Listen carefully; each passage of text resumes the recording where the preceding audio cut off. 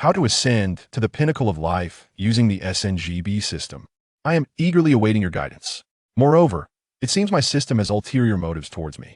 Chapter 1. The Excess of Wealth. In the dead of night, in Huaxia, Shenzhen, on a street that appears somewhat extravagant as the crowd thins, a figure strides towards the vibrant and intoxicating allure of the neon lights. In the boundless expanse of the universe, deep purple streams of light dance gracefully among the twinkling stars, traversing the somber black holes and gliding past Earth. Approximately 2 to 3 miles from Nankai University, in a bar named Xingqinxing, where the soft glow of neon lights flickers gently. A fleeting wisp of deep purple starlight pauses momentarily before dissipating.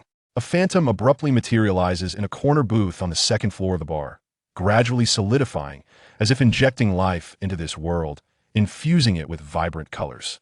Meets the host criteria. Binding host with the Hao-Warensing system. 10.100. Binding successful. As the phantom solidified, a mechanical voice echoed in a certain space. Lewin gazed dreamily at his hands. Suddenly, seizing a wine glass from the table, the pale golden liquid shimmered under the light, reflecting his tumultuous state of mind. The distinctive flavor of brandy tantalized his palate as Lewin endeavored to comprehend the unfolding events before him. Ding dang, a coin slipped from Lewin's palm, and with a solemn expression, he murmured a prayer to the heavens, believing that this mysterious scientific force would reveal the truth behind the situation. If it is affirmative, then all is real. If negative, surely he must have indulged in counterfeit liquor. The bar must compensate. The coin lay quietly on the table, an Arabic numeral 1 piercing Lewin's vision. The scientific force confirmed that everything was indeed real. Lew had crossed over. In an instant, he transitioned from the earthly streets to a parallel universe, finding himself in a bar of the same name. All of this was conveyed by the system that had already taken residence in his mind, along with a plethora of pertinent information. Greetings, host. I am the Hao-Warensing system, having inadvertently arrived on Earth from an unknown dimension. I am pleased to serve you as your binding has been successfully established. In essence, a system had fortuitously bound itself to Lewin, and due to the conflict between the original Earth timeline and the system's existence, a temporal gateway was opened, transporting Lew into a parallel reality. The Hao-Warensing system, with Lewin as its host, detected the deepest subconscious aspirations of its host and has set its developmental trajectory towards making Lewin a most extravagant and unrestrained entity in existence. On a screen within Lewin's mind, a personal panel displayed his fundamental information. Host, Lewin level 1. Experience points, 0-100. Popularity, 0. Daily quota, 100, 000100000. Inventory, empty. Truth be told, after listening to the system's explanation, Lewin felt a flicker of delight to become the most extravagant existence was a realm currently beyond his reach. However, why was there a mandatory daily spending quota? Was there a punishment for failing to spend? Lewin sighed lightly, communicating with the system through his thoughts. System, logically speaking, who is the host here? You or I?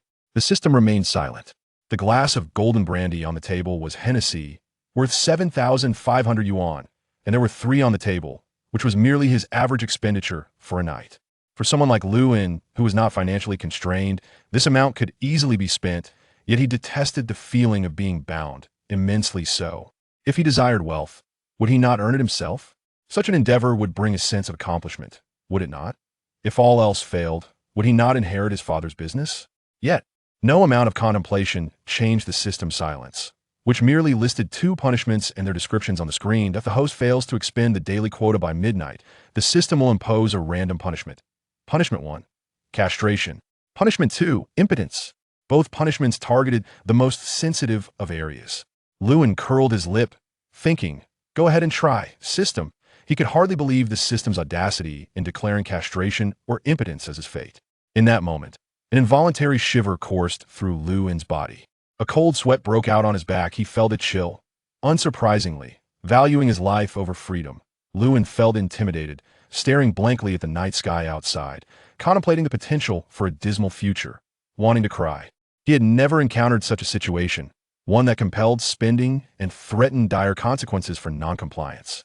Lewin muttered under his breath, is spending 100,000 really necessary? As if I've never seen money before? Is it truly necessary to instill such fear? Lewin glanced at his wristwatch, the hour hand pointing to 11:15. Having mingled in the bar for some time, he inevitably adopted certain peculiar habits. He snapped his fingers. Waiter, a young server in a suit approached. Sir, how may I assist you? The servers at Xingqianzin recognized this affluent young man, who had been frequenting the bar alone for nearly 2 years, spending no less than 10,000 each night. Could one not consider him affluent? Inform everyone present that tonight, I am treating everyone to drinks, 10,000. Serve as much as possible. Not everyone at Xingqianzin could afford such extravagance. Most patrons indulged in premium Hennessy, while other foreign wines cost several hundred to 1,000 yuan per bottle. 10,000 yuan could purchase over 100 bottles of foreign liquor, ample for the revelers in the bar to enjoy. The server was momentarily taken aback, but quickly regained composure, ready to process the bill and commence the celebration. Ladies and gentlemen, let us revel tonight, as this gentleman treats everyone to drinks worth 10,000. Oh ho ho! Awesome, the tycoon is here. Magnificent! Does the tycoon want company? Xingqianzin erupted into a sea of jubilation. The dance floor and main hall thrumming with the crowd swaying energetically, the celebratory music echoing, and drinks continuously served, creating an electrifying atmosphere. Lewin declined the advances of all women who sought to engage him in discussions about life and aspirations, preferring to remain quietly in a corner, observing their revelry. In that moment, an emotion known as loneliness began to envelop him. Is this what it means to be extravagantly unrestrained? Spending as if it were merely 10 yuan. System, I give you a glance, interpret it as you will. Lewin murmured. Prior to his spending, Lewin had understood that, aside from the inability to transfer or withdraw cash, the system's quota was versatile, even allowing it to be credited to a bank card. This aspect resonated with him. Ding. Congratulations, host, for completing the first day's spending quota. Rewards are now being distributed. Chapter 2. The First Day Gift Package. Reward 1. Unlock the shop for redemption. Reward 2. Activate the lottery. Reward 3. First Day Gift Package. Lewin's consciousness flickered and leapt onto the system screen. Host. Lewin level 1. Experience points, 10,100. Popularity points, 211. Daily quota, 0100000. Inventory, empty. Lottery, draw prizes. Shop, level 1. The personal panel now displayed 2 categories, lottery and shop, listed separately like the inventory. The system explained that the shop's level would increase along with the host's level. The higher the level, the more items available for purchase. Popularity points served as the sole currency for transactions within the system. For instance, each lottery draw required a minimum of 10,000 popularity points. The lavish system indeed had its extravagant perks. Once the daily consumption quota was fulfilled, the host would receive a proportional cash reward directly deposited into their bank account, without limitations. The lavish system also randomly issued tasks and occasionally triggered unexpected surprises. Furthermore, the ratio of experience points to quota was 1:10,000, meaning 10,000 quota could be exchanged for 1 experience point. Additionally, for each level gained, the system would increase the daily quota by 10-fold. At that moment, a notification chimed. After a few minutes of delay, a bank text message arrived. Your account 2122 received a deposit of 10,000,000 RMB on March 16th at 23:32. Balance, 161. 334, 468 renminbi. China Merchants Bank. Lewin disregarded the text notification and shifted his consciousness to the level 1 shop. In an instant, he was dazzled. Struggling to discern the myriad offerings, the system thoughtfully provided categorization options, bringing order to the shop's plethora of items. Although the shop was only at level 1, it boasted an impressive array of goods, each priced variably. For instance, a Ferrari 458, priced at 240,000 USD in the US and 4.8 million renminbi domestically, was available for redemption at the level 1 shop for merely 24,000 popularity points. Indeed, 24,000 popularity points could procure a Ferrari 458. Lewin was momentarily taken aback and wondered aloud, System, are you truly this remarkable? With daily spending quotas and real products? He felt a twinge of concern. Would this attract unwanted attention? In an instant, Lewin discovered an absolute shortcut to wealth, trading 24,000 popularity points for a Ferrari and flipping it for 4.8 million. Oh, the profit was staggering. This was not merely lavish, it was extraordinary. Lewin casually browsed the shop's offerings. Aside from the expensive sports cars at the forefront, the other items were of relatively low value, such as a mere 7. However, the item was not available in the shop. The system intelligently adjusted prices based on the actual value of goods. After a brief exploration, Lewin purchased nothing, longing to buy yet lacking sufficient popularity points. As for the lottery, that was out of the question. With a minimum requirement of 10,000 popularity points, his meager 200 left him powerless.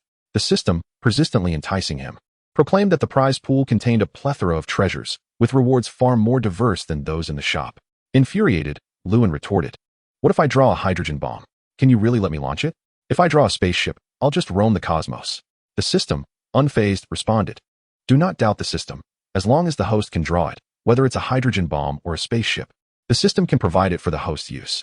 Prizes could indeed be directly retrieved for use in the real world." However, Lewin did not hear the system's final mumble, which stated that there was a 1 in 10 million chance of drawing nothing, truly befitting the nature of this dog-like system. Naturally, Lewin was tempted. "Then, system, please enlighten me on how to acquire popularity points." The system succinctly explained. Popularity points were rather enigmatic, yet the means of acquisition were straightforward. If others recognized and acknowledged you, even slightly, you could gain popularity points. And one person could provide an unlimited amount. As a high-achieving student, Lewin instantly grasped the source of his 211 popularity points, those who recognized him at the bar. There were approximately 300 people in the bar, and roughly 211 must have acknowledged him in some capacity. The system prompted, "Host, there are countless ways to acquire popularity points, but the most convenient is through the internet." Lewin reflected on this and realized the truth. The 21st century was the information age, with even the most remote places covered by network signals. Internet users? Essentially, everyone was an internet user. In a corner booth of the bar, Lewin took a deep breath. The changes were profound. Although he had accepted the existence of the system and the reality of his transmigration, he still felt a momentary daze. He picked up the glass of brandy on the table and downed it in one gulp. The stimulating taste on his tongue and the fiery sensation in his throat brought clarity to his thoughts at that moment. Having acquired the system, it was time to rectify past regrets. When excelling, one should strive for excellence beyond measure. Lewin unwrapped the first-day gift package. Ding! "Congratulations, host. You have obtained the Bad Luck Affliction Talisman." Bad Luck Affliction Talisman, a one-time item that can be affixed to another, ensuring misfortune befalls them. Bad Luck Affliction Talisman has been added to the inventory. 3 consecutive notifications left Lewin momentarily stunned. Then a mischievous smile crept onto his lips. The system, though irritating, truly understood him. The following morning, a gentle voice called, "The hangover tea is on the table. Go wash up." From freshman to junior year, Tang Ying had always shared a dormitory with Lewin, so their relationship was well established. Luli grumbled and shuffled off to the bathroom in his slippers. In the mirror, he saw a handsome face, with a bit of unkempt stubble and slightly puffy eyes from late nights. A handful of water splashed onto his face, the mottled droplets reflecting myriad memories, like that day of separation. In a parallel universe, Lewin's beloved was still studying at a university just across the river in Hong Kong. Ignoring the brief introduction, it had been edited but was still under review. Where was the collection? Chapter 3. Outside the door, inside the door. Today was Friday. The morning class was college English, which Lewin had no interest in attending. After more than 2 years without studying, he had relied on copying or failing exams. Expecting him to comprehend college-level English was akin to hoping for divine intervention. Lewin and Tang Ying huddled at the back, each passing the time in their own way. Tang Ying despised English and no longer needed to study, while Lewin coughed. Lewin shook his head, feeling a gradual lightness in his body as he gave the system 6 sixes. The system had indeed performed a good deed, alleviating the various ailments his alcohol-soaked body harbored. At the very least, he was no worse off than the average person. Lewin remained lost in his thoughts, inadvertently glancing at the watch on his wrist, an Audemars Piguet with a beautiful smoky blue dial and matching blue strap, a gift from her, secretly saved for years from her pocket money. He sighed inwardly and picked up his pen, jotting down a few keywords: difference, development, future. He needed to understand how this world differed from the past and utilize the immense convenience the system provided to the fullest, ensuring he would not again find himself in situations beyond his control, such as that fateful day of separation. Little did Luli know, his attempt to pass the time would inadvertently provoke the instructor.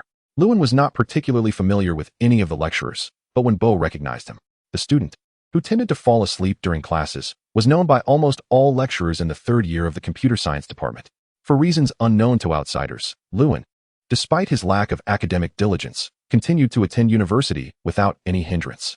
When Bo's frustration did not stem from Lewin's lack of academic prowess, on the contrary, he was a teacher who enjoyed digging into trivial matters and exhibited questionable ethics. University is a peculiar place, rife with bizarre occurrences. While Lewin may have lacked scholarly ambition, his good upbringing ensured he maintained a respectable character. Conversely, the seemingly refined Wenbo, whose name connoted scholarly elegance, had threatened a female student after an examination. Lewin happened to witness this disgraceful act, which coincided with his own failure in college English. Hearing Wenbo's shameless threats directed at the frightened girl, Lewin, still possessing a shred of righteousness, kicked open the door, confronting the scene of the cornered student and the unprincipled Wenbo. The incident did not escalate significantly due to Lewin's impulsiveness and various other factors. There was no substantial evidence to prove Wenbo's moral degradation, and the girl, fearing embarrassment, chose not to speak out, fleeing the moment Lewin burst through the door. Lewin did not know this girl, who barely qualified as a passing acquaintance, but the incident did affect Wenbo's bid for associate professorship. To this day, he remained merely a lecturer. Wenbo glared at the calm Lewin, his anger rising. Doodling in English class? Have you mistaken your major? Get out. Reflect on your actions. Lewin did not offer further explanation. He accepted his fate with composure, quietly gathering his belongings before leaving the classroom. As he departed, he cast a casual glance at Wenbo, who found the tranquility of Lewin's exit unsettling, feeling it was contrary to the impulsive young man he once knew. He had anticipated that Lewin would confront him head-on, allowing him to exercise his authority as a lecturer and impose a harsher punishment, perhaps a formal reprimand. There is a saying that one should never trust the false benevolence of a morally corrupt individual. Lewin had never been fond of reading, had little interest in staying indoors, and currently had no desire to frequent bars. With no particularly engaging games or pressing matters at hand, he was left only with the need to clear his mind. "Hey, Ingzi, you truly are my brother," Lewin exclaimed. Tang Ying laughed heartily. "I'm not skipping class for you. You won't believe it, but after you left, Wenbo completely lost it." Tang Ying shared Lewin's disdain for Wenbo, both believing that such morally bankrupt individuals wasted resources on this earth. Lewin feigned confusion, eager to hear what had transpired with Wenbo. He was curious about the effects of the bad luck affinity charm. Through Tang Ying's recounting, Lewin gleaned an understanding of the misfortunes that befell Wenbo after his departure. Do you remember the glance Lewin cast at Zhang Wenbin before he left? Indeed. It was at that moment that the bad luck affinity charm was directly unleashed upon Wenbo. The system's description of the charm was particularly amusing. Bad luck will take care of him. Wenbo initially spent time berating the already departed Lewin, spouting idioms with ease, a feat not particularly impressive for an English teacher. In the heat of his rant, he became animated and inadvertently stepped off balance, crashing spectacularly to the ground, his rimmed glasses shattering upon impact. Miraculously, he escaped serious injury, with no shards embedding in his eyes. However, being severely nearsighted, he lost all sense of his surroundings without his glasses. The students could hardly contain their laughter, in a fit of rage and confusion. Wenbo attempted to grab something to make noise and intimidate the class, but accidentally knocked over his teacup, spilling water everywhere. Before he could react, the water flowed to the podium's electrical outlet, resulting in a shocking surprise that left him momentarily dazed. In his almost blind state, with his front teeth knocked out and still attempting to maintain his lecturer's composure, he slipped again, hitting his head and injuring his back. Consequently, the students prepared to assist him to the campus clinic for treatment. After a piercing scream echoed through the building, Wenbo was sent directly to the hospital. Chapter 4. A View Across the River. The situation was far from over. Nearby, there was a hospital, and the ambulance arrived promptly. On the way to the hospital, Wenbo, in a state of delirium, flirted with a nurse who, for reasons unknown, happened to be wearing high heels and delivered a swift kick to his groin. Pain upon pain, Wenbo fainted from the agony. Naturally, Wenbo's family chose to escalate the matter, but unfortunately, everything was captured on video, along with witness testimonies, leading them to reluctantly accept the situation. The nurse considered pressing charges for sexual harassment, which, if substantiated, would ruin Wenbo's life. Rumor had it that the hospital diagnosed him with an inflamed head wound, oral inflammation, a herniated disc, and a condition that rendered him incapable of performing intimate relations. When Lewin and Tang Ying received this news the following day, they exchanged glances and simultaneously uttered a single word: deserved. Such a scoundrel as Wenbo truly deserved this fate. As long as no lives were lost, this outcome was nothing short of delightful. That afternoon, under Lewin's encouragement, the two ventured to the coastal park in Shenzhen, the mangrove forest. Unlike Lewin, who had abstained from drinking and other activities for the past 2 years, Tang Ying had taken the opportunity to purchase a modestly priced vehicle last year, a domestic brand, which made their journey more convenient. The coastal road through the mangrove park was particularly long, leading directly past the Shenzhen Bay Sports Center, and, more importantly, offered a view of Hong Kong across the river. In a prime spot, Lewin gazed at Hong Kong, rendered momentarily speechless. His expression was somewhat vacant as he melancholically remarked, "Ingzi, I see her again." Coming from a privileged background, Lewin had never lacked for anything, and his upbringing instilled in him a strong moral compass. However, after she left for university in Hong Kong, he had become somewhat despondent, often finding solace in bars and alcohol. This was the first time in 2 years that Lewin had visited a place where he could see Hong Kong across the river. When it came to matters of the heart, Tang Ying found himself at a loss for words. All he could do was encourage Lewin to take better care of himself. After a pause, Tang Ying earnestly added, "Anzi, for the past 2 years, you've done nothing but drink and party. Your health is far from what it once was. You really need to reflect, not just for yourself, but for your family and those who care about you." Tang Ying had previously expressed similar sentiments, but Lewin, lost in his emotions, rarely absorbed them. His overly privileged upbringing had rendered him incapable of coping with even the slightest setback, leading him down a path that now seemed utterly unremarkable. Lewin sighed deeply, his tone even more despondent. When he first mentioned her, his expression remained calm. Over the course of the previous night and that morning, Lewin had contemplated much. Whether due to the presence of the system or for the sake of his family and loved ones, he knew he needed to pull himself together. At the very least, with the system's support, becoming a better version of himself was merely a matter of time. Life could not remain so dull. A certain system, of course. A certain host, bah. A level 1 system is merely a useless trinket. A certain system quietly listened to Lewin finish speaking, and he likely comprehended the reason for Lewin's visit to Hongshu Lin today, to catch a glimpse of the opposite shore. Observing Lewin's serene demeanor, Tang Ying swallowed the words that nearly escaped his lips. He had previously suggested more than once that Lewin should take a step back and visit her in Xiangang. In the latter half of 2014, a new chapter began with enrollment. In the first half of 2015, separation occurred. By the second semester of junior year in 2017, the days following the first half of 2015 became hazy for Lewin, mostly filled with either drunkenness or despondency, or a facade of revelry. Enduring solitude in his own loneliness, it seemed that Lewin was finally on the verge of stepping out from these past 2 years. That evening, within the dormitory of Nankita, Tang Ying and Lewin were each engrossed in their own affairs. Lewin toyed with his Xiaomi 2 phone, a steadfast representative of domestic technology. Due to his first phone being a Xiaomi, he had never switched brands. The built-in features of Xiaomi were remarkably robust, allowing for seamless application migration. After swiping the screen a few times, Lewin glanced at the time, 10:15. By chance, he spotted a software application for live streaming hidden within a folder on his phone. Lewin mused to himself, could he emulate the wealthy by gifting on a live streaming platform and perhaps garner some popularity? It was not entirely out of the question. After contemplating this, Lewin plugged in his headphones and opened the live stream. In truth, Lewin's decision was not without merit. The live streaming industry was booming in Huaxia, with over 400 million users having engaged with various platforms. In other words, should Lewin achieve sufficient notoriety within the live streaming realm, he could potentially amass a following of 400 million. Just the thought of it filled him with delight. What was wrong with live streaming? Even seasoned players indulged in it. Moreover, there was profit to be made.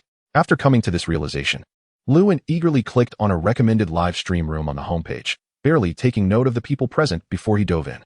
He commenced his extravagant display of wealth. Taheo and Sent Luxury Cruise Ship 1. Taheo and Sent Luxury Cruise Ship 2. Taheo and Sent Luxury Cruise Ship 3. Indeed, Lewin had dubbed himself Taheoan, casting aside all reservations. In roughly 3 seconds, the self-proclaimed veteran realized that the most expensive gift on the platform was the luxury cruise ship, priced at 1,314 coins, equivalent to 1,314 renminbi. In the next brief moment, Lewin called upon the system to recharge his account with today's quota of 100,000 coins. Within 5 seconds, he had sent 10 gifts, grumbling that it was utterly inhumane to be limited to 1 gift at a time. It was not until this moment that Lewin heard a melodious female voice through his headphones. It was then that he beheld the captivating visage of the lucky female streamer whose 10 cruise ships he had gifted. She was both beautiful and innocent. The popular singer and dancer, Feng Xiaozhong, looked bewildered at the 10 cruise ship effects rolling across the screen and instinctively blurted, "Taheo, do you want to hear a song?" She then shyly added, "Thank you, Taheoan, for the 10 cruise ships. Would you like to request a song?" As the saying goes, one cannot thrive in unfamiliar terrain, but they can thrive in the barrage. Lewin thought to himself, I knew it would be a grand show. The audience erupted with excitement. Taheo just gifted me 2 months' worth of salary. 2 months' salary? Lewin mused. The one above must also be a hidden tycoon. That would be half a year's salary for me. Pondering what song to request, Lewin suddenly had an idea. Just sing anything. If only you could accompany it with a smiling emoji, that would be perfect. Feng Xiaozheng blinked rapidly before reluctantly saying, all right, Taeyeon, since you're so generous, I will sing Xiao Xing Yun for everyone. Without hesitation, Luan tapped the screen multiple times. Taeyeon sent luxury cruise ship 1. Taeyeon sent luxury cruise ship 2 3. 10. Being a tycoon meant being this indulgent. After the song, gifts were to be sent again. That was not the style of a true magnate. Feng Xiaozheng could only watch in silent disbelief as the seemingly endless effects filled the screen, saying, forget it, let me finish this song. As the final note lingered, Luan's fingers moved once more, relishing the sweet taste of success as his popularity surged. Thus, the cycle continued. As Feng Xiaozheng smiled, she remarked, Taeyeon, you're incredible. You aren't going to make me end the stream, are you? I'm scheduled to finish at 10:30. The audience responded with playful banter. What's this? Our little Zheng is giving up on the tycoon. 666, 6666. Don't you know that she isn't afraid of rich men? The atmosphere in Feng Xiaozheng's live stream was vibrant, and the number of viewers surged from 30,000 to over 40,000, and Luan benefited from this influx. Miss, it's time to end the stream. Taeyeon sent luxury cruise ship 1. Taeyeon sent luxury cruise ship 2 3 10. Luan's 10 cruise ships overwhelmed the screen, igniting a frenzy among both new and returning viewers. With shameless audacity, he seized another wave of popularity. Feng Xiaozheng was left in utter bewilderment. Taeyeon, I concede. I can already foresee a challenging night ahead. Will I even manage to finish the stream? Admin, please give Taeyeon a yellow badge. However, Luan had already departed. Upon seeing the admin's message, Feng Xiaozheng could only chat with her viewers for a while before concluding, don't forget to follow. I'm signing off now. See you tomorrow night. After uttering these words, Feng Xiaozheng closed the live stream with a hint of confusion and uncertainty. After leaving Feng Xiaozheng's stream, Luan glanced at his remaining balance, 440 coins. It appeared he could still garner some popularity. The daily quota proved to be somewhat useful. Luan casually clicked into another live stream room recommended on the homepage. He was absolutely not drawn in by the familiar cover image. Nor did it remind him of a previous encounter with the well-endowed streamer, Qiyu. Qiyu, renowned as the most prominent buxom streamer, was known for her charming smile revealing her tiger teeth and her wildly electrifying high notes. Sometimes, fate simply unfolds in peculiar ways. The recommendation just happened to feature Qiyu, and Luan felt a sense of familiarity with her appearance. Thus, without hesitation, he clicked and entered Qiyu's live stream. Luan's entrance was quite inconspicuous, unlike the noble viewers who would flaunt their status with banners. Upon entering, he first noticed the rather risky comments in the chat. Yao Yao Ning, I'm reporting Qiyu for indecency. I'm afraid your little tiger teeth will bite me. 666666, veteran driver at the wheel. Perhaps due to the large fan base Qiyu had, or perhaps because she was quite open-minded herself, playful banter was commonplace in her live stream. Then, Luan heard Qiyu's voice as she casually interacted with the comments. What you're saying is incorrect. How could pure me be involved in indecency?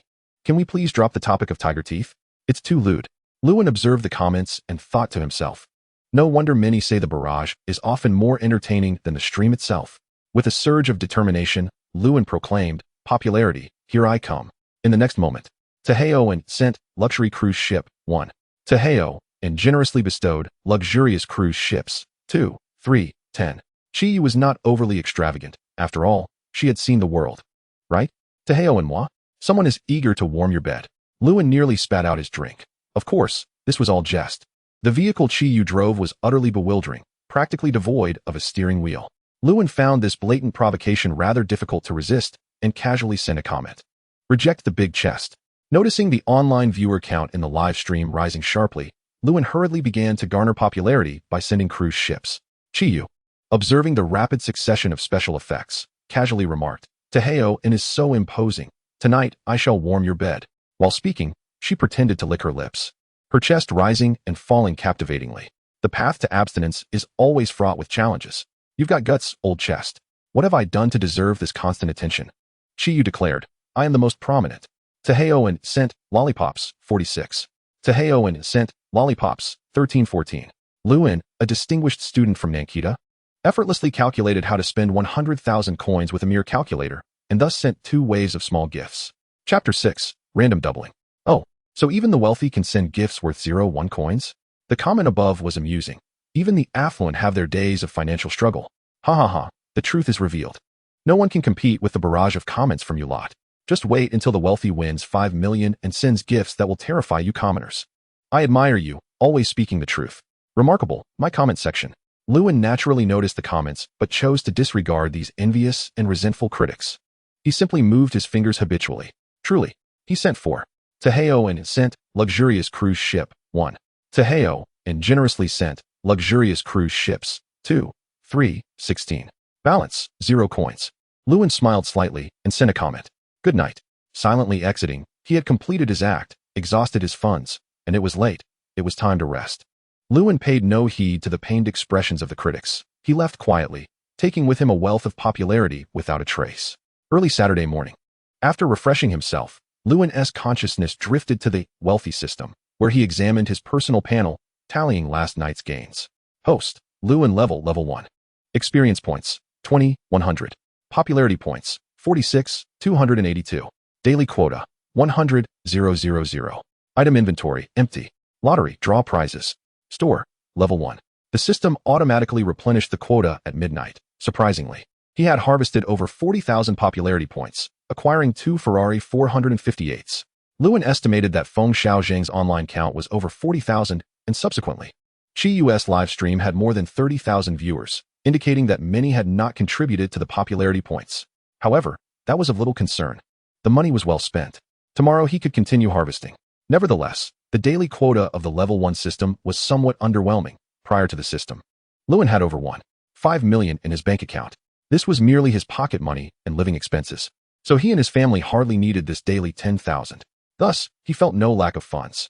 After careful thought, Lewin realized that with popularity points, he ought to draw prizes. System, I wish to draw prizes, Lewin exclaimed. Shortly thereafter, a voice resonated in his mind. All right. Lewin paused, sensing that the opening method was somewhat amiss. Wasn't this supposed to be a service-oriented system? Shouldn't it first confirm with him? In an instant, a lottery window appeared on the system screen, displaying an empty space with only one button, Start Lottery. The interface was remarkably simple, requiring no further explanation from the system. The consciousness figure extended a hand and clicked Start Lottery on the screen.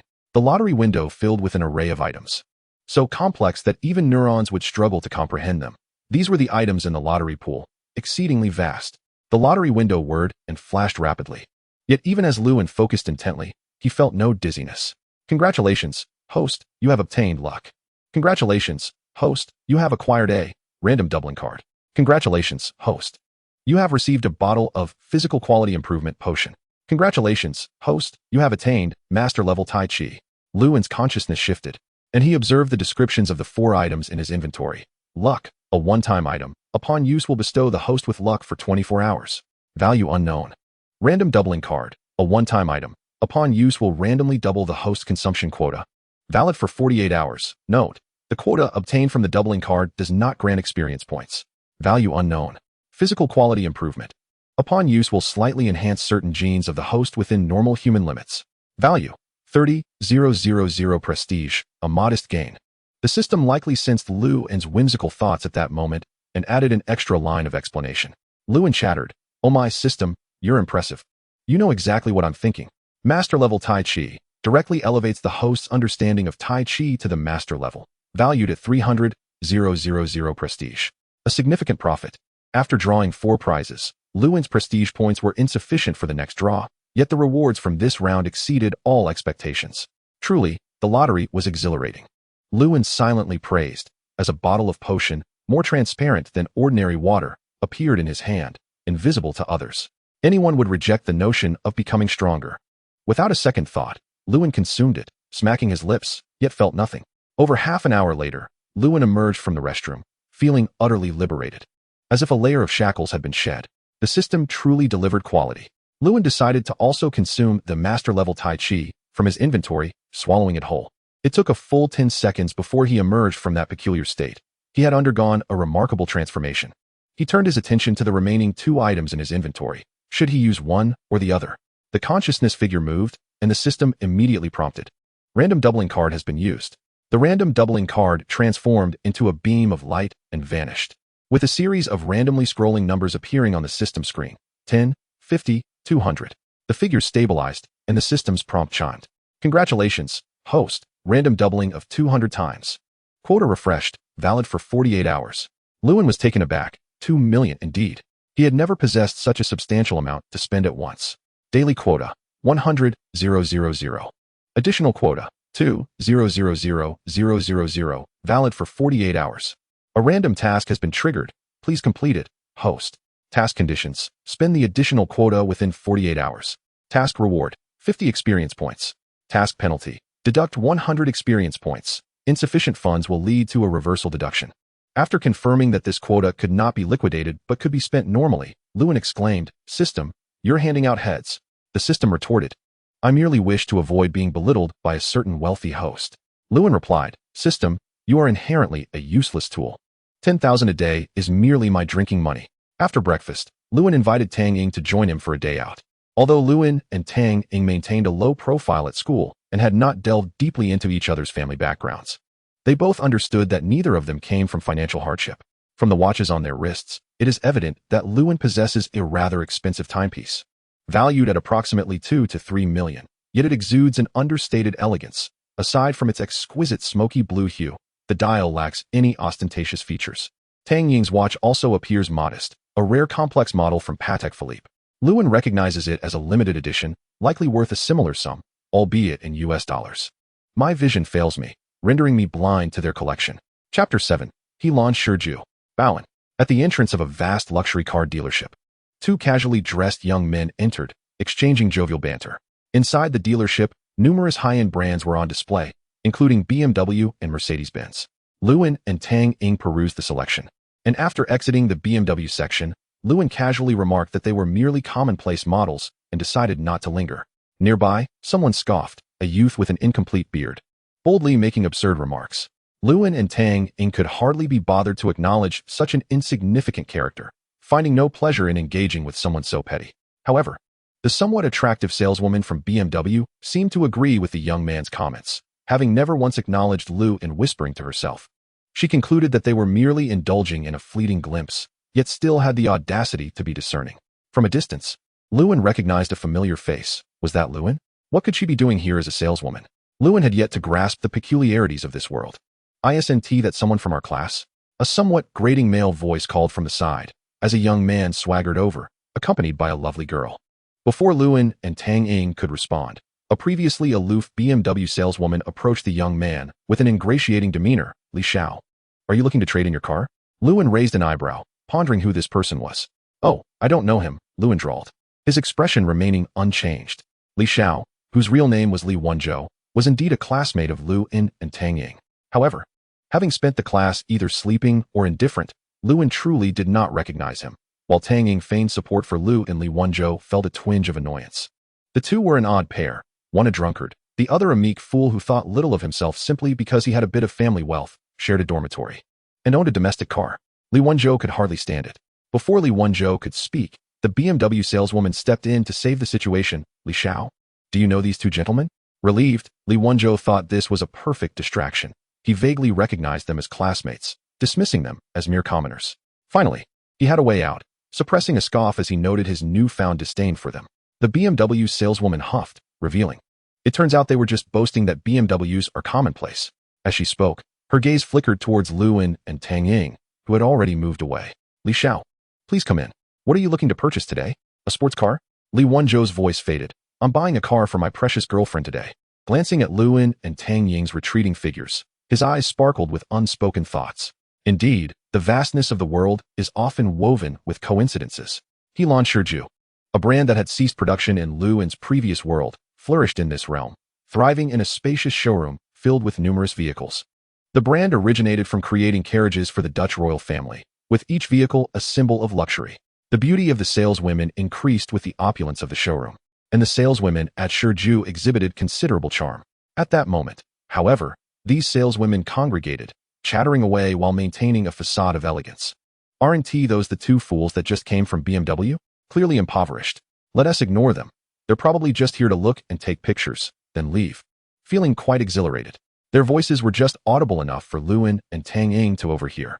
Having mingled among the elite daily, they possessed discerning eyes and could easily tell that Lewin and Tang Ying bore no semblance of wealth. Neither donned any designer attire, and aside from a watch that seemed to be an attempt at sophistication, they were nothing of note, which did not deter them from gossiping. Tang Ying's gentleness and Luan's nonchalance were impervious to their trifling remarks. "Good day, gentlemen. I am sure Jew saleswoman Luan. May I inquire what type of vehicle you are interested in?" At that moment, a soft, melodious voice gently brushed against their ears. Luan, initially contemplating how to strike up a conversation with Luan, not with any particular intent, but simply as a form of re-encounter, was taken aback when she proactively approached them, offering her assistance. Indeed, Luan was attempting to engage, but two other saleswomen pouted, each begrudgingly handing Lu an $100 bill, their expressions reflecting irritation. This little vixen seemed eager to make a sale, oblivious to the fact that she was lowering their standards. Luan really fails to utilize her advantages. She should be enjoying the finer things in life instead of serving tea and water every day. Luan appeared wholly unaffected by their whispers, offering a faint smile. Luan revealed a natural smile. "Gentlemen, this way please." As she spoke, she gestured elegantly, leading them to the Shurju display area with impeccable poise. "Here, we have several models, including the 12 and 15, Luan indicated as she introduced the vehicles.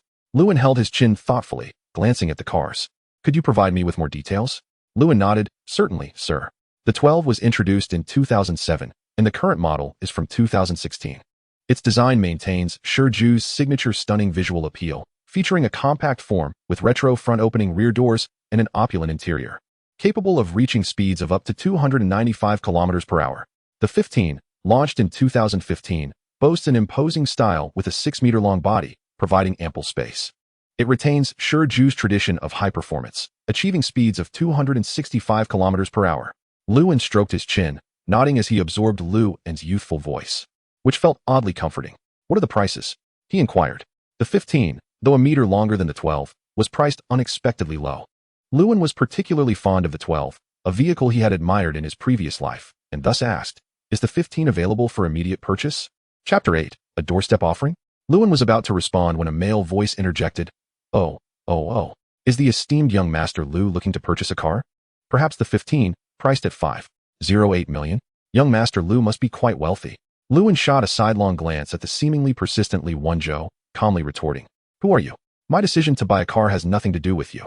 Luan had yet to recall who this self-important Li Xiao was. Having spent class time asleep, it was a miracle he recognized anyone at all. Yet, the repeated attempts to insert himself into the conversation felt like an affront to Luan's patience. Upon hearing Luan's words, Li Wenzhou felt a wave of relief wash over him. Indeed, Luan was merely a petty person seeking validation. Our esteemed young Master Lu seems rather miffed. Luan chose to disregard such an inflated character, intent on merely purchasing a vehicle. "Miss Lu, please bring the contract." Luan's eyes lit up. The luxury and high prices of Shurju had left her without a single successful sale. Buyers either sought her attention or had the means to purchase. And she spoke with a hint of excitement. "Very well, I will fetch the purchase contract for the 15. Luan shook his head, pointing to a vehicle not far away. "No, I'm interested in the 12.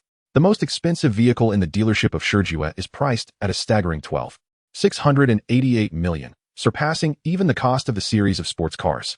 Naturally, Shurju has even pricier models, such as the limited edition of which only 24 units exist globally, making it not readily available in the dealership." Luan's eyes widened in surprise, her delight evident as her chest rose and fell in excitement. The price difference between 15 and 12 million is nearly 2 million, and the commission is incomparable.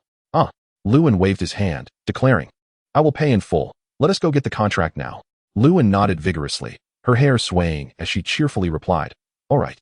I will draft the purchase contract immediately. Please wait a moment, sir." Nearby, Li Wenzhou observed the scene, nearly drooling. His mind was clouded with desire, leaving him incapable of rational thought, fixated on the alluring salesperson.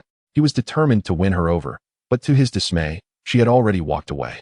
Evidently, he had completely missed the conversation between Luan, and Luan, as usual, paid him no mind, not even sparing him a glance.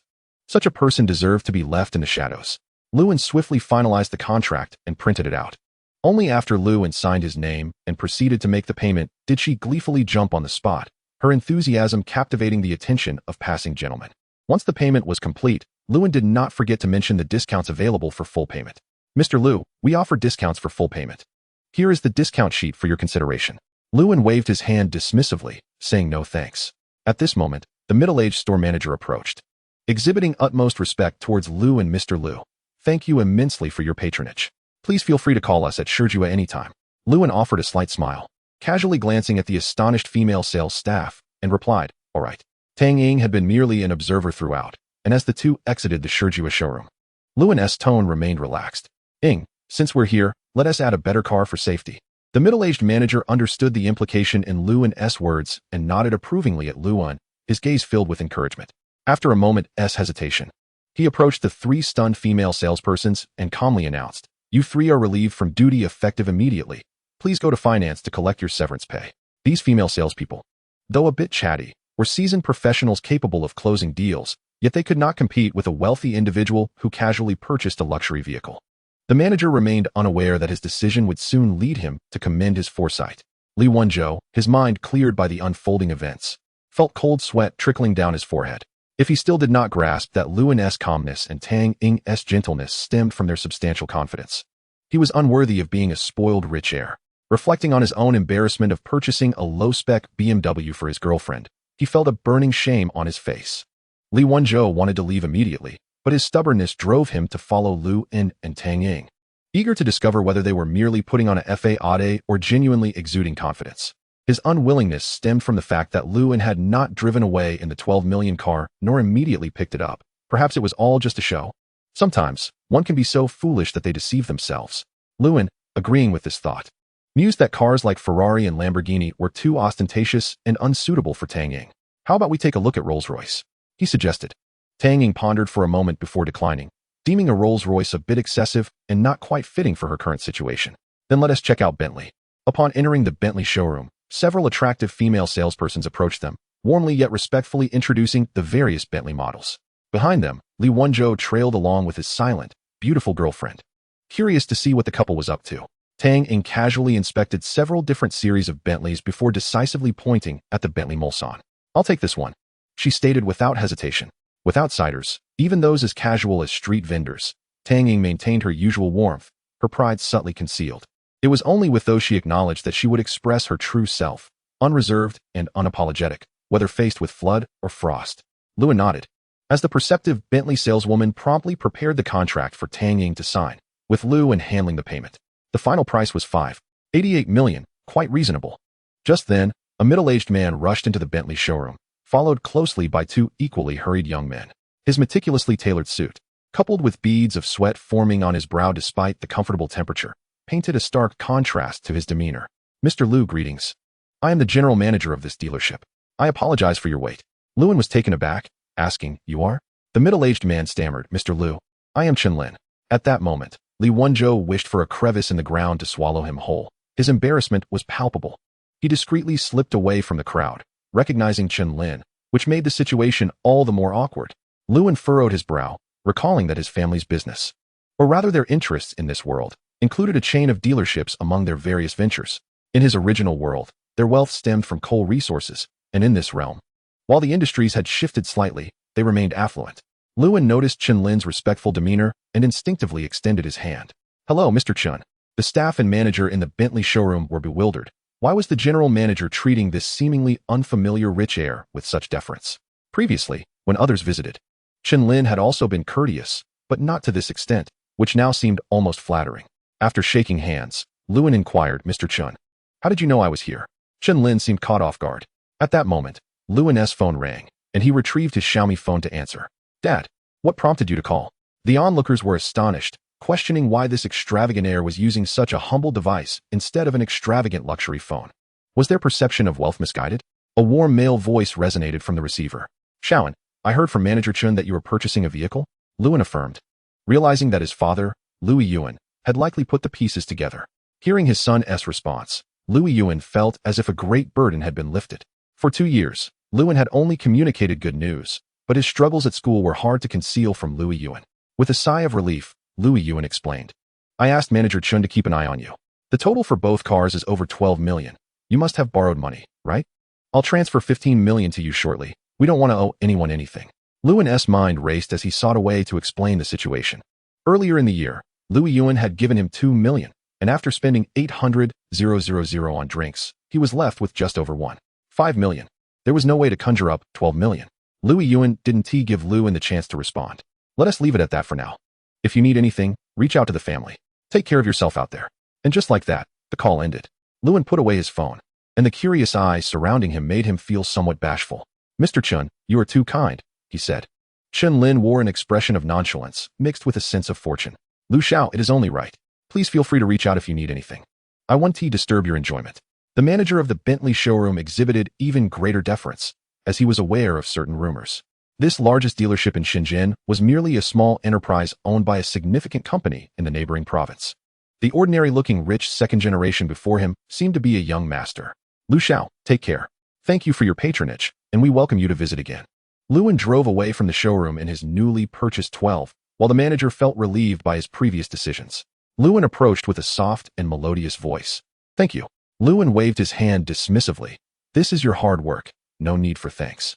At that moment, he held no particular thoughts about Luan, merely appreciating her beauty as a man might.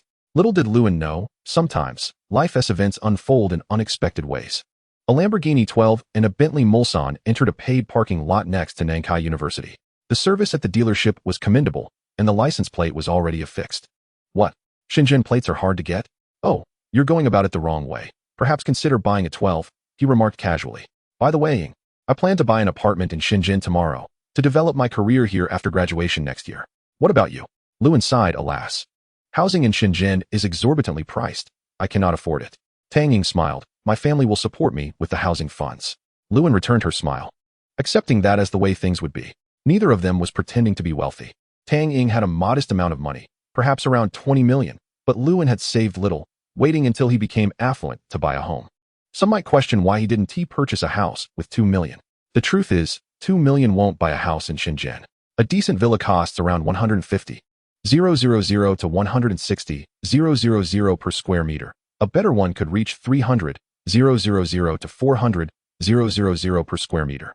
A villa of 300 to 400 square meters could easily exceed 100 million. Sigh, so poor. What? An apartment only costs 50,000 to 60,000 per square meter. What is an apartment? That evening, in the dormitory of Nankai University, Luan sighed, feeling lonely. Why did you arrive so quickly? Money. Why are you so difficult to spend?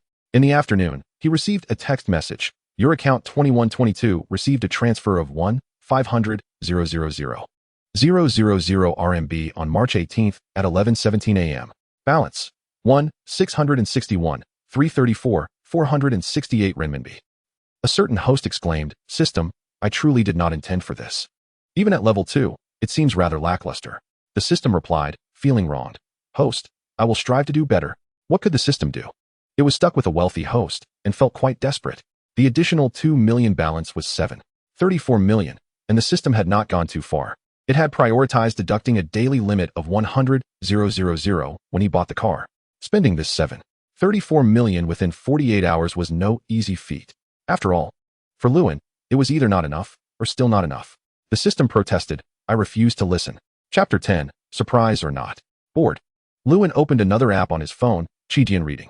To be fair, reading novels to pass the time had been his habitual pastime. Though he rarely needed to fill time after a night out.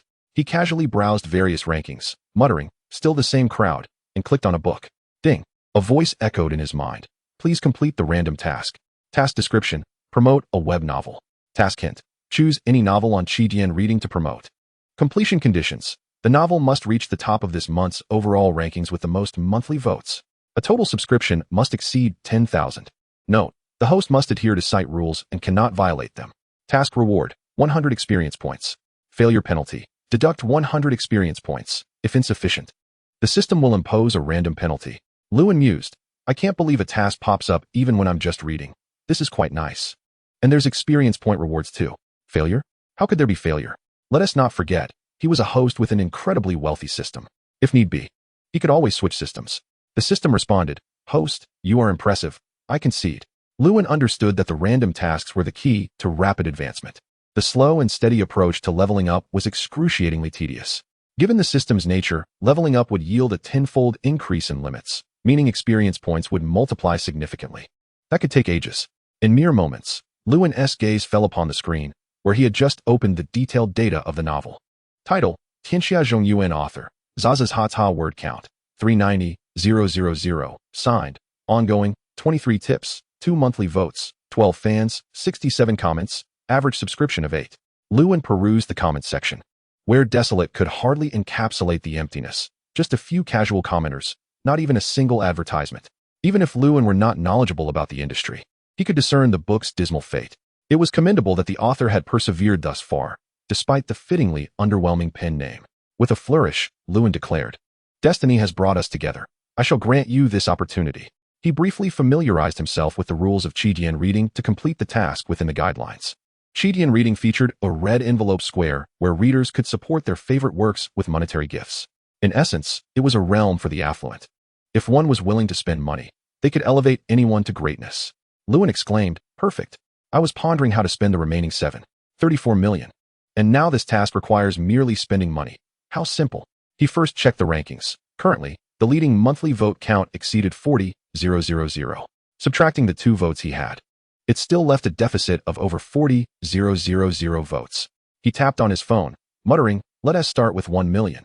If that's insufficient, we'll figure it out." Chidian reading displayed a message. Recharge successful. Balance 100,000 Chidian coins. The exchange rate between RMB and Chidian coins is 1 to 100. Each monthly vote red envelope costs 500 coins, with a 20 service fee on the red envelope square, totaling 600 Chidian coins per vote. Lewin promptly sent out 50,000 red envelopes, though he was met with a limit of 100 per envelope. Lewin sighed. "Is Chidian trying to train my finger strength with this?" Then he called out, "System, you're so capable. Could you lend a hand? I'm feeling a bit fatigued." The system responded with a gentle voice, "Sure." With the system's assistance, Lewin leisurely sat back to watch the spectacle unfold. On his phone screen, the program operated automatically, and within minutes, the system had dispatched all 50,000 red envelopes. "Application has crashed. Please restart." A red message appeared on Lewin's screen. Is Chidian really so fragile? It can't handle a wave of red envelopes? Just then, the homepage recommended a live broadcast by the annual favorite, Feng Xiaojing. Lewin remarked, "What a coincidence," and clicked to enter Feng Xiaojing's live stream. Feng Xiaojing was currently engaging with the audience, jokingly lamenting the lack of kings among her followers, akin to the abundance of lords lately. She continued her playful banter, teasingly asking if any wealthy patrons were inclined to crown her a king, playfully declaring she would cover her eyes. This humorous reference had been previously used by another streamer, who, to her surprise, received a king from a wealthy viewer on the spot, a title that cost a staggering 12,000 yuan for a month. The audience, drawn to the spectacle, began flooding the chat with comments. My heart remained unperturbed, almost amused. The girl seemed a bit eccentric, inviting the viewers to join in her laughter. She used her hearty chuckles to alleviate the awkwardness, and I couldn't help but feel a pang of sympathy for her, followed by an uncontrollable fit of laughter. The sudden silence in the air was palpable, a moment of tension. To everyone's astonishment, Feng Xiaojing indeed covered her eyes, while Lewin smiled subtly, preparing a delightful surprise. With a flick of his finger, an announcement appeared. "Congratulations, Wealthian has been elevated to king." Feng Xiaojing, utterly bewildered, opened her eyes to see the grand crown on the screen, her expression one of disbelief. After a moment, she exclaimed in joy, "Thank you, Wealthian. I was merely jesting, but your generosity leaves me somewhat flustered." Hearing this, Lewin sent a message, teasingly asking, "Surprised? Unexpected?" The audience, caught off guard by Lewin's sudden generosity, erupted in excitement. Feng Xiaojing chuckled, "Wealthian, your unexpected gesture nearly took my breath away." The atmosphere in the streaming room instantly transformed into one of jubilation, with new viewers seamlessly integrating into the cheerful ambience. After her laughter subsided, Feng Xiaojing offered to sing a song in gratitude for the king title and the luxurious cruise he had gifted her the previous night. Chapter 11, Bold Claims. Lewin tapped on the screen, sending "Wealthy" in a luxury cruise, followed by 2, 3, and eventually 48. The announcement of a king and the subsequent 48 cruises sent the viewer count soaring from over 30,000 to just above 50,000. Lewin's concern for his popularity was also steadily rising, incrementing by dozens or hundreds of points at a time. After finishing her song, Feng Xiaojing gave Lewin a thumbs up, exclaiming, "Wealthy and is truly formidable." Excluding the 12,000 for the king title, the mere cruises gifted in Feng Xiaojing's stream had surpassed 100,000, a testament to Wealthy and's opulence. Yet he hadn't even initiated a private chat. Lewin, stretching his somewhat fatigued fingers, decided against asking the system for assistance and instead sent a message. My fingers are so sore. I strongly suggest revising the rules." Feng Xiaojing paused, then understood. So you find it tedious to send cruises one by one. Here's a 6 for you, Wealthian." The chat erupted in enthusiasm. "Wealthian, I request a charm. Let me cling to your leg. They offered him tea and even jokingly sought after a lock of leg hair. The extravagance was indeed astonishing, sending dozens of cruises without a second thought, while still finding fault with the rules. Perhaps this is the essence of being wealthy. 666,666. 20 years of single-handed speed, willing to send cruises for wealthy yen. Feng Xiaojing counted on her fingers, tallying 88 cruises, equating to a significant portion of her earnings for half a month. Wealthy yen was indeed extravagantly generous. The time of relaxation passed swiftly. Lewin tapped the screen again, sending 12 more cruises to make it a neat 100 before bidding goodnight and exiting, completely oblivious to a notification that had been flashing for quite some time. Naturally, due to Chiyu's rest, Lewin refrained from visiting other streams, allowing wealthy and's generosity to proliferate. Early Sunday morning, Lewin and Tang Ying rose, tidied up, and headed to the track at Nankita for some exercise, with Lewin's remarkable stamina eliciting Tang Ying's envy. A girl who happened to be exercising at the same time brushed past them, each continuing on their way, despite knowing the task wouldn't be completed until early next month. Lewin felt a tinge of anger upon seeing a barrage of messages on his phone. What nonsense is this? Trash. Was this wealthy patron foolish enough to send 50,000 monthly votes to such a mediocre book? Pathetic. Disgraceful. I urge the author to take a good look in the mirror. How dare they compete for the rankings with such drivel? It's all about the money, isn't it? I scoffed, declaring that the #1 wealthy supporter, the Great Turtle, proclaimed that the top spot for monthly votes belonged to them. With 1 million raised to target you. Isn't this wealthy patron a fool? There were over 2,000 new comments, with about 1,000 echoing the sentiment of disdain, clearly indicating that these were software-generated reviews. Lewin scrolled through several pages before finally spotting a couple of normal comments. As a female reader, I surprisingly found this sci-fi novel engaging. The author writes exceptionally well. And that was it. With a stern expression, Lewin opened the monthly vote rankings, where the first place was unexpectedly occupied by the previously lesser-known work of the esteemed author, Shida, surpassing the second-ranked Tianxiaozhong Yuan by over 10,000 votes, and the third-ranked book by a complete 30,000 votes. The staunch supporter of Shida, the Great Turtle, was furious upon noticing the sudden emergence of an unfamiliar new book vying for the monthly vote rankings. Everyone, there's a new book that just appeared out of nowhere, attempting to challenge our Shida's ranking. We cannot back down. They must witness our strength. Support. We shall protect the honor of Shida. After all, it's just a newcomer. With fervor, the Great Turtle rallied his supporters, declaring that even their underwear would be offered in support. After mobilizing the loyal fans in Shida's new book Yi Dao, many fans voluntarily pooled funds to help the Great Turtle acquire monthly votes, battling against an unknown contender backed by wealth. The Great Turtle opened another chat window, boldly declaring, "Brush God, how many monthly votes do you have? I'll take them all." The Brush God, a marketing figure on Qidian, specialized in inflating rankings. "Great Turtle, I have 50,000 monthly votes available. Do you want them all? All right, Great Turtle, each vote is 5 yuan, totaling 52,000. Please place your order." Monthly votes typically cost 5 yuan each. However, those who sent red envelopes would need to pay 6 yuan, while the Brush Gods only charged 5 yuan, allowing them to profit handsomely from the difference. The Great Turtle, a true warrior among fans, effortlessly spent 52,000 without a second thought, leaving a mark on the hearts of many. Remembering something, the Great Turtle added, "Brush God, could you assist with a small favor?" Of course. After some exchanges, both parties were satisfied.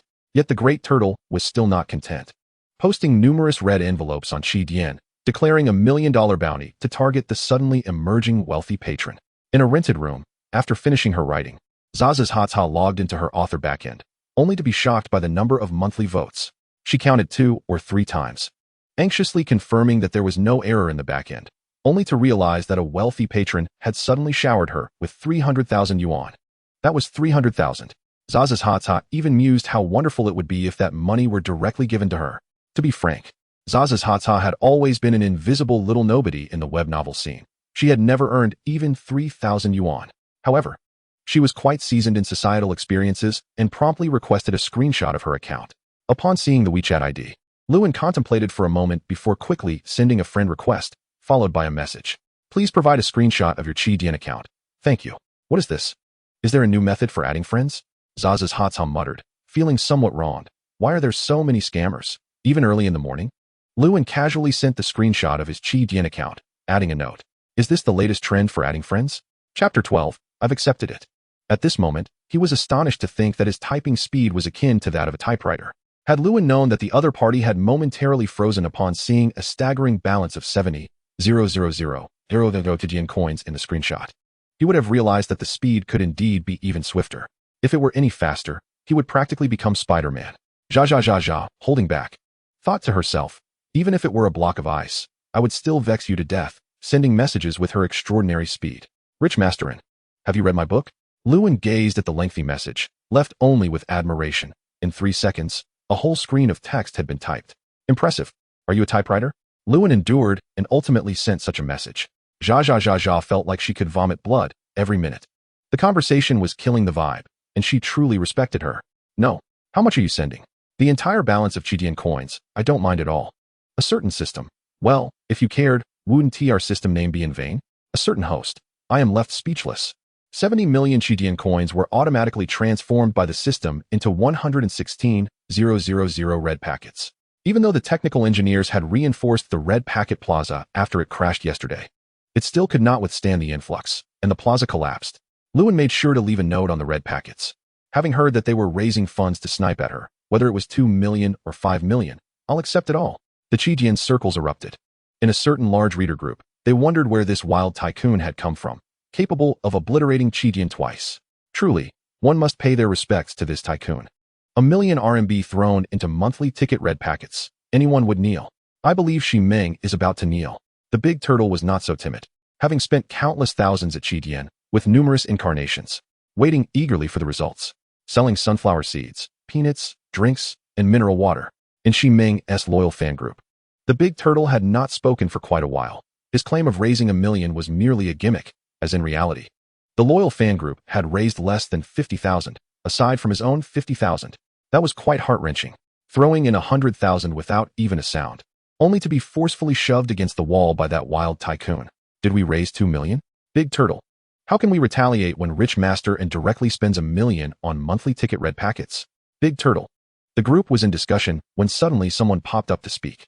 You all carry on, I'll take my leave. And then the group began to buzz with chatter. I'm done playing, raising funds for what? Someone else can pluck a hair from their leg better than we can. You all go ahead, I'm not retaliating anymore. I concede. I've put in my underwear money, and not even a sound was heard. She didn't care about this at all. It was just us who were overly enthusiastic. I'm out. Pahaha, I'm nearly in the same boat regarding underwear money. Let us disperse. The big turtle had actually been lurking, observing the stream of messages, feeling quite uncomfortable. The words had originated from him, but he couldn't shoulder the blame. He had indeed spent a considerable amount at Chidian, but that was accumulated over 4 or 5 years. Could he really produce 1 million in one go? He lacked such boldness. Let it hurt, it hurts. What else could he do but play dead? WeChat occasionally pinged with new messages, and when Lewin opened it, a flurry of messages appeared. Rich Masterin, your spending is too extravagant. Let us not compete for the top monthly ticket, shall we? My 770,000 RMB red packet. Rich Masterin, are you printing money? Such extravagance is truly inappropriate. With so much money, wouldn't it be better to do something else? Why must you be so fixated on my struggling book? Where are you? Rich Masterin, I beg you to stop wasting money. If you continue like this, I might just delete the book. A myriad of messages flooded in from Zha, ranging from heartfelt pleas to incoherent ramblings, culminating in desperate requests and threats, leaving Lewin utterly distressed. Lewin was somewhat bewildered. This author was practically a typewriter, sending 99 messages without pause for over half an hour. Lewin thought, what can I do? I am equally despondent, as a novice in web literature. Is it easy to complete a system task? And then be countered. How bitter this is. No, it's not just bitter, my fingers are sore too. A certain system scoffed, Sir Fingers, my foot. You've spent half the day just watching the show? Lewin pondered for a moment and sent another message. ISNT being first in monthly tickets good? Watching the monthly ticket count rise from just over 50,000 to a staggering 160,000. And the average subscriptions from a pitiful 8 to over 11,000. Zha felt a whirlwind of emotions. She had never dreamed that her book's data would be so insane.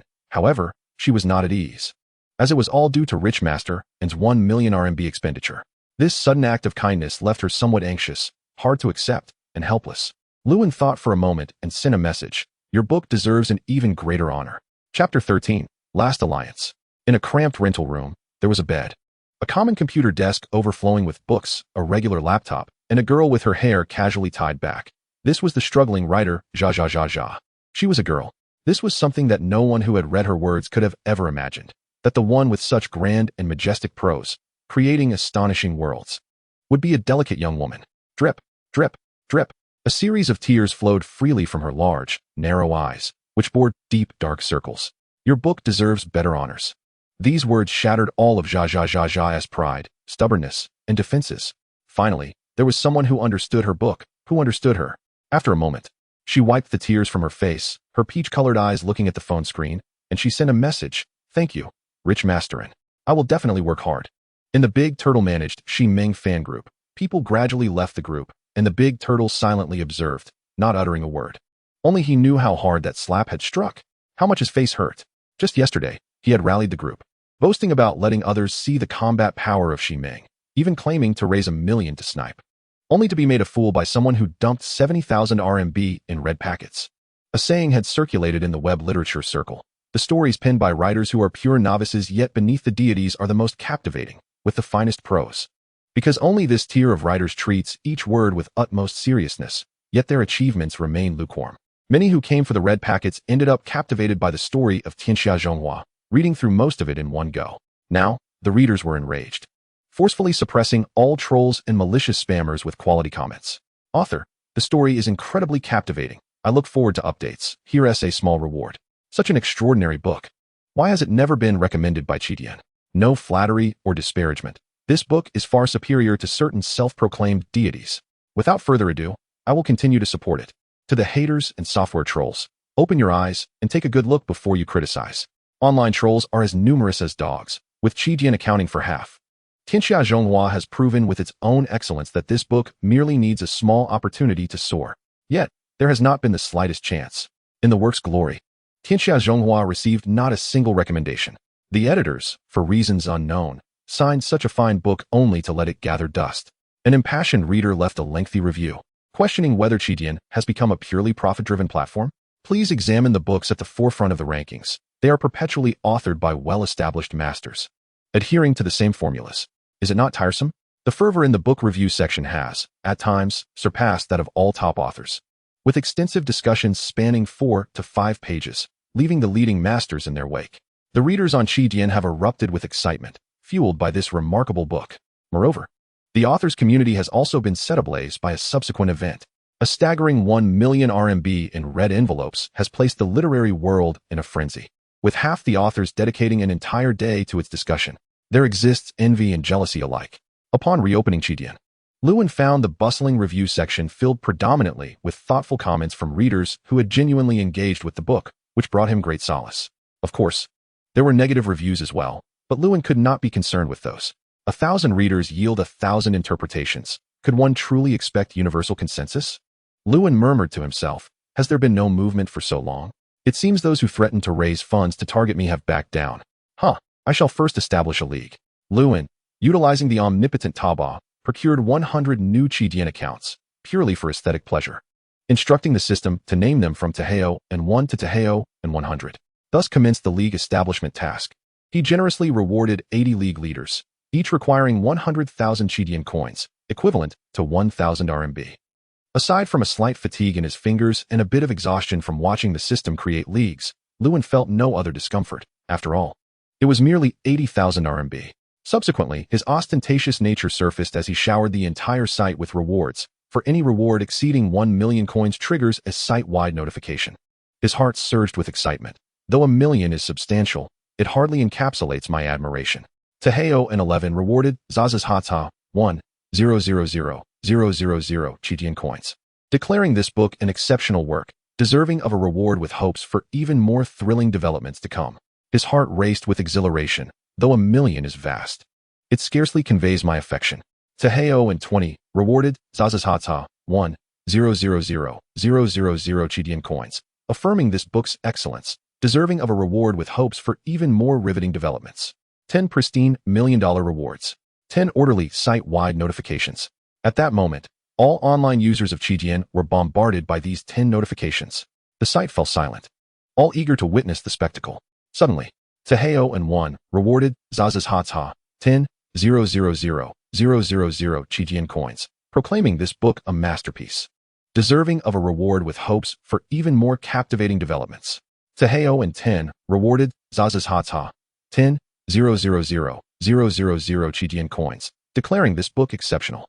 deserving of a reward with hopes for even more thrilling developments. 10 rewards of 10 million. 10 orderly site-wide notifications. Once again, all online users were bombarded anew. Qidian erupted into an unprecedented frenzy. Yet, this was far from over. Such a simple conclusion was not Luan's style. Captivated and deeply moved, my emotions cannot be adequately expressed, gifting the author a paper dance of life. Taheo, and rewarded Zazazhatha 100,000,000 Qidian coins, expressing that this book is a remarkable creation, deserving of a reward with hopes for even more exciting developments. 100 million in rewards. This time, the site-wide notification bore a pedal effect. This is a hidden feature of Qidian, only activated by recharging 1 million RMB and rewarding 100 million Qidian coins in a single transaction. Chapter 14. The frenzy escalates.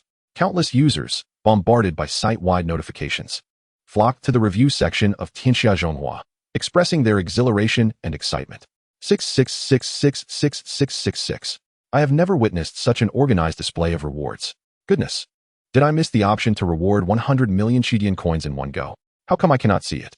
To the user above, did you not notice the empty slot following the 10 million reward option? That signifies a hidden selection. I have never seen such a lavish spender. The army of dog ye has come to witness the wealthy benefactor, leaving their mark in the front rows, estimating that this book is bound to become a sensation. To the user above, you are clearly envious. This book is already on fire. I lost my math teacher early. Can someone tell me the total amount rewarded? Not much. Taheo and has rewarded a total of 218,000 RMB. Goodness, that's my salary for 20 years. 2 exclamations. That's my salary for 40 years.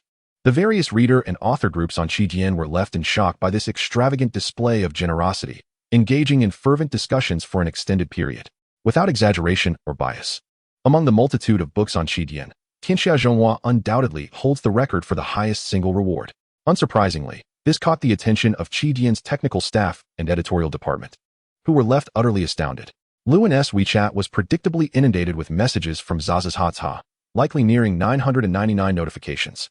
After all, her typing speed was remarkably swift. It took Luan a full 15 minutes to read through all the WeChat messages. In summary, it boiled down to a single phrase: you have lost your mind. You must be robbing a bank. Keep writing well, you can do it. The author's community was in a frenzy over the 2 million in rewards. Typically, even the most esteemed authors do not earn this much from a single book. Envy, jealousy, hatred, a myriad of emotions flooded their minds. I too have read Tianxia Zhonghua, yet felt no connection. How could a wealthy individual be so extravagant? To the user above, your envious tone is palpable from 10 miles away, without exaggerating or being biased. As long as Tianxia Zhonghua persists, it will undoubtedly evolve into a masterpiece, even without a wealthy benefactor. You all promised to flop together. Yet one has secretly risen to fame, Zazazhatha. Do you think Zazazhatha hired someone to inflate the numbers? To the user above, use your head. With such millions, who would toil away writing?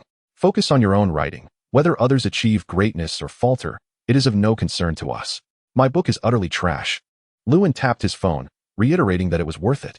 Book title, Tianxia Zhonghua. Word count, 410,000, with 329 rewards, 160,000 monthly votes.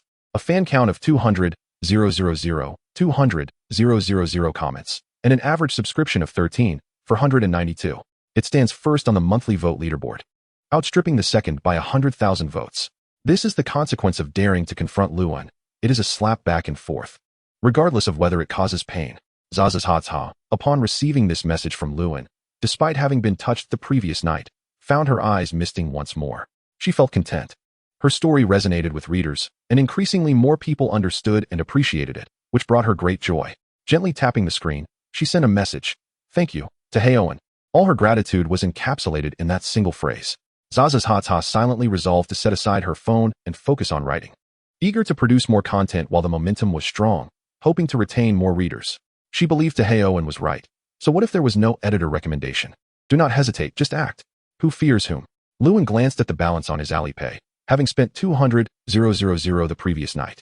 He had expended a total of 318 million on Qidian, leaving him with 396 million remaining.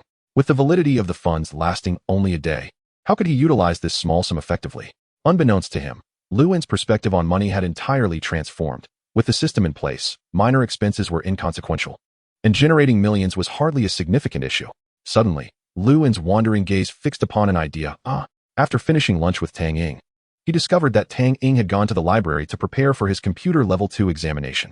Feeling abandoned by the world, Luan remarked, "Ying, do you really think cramming at the last minute will suffice? Are you planning to take the exam in the second half of the year?" The computer level examination occurs on the last Saturday of March, September, and December, totaling 3 times a year, with the December exam not guaranteed to occur.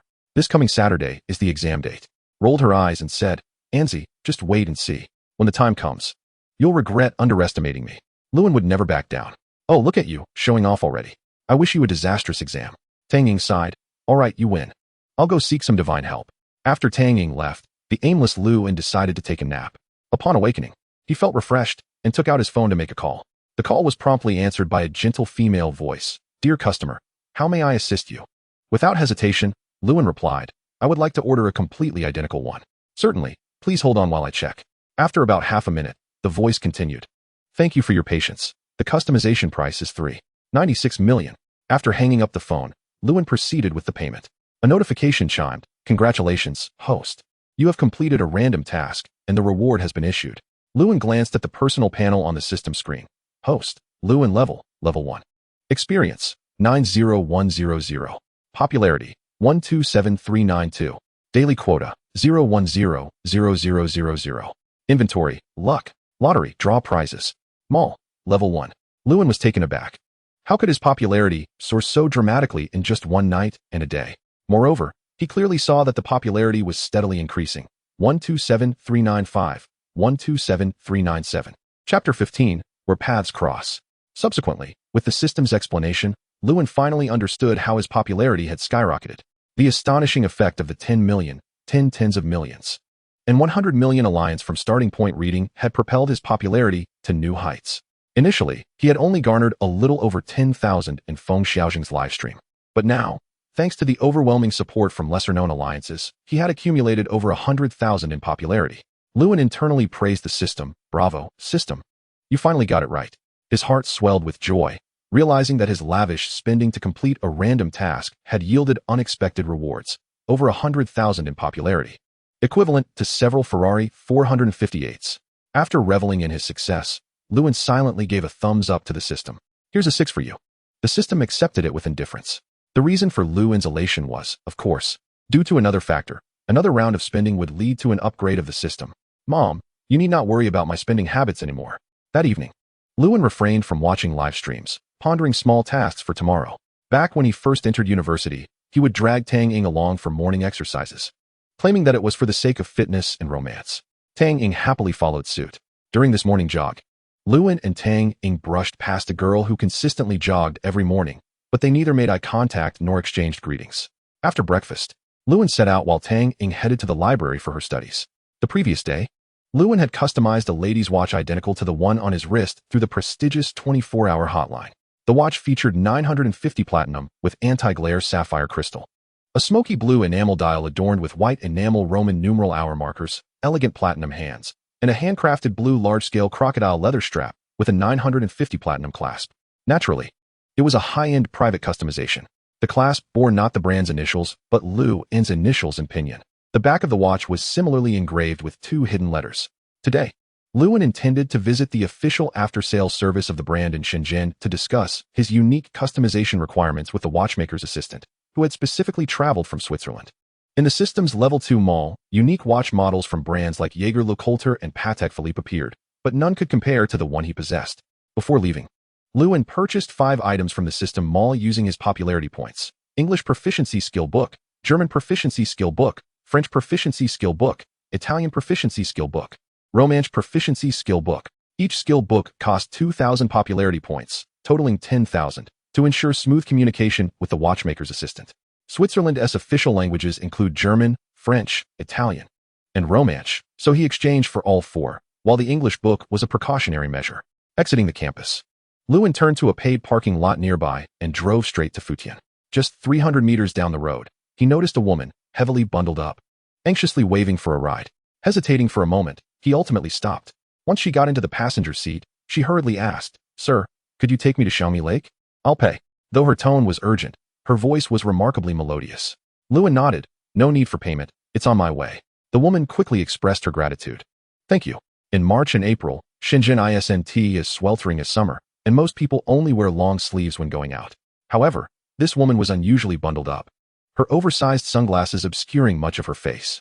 Due to her urgency, beads of sweat glistened on her forehead, prompting Lewin to switch on the car's air conditioning. The woman felt the cool air and thanked him again, surprised at the man's thoughtfulness, but her expression remained anxious. "Sir, could you drive a bit faster?" Lewin was taken aback, pointing to the speed limit sign of 60 kilometers per hour, indicating he was already at the maximum allowed speed. The woman's partially visible expression suggested she hesitated, wanting to ask if he could exceed the speed limit, even offering to pay any fines. A soft sigh escaped her lips as she finally mustered the courage to speak. "Could you please speed? I have an important appointment." Lewin shook his head in resignation, feeling it was ungracious to disappoint her, but he was not confident in his driving skills. "I'm sorry, miss, I just learned." Huh. Suddenly, an idea struck Lewin. Does the system mall have a driving skill book? Without needing further prompting, the system responded, "Host, 2,000 popularity points have been deducted. Driving skill has reached proficiency level." Impressive. In an instant, Lewin's understanding of driving transformed. With newfound confidence, he declared, "Miss, hold on tight. We're about to speed up. Fearless experienced driver at your service." The woman's previously worried expression brightened with excitement. "Really? But you just learned how to drive. How can you speed?" In her excitement, she revealed more of her face, and Lewin caught a glimpse. "Isn't that Pang Di? What is she doing here? Is she perhaps filming a segment for Running Man in Shenzhen?" It made sense. The latter episodes featured dual female leads, so her presence during filming was plausible. In Lewin's original world, Pang Di started as a co-host on Running Man. However, this was a new timeline, and anything could happen. Though it seemed slow, it transpired in an instant. Before Pang Di could react, Lewin confidently placed his left hand on the steering wheel, shifted gears with his right hand, accelerated, and overtook in one fluid motion. "Wow," Pang Di exclaimed, feeling the sudden surge of speed, her mouth agape in astonishment. "We're going to fly?" Chapter 16, Speed and Passion. At that moment, the man's passion for speed ignited fiercely, burning brightly. A subtle smile graced Lewin's lips, illuminating his handsome face with an irresistible charm. Was momentarily entranced, her hands covering her astonished lips, her eyes blinking incessantly behind her frog-like glasses. The speed limit was set at 60, yet they were traveling at 90. The limit remained 60, yet they surged to 110. The speedometer needle climbed relentlessly as they veered onto the toll-free expressway, reaching a staggering 150. The velocity of the vehicle was often described as such. If one were to witness a cumbersome beast steadfastly clinging to a Ferrari, it could only be a Sergio 12. With a top speed of 295, what more could demonstrate the point? Overtaking swiftly, accelerating fervently, the adrenaline coursed through Lewin's veins. He deftly activated the car's sound system, and a track titled Extreme Speed erupted from the speakers, igniting an exhilarating fervor. Just a single phrase sent his heart racing. Coupled with the exhilarating speed and the euphoric rush of adrenaline, it was an unparalleled experience. "Wow, my heart is racing so fast. I have fallen in love with this speed. Hurry, let us soar." From the moment they began their reckless drive, Lewin's foot pressed firmly on the accelerator, the 12-cylinder engine roaring triumphantly at high speeds. They were engineered for this very purpose. In the midst of such velocity, their symphony was nothing short of exquisite. On the expressway, a Maserati owner watched in disbelief as a heavy yet alluring compact vehicle gracefully drifted past, overtaking him. "What the hell? Is that a plane? So fast?" His female companion in the passenger seat was equally astonished. "What kind of car is that?" The young driver gazed at the agile vehicle weaving through traffic with astonishing ease, left speechless. After a moment, he hesitantly remarked, "It must be." The expressway echoed with the gasps of various drivers. "Oh my goodness, is that driving a fighter jet? How can it achieve such speed? Why isn't it in the sky?" Unfazed, the vehicle continued to glide effortlessly along the road, leaving one car after another behind. This was undoubtedly the fearless endeavor of a seasoned driver. The thunderous roar from behind announced the arrival of a Ferrari, its driver glancing nervously in the rearview mirror at the approaching behemoth. Forgetting to take a drag from his cigarette, nearly choking. "Who the hell is the real sports car here? I can't stand this." Without further hesitation, he shifted gears, pressed the accelerator, and the Ferrari shot forward on the expressway, closely pursued by the Sergio. The roar of the engines reverberated throughout the highway. The speedometer read 179. The Ferrari driver was momentarily taken aback, his vision captured solely by the tantalizing allure of the vehicle's rear and a wisp of exhaust. The young driver slammed his hands against the steering wheel in frustration, watching the tail of the car vanish around a bend. How infuriating! At that moment, blood surged with excitement, her high-pitched voice calling out, her glasses discarded, her beautiful face exposed to the breeze. Excitement, exhilaration, charm. At a traffic control center, a middle-aged man barked, "Dispatch, intercept a vehicle speeding on the Meiguan Expressway." A young officer hesitated before replying, "Captain, our vehicle is trailing behind. Likely too far to catch up." They had observed through the speed monitoring apparatus that the Ferrari was merely trailing behind, engulfed in its exhaust. Yet, they had not captured the license plate. The young officer continued, "Yes, I will pursue immediately." As they spoke, the vehicle had already vanished from their designated monitoring area. Approximately 10 minutes later, Luan parked beside a large shopping center on Fengtian Xiangmihu Road, quickly donned her glasses, bundled herself up, and pulled out a wad of cash, handing it to Luan. "What repair money?" Luan was taken aback. "Given the burden on your vintage vehicle, the engine may require attention. You should head to the repair shop shortly," asserted matter-of-factly, blowing him a kiss before gracefully exiting the vehicle. Luan was left dumbfounded, staring at the 4,000 to 5,000 yuan in his hand, scoffing. "What vintage car? This is a Shurju 12. This amount wouldn't even cover a car wash, let alone engine repairs." A system notification sounded. "The person has departed." The host rolled his eyes. "I am not blind." Was, in fact, Dili Riba, who had unknowingly enjoyed a smooth ride, oblivious to the comfort of the passenger seat, the opulence of the car's interior, and the stability at high speeds. Had she paid a modicum of attention, she would have noticed the speedometer's limit was 300. Thus, a charming misunderstanding arose. She mistook the car for a vintage model purely due to the Shurju 12's retro design, with its rear doors indeed appearing quite classic, yet undeniably sophisticated. Furthermore, the gear shift was an actual steel pipe. Luan's destination was nearby, at an Audemars Piguet service center located within the shopping mall. Since there was no official flagship store for Audemars Piguet in Shenzhen, he conveniently parked in the shopping center's lot and walked a short distance. Upon entering the official service center, he was greeted by staff who had been alerted of his arrival, ushering him into the workshop. Luan met with a watchmaking master's assistant who had flown in from Switzerland. Meanwhile, after disembarking from Luan's car, Dili Riba glanced at the time. Realizing it was nearly 10 o'clock and breathed a sigh of relief, she had made it just in time. She had come to Shenzhen to film an episode of Running Man, and due to a series of unforeseen circumstances, she was alone on this trip. The new episode of Running Man commenced in an atmosphere thick with tension. On the other side, Luan, having exceeded the speed limit, caught the attention of the traffic police. Although fortunate enough not to be recorded on the highway, he was still located by the ever-vigilant police upon reaching Xiangmihu. A traffic officer on a motorcycle spotted the captivating vehicle, momentarily stunned. "No wonder it's a Shurju 12.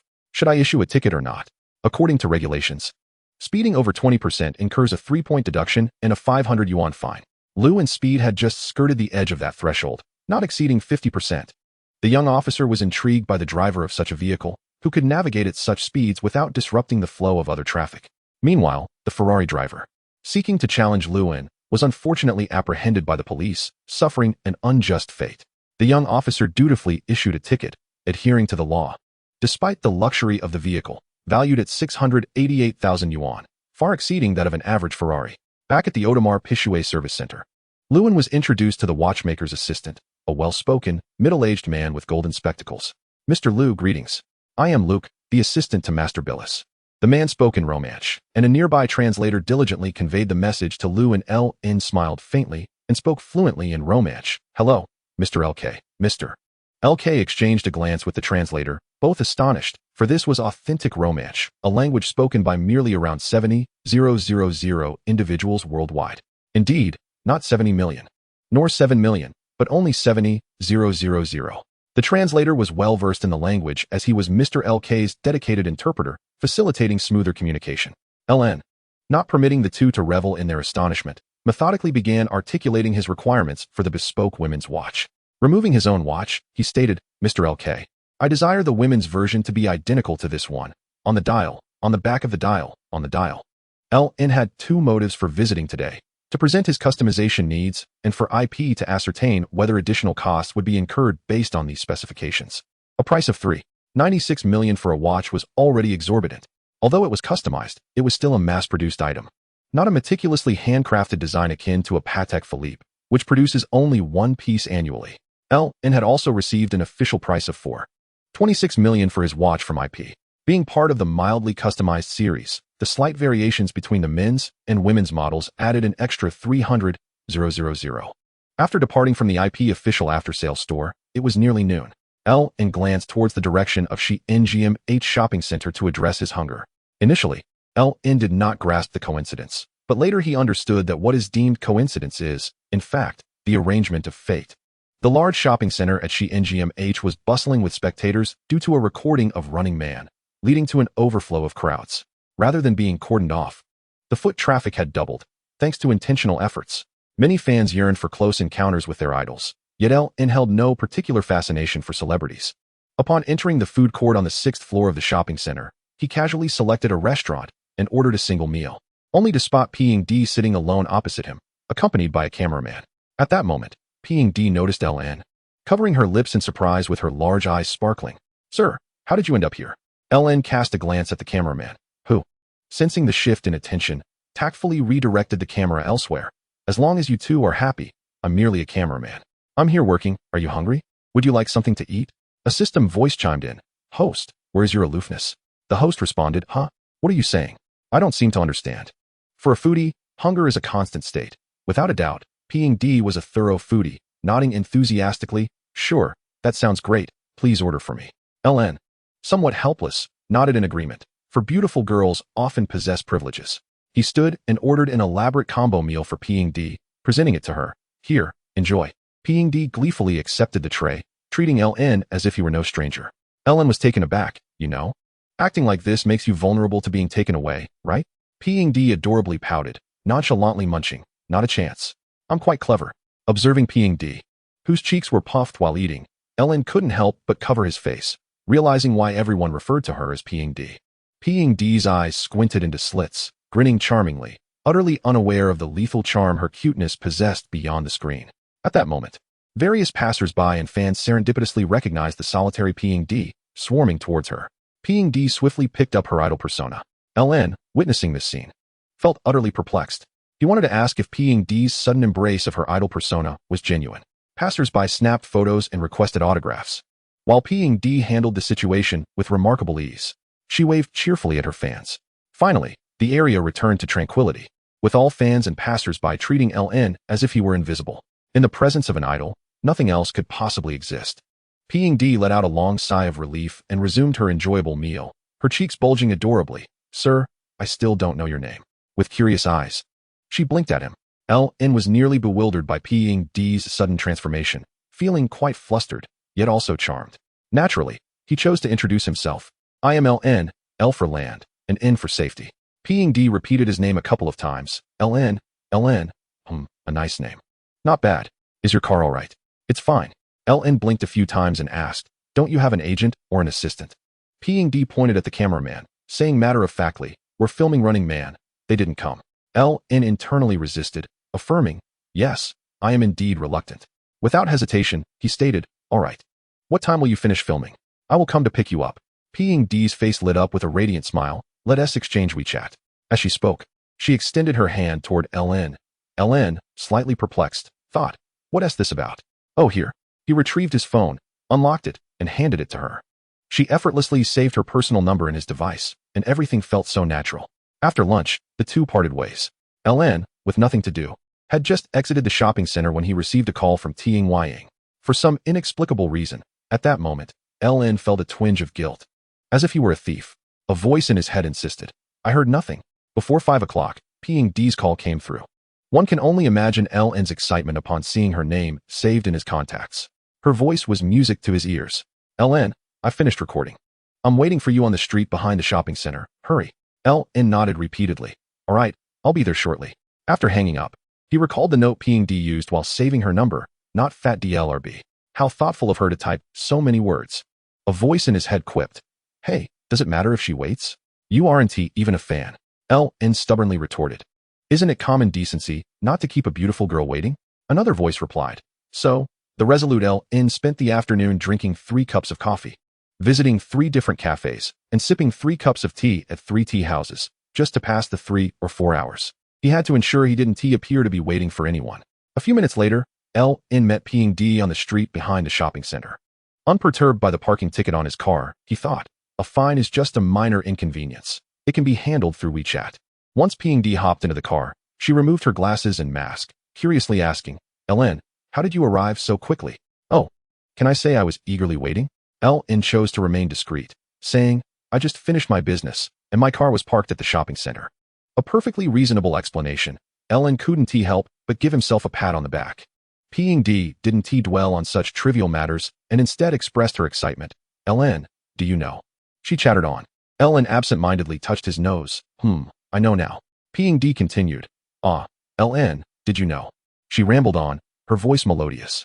Lin again touched his nose, nodding, while offering his humble opinion. Suddenly, Ping sighed heavily, weariness etched on her face. Sigh. There's still one more day of recording for Running Man. I am so tired.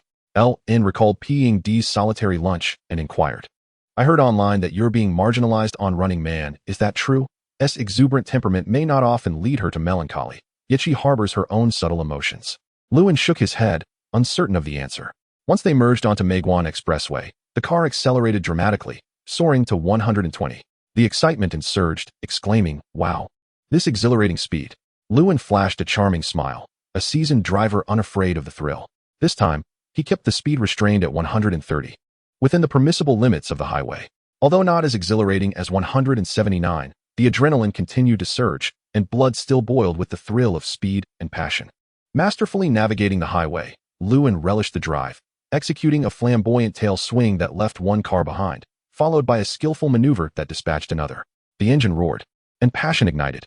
Even after exiting the highway, remained exuberant, declaring, Lewin, this is the most comfortable and fastest ride I have ever experienced. Your vintage car? Huh. Vintage car? Lewin instinctively glanced in a certain direction, thinking, not old. He sighed. Change the name. Chapter 19, The Fan.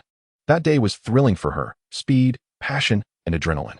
Some people remain strangers despite knowing each other for a lifetime, while others can forge lifelong friendships with just a glance. The following day, Li Riba did not request Lewin to take her to the recording of Running Man. Before leaving Shenzhen, she sent Lewin a brief WeChat message. Lewin, I'm leaving. I'll come to find you when I have time. It was evident that this was not a mere platitude. That evening, Lewin glanced at his newly recharged balance, realizing that if he spent this 100,000 coins, he would meet his daily quota. After casually wandering through the mall, he selected a gift for, unsure of why he felt compelled to do so. It was an instinctive action. The gift was rather ordinary, costing around 100,000, not particularly expensive. He mused that perhaps would not even open it. Why didn't he remind the host? Lewin silently extended a middle finger, grumbling inwardly, System, you are truly a nuisance. Generally, Lewin preferred to utilize his quota wisely to maximize his popularity, as this was the most established live streaming platform, still bustling with energy. Yet, at present, he hadn't even garnered 1% of it. He was not in a rush to explore new avenues for harvesting popularity. Lewin checked the live streams he was following and soon transitioned to the live broadcast of Chiyu. After becoming a king, entering any live room would trigger a banner welcoming King, Wealthy, and Chiyu, being quite familiar with Lewin, immediately teased him. Our great King Wealthy and has arrived. Quick, line up to welcome him. After the welcome, Chiyu continued the topic from before Lewin's arrival, saying, this is where you went wrong. You can't keep mentioning our naturally sharp canine teeth. Tomorrow, I'll file them down. Wow, such skill. You must be a seasoned driver from Amen Mountain. Lewin did not expect to hear such bold driving talk upon entering, especially from a skilled driver. It was certainly a craft worthy of admiration. Wealthy and sent, luxury cruise ship. 1, and then sent 2, 3, and even 20 at once. Right from the start. 20 of them. Not for any other reason, but for Chiyu's driving prowess. Chiyu's eyes widened. Wealthy and is truly magnificent. Thank you, Wealthy and moi. Daddy Wealthy and, you finally made it. I must tell you, Chiyu has been missing you. Daddy Wealthy and. Hurry and create a small account to gift Chiyu a king. Wealthy Daddy, let me massage your legs. I seek your support. I'm still pure. Adorably easy to conquer. 666666. Crossing the street without helping the elderly, and in the restroom, no assistance either. You truly are the best. Lewin rubbed his nose. Realizing why so many people enjoyed lavishly spending online, it truly could lead to a sense of euphoria. 20 cruise ships merely cost over 20,000, yet it attracted a throng of admirers. It was easy for ordinary individuals to lose themselves in such a spectacle. Lewin had previously heard a true story of a typical employee at an electronic factory earning $3,000 a month, spending $300 on cigarettes, $200 on instant noodles, and the remaining $2,005 on gifts for streamers. A classic case of a loser. The key was that after gifting, they gained nothing in return, while a wealthy individual at least had the chance to interact with the streamer. Lewin remained silent in the comments. as Chiyu was currently engaging in a collaborative game with other streamers called Joyous Duel. The victorious side could impose some lighthearted penalties on the losers, such as singing with a mouthful of water. Lewin found it quite amusing. Most importantly, in the first round, Lewin did not grasp the rules, leading Chiyu's fans to mistakenly believe he would swoop in at the last moment to steal the tower, resulting in a loss. The score was 0-3, 849. A dismal defeat. Then, Lewin and the viewers were treated to a feast for the eyes, as what was Chiyu most renowned for? Certainly, her assets. Oh, the scene was utterly exhilarating. Lewin didn't post any comments. Rather, he enjoyed the music and admired her allure. Wasn't he that perfectly fine? He never denied being a fan. For the next hour, Chiyu did not suffer another defeat. As the audience in the live room eagerly clarified the rules of Joyous Duel, the winner was determined by who could gift the most within 300 seconds. Although Lewin was keen to see Chiyu sprint, he coughed lightly. After all, he was a normal young man, full of vigor. As the second round of Joyous Duel commenced, Lewin wasted no time, gifting 10 cruise ships, which left the opponents in despair. The streamer assigned to the opposing side was utterly flabbergasted. Is your big brother here? This is brutal. Can I just surrender? Of course, she could not. The girl was also a popular streamer, but unfortunately, her big brother was absent, and Chiyu's side was simply too fierce, leading to a resounding defeat. The score was 1-314, 002, 839. Actual spending in RMB times 10 equals the score. Chiyu's live room was more than sufficient with just Lewin. This score was truly disheartening. Naturally, the comments began to stir. I told you, with Daddy wealthy and around, how could Chiyu possibly lose? Rational spending. The opponents chimed in. They had initially hoped to see Chiyu kneeling a few more times since, after all, they were merely fans. 666666 actually. I am also a fan. We are all fans of Chiyu. The comments were quite playful. Chiyu's previous popularity was only around 10 to 20,000.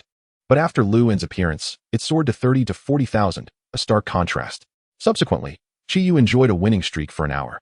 And even though Lewin's account balance dwindled to only enough for 6 cruise ships, he utilized the red diamond coupon gifted by the king to gather enough for 10 cruise ships. Due to the frenzy of gifting cruise ships during Joyous Duel triggering a site-wide announcement, Chiyu's live room saw a continuous rise in the number of viewers. Before long, it surpassed 50,000. At that moment, Lewin had finished gifting a total of 80 cruise ships, completing his daily quota, and was ready to leave when a voice from the system echoed in his mind. Chapter 20, The Confrontation. Detection indicates that the host's experience points are full. You may upgrade. Would you like to upgrade? Lewin had been anticipating this upgrade for quite some time. Upon hearing the system's prompt, he unhesitatingly chose to upgrade. With a gentle chime, the upgrade was complete. Lewin blinked several times, unconsciously clearing his throat, thinking, was that sound too soft? The personal panel on the system screen transformed. Host, Lewin level 2. Experience points, 0,10000. Popularity points, 136,705. Daily quota, 100000010000000. Inventory, lucky. The lottery has commenced, and prizes are to be drawn. The system has upgraded to level 2. Lewin had not yet had the chance to fully comprehend the changes following the system upgrade when a torrent of notifications began to flood in, almost overwhelming him. It detected that the host had upgraded to level 2, with an updated experience point limit. It also noted the upgrade allowed for weighted lottery draws with a daily limit of 1 million renminbi. Additionally, the host received an extra special lottery opportunity. Lewin listened intently to the system's notifications and scrutinized the screen closely. The increase in popularity points was expected. He had previously spent 12,000 points on language skill books and driving proficiency, leaving him with 115,429 points. He had just gained over 20,000 points from a recent cruise. He noted that the online user count and popularity points hovered around 21. Apart from that, there were no significant changes, although many attributes had altered due to the upgrade, most notably the daily limit, which had increased tenfold to 1 million. Lewin scratched his head, pondering what weighted lottery meant and what constituted a special lottery. He could not help but exclaim at the system's apparent cheekiness. After one upgrade, his experience points had surged by 100 times. The system, however, ignored his last comment and clarified that the weighted lottery allowed for the selection of different tiers, with options of 10x, 20x, 50x, and 100x, starting from a minimum of 10 times. As for the special lottery, as the name suggests, the prizes would be exceptionally unique, possessing special utilities, the specifics of which the host would need to explore firsthand. Lewin, being quite astute, quickly grasped that what previously required 10,000 popularity points for a single draw could now be multiplied to require 100,000 000 for a more substantial draw. The notion of the special lottery was even simpler. Unique prizes that sounded impressively remarkable. He inquired which was rarer, the items from the weighted lottery or the special lottery prizes. The system momentarily hesitated before responding that the prizes from the special lottery were incomparable to those from the ordinary lottery. Thus, it stated plainly, rarer. Lewin was poised to ask whether there was a distinction between weighted and unweighted lotteries, but before he could finish, the system interrupted him. He was taken aback as he observed the system screen indicating that his limit was full. The system explained as a matter of course that upon upgrading, the daily limit would automatically replenish. Checking the time, he noted it was 5 minutes to 11. This meant he had just over an hour left. Suddenly, a light chime rang in his mind, signaling the award of upgrade bonuses. The limit would be randomly doubled. The announcement revealed that the limit had multiplied tenfold. Effective for the day, unspent amounts would incur no penalties, while completing expenditures would yield rewards in experience points and an equivalent value in RMB. In other words, as long as Lewin completed his spending before midnight, the outcome of the doubled limit would mirror that of the regular limit. His eyes widened as the limit transformed to daily limit, 10,000,000. Additional limit, 1,000,000. Glancing at the clock, he contemplated whether he ought to spend the entire amount tonight. 1 million. It wasn't that he was unwilling, after all. The system would deposit 11 million into his bank account, but it felt a tad ostentatious. Spending such a sum would undoubtedly draw attention. And while some might be deemed wealthy for spending a few $100,000, spending over $1 million would surely label him as foolish. As Lewin wrestled with these thoughts, the lively Seven Feather had already commenced a new round of Happy Duel. Most participants were female, and this time was no exception, featuring a super cute girl. Lewin could not see the barrage of comments or gifts from the other side, but he noted the site-wide notification announcing 10 cruise ships. He had encountered a big spender. The comments erupted in excitement. Big spender in, come on, challenge him. 666666, a big spender is here, starting with 10 cruise ships. It felt like a grand spectacle was unfolding. Lewin was inwardly pleased, thinking how fortuitous it was for a wealthy opponent to appear, hoping their combat prowess would be formidable. Big spender and dispatched luxurious cruise gifts in a steady stream. 1, 2, 3. 100. Lewin eagerly awaited a worthy challenger to enliven the match.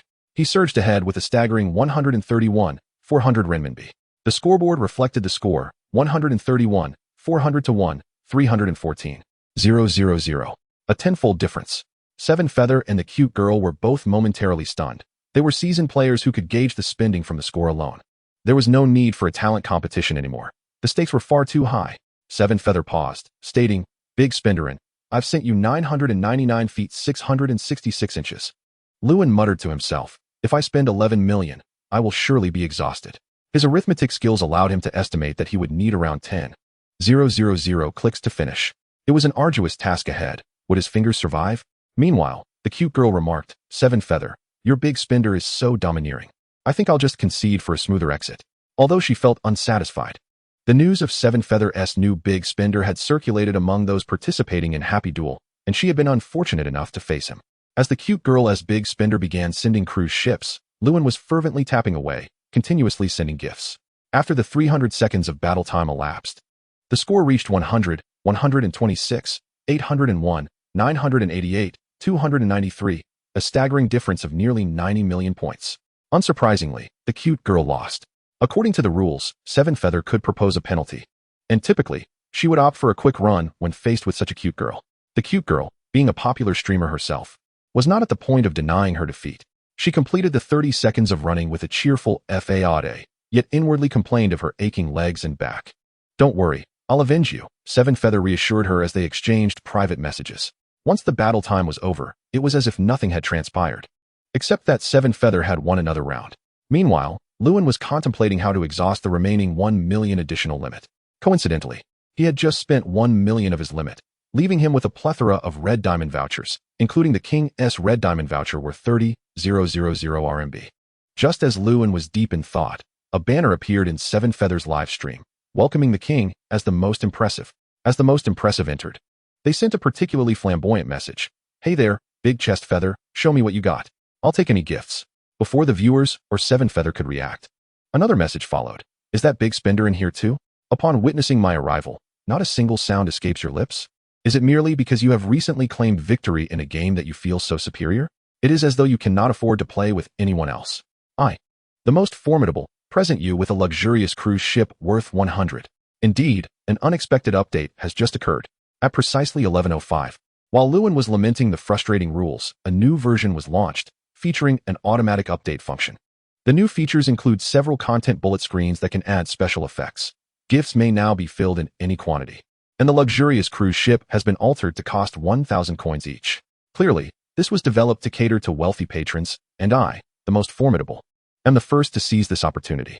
The audience was taken aback. Chiyu was also in shock. This is simply intolerable. Right from the start, it was a confrontation. Observing the bullet screens, it is evident that I, the most formidable, is none other than the wealthy patron from the adorable girl's livestream, who clearly intended to flaunt wealth. Moreover, I am a seasoned tycoon, notoriously wealthy. Chiyu retorted immediately, management, issue a flight ticket.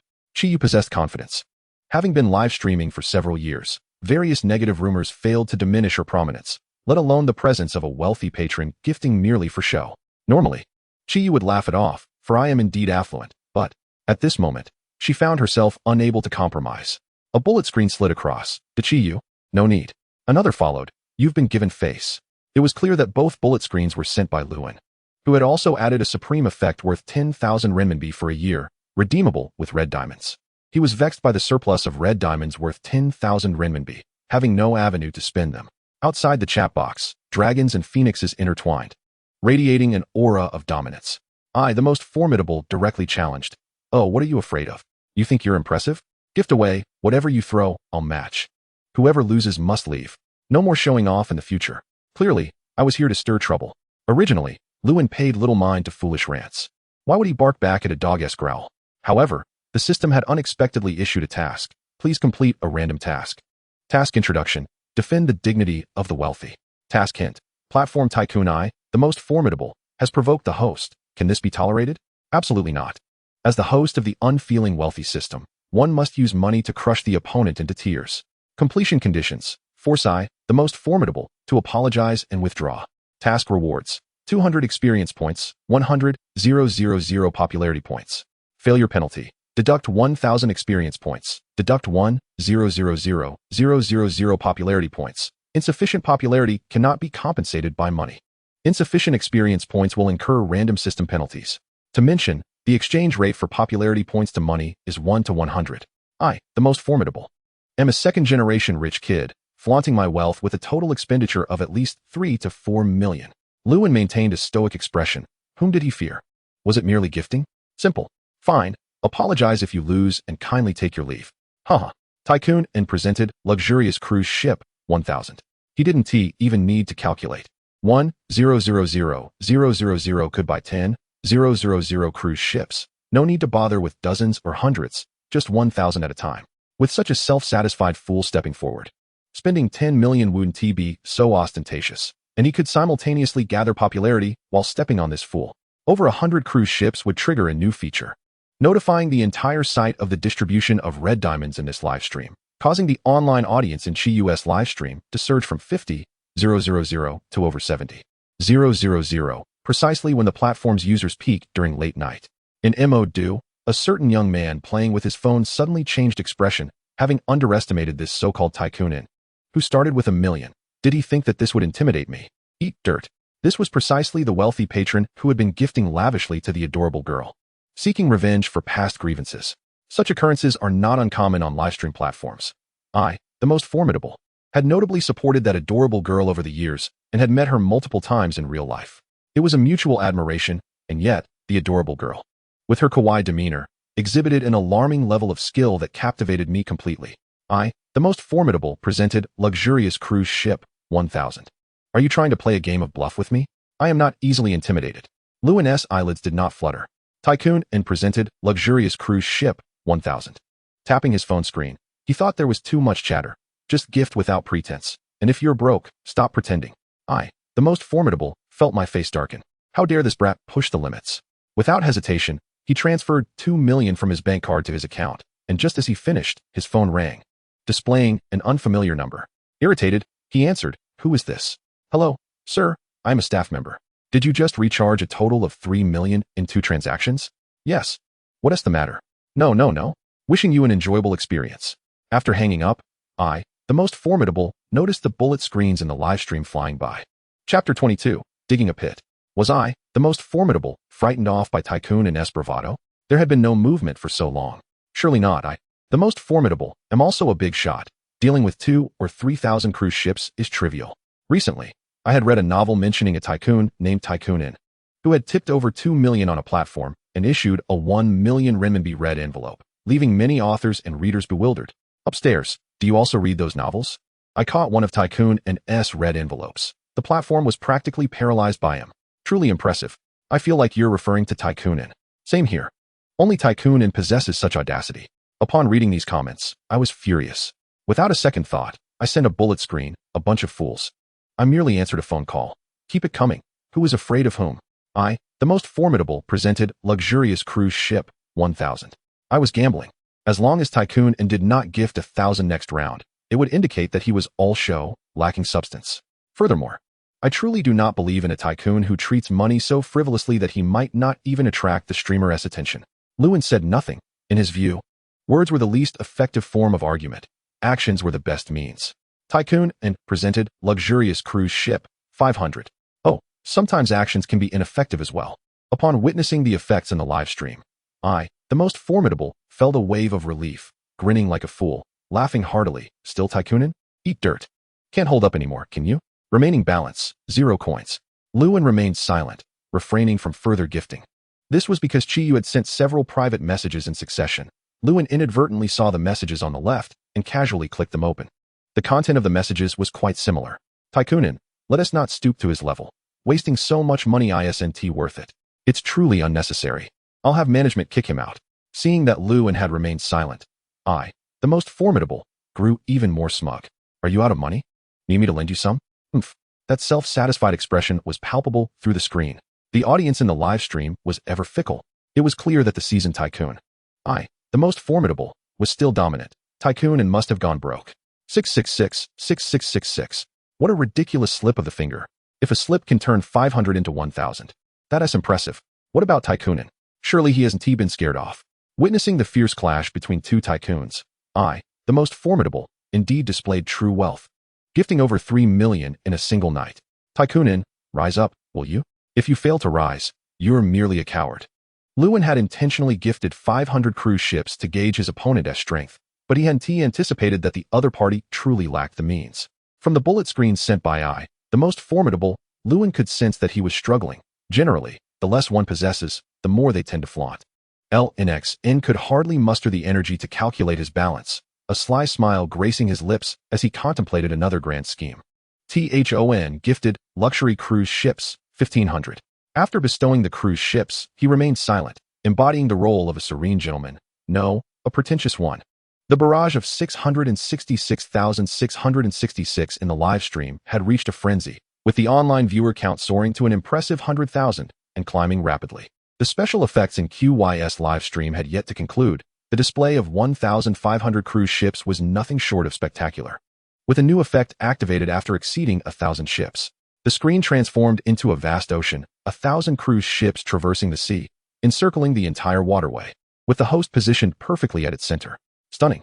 The effect of 1,500 cruise ships was merely an extension of time, lasting a minute and a half instead of just 1 minute. LOZZUDO, watching the live stream, seethed with resentment. 1,500 cruise ships equated to a staggering 1.5 million. At this moment, his balance was undoubtedly 0, and if he wished to keep pace, he would have to risk a confrontation with his father to ask for money. His entire assets combined fell 1 million short of the required 1.5 million. 3 minutes had elapsed since LN completed his cruise ship donation, and over a minute had passed since the special effect had ended. Yet LOZZUDO remained silent. The live stream's chat naturally descended into ridicule. LOZZUDO was suffocating in frustration. The barrage was too glaring. And THON's silence only deepened his humiliation. Sending a single message to retort might have alleviated his distress. It may sound incredulous, but some individuals thrive on confrontation to feel acknowledged. This dismissal was intolerable. Unable to contain his anger, he called his father, who responded with a stern, "Didn't I just give you 3 million? What have you done?" Hearing his father's grave tone rendered LOZZUDO tongue-tied. "And no, I didn't do anything." With no alternatives left, he resorted to borrowing 2 million from his closest friend. Although his friend said little, the tone was disheartening. "Damn it, Friends are worse than dogs. Just a little loan, and this is the response. THON. I shall not let you escape unscathed tonight. Seething with rage. LOZZUDO's eyes glinted with fire. He had been on the streaming scene for over 3 years, always celebrated and never fearing to gift. His anger was palpable. LOZZUDO gifted luxury cruise ships, 1500. The cruise ship effect obscured the chat in the live stream during its duration. Sending messages was futile. Holding his phone, LN smiled slightly, for fools are indeed easily deceived.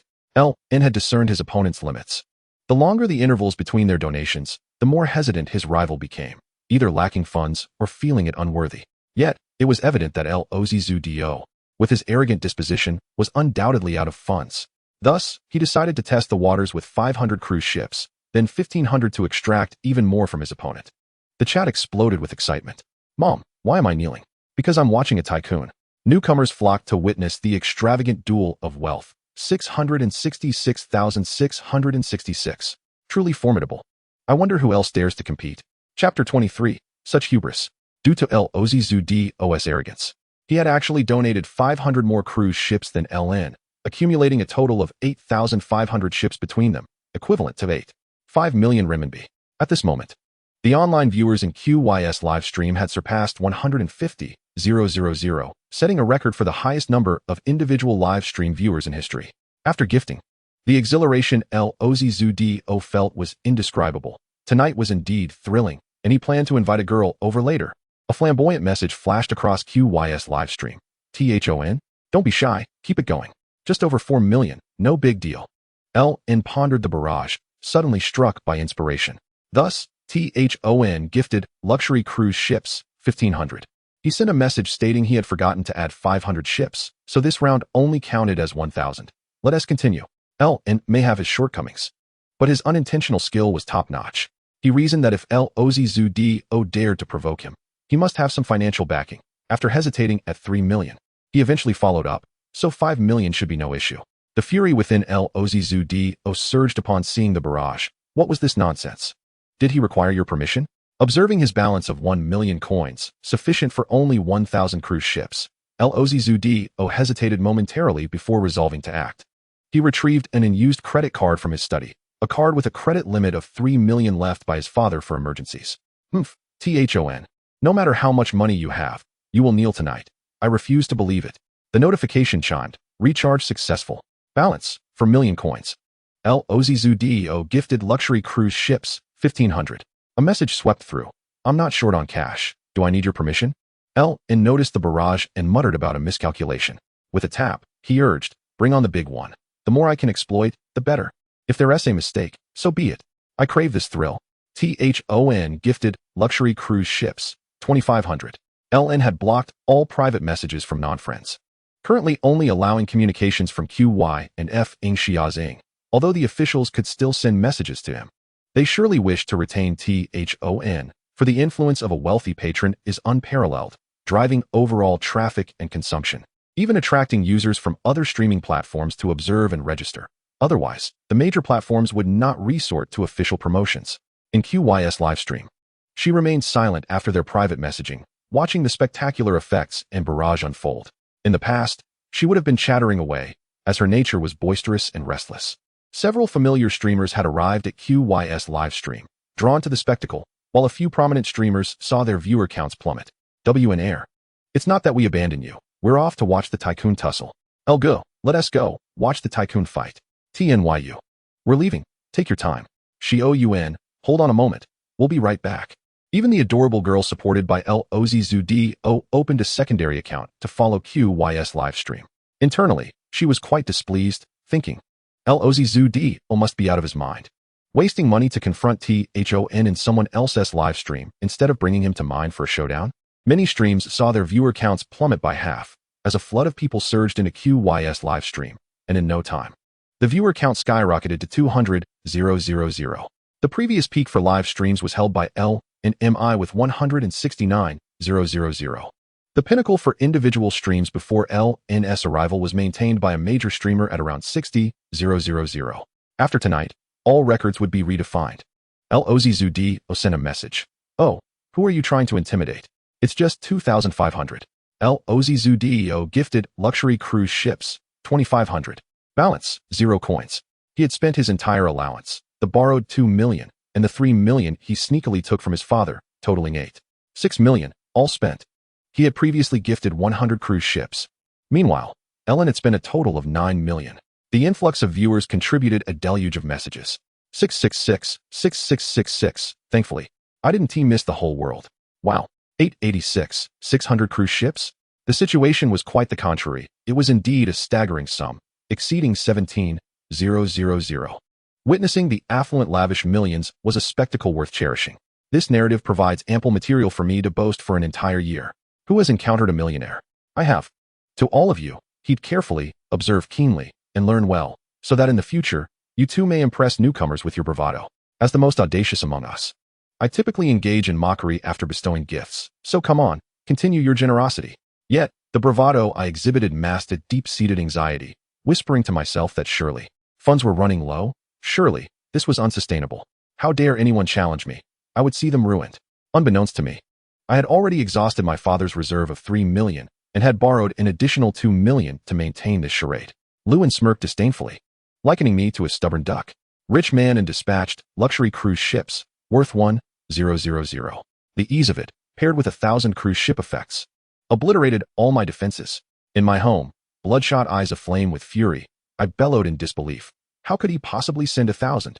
Suddenly, clarity struck. I sent a barrage of comments, cursing, "Are you toying with me, rich manin?"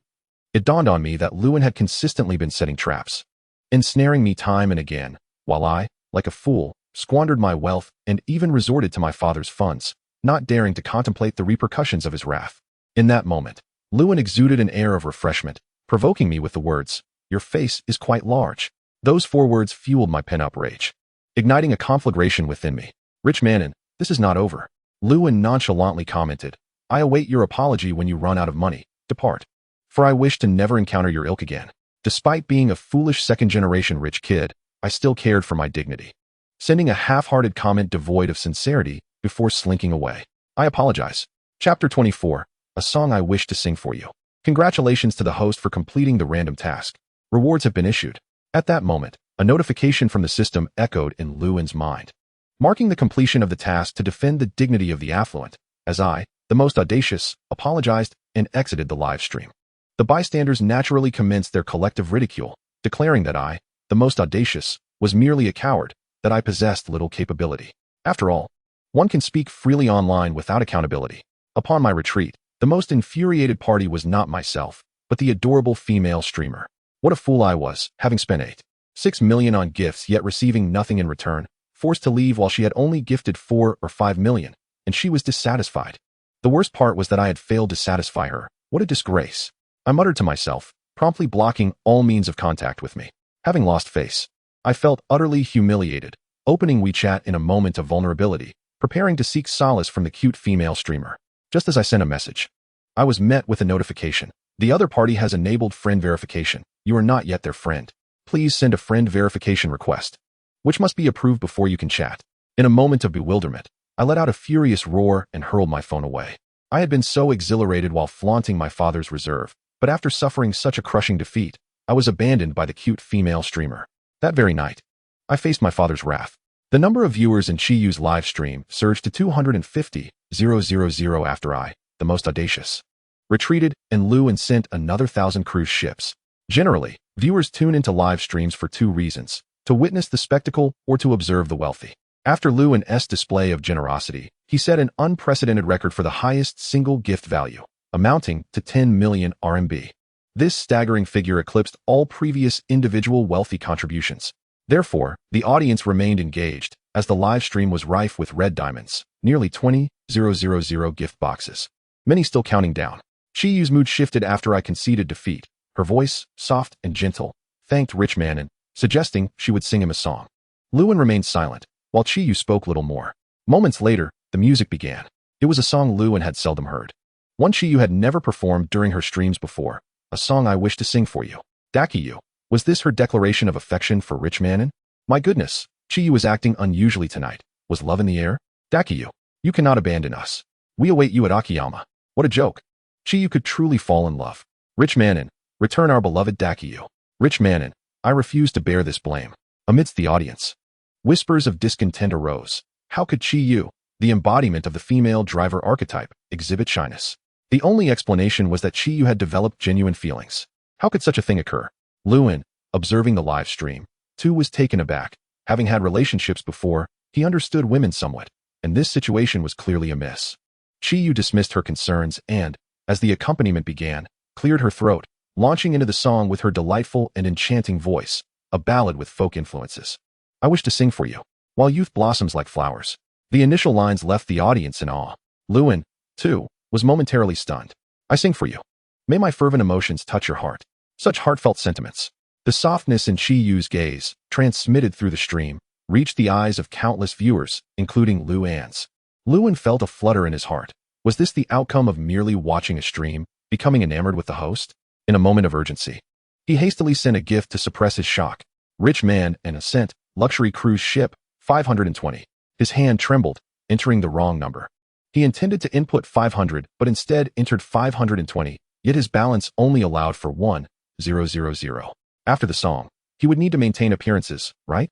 However, this triggered a new cruise ship effect. Sending 520 ships at once activates the ocean of love effect, resulting in a display of sweet hearts filling the live stream. Upon sending the gift, Luin realized the gravity of the misunderstanding, muttering, "Oh no, my hand shook. This could be a significant blunder." The viewer count suddenly surged to 250,000, then 255,000, 260,000, and finally 280,000. Within the span of half a song, the live stream audience swelled to 280,000. Where were the declarations of love? Rich man and declaring his affection for Qiyu? This was monumental news. The crowd surged forth, eager to witness Rich man and Qiyu's mutual confession. Blue Rain arrived with congratulatory gifts. Yu Jia sent gifts of celebration. The officials sent congratulatory presents. My goodness, the officials. Imposters. Rich man and had succumbed. Qiyu had too. The entire live stream was saturated with the sweet scent of romance, while I remained a solitary figure radiating the fragrance of a single dog. This was the moment when Luin understood. He had to feign ignorance, neither apologizing nor explaining, doing nothing at all. After Qiyu concluded her song, she took a few large gulps of water, calming her racing heart, and softly expressed gratitude for Rich man and's 520. An originally pure-hearted streamer exhibiting shyness would not evoke any particular reaction from the audience. But when a seasoned female streamer suddenly became bashful, the incongruity was exhilarating. In the minds of viewers, a singular thought emerged. The female driver Qiyu had fallen in love. Luin caught a glimpse of the time displayed in the top right corner of his phone. It was 11:55. Hastened to expend the remaining coins all at once, and then retire for the night. The benevolent, Tuhua, and gifted a luxurious cruise ship, worth 480. A barrage of comments flowed in, urging Qiyu to rest early. Bidding farewell with a hasty departure, Qiyu cast a glance at the VIP section, where indeed Tuhua and had vanished. After engaging in light banter with the audience, Qiyu ended the live broadcast. Once the video concluded, a rosy hue crept onto Chiyu's cheeks. She was perplexed as to why her face felt so warm and her heart raced with such fervor. Her mind was muddled, pondering why Tuhua and had gifted 520. Was it an indication of his affection? Was he handsome? Did he have a partner? Was he an older man? There is a saying that one can never truly fathom the thoughts of a girl. After closing the stream, Luin let out a long sigh. The events of the night had been exceedingly unexpected. Chapter 25, Objective. The fleeing Luin did not forget to add Qiyu on WeChat. Having received her private message with her WeChat ID, he also added Feng Xiaojing's WeChat ID, which she had sent him 2 nights prior. Tuhuan logged off, and shortly after, Qiyu ended her stream. However, the platform's excitement was just beginning. Tuhuan's astonishing feat of spending over 11 million in one go, along with the claim of earning 20 million in a single live broadcast, had the remaining streamers buzzing with discussion. Naturally, these conversations revolved around the narrative of Tuhua and Qiyu, resulting in a plethora of versions by dawn. Congratulations to the host for completing the random doubling consumption for the day. Rewards have been issued. Congratulations to the host for completing an additional random task. Rewards have been issued. Just as Luin exited, he heard the system's timely prompt. After adding friends on WeChat, he casually glanced at a text message. Your account 2122 received a deposit of 100,000 RMB on March 20th at 23:58. Balance 749,131. 468 renminbi. China Merchants Bank. He then turned his attention to the system. Host, Luin level 2. Experience points, 140, 010, 000. Popularity points, 532, 934. Daily limit, 10, 000. Inventory, luck, special lottery. Lottery, prize draw. Mall, level 2. Lewin also noted the system's prompt regarding the additional random task, surpassing 200,000 online viewers in a single live broadcast. The task reward was 100 experience points and 100,000 popularity points. Had it not been for that impertinent individual stirring up trouble, it might have been challenging to accomplish this additional random task. Although the commotion of 11 million was significant, it paled in comparison to the frenzy created by two wealthy individuals extravagantly competing with one another. After all, the more participants, the more lively the atmosphere. Besides gaining experience points and an additional 11 million in his bank account, Lewin unexpectedly acquired around 200,000 popularity points, leaving him quite content. Suddenly, Lewin recalled something and tentatively inquired, "System, is my romantic fortune perhaps becoming rather prosperous? I can't shake the feeling that something is amiss." As for Pang Di, some feelings were indeed inexplicable, but tonight SGU seemed slightly unusual. Could it truly be that she regarded him differently just because he gifted 11 million? In a previous dimension, there was indeed a Chiyu, and Lewin had heard various rumors online. While Chiyu was carefree, she was certainly not one to be so easily swayed. Days later, on Saturday, Tang Ying went to take the computer proficiency exam, while Lewin received a call from the Audemars Piguet official. Since the custom piece required no significant alterations to the original design, his watch had been completed and was air freighted from Switzerland to Shenzhen, arriving that afternoon. International shipping cost tens of thousands, but in comparison to the watch's price, it was merely a trivial expense. After hanging up the phone, Lewin murmured to himself, they completed it in just 4 or 5 days. Audemars Piguet is quite efficient. However, it was to be expected. For such custom projects, any watchmaker would naturally prioritize them. Just as he set down the phone, it rang again. It was Lu Yiyuan, who had arrived in Shenzhen. After messaging Tang Ying, Lewin tidied up and headed out. At the entrance of South University, a Mercedes Maybach 600 was quietly parked. In this world, the Maybach could not escape its destiny and was ultimately acquired by Mercedes. This model, a bulletproof variant, weighed 15 kilograms and was impervious to explosives. Priced at 1.4 million euros abroad, it soared to a staggering 16.99 million renminbi domestically, surpassing the former Maybach 62 in value. Lewin glanced at the license plate and walked over, the door opening from within. Once seated, he curiously asked, "Dad, what brings you to Shenzhen?" In the back seat sat a middle-aged man quietly smoking, slightly overweight, with a hairstyle typical of his age, neither too long nor too short. Upon closer inspection, Lewin noticed some resemblances in their features. "I have business in Yangcheng and thought I would come to see you. Your mother is quite worried about you."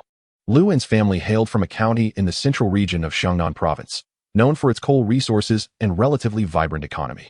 Overall, the Liu family prospered due to Lu Yiyuan's keen insight, having built their wealth on coal and diversified into other industries. Lewin had little interest in his family's business, as he was still a student and had not considered his future plans prior to this moment. After Lewin entered the Mercedes, the vehicle began to move slowly, indicating that Lu Yiyuan had made arrangements. Frankly speaking, Lu Yiyuan's concern for his son often surpassed his attention to business management. Lewin was his only child, and when Lewin's mother experienced severe complications during childbirth, Lu Yiyuan, fearing for her safety, resolutely decided against having a second child. The Mercedes came to a halt in front of a Hunan restaurant, where Lu Yiyuan led Lewin into a private dining room. Taking advantage of the time while the dishes were being served, Lu Yiyuan inquired, "How is it going? With only a year left of university, what are your plans? Have you come to terms with your Uncle Yan's decisions?" Lewin could clearly see the hint of concern in Lu Yiyuan's gaze. His rebelliousness over the past 2 years had indeed caused the family great distress. Lowering his gaze, Lewin replied calmly, "I will go with you. It is time to resolve this matter." Xiao Yin was Yin Yin, who had separated from Lu 2 years ago.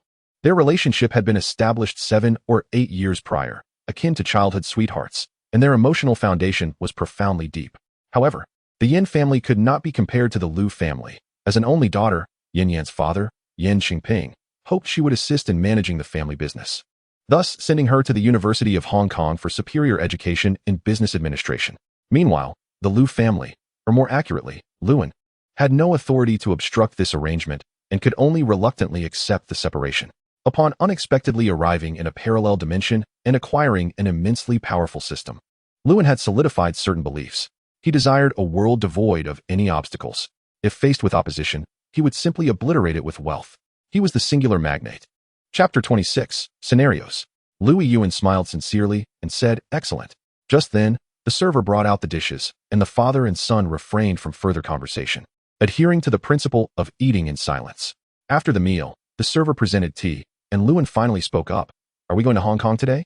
Lewin had applied for a Hong Kong-Macau travel permit the very day Yin Yin departed for Hong Kong, and every 3 months, he would instinctively renew it. However, he had never utilized it even once.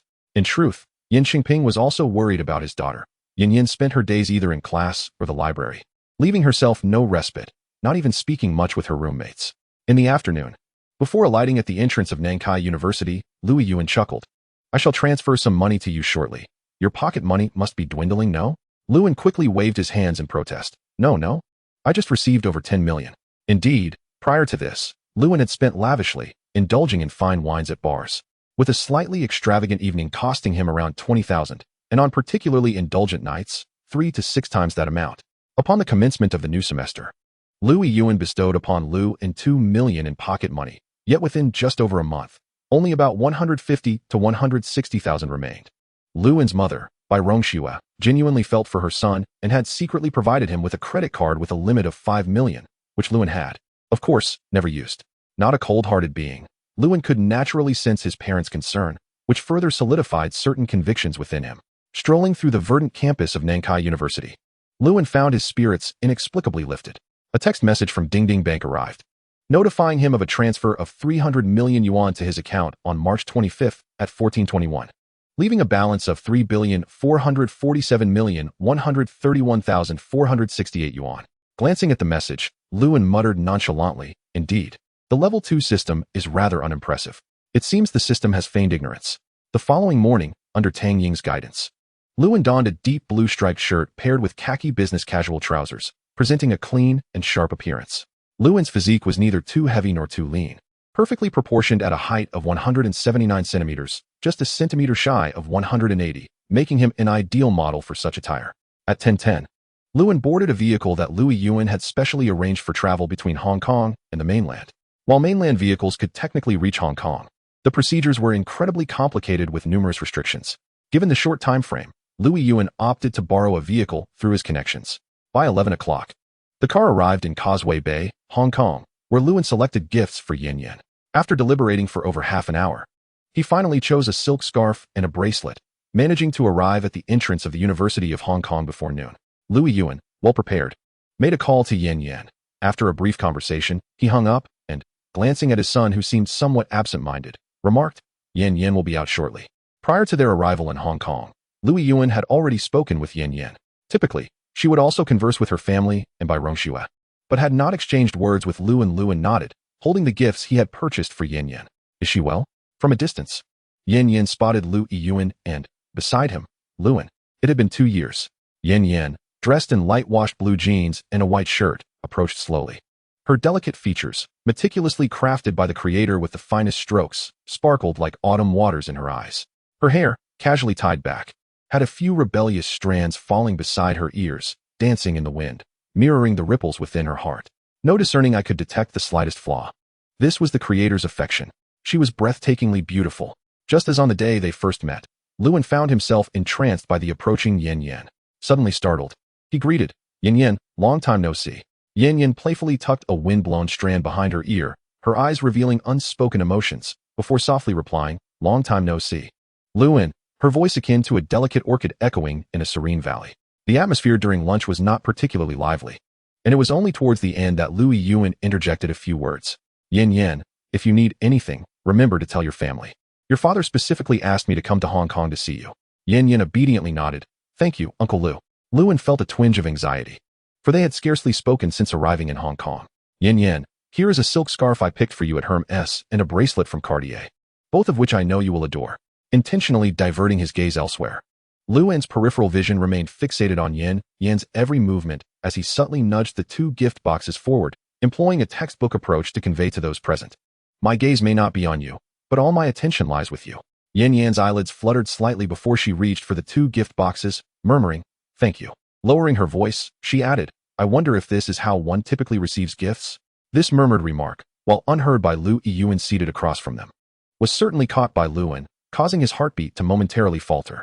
Louis Yuan glanced at the two, remarking, "This afternoon, I need to pick up a few things.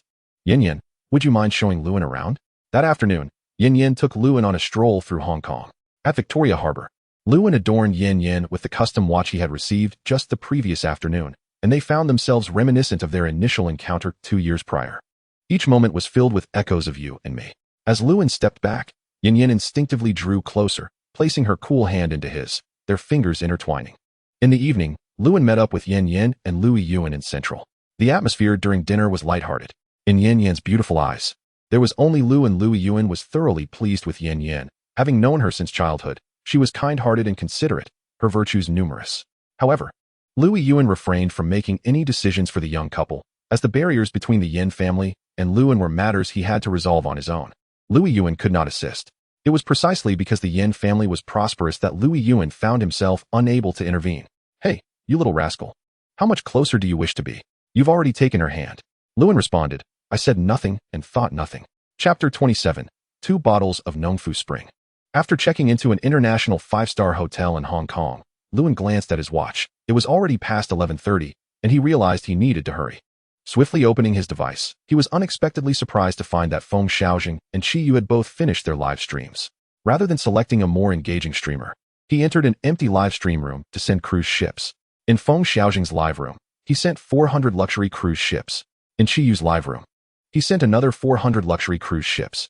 Task accomplished, he wrapped up.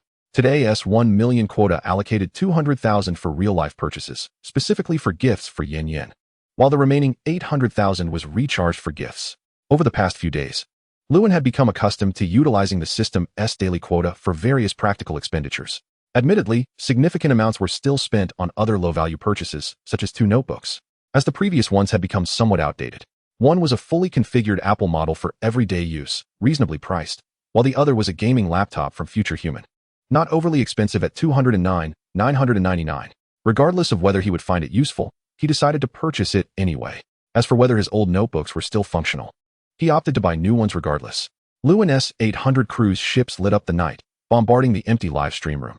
Spectators arriving to witness the scene were astounded to see the affluent Liu in single-handedly sending cruise ships in an empty live stream. Was he mad? Truly mad.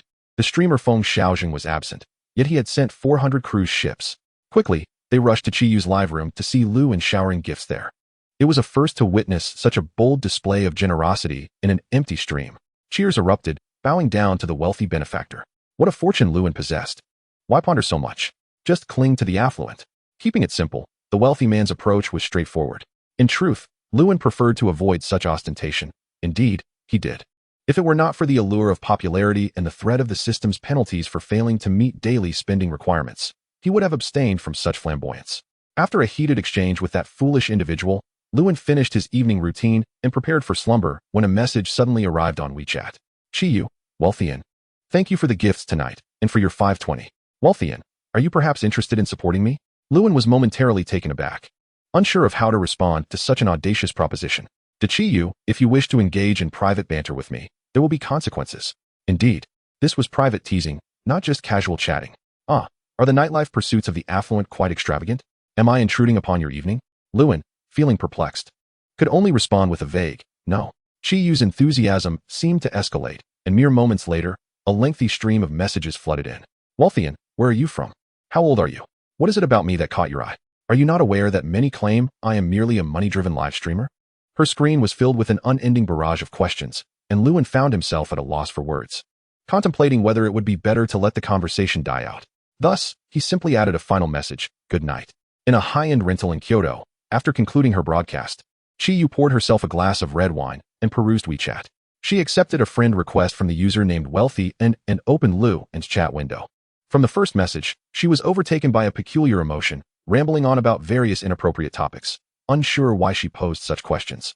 With tipsy eyes, Qi Yu stared at the screen, her fingers betraying her will as she pressed down on her phone, mumbling incoherently. A trickle of wine escaping from the corner of her mouth. Lewin genuinely feared that if their conversation continued, Qi Yu might begin to divulge her innermost thoughts, which he dreaded most. He sighed in relief and decided to sleep, finding his recent romantic fortune overwhelming. In truth, Lewin preferred this current arrangement, gifting to complete the consumption quota for popularity points, then departing. The following evening, when Lewin returned, He was greeted by Chi-Yu's dark circles and weary visage, a testament to her previous night. She had inadvertently sent a video of herself, clearly intoxicated, showcasing a rather unfiltered side of her personality. How could one describe the content? A young woman, alone in Kyoto, under the influence of peculiar emotions. While Chi-Yu may not have been the epitome of beauty, she was undeniably attractive, and in her drunken state, she rambled on, revealing more than intended, including glimpses of her undergarments. The ambiguity of her words was overwhelming, and the video's length seemed interminable. Consequently, Lewin refrained from commenting and quietly left after gifting her some items. The only course of action Lewin could take was to maintain a cool demeanor. After finishing his routine, he lay on the hotel bed, rubbed his hands together, and accessed the system. Host, Lewin level 2. Experience points, 200, 0100000. Popularity points, 763249. Daily quota, 010000000. Inventory, luck, special lottery, draw prizes. Shop, level 2. Wow, my popularity points have surged. Lewin exclaimed, then called out, System, I wish to draw a lottery. As usual, the system remained silent, promptly displaying the lottery window. Lewin, familiar with the process, selected the standard draw costing 1,000 popularity points. Congratulations, host, you have acquired culinary mastery of Huaxia cuisine. Congratulations, host, you have gained 200 experience points. Congratulations, host, you have earned 20,000 popularity points. Congratulations, host, you have received a bottle of Nongfu spring mineral water. Congratulations, host, you have received empty. Congratulations, host, you have acquired another bottle of Nongfu spring mineral water. After 6 consecutive draws, the results were disheartening. The elusive empty result had appeared. To make matters worse, he had drawn a bottle of the most common mineral water twice. Lewin stared in disbelief at the results, then erupted in frustration. System, come out here. We need to talk. Tell me, how much did Nongfu Spring pay you? I will offer you 5 times that. Chapter 28, Weighted and Special. To be fair, Lewin could accept the possibility of drawing empty results, as the system had mentioned the 1 in 10 million chance before. Since it had been noted, it was bound to occur. He could also comprehend the appearance of experience and popularity points, as the system had explained that anything was possible. However, Lewin could not tolerate having spent 1,000 popularity points to receive a bottle of Nongfu Spring. What on earth? Does the system not remember that items with such low value RNT included in the shop? 1,000 popularity points equate to 1 million RMB. Are you joking? What value does Nongfu Spring hold? No matter how expensive the water, can it truly be worth 1 million RMB per bottle? Lewin's expression vividly conveyed his incredulity. The system was compelled to clarify. Host, the lottery encompasses everything. The appearance of any item is normal, and it possesses considerable randomness and luck. After a lengthy explanation, the summary was clear. The system bore no responsibility for this outcome. Lewin silently raised a middle finger in defiance. System, you're quite clever, making excuses for everything. I am truly in awe. Then the system offered a not-so-suggestive suggestion that the host could try a weighted lottery. Lewin paused, intrigued. This was quite a system function he had not anticipated. Although he was skeptical that the system was attempting to take advantage of his hard-earned popularity points, he felt tempted. What if he drew something remarkable? Thus, Lewin decisively opted for the weighted lottery. The process was straightforward. At the bottom of the lottery window, he could select the weight multiplier. Without hesitation, he chose a 10-fold increase. The lottery window began to flash, and Lewin's mind raced as he fixated on the screen, knowing this was 100,000 popularity points. Normally, spending a few million in one go would not yield such rewards. With a gentle chime, the lottery concluded. Congratulations, host. You have received Invisibility Talisman. Lewin immediately checked the inventory for its value, which indicated it was a one-time consumable item that allowed the host to become invisible for 10 minutes. Value unknown, not available in the shop. Wow, is this a superpower? But what good is it? Lewin confirmed his suspicion that the system was indeed exploiting his popularity points. He promptly consumed the culinary mastery of Huaxia cuisine from his inventory, feeling a warm surge flow through his mind. Externally, he appeared unchanged, yet internally, he had undergone a profound transformation. Indeed, Lewin had mastered the culinary arts across the 8 major Chinese cuisines: Shandong, Sichuan, Cantonese, Su, Zhejiang, Fujian, Hunan, and Anhui, alongside various other styles like halal and northeastern cuisine. Securing a position as a chef specializing in these 8 cuisines at a 5-star hotel was well within his capabilities. As he surveyed his inventory once more, Lewin noticed an item he had obtained long ago but never utilized: special lottery, marked as a one-time use. Well, I refuse to believe that today will yield no luck. The prompt for using the special lottery appeared, and without hesitation, Lewin selected yes. Wow, this is incredible. The potential is limitless. Regardless of the outcome, Lewin felt a sense of satisfaction within. He began to tally his gains. Host, Lewin level 2. Experience points, 2200100000. Popularity value, 623249. Daily quota, 010000000. Lottery, draw prizes. Mall, level 2. What? Aren't those 2 bottles of Nongfu Spring right here on the table? Lewin even took a sip. The taste is utterly indistinguishable. Of course, there is a glimmer of affection in his gaze. Cough. Tang Ying, observing Lewin's beaming entrance, had already surmised the outcome and inquired. The corners of Lewin's mouth lifted in a smug smile. He did not disappoint. Tang Ying smirked, realizing that it would indeed take an uncle's intervention. Future plans remained uncertain. Let us wait and see, for resistance breeds motivation. Lewin pressed on, inquiring about how Tang Ying fared on the computer proficiency exam yesterday. Tang Ying chuckled, claiming he did quite well, and suggested Lewin prepare to be proven wrong. Lewin had not anticipated his trip to Xiangang would unfold so smoothly. When he took the initiative to step back, Yin Yin surprisingly withdrew even further. Both had erred, and both awaited the other's concession. Although Lewin comprehended many things due to his unique circumstances involving the system and time travel, taking the initiative to go to Xiangang left him with no way out, and he feared being met with a closed door. The arrival of Louis Yuan provided an excellent opportunity. Having confirmed Yan Yan's feelings, the path ahead appeared clearer, requiring only effort, and more effort. The upgrade system would soon follow. Cough. That evening, in their dormitory, Tang Ying and Lewin purchased ingredients to celebrate Lewin's emotional rebirth and Tang Ying's exam success. Lewin had previously been entirely inept in the kitchen, only capable of handling a few vegetables, while Tang Ying was a culinary virtuoso. However, this time, Lewin declared, "I will prepare a dish as well." This proclamation left Tang Ying momentarily stunned. Lewin had made a similar claim 3 years prior, which had ended in disaster. Tang Ying diplomatically insisted, "Let me handle it, quickly." Lewin could tell from Tang Ying's expression that he did not believe the man who nearly blew up the kitchen would actually cook. So he rolled up his sleeves and got to work. 20 minutes later, as they sat down to eat, Tang Ying glanced at his own dish and then at Luan's, questioning if perhaps his vision had faltered. Tentatively, he took a bite and was instantly captivated by the flavors. Overcome with joy, he quickly opened a bottle of vintage Matai from his father's cellar. And the two enjoyed a couple of small cups. They drank Matai, shared meals, and reminisced about the past. Chapter 29, Fu Tian. The next morning, Lewin and Tang Ying donned athletic attire and ventured to the track at Nankou University for their morning run. Ever since consuming the physical quality improvement potion obtained through the lottery, Lewin's physical condition had transformed drastically compared to before. The body is fundamental to an individual. Following the system's upgrade, the mall had also ascended to level 2, now offering the physical quality enhancement for sale at a modest price of 30,000 popularity points per potion.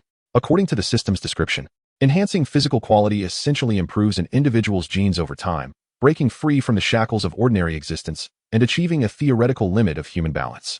While affordable, the potion must be consumed with a month-long interval between successive doses. In truth, Lewin did not reject the idea of self-exercise. He was aware that Pundy had begun filming a new season of Running Man, which was also the last episode of this season, in Dalian, Northeast China. Unsurprisingly, yet unexpectedly, neither mentioned the small gift Lewin had presented. Cough. The gift was a jade bracelet, seemingly carrying some deeper meaning. Lewin had somewhat forgotten, as the salesperson had alluded to it. Lewin chose to share trivial anecdotes from his life with Pundy.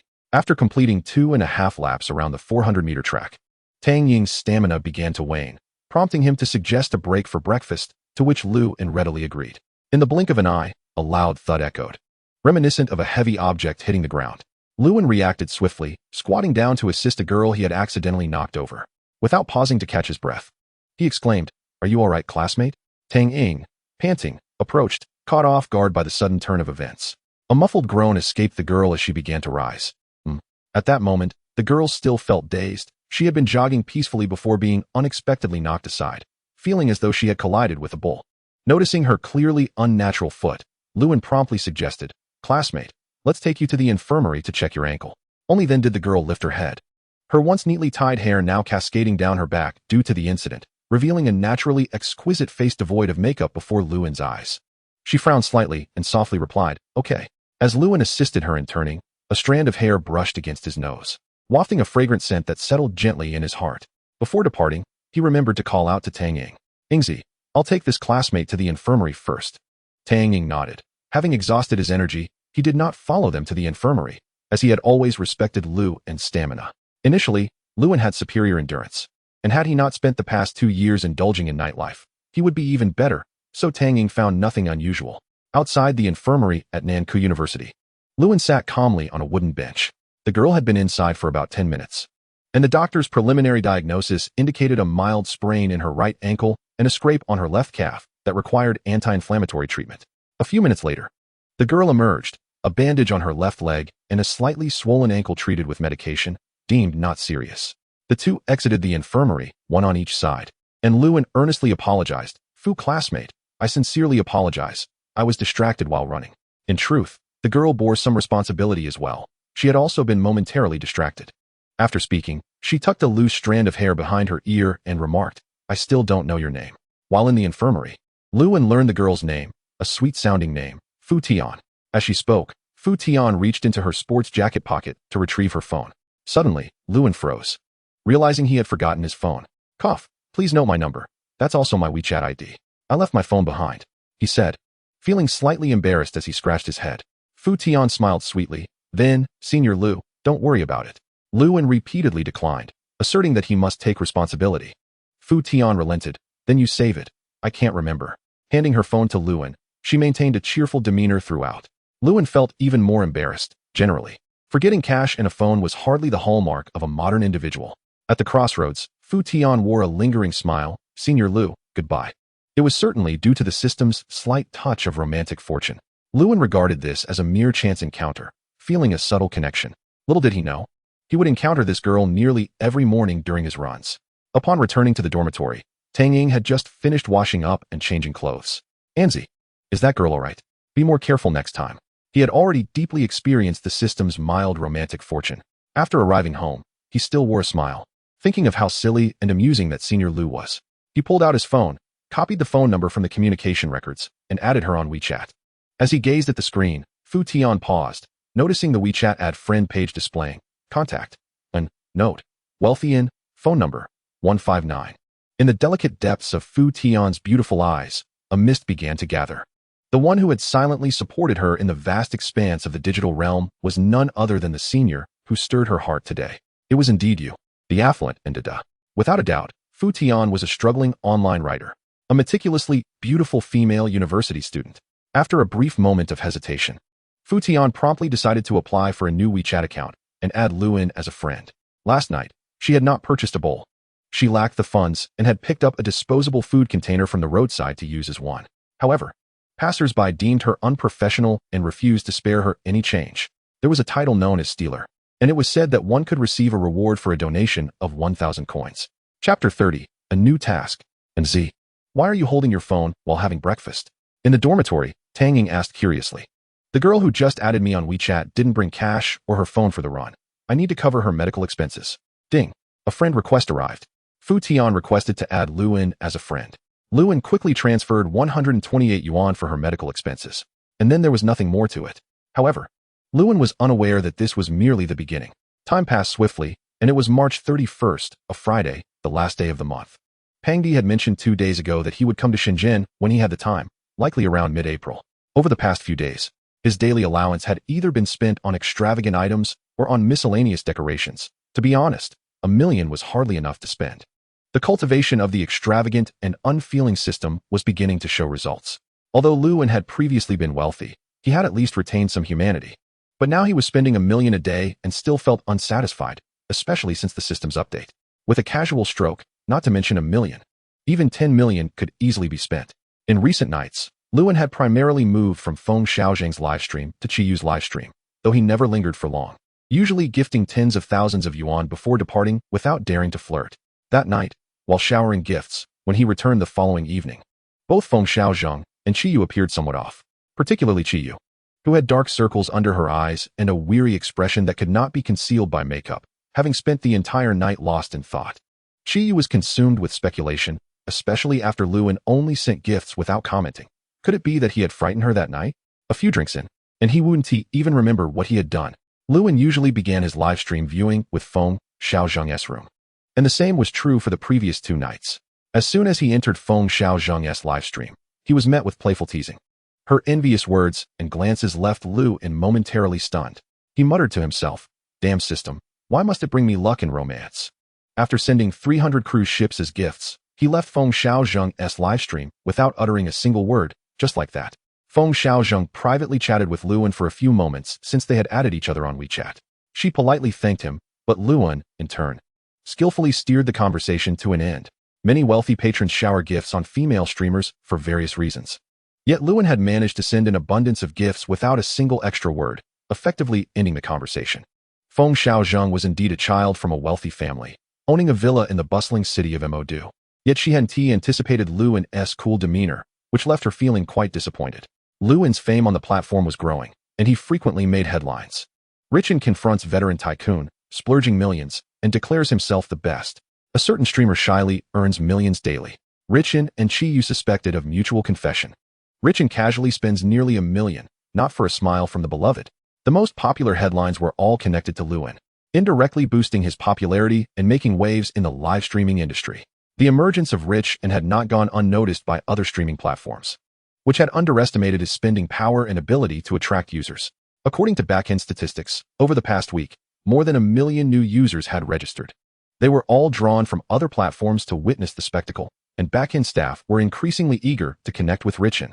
Such premium users must not be allowed to slip away. The potential revenue they could bring was immeasurable. One wealthy individual is nothing, but a tycoon capable of spending over 10 million is indeed significant. Frankly, no other platform had ever witnessed such extravagant spending on a daily basis prior.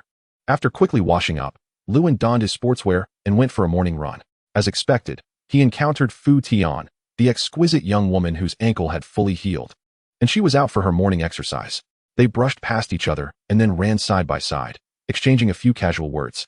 Their interaction as gentle as a gentleman's friendship, subtle yet warm. Lewin was not so vain as to think that girls would be unable to move when they saw him. However, he still felt a bit awkward about this unexpected stroke of fortune, especially since he was already in a relationship. Ding. Please complete the random popularity task. Upon seeing this prompt, Lewin felt a surge of excitement without even looking at the task details. Oh, there was popularity to be gained. He then carefully examined the task requirements. Task introduction, acquire copyright. Task prompt, acquire the copyright of a valuable novel. Completion conditions, within 10 days. Acquire the copyright of a novel with a market value of over 500,000, including but not limited to ongoing, discontinued, or completed novels of any genre, with an adaptation value not less than 5 million. Task reward, 500 experience points, 50 popularity points, and 1 chance for a 100-fold weighted free lottery draw. Failure penalty, deduct 1,000 experience points, deduct 200 popularity points, and any insufficient popularity points will be converted by the host's property, if still insufficient. Activate system punishment, impotence for 1 month. After reading the task requirements, Lewin felt a bit bewildered. It seemed to encompass all novels. Yet there was still a not limited to clause. The system promptly displayed a message, indicating that the host could also write their own. Damn, the system was infuriating. Then he noticed the punitive measures listed under failure, which were rather unsettling. Lewin pondered for a moment and suddenly realized that whether he was impotent or not made little difference. After all, he didn't require that aspect, right? However, the thought was chilling. What if he couldn't recover? It was best not to test the waters. What if the system malfunctioned? That would ruin his lifelong happiness. As Lewin contemplated, he realized he had nothing pressing to do, so he decided to browse on Qidian, checking on the status of Tianxia Zhonghua while also gaining insight into the market. A novice like Lewin quickly learned that nearly all the copyrights for the best-selling novels on Qidian had already been sold. Those that remained unsold were mostly of low value, with no one willing to invest time and effort into adaptations, thereby letting their hard work go to waste without a ripple. Of course, the intricacies behind the scenes were certainly more complex. Chapter 31, Encountering Injustice. Lewin, however, did not have the leisure to delve into these hidden details. The primary reason was that copyright ownership lay with Qidian, and negotiating copyright would require direct engagement with them, which could be lengthy, complicated, and troublesome. Unfortunately, Lewin was not fond of trouble. Furthermore, many books that roughly met the criteria set did not necessarily align with his preferences. There were too few that he could genuinely enjoy, especially among the bestsellers. Qidian undoubtedly housed high-quality novels, such as Tianxia Zhonghua. After Lewin had extravagantly spent over 3 million, Tianxia Zhonghua had skyrocketed to immense popularity. In just over a week, the subscription count has surged from a mere 8 to an astonishing 32,000. The monthly votes have reached an impressive 18,000. a staggering 12,000 more than the second place. Authors across Chidian are quaking in their boots. Take Shida for instance. He has never been particularly concerned about whether his book holds the top position, as the royalties have exceeded all expectations. After the debacle with Juhua, he has remained silent. Why expend millions to vie for a meaningless monthly vote leaderboard? He finds it frivolous. Lewin glanced over and called out, "System, time to get to work." The system responded, "How many votes?" 100,000. And just like that, Chidian crashed again. Naturally, Lewin chose to observe the spectacle. He was unfazed by the server issues. Having spent 600,000 RMB, he didn't even bat an eyelid. You may wonder why Lewin, having nearly secured the top monthly vote with the success of Tianxia Zhonghua, would still splurge on 100,000 monthly vote red envelopes? Simply put, it brings him joy, delight, pleasure. What is it to you? Unconvinced. Come at me. Unbothered by the crashing Chidian, Lewin meticulously reviewed his tasks, noting the 10-day deadline without urgency. His bank account boasted an impressive 40 million. To be precise, just over 44 million. After all, he needed to keep some cash on hand. 44 million is certainly sufficient to acquire a novel with a market value of 500,000 and an adaptation value of 5 million. In the afternoon, a friend inquired, "What have you been doing at the library every day?" Tang Ying was no match for Lewin, who easily overpowered him. Leaving him no choice but to plead for mercy, "I confess. I'll cooperate." That evening, at a restaurant near Nank University, Tang Ying warmly welcomed two young women. "And Z, this is Gao Li from Class 3, along with her close friend, Lin Xiaoyi." Following Tang Ying's gaze, Lewin immediately noticed Gao Li, who clearly received special attention from Tang Ying. With a small hairpin securing her bangs, her flowing hair cascaded effortlessly, showcasing her face. Her high nose bridge, delicate eyebrows, and large, sparkling eyes rendered her undeniably beautiful, the kind of beauty that only grows more enchanting with each glance. Gao Li lacked the subtle charm typical of southern women. Rather, her natural poise, reminiscent of northern women, made her even more captivating. It was evident that our dear Tang Deshao was smitten. Lin Xiaoyi playfully pouted, "Tang Ying, what do you mean? I'm also from Class 3. Lewin was momentarily taken aback by this revelation. He never anticipated that Tang Ying was actually considering romance, while others may be oblivious. He understood all too well that Tang Ying's gentle demeanor, shaped by family and environment, masked a profound pride. Gao Li's confidence was unpretentious. Yet if one mistakenly deemed her casual, they would soon find themselves at a loss. This was Lewin's initial impression of Gao Li. After dinner, the four made their way to a bar, the very establishment Lewin frequently visited, Xing Chenzuiyin. Tang Ying jested, "Lu Deshao. We arrived at your territory, you take the lead." This bar, the finest within a few kilometers of Nank University, boasted an exquisite ambience, suitable for both lively gatherings and tranquil moments, with an impressive array of top-shelf drinks. Naturally, the entry fee was also the highest, 500 RMB per person. In this day and age, most bars have abandoned entry fees unless a live band is performing, yet Xing Chenzuiyin thrived, defying the trend. Lewin consulted his companions, offering two options. For a quieter atmosphere, they could ascend to the second-floor booths, or for a more vibrant experience, they could remain in the bustling first-floor hall. Like many bars, the hall featured a dance floor where anyone could let loose to the music, though this inevitably invited unwanted advances. Thus, the trio opted for the second floor. As they exited the bar, a gust of chilly wind swept through, rustling their clothing and provoking a few retches, a sight all too common outside any bar, as the inebriated often find themselves overwhelmed. Passing by a narrow alley, a cacophony of voices erupted. "Let me go. Sister, come with your brother. I'll show you something interesting." "No, let go of me." "Hey, this little lady is quite feisty. Come out to play, what is the harm? Get lost. You ungrateful brat. Brothers, let us take her away." The tumult escalated, with cries of "let go of me," and the sounds of struggle permeating the air. Just as Lewin was about to intervene, a voice rang out. "Who is messing around? Step forward so I can see." It was Gao Li. This took Lewin by surprise, to speak so boldly. She was either quite daring or had some training. Before anyone could emerge, a brazen voice boomed. "Hey, girl, you think you can play the hero? You must be looking for trouble." Lurking in the alley were a group of ruffians, emboldened by their numbers. One particularly flamboyant individual, dressed in colorful attire, lazily eyed the group, exclaiming, "Oh ho, so many people. I'm so scared. Brothers, let us teach these two little brats a lesson. The guy gets a beating, and the girl stays behind for some fun." Typically, ruffians possess a modicum of strength, and engaging in brawls is all too familiar for them. Yet Gao Li remained composed, showing no signs of fear. Tang Ying stepped forward, positioning himself protectively beside her. He was not one to shy away from confrontation. But Lewin suspected he was internally grappling with thoughts of what to do if they couldn't hold their ground, how to call for help or make an escape. Chapter 32, Finding a Tooth. Their essay saying, one should not sacrifice a friend for personal gain. Oops, that's wrong.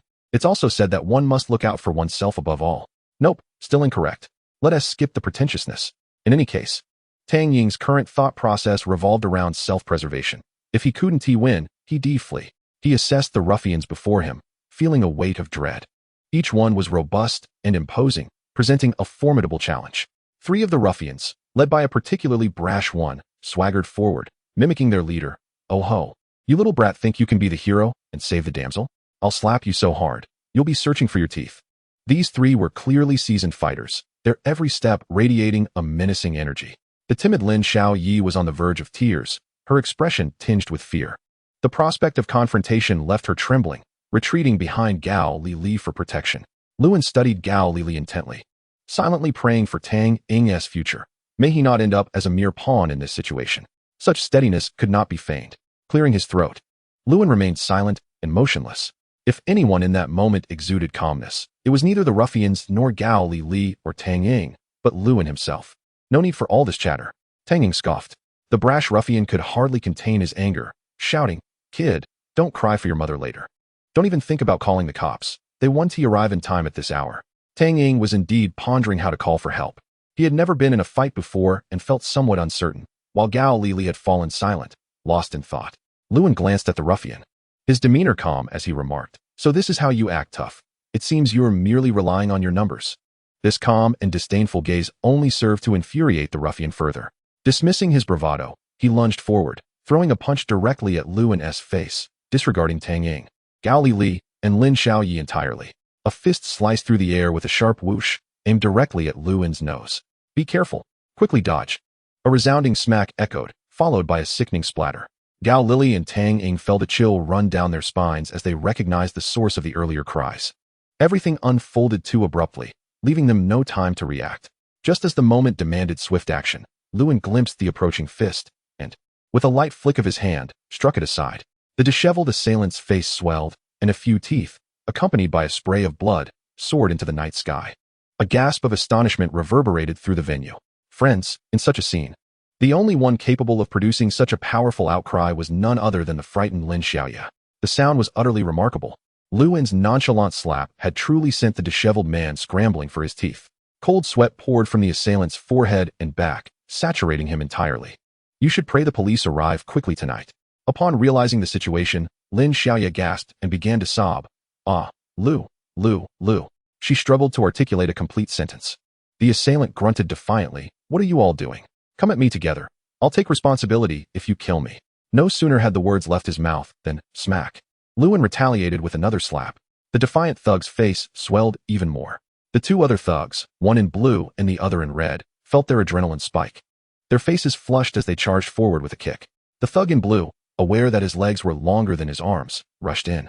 In the blink of an eye, Lewin advanced, seizing the blue thug's wrist with a forceful grip. With a swift motion, he twisted and, as if rooted to the ground, propelled his knee upward. A loud thud resonated, causing the blue thug to arch his back like a drunken shrimp, winded and gasping. Lewin was not the type to show mercy. His movements were fluid and precise, akin to an ancient hero. With a casual flick of his hand, he dealt yet another slap. Smack. Lin Xiaoyi shuddered involuntarily. Thud. Another tremor. Crack. And yet another jolt. The ground quivered slightly. Pain. Trying to run? You think you can escape? Lewin effortlessly dispatched the 3 thugs. The leader and another thug, pulling a woman, sensed the danger and attempted to flee. With a soft grunt, Lewin moved with the swiftness of the wind, closing the gap between him and the fleeing thugs in just a few strides. He grasped the leader by the collar, leveraging his weight, twisting his body, and executing a flawless shoulder throw. Thud. The impact shook the ground, leaving the leader sprawled on the floor, dazed and seeing stars. You scum, you deserve this. As he spoke, Lewin's feet were in motion, stomping down again. Bang. One thug, still intent on fleeing, slipped in his haste, slamming his head against a nearby decorative stone, rendering him unconscious and bleeding profusely. What a joke. Even in this state, you still want to act tough. With a swift kick, he added, I'll teach you to be arrogant. Another stomp followed, the ground shaking. How tough are you now? With 3 thugs incapacitated, the leader was on the verge of being rendered utterly foolish. Tang Ying quickly interjected. Anzi, stop. If you keep going, Someone will die. Her concern was warranted. Their teeth were nearly gone. In the arena, the three thugs huddled together, whimpering softly, fearful of provoking the terror before them.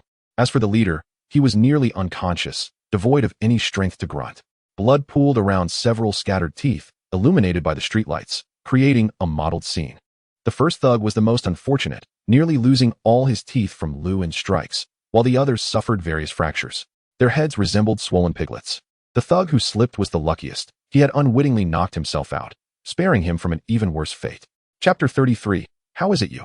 Lewin glanced at the moaning thugs, retrieved his wallet, and pulled out a wad of cash, not counting it, but hoping it would suffice for medical expenses.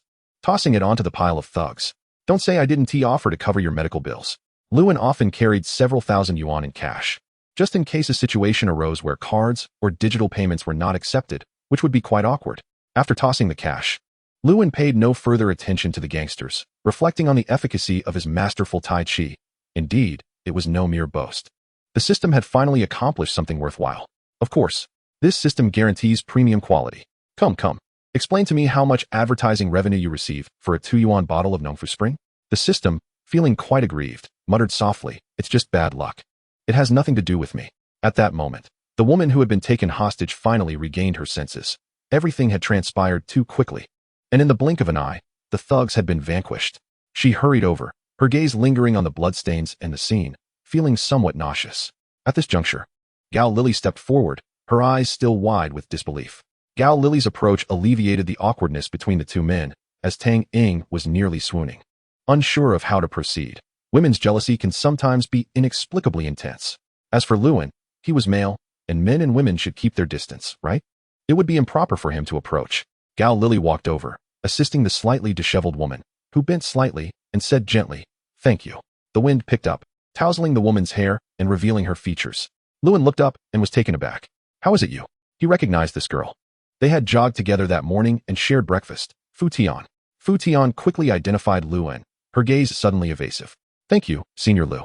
Lewin had no desire to pry into her personal matters. It was already quite late, and the sea breeze in Shenzhen was rather chilly at night. This was not an occasion for reminiscing. Gao Lily supported Fu Tian as the five of them made their way to Nankita University. Their encounter with the thugs had delayed them, and upon arrival, they found the gates closed. Reluctantly, they opted to find a hotel for the night. Devoid of the melodramatic mishaps typical of television dramas, no cramped rooms or awkward arrangements, there were sufficient accommodations available. Considering Fu Tian had been startled, the three girls booked a spacious suite, fortunate to find a 5-star hotel near Nankita, the same one where Pang Di was staying. Meanwhile, Lewin had kindly used a public phone to report the thugs to the police, succinctly describing the situation before hanging up. As with all scenarios depicted in dramas, the police arrived fashionably late. Of course, this could not be entirely blamed on them, as they needed to verify the report, confirm details, coordinate their response, and dispatch officers, which took 20 to 30 minutes. Upon their arrival, they found only bloodstains. They wished to review surveillance footage, but regrettably, there was none, and they obtained no pertinent information. Everything was left unresolved, merely viewed as a brawl among small-time thugs, not deemed significant since no one had died. After all, the police were powerless. The thugs, having learned their lesson, would no longer dare to show their faces near Xingchen Zuyin. One thug, after speaking, could barely manage to articulate, taking 2 weeks to adjust to a new way of speaking. The leading thug, having been kicked, lay in bed for 3 days, but fortunately, he suffered no serious injuries. The physical resilience of thugs was commendable. Otherwise, it would be difficult to maintain such a lifestyle. In the end, the unruly gang managed to earn an easy 20 or 30,000, though they also received a well-deserved beating. Naturally, LN remained oblivious to all of this. Both Ting Ying and LN resided in suites, not out of frugality, but for the enhanced comfort that suites offered, which, to be fair, were indeed more expensive. The single rooms available were merely ordinary, uncomfortable, and exuded a sense of overcrowding. LN, however, had not forgotten that he still had a credit limit of 400,000 remaining. This was a straightforward matter. It was simply a matter of sharing the wealth, sending a few hundred to F Ing Xia's Ing and a few hundred cruise tickets to QY. And that would be that. Due to time constraints, both streamers had finished their broadcasts. LN, once again in a deserted live stream, made a generous display of spending, inciting jealousy among the remaining streamers and admiration from the audience. Truly, it was quite extravagant and impressive. The headlines read, "A certain tycoon splurges millions in the dead of night just for." However, The reason for such extravagance remained a mystery even to the authorities, who were still in search of the enigmatic super tycoon LN. After Ting Ying and LN had tidied up, Ting Ying curiously appraised LN and asked, Z, how have you become so adept at fighting? LN chuckled, retorting, as if you've seen me fight before. That is true, she conceded, but today, weren't you a bit too violent? For some inexplicable reason, he felt a lingering frustration. But after dealing with the unruly gang, he couldn't have felt more relieved. Ting Ying blinked, puzzled. What is going on? Is it because of 2 years of excessive drinking and pent-up emotions from separation that you needed to vent? 3 women could put on quite the show.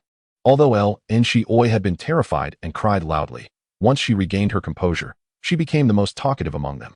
LL, why were you so bold as to step out? What would have happened if had T been there?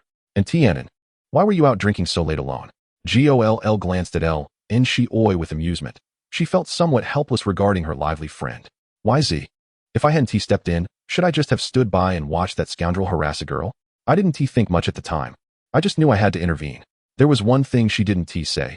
Even without LN, she, GOLL, was not someone to be trifled with. She would ensure that 1 or 2 ruffians would face consequences. She had indeed trained rigorously. A hint of fear lingered in her gaze. Had she not intervened in time, and had LN not displayed his extraordinary skills, the situation could have ended very differently. As night deepened, lying on his bed and gazing out at the neon lights, FTN's eyes grew more profound. Tycoon N, what kind of person are you? Chapter 34, Ying Entertainment. Saturday. Everything dissipated with the passing of the night. Before parting, LN casually remarked, classmate, don't go out alone at night anymore. It's unsafe. FTN nodded, quickly stealing a glance at LN, her face slightly flushed. Could he be my hero? In the early hours, the system notified him that the previous random task of promoting an online novel was complete, and the reward of 100 experience points had been granted, with no additional rewards. LN felt quite pleased. After all, even the smallest gain was still a gain. He glanced at his experience points, 2,810,000, which meant he had surpassed a quarter of the way toward leveling up, with only 72 days remaining until the next upgrade. The rain in SHNZHN poured heavily, and he rarely had the opportunity to experience the romance of strolling in the rain. Bored, LN scrolled through Weibo. Playing games? He was somewhat tired of it. The newly purchased Future Humanity device had yet to be turned on, while his Apple laptop at least had been powered up and still gleamed. Although LN was a computer science major, 2 years without studying had caused all the knowledge from textbooks to fade away, due to her intense dislike of English. Ting Ying's academic performance was not particularly remarkable either. However, as NNKD-SU was a prestigious university, the term not ideal was relative compared to other less reputable institutions. LN paused his scrolling, then clicked on a Weibo post. Reading it thoroughly before putting his phone away, a new idea began to form. Sitting up straight, he looked at Ting Ying, who was engrossed in her book. Yingzi. Ting Ying did not lift her head, responding, The more LN pondered, the more feasible his idea seemed, prompting him to ask, Do you have any money? I mean a substantial amount, like 10 to 20 million. LN laid out his thoughts. Yingzi, what do you think? Would you like to join in? Both LN and Ting Ying were celebrating their 22nd birthdays this year, with LN being slightly older. Yet Ting Ying appeared to be more mature in many aspects. The reason was simple. Due to separation, LN had chosen to reject any form of growth for the past 2 years. This was the first time Ting Ying had seen LN's eyes light up while discussing something. To her, 10 million was not a significant sum. To put it plainly, if things went awry, he could always sell a watch worth 10 to 20 million. Tycoons were common, but fine watches were rare. Although every year Patek Philippe would release a mass-produced version with a somewhat similar design after unveiling a handcrafted piece, the materials, functions, and craftsmanship of the two were incomparable. The essence of this was simply that, for Ting Dsho, losing 10 million was not a grave concern. He wished to establish a small company dedicated to copyright acquisition and related development, specifically in the realm of entertainment media and general entertainment investment. Regardless of whether it succeeded, it would be a worthwhile endeavor, especially since he had no shortage of funds. His extravagant system granted him a daily limit of 1 million. If all else failed, he had a father to fall back on. After all, with his father's expertise, he could cover any losses. While LN lacked absolute confidence in the success of copyright development, he knew that professionals could be hired to handle such matters. Ting Ying pondered for a moment before responding. Z, your idea is quite good. If it fails, it's not the end of the world. Whether we lose or gain doesn't matter. I'll invest, but I want to hold a stake without being involved in the operations. I'm not keen on getting too entrenched in business just yet. Ting Ying's intention was clear. She did not wish to immerse herself in the business world, at least not before graduating from university. He was quite lackadaisical about things he found uninteresting. Losing an investment? Just a minor issue. Ellen contemplated this and agreed. All right then, let us keep your investment modest. You can invest 10 million for a 20% stake, and I'll invest 40 million. Ting Ying was taken aback. Where did you get so much money? I remember your allowance over the past 2 years was spent on drinking. Ellen scratched his head, not disclosing the entire truth. My dad recently gave me several million. The details of Ting Ying's investment were settled in just a few exchanges. Ellen was eager to act. He had over 41 million in his bank account, which was more than enough for investment. Of course, he wouldn't forget to inform his family, just in case things went awry. He picked up his phone and called his father directly. Dad, I'm planning to start a small company. Far away in Xi'an province. Lyun was taken aback. After not seeing him for a few days, why was he suddenly talking about starting a company? Testing the waters, he asked, Son, what industry are you planning to enter? Coincidentally, Lyun was reading the newspaper in the living room, and Nixu had heard him, moving closer to listen. Lin briefly explained his plan without mentioning the investment amount. Dad, what do you think? After all, the future still held much for him. The world belonged to young people like Lin. Although living a mundane life wasn't an issue, since Lin had the desire to try. It would be counterproductive to discourage him. Blocking him? How could that be? Lyun smiled. If you want to do it, then go ahead. Don't fear failure. I'll support you. Lui Yuan offered encouragement to Luin, fearful that his son might lack the desire to pursue his ambitions. Failure? What does that signify at such a tender age? Bai Rongxue interjected from the sidelines. Son, go for it. Your mother supports you. Upon hearing his mother's words, Luin immediately entered into his habitual banter. Mom, are you beside Dad? Is your health well? Lui Yuan concluded. Is the money sufficient on your end? Shall I transfer some to you? Don't start a company and end up eating instant noodles. Luin hastily reassured. It's more than enough. Dad, you can rest easy. He genuinely feared that his father might transfer several million more, which would only add to his worries about how to spend the money wisely. A thought circled in his mind. Well, Dad. Fortunately, this time, Luin's father did not transfer money to support his son's venture. Lui Yuan intended to wait until Luin faced setbacks before providing him with a substantial sum as encouragement.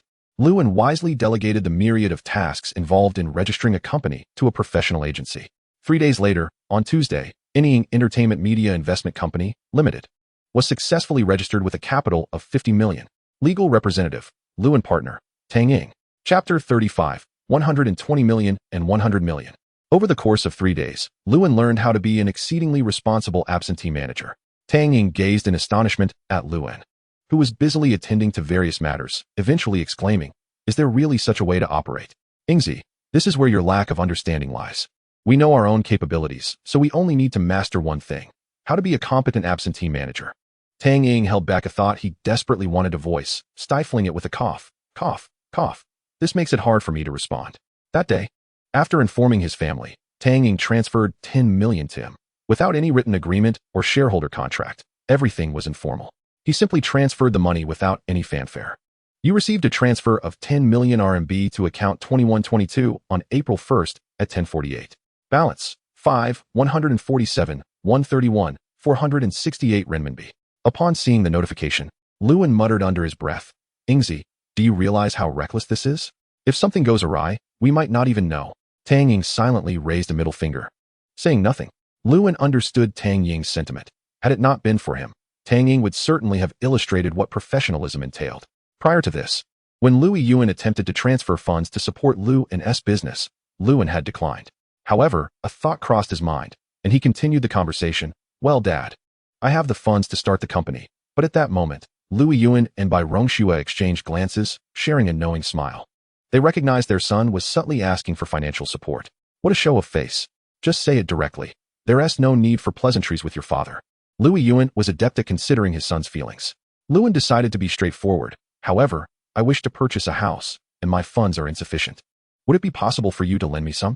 He coughed awkwardly while speaking, knowing that the likelihood of repayment was slim. Lui Yuan glanced at Bai Rongxue, who nodded, raising a finger. Son, the villa prices in Shenzhen are around 200,000 to 300,000 per square meter.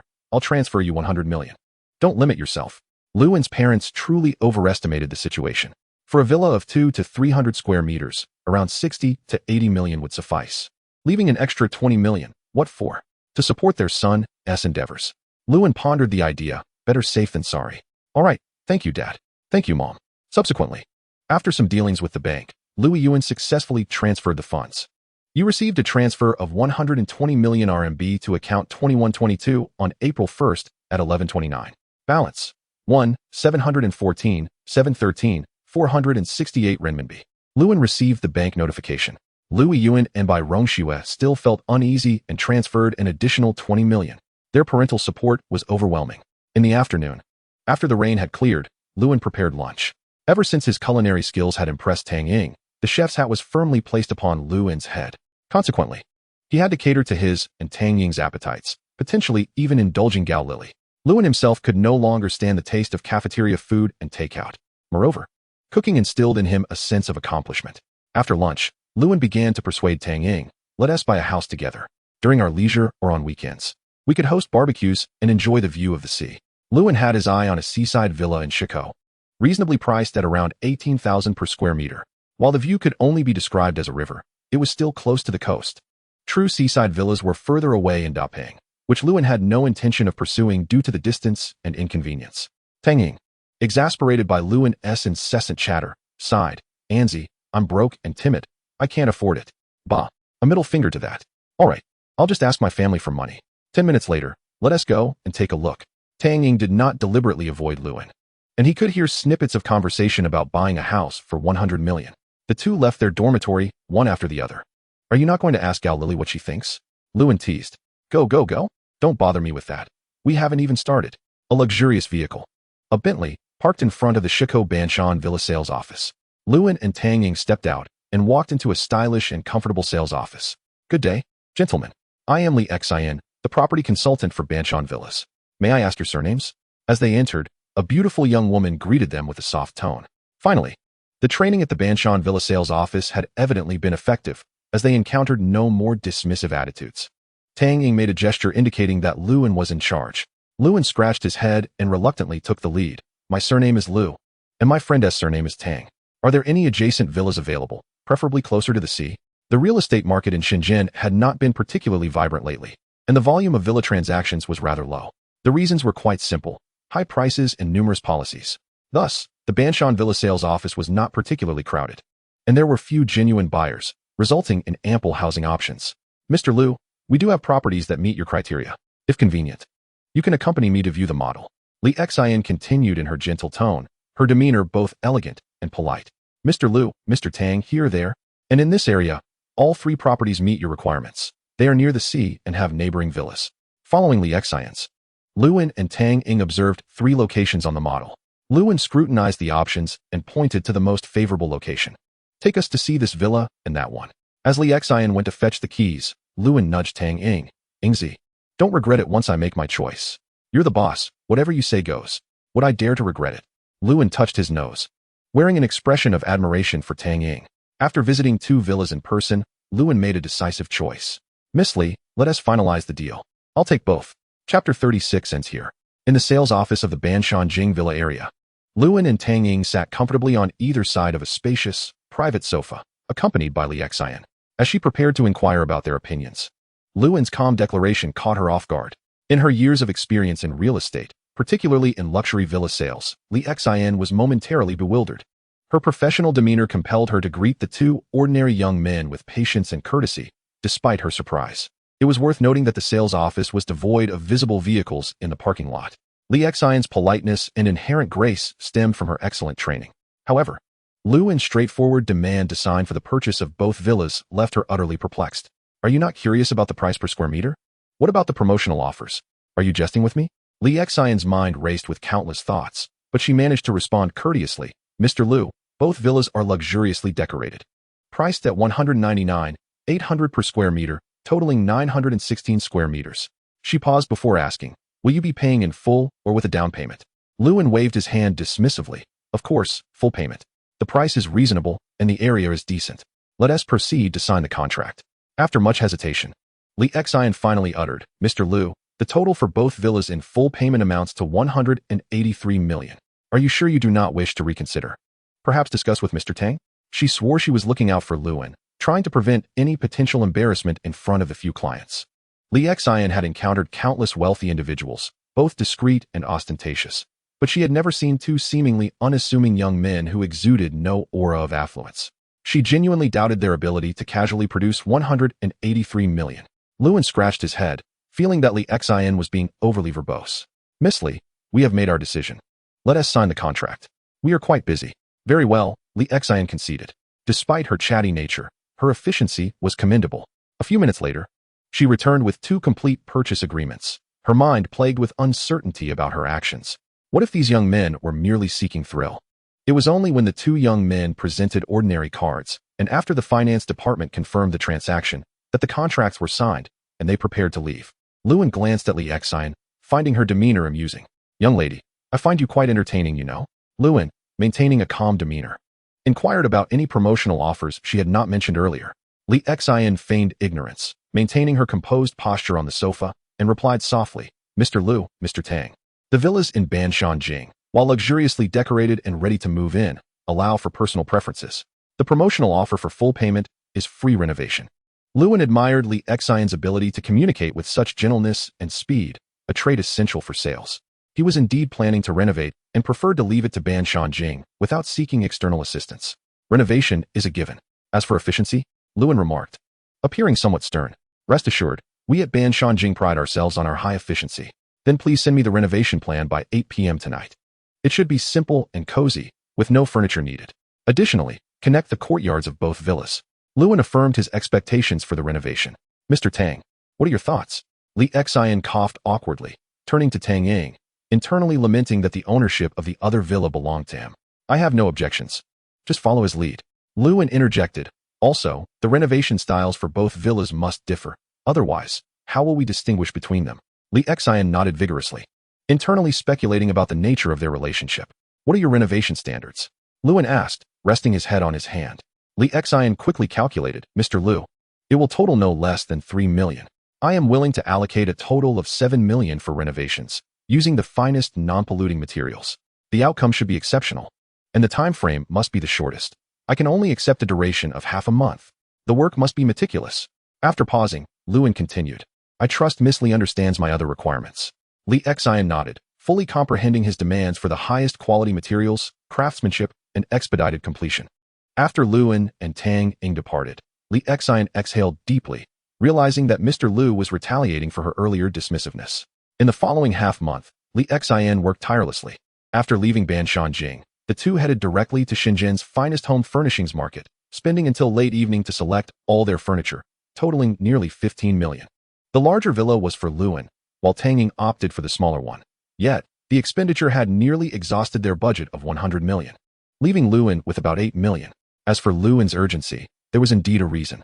Chapter 37, Chun Luoyan.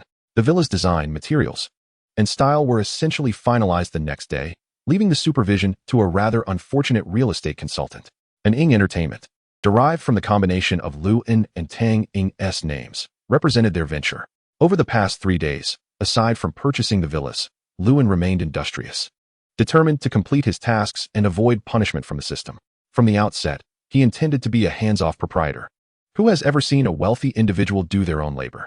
Naturally, he needed to find a suitable executive with substantial experience in the entertainment and media industry.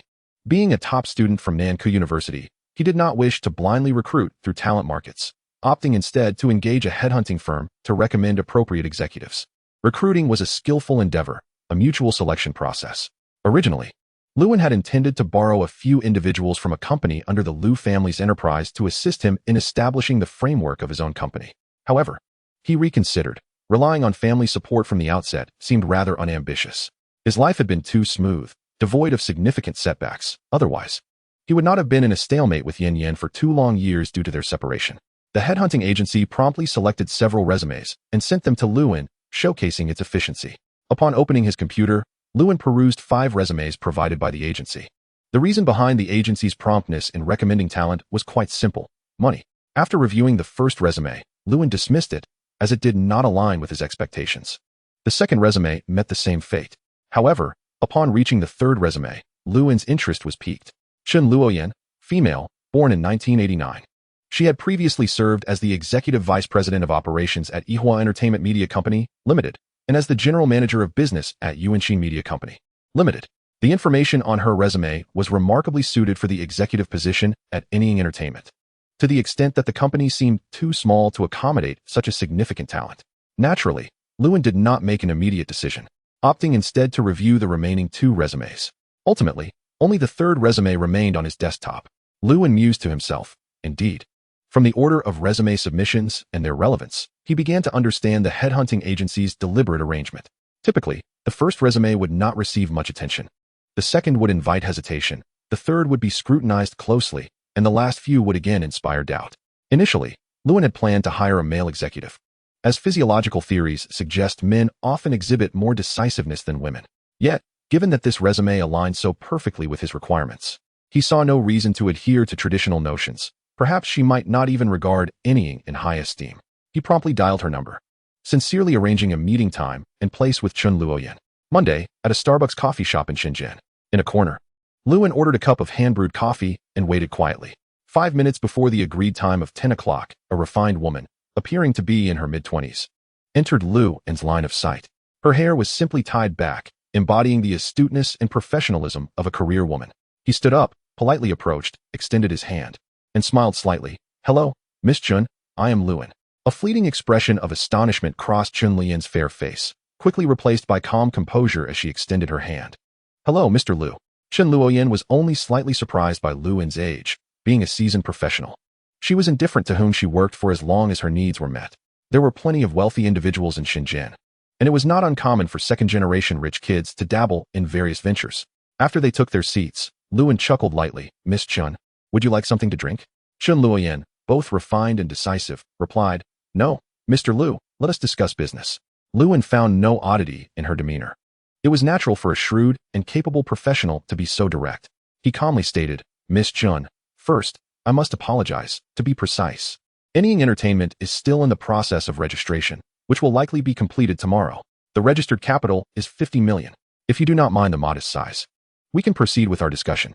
Chun Luoyan remained composed, showing no signs of distress at Lewin's words. She gestured for him to continue. Lewin's expression turned serious as he said, "I have reviewed your resume, and you are indeed exceptional. I will not say more. I formally invite you to join Anying. How do you feel about this?" Lewin had never been one to pry into others' pasts. Whatever reasons prompted Chun Luoyan's desire to change jobs were irrelevant. What mattered was whether she would be willing to join a fledgling company with little to offer. Chun Luoyan remained unfazed and calmly inquired, "I have only one question. If I join Anying, will I have absolute authority?" Lewin had intended to adopt a hands-off management approach, intervening only when necessary to provide essential guidance or align with the company's objectives. Chun Luoyan picked up her handbag, stood up, and calmly stated, "Once the company is successfully registered, please contact me." Lewin was taken aback. "Was that it? What about the salary and benefits?" He remarked, "You didn't specify your salary expectations on your resume. I have no reference point." Reluctantly, he conceded, "All right, you win." Internally, Lewin was left to ponder whether this astute and refined woman was changing jobs due to salary concerns or perhaps for some unspoken reasons. However, upon reflection, it seemed that neither was the case. The following day, after completing the registration process for Anying Entertainment Media Investment Company, Limited, Lewin immediately reached out to Chun Luoyan. They met in the Nanshan area of Shekou, where, upon exiting his vehicle, Lewin found Chun Luoyan waiting beside a white Land Rover. She cast a curious glance at Lewin's understated car. As they walked, she explained her intention to establish the company's office in the Shekou, which was perfectly reasonable, and Lewin had no grounds for refusal. After reviewing the property brochure, under Chun Luoyan's guidance, he spent 790,000 to rent an office space of approximately 500 to 600 square meters for 6 months. Following a prepayment of 210,000 for office renovations, Lewin entrusted all subsequent tasks to Chun Luoyan, without even checking the location of the office. Before departing, Lewin decided to pose the most pressing and troubling question on his mind, "Miss Chun, regarding the salary." Chun Luoyan responded nonchalantly, "Mr. Liu, you may decide. I trust that you will recognize my worth." This astute professional woman perceived everything with clarity yet remained unperturbed. Perhaps for her, Anying represented a more liberated platform for development. Lewin had not forgotten the primary purpose behind establishing the entertainment media company, which was to acquire the copyright of a novel valued at no less than 500,000 in the market. This task was naturally delegated to Chun Luoyan. As for the office renovations, he need not oversee them daily, as it was already a well-furnished space. A few adjustments in style and the addition of office supplies would suffice within a week or two. Lewin had already identified a target for the novel's copyright acquisition 3 days prior. While scrolling through Weibo, he stumbled upon a web author he followed, known as Tai Jianzongwan. While browsing through comments on the author's posts, he happened upon a female user's remark, stating that she would prompt for a specific book with every tweet. Upon closer inspection, he found numerous comments from this user, named Miss Chu Wanwan, appearing as hot comments on several posts. However, these details were secondary. The key point was that the novel Miss Chu was urging had previously captured Lewin's attention, and he had become engrossed in it, only to find that the author, Feng Hua, had indefinitely halted updates. Undeniably, works produced by Feng Hua were of superior quality. The novel was titled Peach Blossom, with a market value estimated to be around 500,000, while Lewin predicted its adaptation value to exceed 5 million. This was due to the precedent set by Chen Ergo. Of course, Chen Ergo was a complete novel, and after being adapted into a web series over 3 seasons, it had an investment of approximately 30 million, yielding total revenues of around 70 to 80 million. Feng Hua was an emotional writer. Should he choose to continue the story, Peach Blossom would flourish with rich emotional depth, ultimately leading to a gratifying outcome. At present, Lewin's objective is to acquire the copyright of this book, as events in his former world have unfolded differently from those in this one. This may very well be the greatest benefit of traversing parallel timelines. If Lewin recalls correctly, the copyright for Feng Hua's Tao Hua was sold at the end of last year, yet 3 days ago, he discovered that there had been no developments regarding Tao Hua. Upon hearing Lewin's request over the phone, Chen Luoyin was momentarily taken aback. The timeline was tight, and the demands numerous, leaving her questioning if this was a jest. She earnestly advised, President Liu, I believe what an Ing requires now is to establish a foundation before discussing copyright acquisition and development. Chen Luoyin found it challenging to follow Lewin's line of thought. The web series Chen Ergo?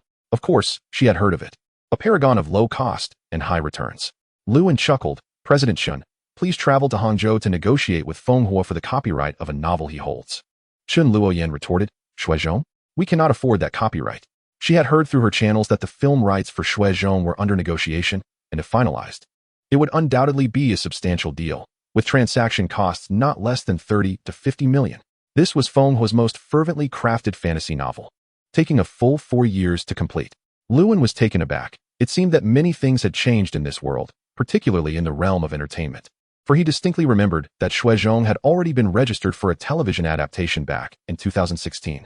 He had once followed Shuizhong closely, considering himself a fan of Feng Hua, and thus occasionally kept abreast of its latest developments.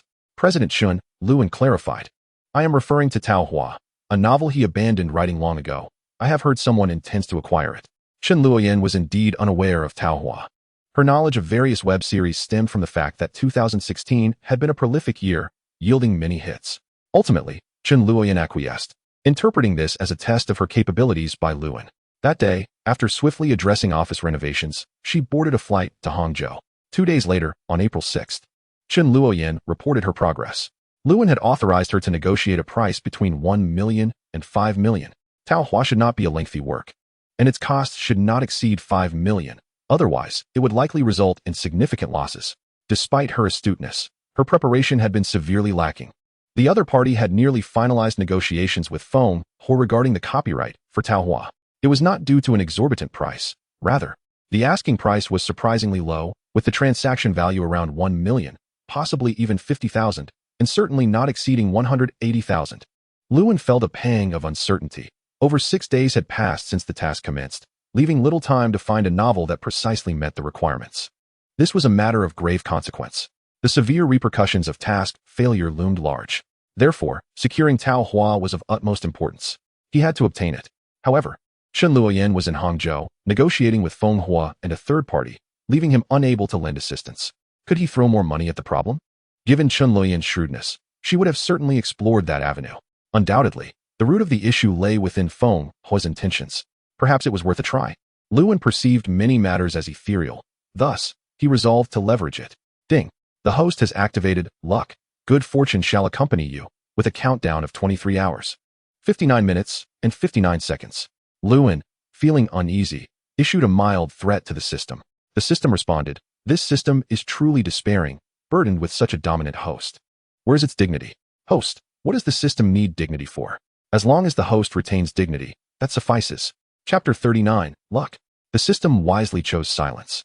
The host's word was paramount, and all that was said was correct. In necessary circumstances, the system learned to feign ignorance. However, when it came to punishment, the system would not hesitate. Upon hearing the countdown from the system, Lewin prepared to drive out and see how effective his luck would be. He had a full 24 hours. Buzz, buzz, buzz. Just as Lewin stepped out of the dormitory building, his phone rang. The name Chen Luoyan flashed on the screen. Lewin raked his fingers through his hair and answered the call, feeling a twinge of apprehension about unintended consequences. Once connected, Chen Luoyan's first words were, "President Liu, we have secured a deal. Chen Jinghua is willing to sell us the copyright for Tao Hua for 50,000. Chen Jinghua is the online author phone, Huoshi Zhu Ho. 50,000. Lewin was astonished, but soon elation surged within him. He could not contain his inner exuberance. System, you are the best. The system's notification chimed in his mind, congratulating the host on completing a random task, with rewards dispatched. Lewin disregarded the system's announcement, as Chen Luoyan's calm voice continued. It is as you suggested, President Liu. I lowered the word count requirement, and Chen Jinghua agreed to sell us the rights at the reduced price of 50,000. Excellent work, President Chen, he replied, hanging up the phone and humming a tune as he set out to enjoy the day. With past experience in mind, Lewin was well aware of the most compelling angle to persuade Feng Hua, the word count. For a writer who had abandoned their work, excessive word count might be overwhelming. He wondered if anyone on Weibo would still claim that the one acquiring the copyright was Miss Chu Wanwan's boyfriend. Heh, Tang Ying, that heartless fellow, had gone to the library to accompany Gao Lily, proving utterly unmovable. Chen Luoyan's unprecedented acquisition of Tao Hua for 50,000, despite the low word count requirement, was deemed by the system to have a transformation value exceeding 5 million. That sufficed. Lewin was immensely satisfied as he exited the school gate toward the parking lot, simultaneously directing his attention to the system, managing both efficiently. Host, Lewin. Level 2. Experience points, 3,810,000. Popularity, 196,5732. Daily quota, 1,010 million. Lottery, prize draw available. Store, level 2. Status, lucky. Oh, such a wealth of experience points. Oh, nearly 200,000 in popularity? Lewin felt a flutter of excitement. The more experience points, the faster the upgrades, the higher the daily quotas, and the more he could accomplish. Popularity. That was a valuable asset. The more, the better. As he opened the car door and took his seat, Lewin felt a surge of enthusiasm. System, I have a bold idea. The system remained silent. It could infer that Lewin was contemplating a lottery draw while in a state of luck. This was indeed permissible under the system's rules, though Lewin had not initially considered it. System lottery. The system promptly displayed the lottery wheel, thoughtfully set to the weighted option, signaling that a lucky state could yield excellent rewards.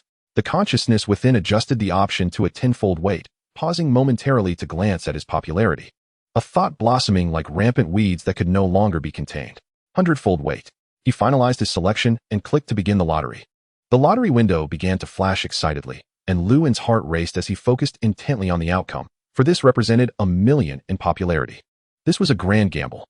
The prizes from this lottery would undoubtedly assist Liu insignificantly, with the misfortune affliction talisman rendering Zhang Wenbin utterly unmanageable. A stroke of luck had enabled Chen Luoyan to close a deal. The physical enhancement potion gifted him a robust physique, and Tai Chi made his encounters with adversaries quite exhilarating. Lewin had already savored the sweetness of the lottery. 2 bottles of Nongfu Spring? This sorrowful tale is best left unspoken. Thus, the popularity value is undoubtedly a splendid asset, enabling one to purchase items in the marketplace and partake in lotteries. 1 million points of popularity could be valued at a staggering 100 million renminbi. Although the system did not explicitly state that it could be directly exchanged for cash, the reverse value exchange ratio suggests as much. This chain of thoughts flickered through Lewin's mind as he took a deep breath. Ding! The lottery draw is complete. Congratulations. The host has obtained Entertainment Corner of the Future. Lewin hurriedly glanced at his inventory.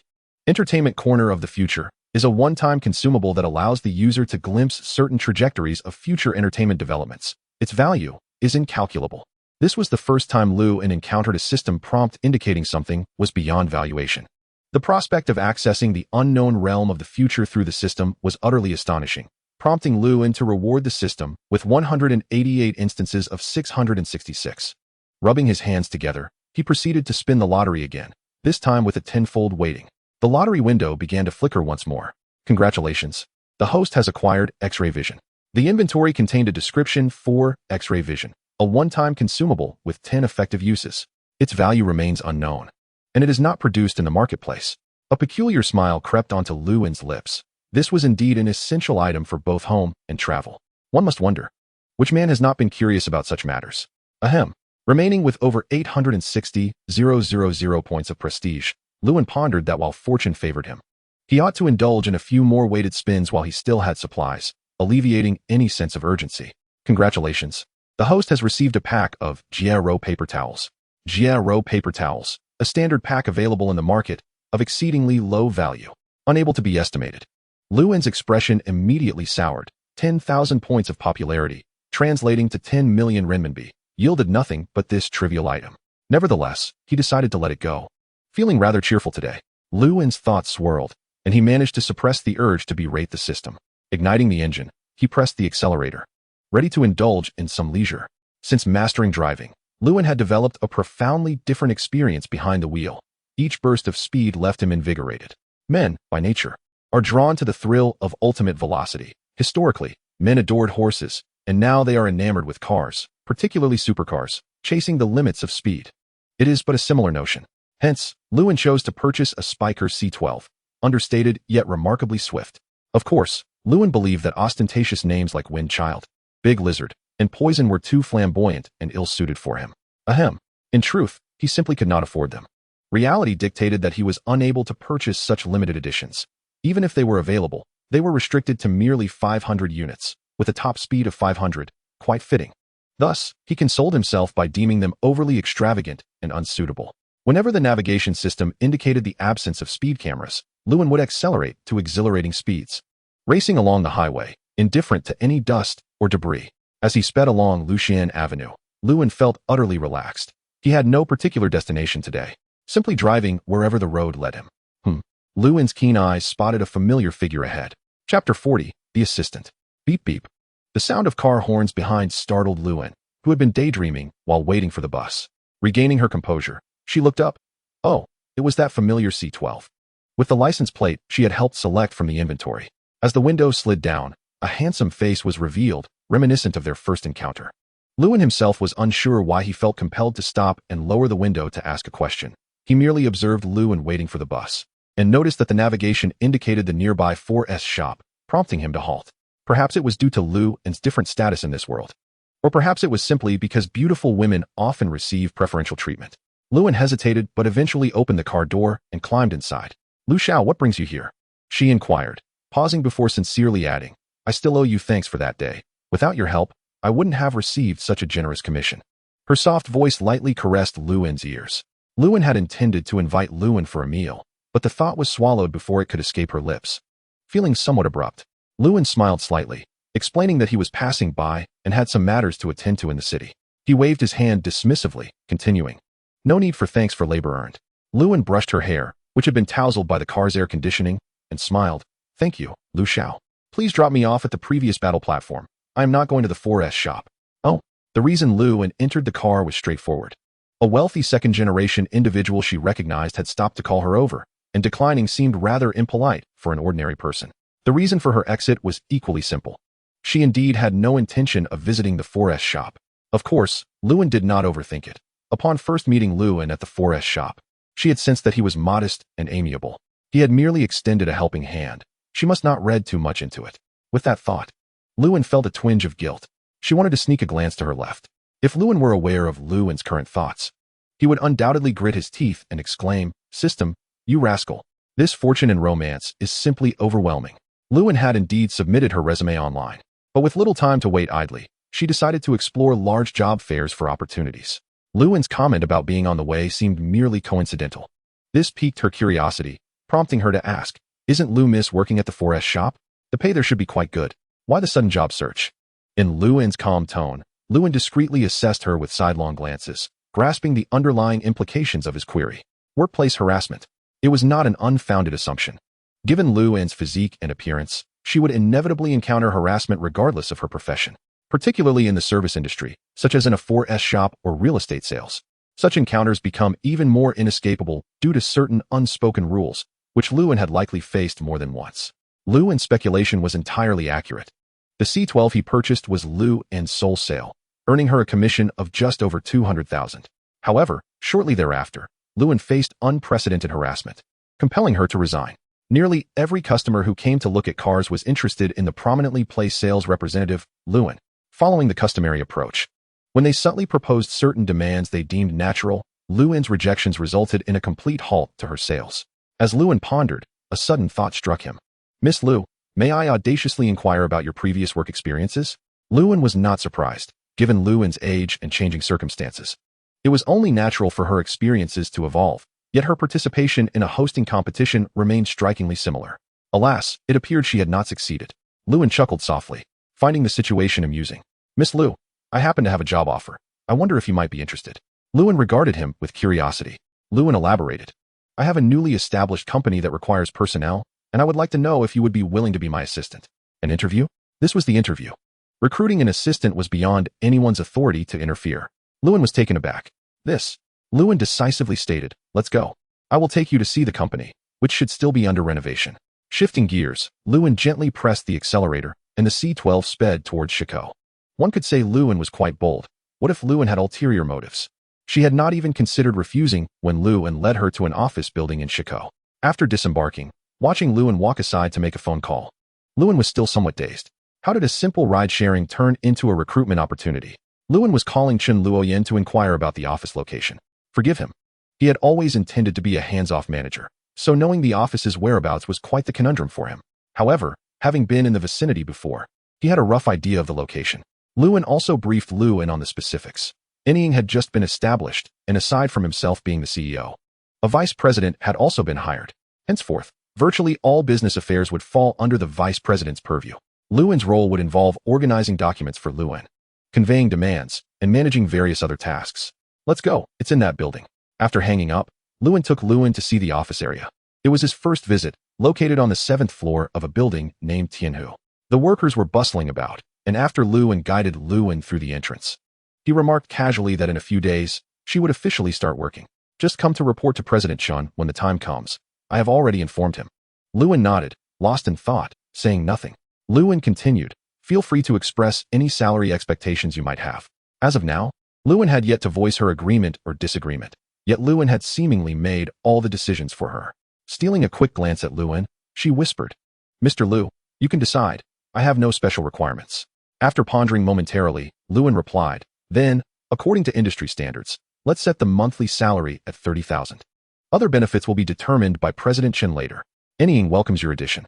In Chapter 41, titled X-Ray Vision, Lewin extended his hand, and Lewin instinctively offered her small hand in return. This was a formal welcome, indeed. Of course, Lewin was entirely unaware of industry salary norms, having stated what he deemed a reasonable figure. Finally realizing, Lewin was astonished. "Wow, what? 30,000 a month? Is there a problem?" Lewin asked, puzzled, thinking she found the salary inadequate. Presently, Lewin was not the overly confident version of herself, but rather a fresh, naive individual, likely around 25. She quickly glanced at Lewin and lowered her head, her stammer revealing her anxious state. "And no problem. The salary is quite good. Mr. Liu, are you planning to support me?" "Ah, should I agree? How embarrassing. Mr. Liu is such a nice person. Wealthy, gentle, and considerate. What am I thinking? Mr. Liu is merely being kind." A flurry of chaotic thoughts flashed through Lewin's mind.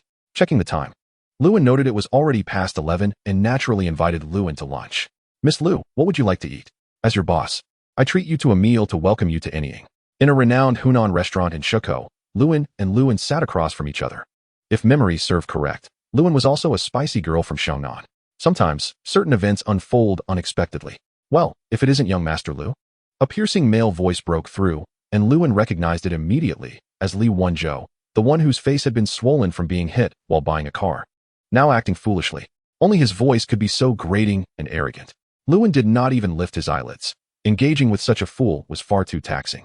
Another voice chimed in, "Young Master Liu, allow me to introduce myself. I am Qian Duoduo." Lewin had been curious as to why Li Wenzhou, who had previously played dead, was now so brazen in Shiko. It turned out he felt he had a backing. Seeing Qian Duoduo extend his hand, Lewin calmly stood to acknowledge him, shaking hands, as he still possessed a sense of respect and courtesy. "Hello." Qian Duoduo glanced at Lewin, then at the composed and serene Lewin, chuckling. "Young Master Liu is quite fortunate. I will not intrude further. Let's talk another time." With that, he handed Lewin a business card. Following behind Qian Duoduo, Li Wenzhou's face shifted through shades of green, white, and black, truly a sight to behold. He had originally thought that with Qianduoduo's arrival, they would become adversaries or that Qianduoduo would support him. However, reality delivered a resounding slap to his face, leaving him as a mere jester. He was entirely unaware that Qianduoduo was simply intrigued by Luan, the heir of the Lu family, a business tycoon from Xiangnan, and wished to make his acquaintance. Luan took the business card, somewhat surprised as he watched Qianduoduo's retreating figure. He had assumed Qianduoduo was there to back Li Wenzhou. The card was adorned with a beautiful rose gold sheen, displaying only a name, a phone number, and a title. Luan nonchalantly pocketed it, not expecting any significant future interactions. After lunch, Luan, having finally calmed her nerves, entered a more human state. "President Lu, is there anything you need me to do in the coming days?" Luan nodded. She was in urgent need of money, and she did not mind working for Luan. Of course, the buried thoughts in her heart subtly influenced her decision. Luan sensed the powerful inertia at play. If he guessed correctly, Luan's urgency in seeking employment likely stemmed from her mother's illness. Indeed, as Luan surmised, although the commissions from the store were substantial, they fell short of covering all of Luan's mother's medical expenses. The Hong Kong University Shenzhen Hospital is among the finest public hospitals in Shenzhen, if not all of Huaxia, comparable to Peking University's Shenzhen Hospital. It serves as a model for public healthcare reform in Shenzhen, having integrated the medical system from the University of Hong Kong. Though the costs are relatively high, they are utterly transparent, coupled with exceptional medical services. Luan did not pry further. He was strangely averse to probing into others' privacy. "If you need any assistance, feel free to reach out. Don't misunderstand. You are my employee, and basic care for our staff is essential." Luan hesitated for a moment, then timidly uttered, "Well, President Lu, could you possibly advance half a year's salary?" Luan did not catch that. "What? Could you advance me half a year's salary?" "Rest assured, I will not run away." Luan bit her lip. She was unsure why she believed Luan would agree to such an audacious request, so she simply voiced it.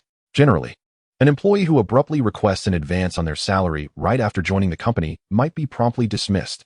Yet, Luan only appeared somewhat taken aback, scratching his head, and playfully remarked, "An advance on the salary is possible, but why would I do that?" Luan was stunned. "Huh." Then, Luan watched in astonishment as Luan's lips curled into a charming smile. "Unless, of course, I receive some benefit in return." Luan, gazing into Luan's eyes, felt an inexplicable flutter of anxiety. Surprisingly, she did not despise the sudden, flirtatious glint in Luan's gaze. Subsequently, Luan made a move she would later find exceedingly embarrassing, defiantly puffing out her chest. Luan nearly had a nosebleed. Indeed, for reasons unknown, Luan, after scratching his head, utilized his X-ray vision, which had a limited usage of 10 times. The system prompted him, deducting one usage, with the current effect lasting 10 minutes. Luan then gazed at Luan with a newfound interest. To be fair, whether in this world or the previous one, Luan had always been immensely curious about the authenticity of Luan's physique. Through the lens of X-ray vision, Luan's figure was laid bare before him. Especially with Luan's ridiculous gesture, Luan got a clearer view of her pristine form, accentuated by a delicate blush. One word encapsulated it all: ample. A singular exclamation: fierce, truly ruthless. Luan dared not even glance further, for his heart raced uncontrollably at the mere sight. Should he gaze deeper? He feared he might be compelled to lift his head in a most inappropriate manner. Hastily, he ceased his use of the X-ray vision, and in the final fleeting moment, he caught a glimpse of a mischievous shadow of black drive a small car, while a larger one proceeds slowly. Moreover, I generally refrain from deleting reviews unless in exceptional circumstances. Ultimately, if you truly find it unappealing, kindly click delete. I appreciate your cooperation, as I am merely a rather timid author. Chapter 42, A Passive Observer. Naturally, Luan, who had nearly made a fool of himself, dared not tease Luan. This sudden absurdity left him perplexed, wondering if perhaps his very essence was that of a lewd individual. The two exchanged WeChat contacts, and Luan transferred half a year's salary, rounding it off to a total of 200,000 RMB for her. Unbeknownst to him, he had inadvertently utilized the system's daily limit, which did not prompt any notification, allowing for a seamless transaction. With the transfer complete, his remaining balance for the day stood at 800,000. Although Luan preferred not to air her family matters in public, she explained that her mother's surgery required additional funds, and a total of 400,000 would be a safer estimate, prompting Luan to generously provide her with 200,000. After the transaction, Luan waved his hand, stating his intention to take his leave, and asked her to extend his regards to her mother. He instructed her to focus on caring for her mother and not to worry about matters at the company. Luan nodded, her eyes filled with gratitude, thanking Luan. His arrangement was sensible, as unresolved family matters would hinder work efficiency. With a spark, he ignited the car, accelerating smoothly. Once Luan's figure vanished from his sight, Luan exhaled a long breath of relief, nearly succumbing to a nosebleed. Her figure was truly beyond reproach. Masculine thoughts swirled chaotically in his mind, and he admonished himself to cease such musings, lest he be consumed by desire. Luan dismissed this absurdity and recklessness as mere hormonal impulses, not particularly surprised by his reactions. Confucius once proclaimed that food and sensuality are inherent to human nature. Clearing his throat, Luan entrusted all affairs to the astute and capable Chun, allowing himself to indulge in leisure. That evening, Luan curiously glanced at Tang Ying, who had been occasionally smiling foolishly these past few days, and remarked, "Ying, you seem a bit puffy these days." Tang Ying was taken aback. "What?" He continued, "You've become quite inflated." Soon, the two were embroiled in a playful quarrel, and Tang Ying, unsurprisingly, found herself at the receiving end of Luan's retorts, exclaiming, "Humph. Serves you right for always flaunting your affection." Tang Ying wore an expression of disbelief, conceding defeat. It seemed Luan had forgotten how he once displayed his own affections. After their playful banter, Luan proceeded to garner attention online. In Feng Xiaojing's livestream, Luan had learned to behave, quietly enjoying the music and sending gifts without causing a stir. Feng Xiaojing welcomed Luan as customary and announced, "Tonight, I will sing an original song, The Feelings of Falling in Love with Someone." The chat filled with applause. The sentiments of falling in love were melancholic. Feng Xiaojing's interpretation of her song was masterful, each lyric infused with her emotions. The fear of losing oneself seemed palpable, as if she were sharing the inner turmoil of a woman in love, her expression reflecting the poignant sense of longing. The stream was continuously showered with gifts. Once the final note faded, Feng Xiaojing beamed with delight. Luan sent a luxurious cruise ship as a gift. After Luan completed his gifting, the livestream suddenly dimmed. Feng Xiaojing, who had no time to even sip water, was momentarily overwhelmed by an influx of gifts. She expressed her gratitude to Luan and the newcomer, who had also sent a luxurious cruise ship, unsure of how to react. The audience paused for a moment before preparing to flood the chat with comments. Suddenly, a grand crown appeared in the livestream. "Congratulations to the newcomer for being crowned a king." A lively comment flowed through, praising the hostess singing. Feng Xiaojing, bewildered, wondered what to say. She even ruffled her hair, genuinely at a loss for words, having rarely encountered such sudden generosity in her 4 to 5 years of streaming. The number of viewers skyrocketed from a stable 50 to 60,000 under Luan's support to a staggering 80,000. The audience was astonished by the sudden influx of wealth. Luan felt a sense of joy for Feng Xiaojing, as the presence of affluent supporters could elevate her livestream's popularity. Most importantly, this wealthy patron did not appear to be a disruptor. Luan typed in the chat to welcome the newcomer. Feng Xiaojing had grown accustomed to Luan's extravagant gestures, while the new patron was somewhat bewildered by the overwhelming welcome. Feng Xiaojing calmly responded, "We have grown used to Luan's generosity. Newcomer, visit us more often, and you will become accustomed too." Privately, she had engaged in numerous conversations with Luan, each time nearly suffocating from his aloof communication style. The newcomer remained silent. Being an action-oriented individual, Feng Xiaojing selected a song and sang with her melodious voice. After the performance, both Luan and the newcomer returned to sending gifts, creating a harmonious rhythm of support. "The world of the affluent is incomprehensible to us." Feng Xiaojing sighed, thanking Luan and the newcomer, indicating it was nearly time to end the stream. Luan typed in the chat, suggesting she conclude the live stream, indicating his departure. The newcomer echoed a similar sentiment. After leaving Feng Xiaojing's live stream, Luan ventured into Qi Yu's stream, where an abundance of cruise ships appeared. Luan caught sight of the chat comments, recalling how after their mutual confession, he was met with playful teasing from the audience each time he visited Qi Yu's livestream. "Isn't that an how?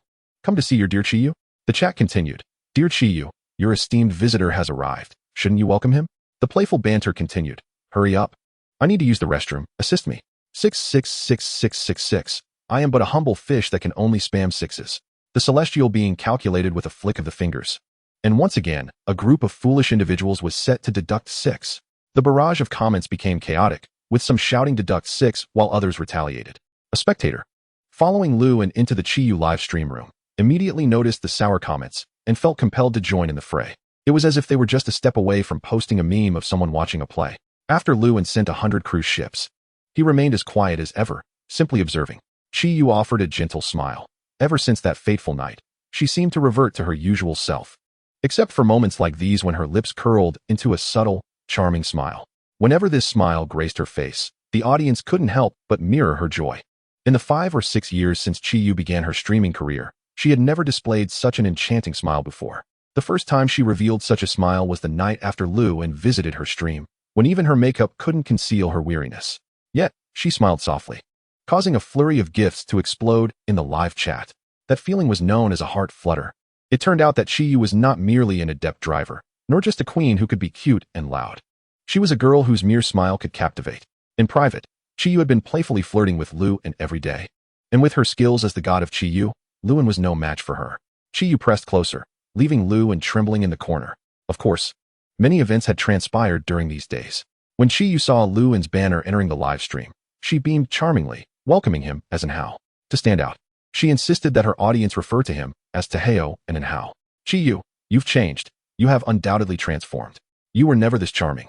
A comment from above echoed the sentiment. Return my hard-earned blood and sweat. Return my Wu Yu. And Hao's allure was astonishing, managing to alter the demeanor of the leading lady driver. And Hao was still commanding, entering the stream with 100 cruise ships, an astounding sum of 100,000 RMB. Chi-Yu quipped, in truth, I have always been charming. I just didn't show it to you.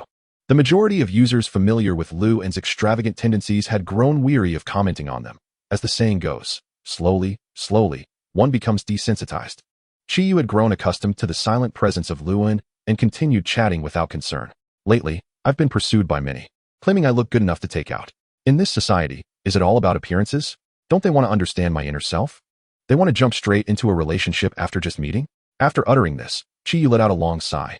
The audience in the live stream was momentarily taken aback, unable to react. Then came the chorus of astonished exclamations. I have never seen such shamelessness in my life. Big Chi-Yu, you've outdone yourself. Never have I seen someone boast so much about their beauty. And Guanyin, control your big Chi-Yu. She lost her grip on the steering wheel. Exactly, what happened to your charm?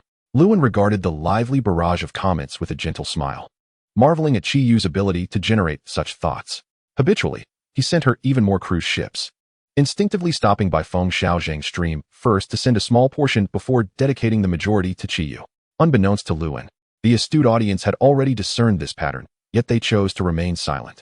After sending 500 cruise ships, Lu quietly exited, and it became routine for the audience. Chi-Yu's stream had reached an impressive high of 200,000 viewers. One spectator seemed to follow in Lu's wake, sending 300 cruise ships before departing as well. Upon leaving Chi-Yu's stream, it was exactly 11 o'clock at night. Several unread messages awaited him on WeChat, some from Chi-Yu, some from Feng Xiaozhang, and one from the wordsmith. The wordsmith. Lu had grown accustomed to referring to Zha, also known as Fu Tian. Of course, Lu was unaware that Zha was the wordsmith. The typing speed was astonishing, a screenful of text every 3 seconds. Flawless and devoid of punctuation errors, definitely not the product of voice recognition software. Lu typically saved the messages from the wordsmith for last, as they took a good 5 to 10 minutes to read through. He opened Feng Xiaozhang's message first, which was simple. It seemed she hadn't flirted with Lu, allowing him to maintain his composure. Taheo, the official team is planning an offline event, inviting some popular streamers and wealthy patrons. They mentioned they couldn't reach you, so I'm passing along the message to gauge your interest. The event is an open trip set for this weekend, a 3-day excursion to Macau, with costs paid individually. Essentially, the organization provides a space for everyone to enjoy themselves. He then clicked on Chi-Yu's message, which, aside from some flirtatious remarks, also inquired about Lu's intentions on behalf of the official team. However, Chi-Yu had sent an additional message. And how are you going? Please. This clingy message perfectly encapsulated Chi-Yu's shy tone. Normally, Chi-Yu would log off after Lu left the stream. Having become thoroughly familiar with online interactions, meeting in person was not out of the question. Having made up his mind, Lu sent the same message to Feng Xiaozhang. He then spent about 10 minutes reading through the lengthy messages from Zha, filled with random chatter about trivial matters in life and peculiarities from the online writing community. For example, get to bed early. If you suddenly die, no one will know. A classic case of a sharp tongue paired with a soft heart. Lu had deduced Zha's gender as female from their first conversation. Thus, the playful comment, I, Niwa, your girlfriend, send money. Chapter 44, 24 Hours, Part 1. Just before bed, Lu felt a spark of awareness and glanced at the system. Host, Lu level 2. Experience points, 3,810,000. Popularity points, 812395. Daily quota, 1 million. Lottery, draw prizes. Store, level 2. Status, lucky. A gentle smile graced his lips as he observed the increasing number of items in his inventory, bringing him immense joy. He had been holding back on the rewards for completing the copyright tasks, even refraining from using them despite being in a state of luck. Instead, he spent 100,000 popularity points to preemptively experience one. With a beaming smile, Lewin remained blissfully unaware that the experience points tally seemed slightly off.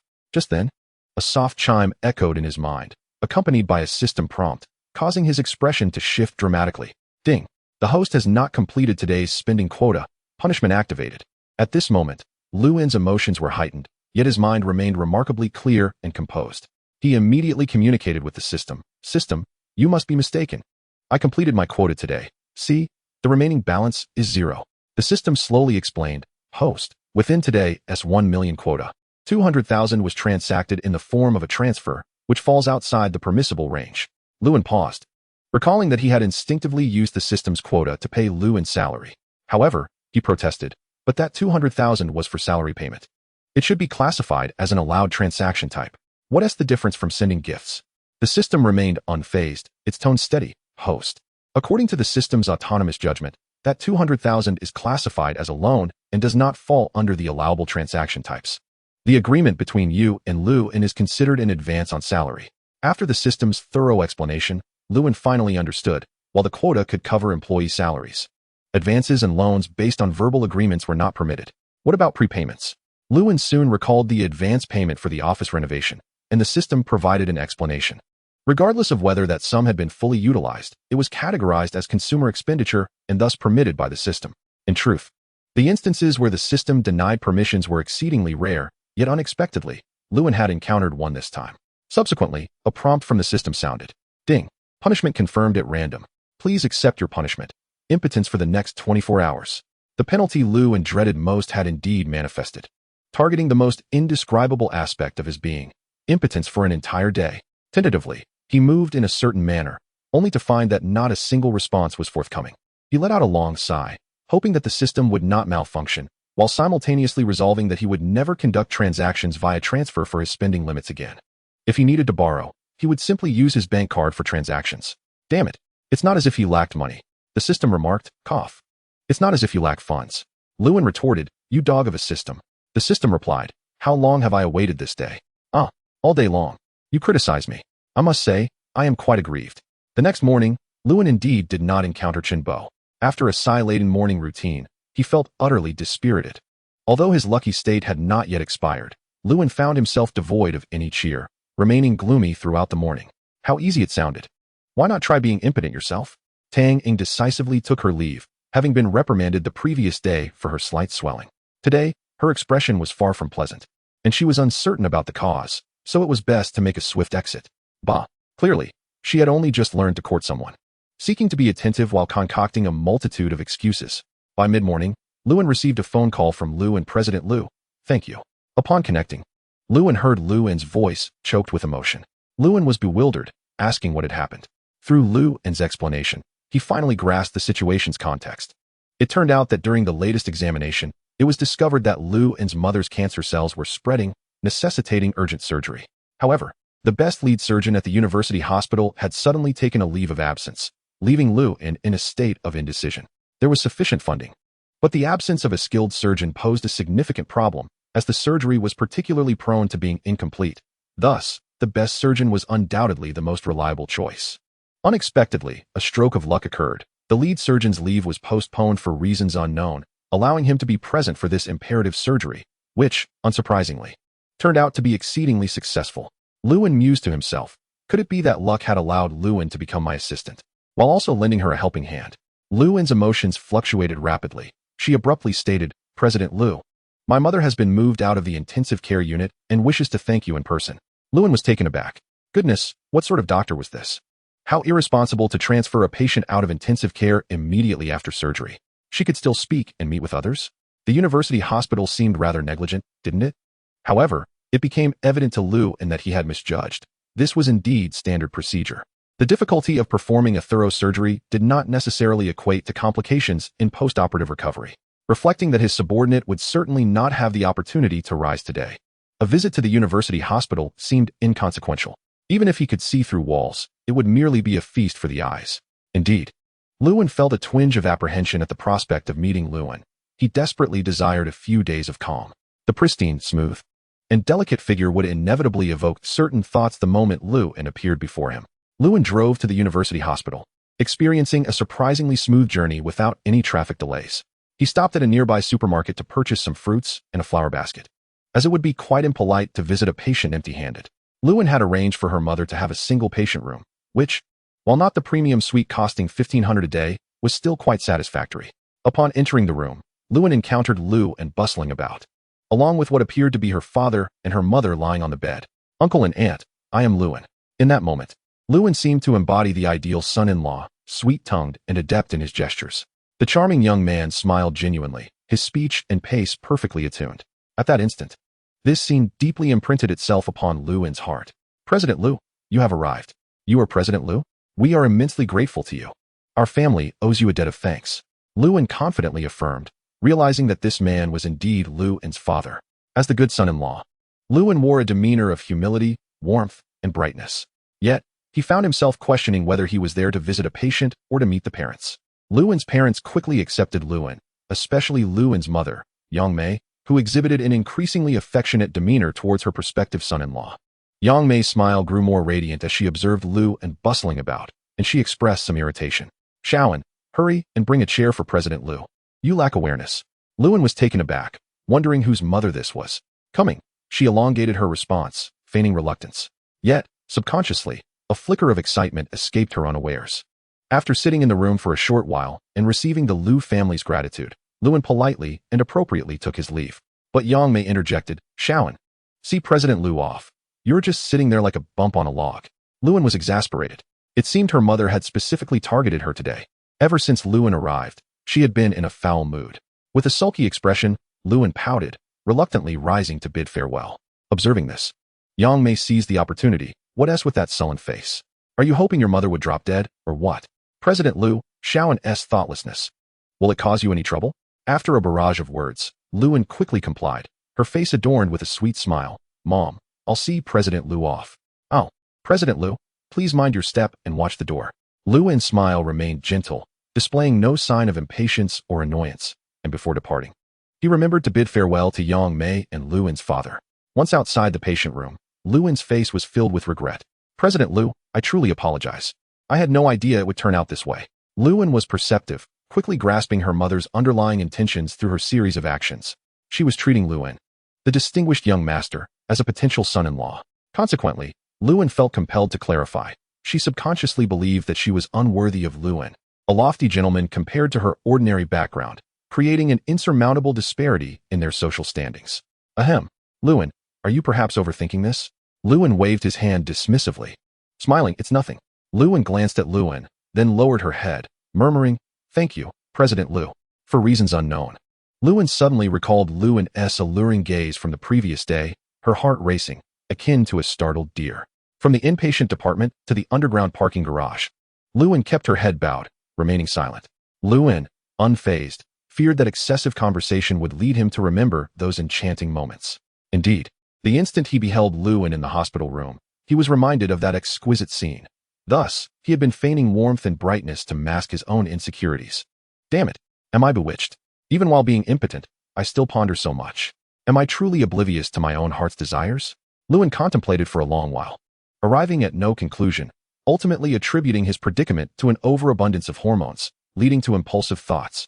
Both were lost in their own musings until they took a few steps after exiting the elevator on the first underground level. Lewin's head was slightly bowed, though not enough to bury itself in her chest, as she followed Lewin with small, hurried steps. Suddenly, a gasp escaped her lips. Warm, fragrant softness enveloped her. In her flustered state, a delicate hand inadvertently grasped something, and upon realizing the awkwardness, she squeezed it gently again. A charming face flushed a deep crimson. In the typically quiet underground parking lot of Gangda Shenzhen Hospital, the atmosphere became unexpectedly tense. Perhaps it was a minute, 30 seconds, or merely 10 seconds ago when Lewin, with her head down, failed to notice a mischievous little stone beneath her feet. She stepped on it, lost her balance, and in an instant, let out a startled cry as she stumbled toward Lewin, who was walking ahead of her. In that fleeting moment, human instinct compelled Lewin to reach out for any semblance of support. Fortunately, her hasty grip was not overly strong. Otherwise, Lewin would have surely been left in a state of utter embarrassment. Lewin collided into Lu An's embrace, her right hand resting on his back, while her left hand clutched a small object. After a gentle squeeze, despite feeling a bit dizzy and having never encountered such a situation before, she quickly realized what she was holding.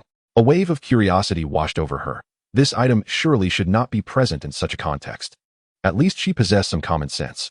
She squeezed it once more, and though nothing changed, her face buried in Lewin's chest turned an even deeper shade of red. How utterly mortifying. How could I have grasped this object?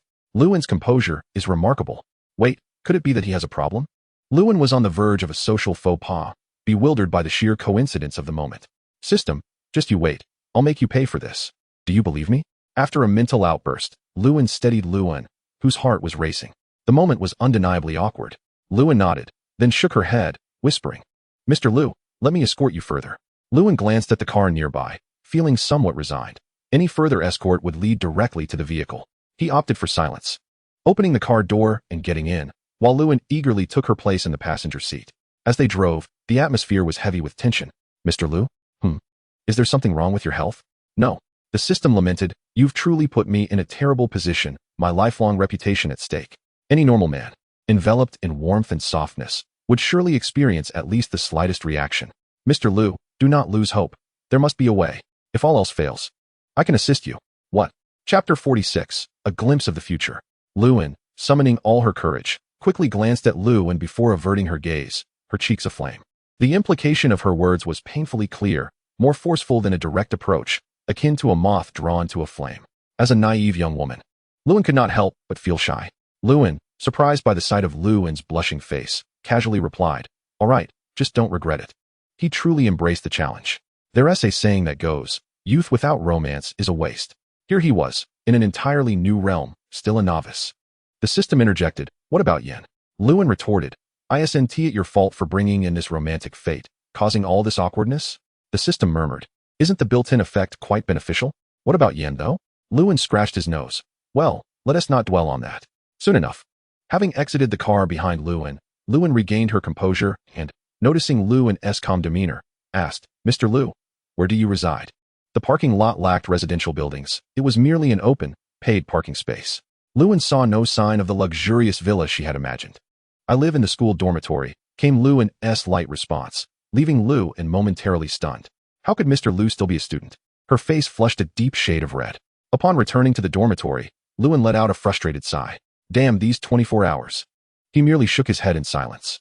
Tang Ying, witnessing his distress, became increasingly curious. Hey, something's off with you. Lewin wore an expression of deep despair. He felt utterly humiliated today, yet an enticing image lingered in his mind. His thoughts had become rather erratic over the past few days. Tang Ying dismissed Lewin's sudden outburst, recognizing it was likely nothing serious. However, he too was eager for some gossip.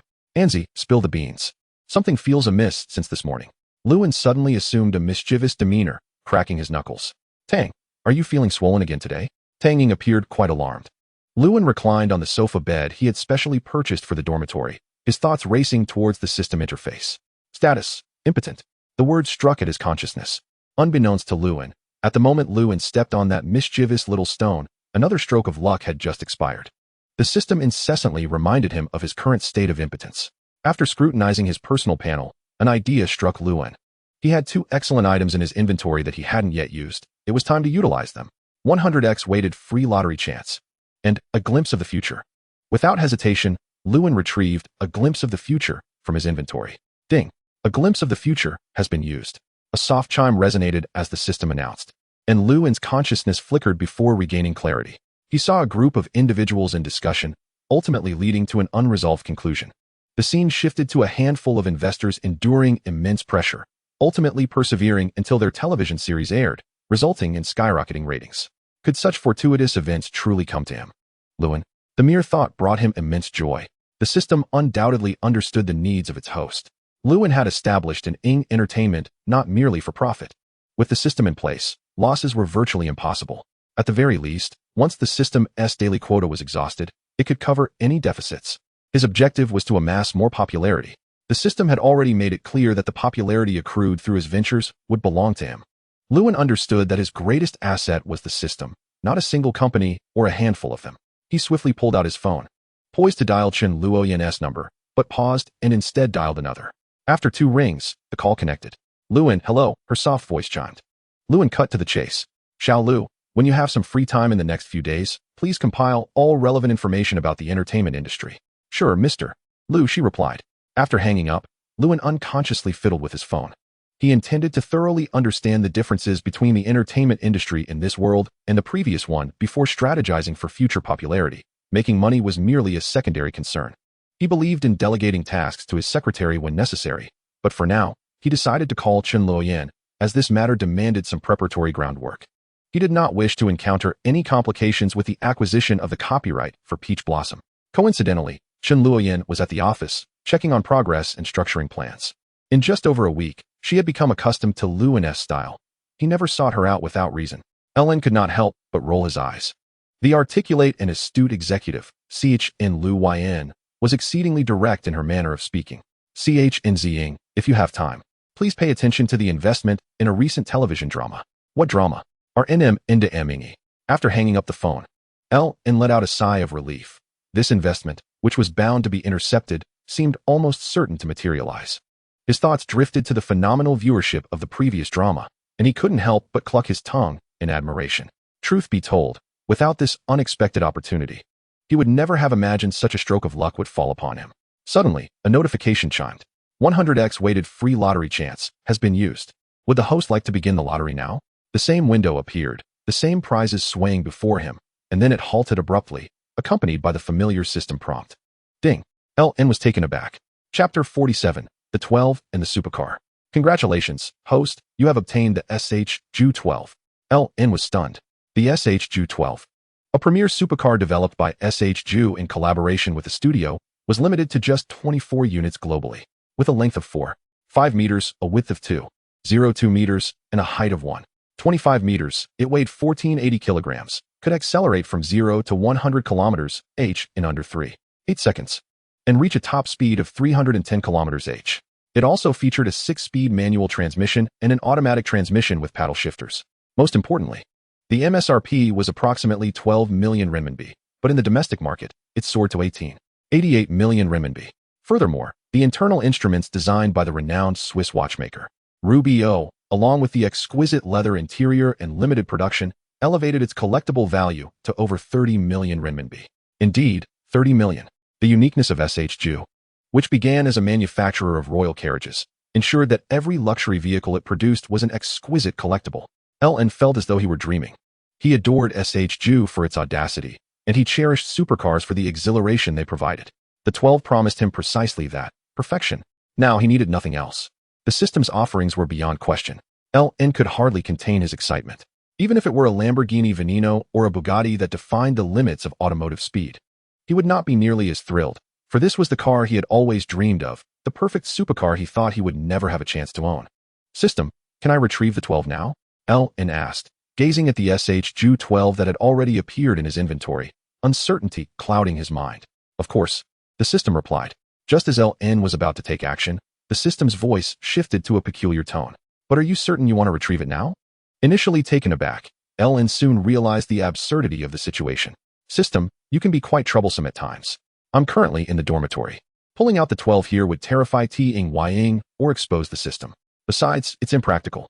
I must find a suitable location to retrieve it. The school playground, the busy street, or a paid parking lot were all unsuitable. A supercar appearing out of thin air would inevitably attract attention. After some contemplation, he decided to wait until nightfall. In the afternoon, Ellen recalled something and asked, Yangzi, I might need to go to OMN in the next couple of days. Is there anything you'd like me to bring? Ying, who had been engrossed in his phone, presumably flirting with GOLL, paused thoughtfully before running to the balcony to make a call. It was evident he was inquiring about GOLL. Perhaps some skincare products. I'll send you a list shortly, Ying said, sounding a bit shy. Upon hearing Ellen's teasing gaze, he added, Yangzi, how did I not realize these past few years that you are quite the romantic? Indeed. During their nearly 3 years at university, Ying had not shown any signs of romantic interest. Who would have thought he would undergo such a transformation upon entering a relationship? Ying persisted, nonsense. I learned it all from you. Oh, where has our gentle young master Ting gone? Ellen quipped, reveling in the opportunity to tease him. Nonetheless, It was clear that Ting Ying had developed genuine feelings for Goll, if given the chance. Lin was eager to understand how Goll had managed to enchant Ting Ying so completely. That evening, Lin stepped out of the gates of Nkd Su, familiar with the vicinity. He quickly found an isolated spot and decisively retrieved the SH-12 from his inventory. In the next moment, a sleek, dark SH-12 materialized before him. Gazing at the vehicle, which was nearly half his height, Lin's excitement was palpable. Upon opening the door and settling into the lavish interior, he discovered a stack of documents attesting to the vehicle's provenance, purchased by a wealthy individual for collection but never utilized. He casually flipped through the papers and set them aside, noticing the license plate already affixed to the front of the car. Truly, the system was omnipotent. Gripping the steering wheel, adrenaline surged through him. He was determined to take this dark specter for a high-speed ride under the cover of night. With his driving skills honed, Lin needed little time to acclimate to the car's handling. The moment he pressed the accelerator, an instinctive familiarity washed over him. In the next instant, the 12 shot forward like a bolt of dark lightning. On the roads near Nkd Su, a sleek, obsidian apparition raced with fervor. Lin maintained a calm demeanor, his foot never lifting from the accelerator as the speedometer soared, propelling the 12 into a frenzy of motion.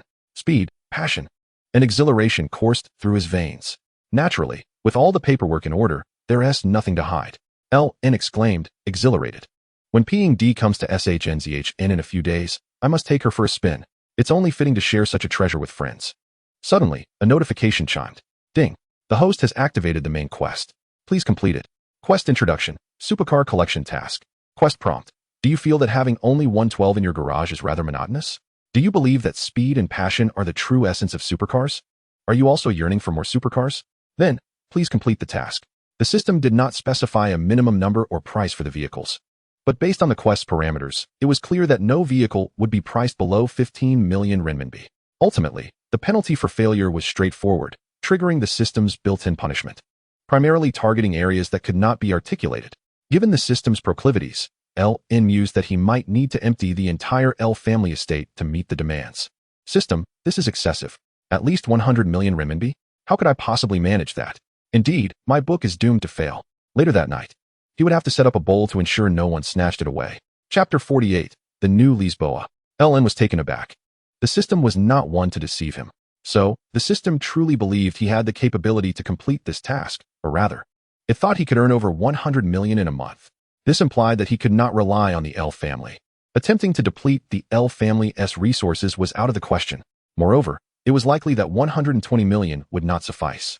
The official base price was 2.5 million euros, approximately 20 million renminbi, but the domestic starting price was 30 million, and it was reasonable to assume the price would exceed 60 million. The limited edition supercars are priced no less than 20 million each, amounting to nearly 100 million in total. The pinnacle of hypercars generally exceeds 15 million, which also contributes to this astronomical figure. One cannot dismiss the possibility of prices for limited edition supercars skyrocketing. This is indeed a grand endeavor. Lewin refrained from further inquiries with the system, glanced at the time, and noted that it was nearly 11 o'clock. He promptly initiated a live stream while walking. Interestingly, to accommodate Lewin's schedule, Feng Xiaojing had shifted the previous live stream time back by half an hour to an hour. Other popular streamers maintained their original timings. As it became apparent that the affluent Lewin had no interest in any live streams outside of these two, Feng Xiaojing's adjustment of the live stream schedule originated from a private conversation with Lewin, during which he casually remarked that sometimes he couldn't even catch the tail end of her broadcasts. The following day, Feng Xiaojing decisively altered the schedule. Upon entering Feng Xiaojing's live stream, Lewin was greeted by the sight of a novice affluent viewer showering gifts. The affluent Lewin has arrived. A viewer sent a message welcoming Lewin. The evening passed swiftly, and Lewin was informed of the latest news. After confirming his attendance at the forthcoming offline event, he learned that the gathering would take place at the New Lisboa Hotel in Macau. He also discovered that a novice viewer was invited to the event, alongside a host of popular male and female streamers and numerous wealthy patrons. Lewin had not spent much previously, as he had only begun to engage in consumption over the past month and a half. He was somewhat curious about the established wealthy patrons from earlier times and anticipated encountering a few of them at the offline event. Unbeknownst to him, the veteran affluent patrons were equally intrigued by this new affluent figure, who had astonishingly spent over 11 million in a single night, accumulating a total expenditure exceeding 20 million within just over 10 days of upgrading, with more than half of that spent on gifts. Of course, The novice viewer was also formidable, surpassing 5 million in expenditures. On April 8th, in Macau, at the new Lisboa Hotel, popular streamers from Kyoto and other bustling cities arrived. The official organizer of the offline event, Luo Yeong, had arrived at the new Lisboa Hotel the previous day and was currently coordinating reception arrangements with the staff.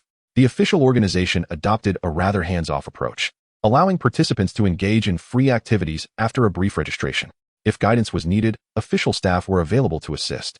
However, there was no additional oversight. The organizers did fulfill their responsibility by renting a multimedia conference room at the new Lisboa for pre-event receptions. Before departing, Lewin was somewhat perplexed about his mode of transport. Should he take a boat? He decided against it, reasoning that without a yacht, arriving by a regular ferry to Macau would likely leave him exhausted. Ultimately, Lewin opted to drive to Zhuhai and then walk into Macau. Covering over 160 kilometers took him an hour. Had he been more familiar with the route, he believed he could have arrived even sooner. His proficient driving skills meant he was not merely navigating, but skillfully commanding the vehicle. After crossing the border, Lewin took a taxi to the new Lisboa. Can't speak Cantonese? How absurd. Lewin had already exchanged for a proficiency skill book in Cantonese for merely 2,000 popularity points. Upon arriving at the new Lisboa, Lewin disembarked from the car. The weather in southern Huaxia during April was already quite warm, and he was dressed simply in a shirt and casual trousers that fit him well. Without much effort, he located the official event conference room. Inside the conference room, a number of popular streamers and several wealthy patrons were already present.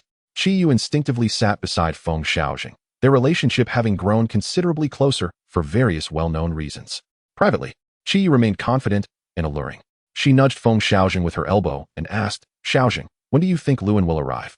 Feng Xiaojing initially intended to tease, but suddenly felt an inexplicable surge of nervousness and anticipation, rendering her unable to utter a playful remark. Tianyu, the most popular streamer among them, inquired, "When is the affluent Lewin arriving?" The curiosity surrounding Lewin, the devoted patron, was palpable among the streamers, particularly among the popular ones. Of course, Tianyu and several other prominent streamers were not inclined to curry favor with a patron whose spending was merely 20 million. Their confidence was robust. As soon as Tianyu finished speaking, Lewin politely knocked on the conference room door and entered. The youthful and refined Lewin immediately sensed the collective gaze of the attendees, filled with intrigue, curiosity, and confusion. Tianyu asked, "Are you a viewer?" As the highest-ranking streamer, Tianyu exuded a natural sense of authority, instinctively assuming Lewin was one of the two new patrons attending the event. The other affluent patrons were already familiar with the renowned streamers. Lewin shook his head and replied, "I am the affluent Lewin."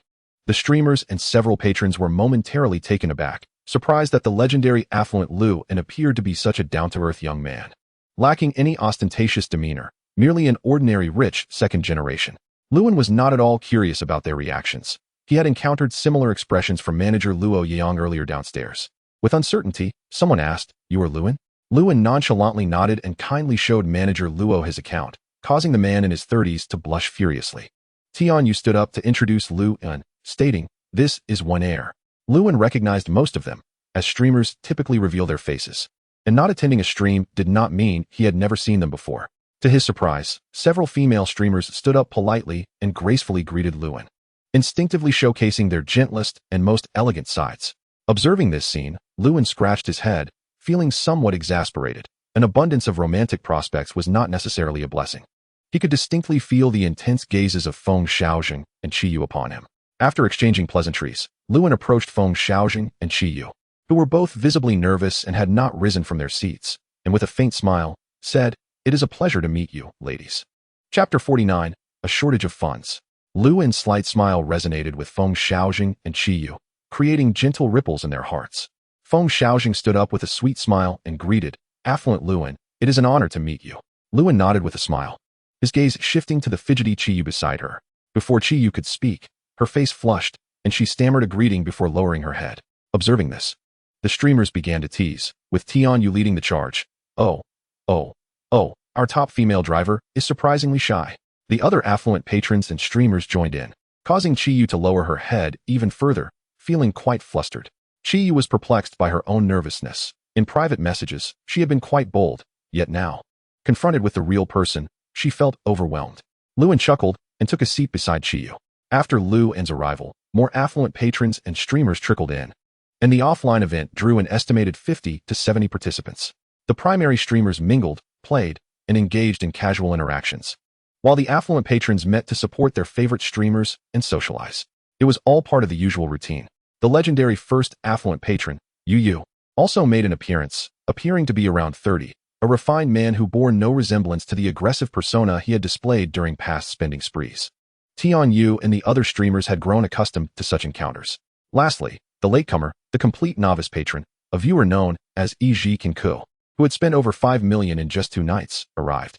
He was a young man exuding charm and charisma, aptly named Duo. A few days ago, Luan encountered Duo, from whom he received a business card. With Luan's apparent ignorance of the multitude of companies his family owns and the various industries they encompass, it is evident that he is unaware of the identity that lies behind Duo. However, he knows how to inquire. Anzi, I have indeed heard of Duo. He is a local from Shenzhen, and his family's primary business is in real estate, with considerable wealth. Luan understood that he was dealing with a well-educated and worldly second-generation heir. There is an old adage that aptly describes such individuals. A half-filled bottle makes noise while a full one remains silent. This is particularly true for second-generation heirs. The boisterous ones often hail from less affluent backgrounds, with exceptions such as Wang Xikong, the son of the Wanda Group, whose ostentation is a different kind of subtlety. Generally, those who are genuinely wealthy, like Luan, Tang Ying, and Duo, tend to be more reserved. Luan had long learned not to judge a person by the mouse droppings of their social circle, and Li Wenzhou is a prime example of such. Upon arriving, Duo offered an apology, expressing regret for his tardiness. The ever-composed first tycoon, Yu, immediately stood up and took a few steps forward, extending his hand from a distance. Xiao, greetings. I am Pan Yiming. Pan Yiming is Yu's real name. He hails from a wealthy family with assets amounting to around 10 billion. Duo shook Pan Yiming's hand, smiling courteously. General Pan, it has been a long time. Indeed. It has been quite some time since I last saw you, Xiao. All the tycoons and streamers simultaneously expressed their astonishment. What on earth is this? A novice tycoon, clearly of significant stature. The tycoons and streamers gathered around Duo to greet him, seeking to familiarize themselves for future encounters. Luan remained still, as did Feng Xiaojing and Yu. Feng Xiaojing remained calm, understanding that she had no need to pursue Duo, whose live streaming was purely a hobby and not financially motivated. The primary reason for her composure was that Luan had not moved. Yu also questioned why she should make any effort when Luan was seated nearby. Tian Yu's previous calm demeanor vanished. He was aware of Yu, or Pan Yiming's wealth, and recognized that anyone worth Pan Yiming's attention must be more than just an ordinary second-generation heir. He aspired to pursue a career in the arts and sought to expand his network, making it impossible for him to overlook such a prime opportunity. Initially reluctant to attend this offline event, he now felt grateful to the organizers. Xiao, thank you for the gifts you sent last night. His expression remained composed, but his words carried a hint of flattery, as Duo had sent a few cruise ships during his live stream, which was a gesture of goodwill. It was evident that Duo handled such matters with remarkable ease, displaying an abundance of politeness. You are a popular streamer, and I enjoy your broadcasts. Once the introductions concluded, Duo's gaze fell upon 3 individuals in the corner who had not moved an inch. The male streamers, following Duo's gaze, felt a sense of delight. These inexperienced second-generation heirs and 2 naive streamers were oblivious to the necessity of familiarizing themselves with those of significant status. The female streamers, however, felt an inexplicable worry, hoping that the wealthy Luan would not miss the opportunity to join the festivities. A few male streamers were already overwhelmed with envy, questioning why. When Luan arrived, the female streamers seemed so captivated. They fantasized about the thrill of exposing Luan on live stream. No one considered that Luan's identity was evidently significant. Even the wealthy Pan Yiming did not recognize him, which implied that Luan was not a mere minor player. They failed to fathom the possibility that perhaps Pan Yiming simply had not reached Luan's level. Then, a mesmerizing scene unfolded before their eyes. Duo, his expression brightening, approached and extended his hand. Lu Xiao, it is a pleasure to see you again. His gaze shifted from Yu and Feng Xiaojing, brimming with warmth. Lu Xiao, you truly are a fortunate one. There was a hint of envy in his tone. Luan smiled and stood up to shake Duo's hand. Xiao, please do not flatter me. Previously, I failed to recognize your stature, and I hope you can forgive my oversight. Duo chuckled. Lu Xiao, you are too kind. He then took a seat beside Luan, leaving the streamers in a state of awkwardness, unsure whether to stand or sit. Their faces flushed with embarrassment. With just a glance, Duo grasped the events that had transpired prior to his arrival, bemused by the naivety of the streamers. How could they fail to recognize such a prominent figure in their midst? Even Pan Yiming, unaware, had been mentally labeled as lacking discernment by Qian Duoduo. Luwen's attire was simple yet impeccably tailored, exuding an air of understated luxury. Have you ever heard of high-end bespoke leisurewear? Have you come across the notion that true luxury must embody comfort? Otherwise, it is merely superficial? If not, then you shall remain blind to the true essence of opulence. Luwen's clothing appeared ordinary, yet it was remarkably comfortable, with its luxuries solely pertaining to his own experience. Indeed, it was the pinnacle of leisurewear from the renowned bespoke tailor, Brioni. Luo Yeong and several staff members entered the conference room, observing the scattered assembly of attendees. He smiled and first expressed gratitude to the tycoons and streamers for their unwavering support of the organization. With your presence, our journey is all the more splendid. All participants in this offline event are present. Feel free to enjoy yourselves. Should you require guidance or assistance, do not hesitate to reach out to me or the official staff. After a moment, Luo Yeong added, on the day after tomorrow, around 2 in the afternoon, we will reconvene in this conference room before departing. Is that agreeable to everyone? The tycoons and streamers raised no objections, and the arrangements were finalized. Lu Zong, would you like to visit the casino? Upon exiting the conference room, familiar groups formed, and Qian Duoduo proposed to Lu and glanced at the two ladies. Feng Xiaojing and Qi Yu, indicating a preference for the ladies first.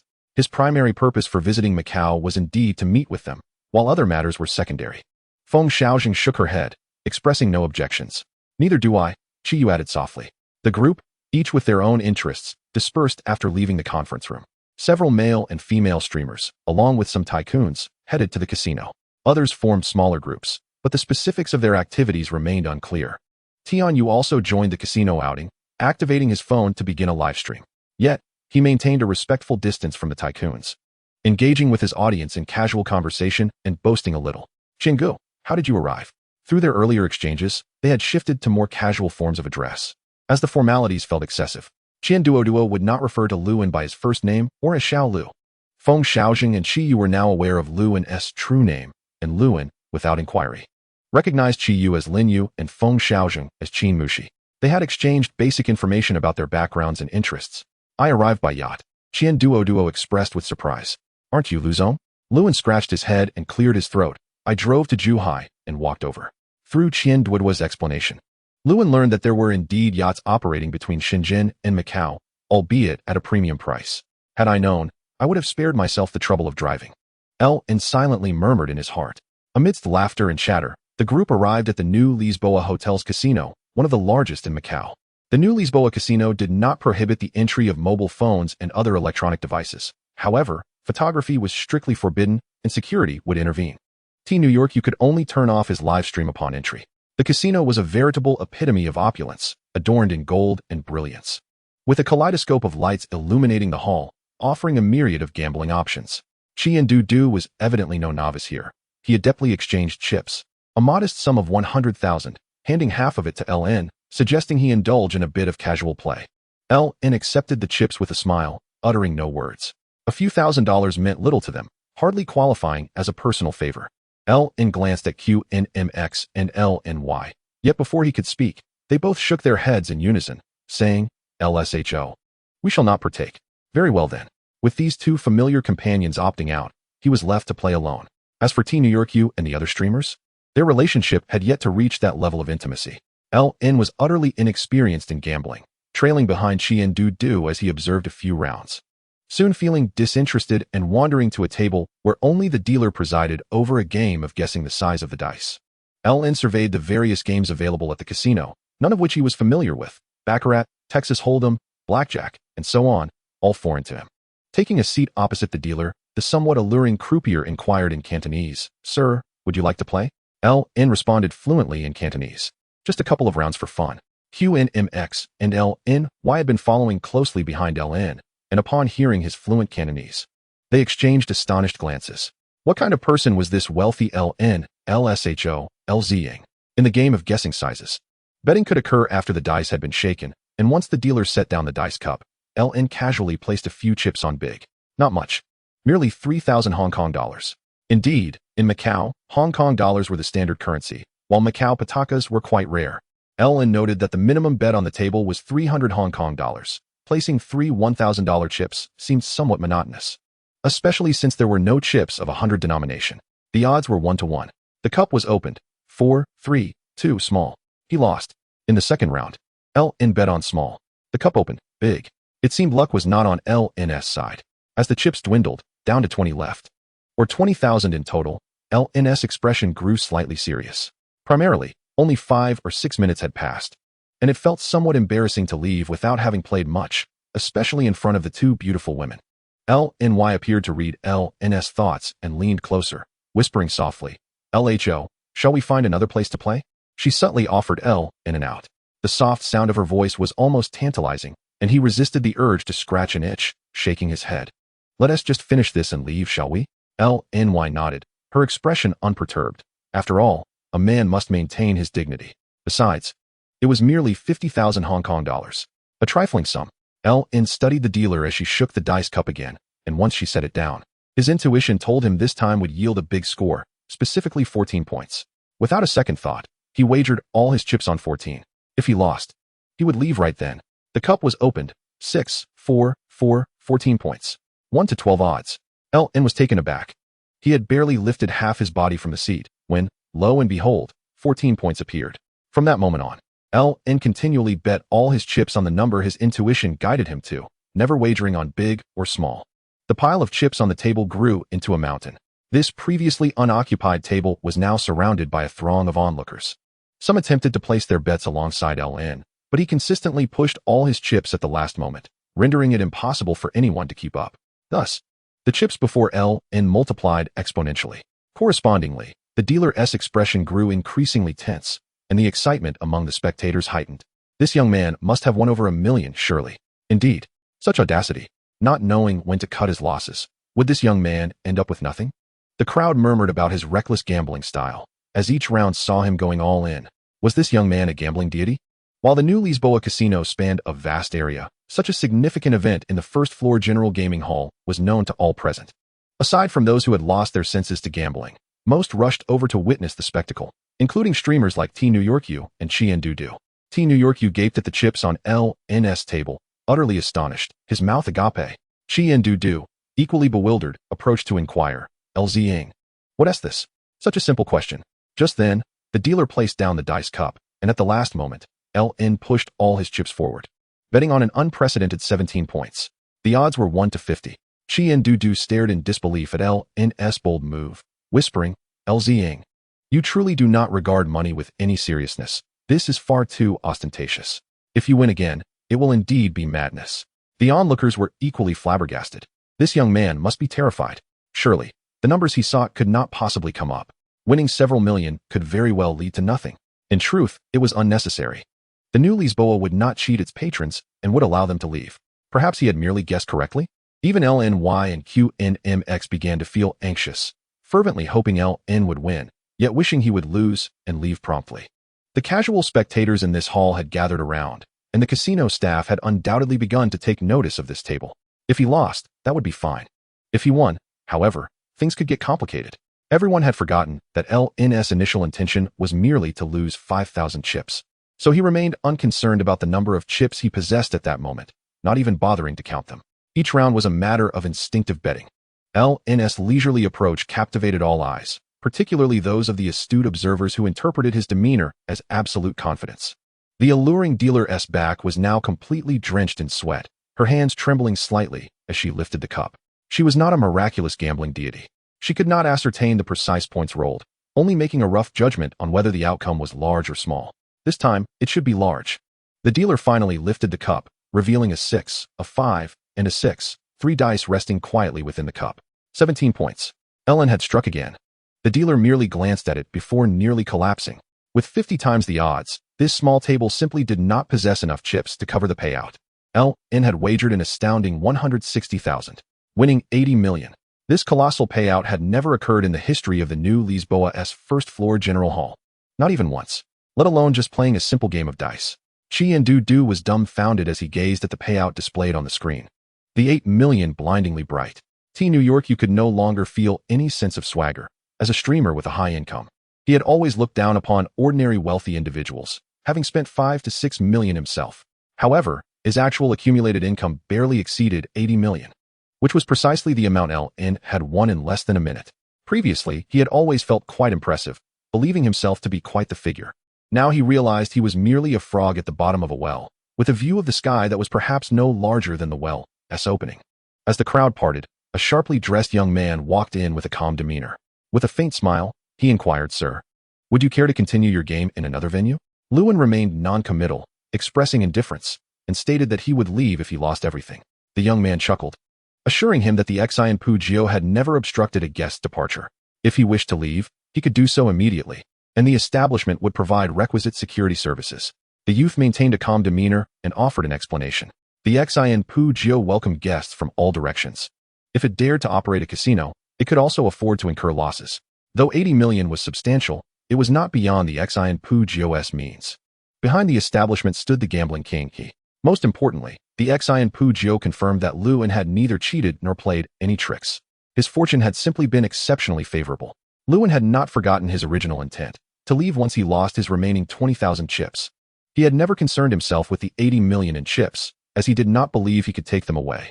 It was not that he thought the Xian Pugio would not let him go. Rather, he understood that gambling often led to losses, unless he could truly win to the point where no one else dared to gamble. The arrival of the young man gradually dispersed the crowd of onlookers.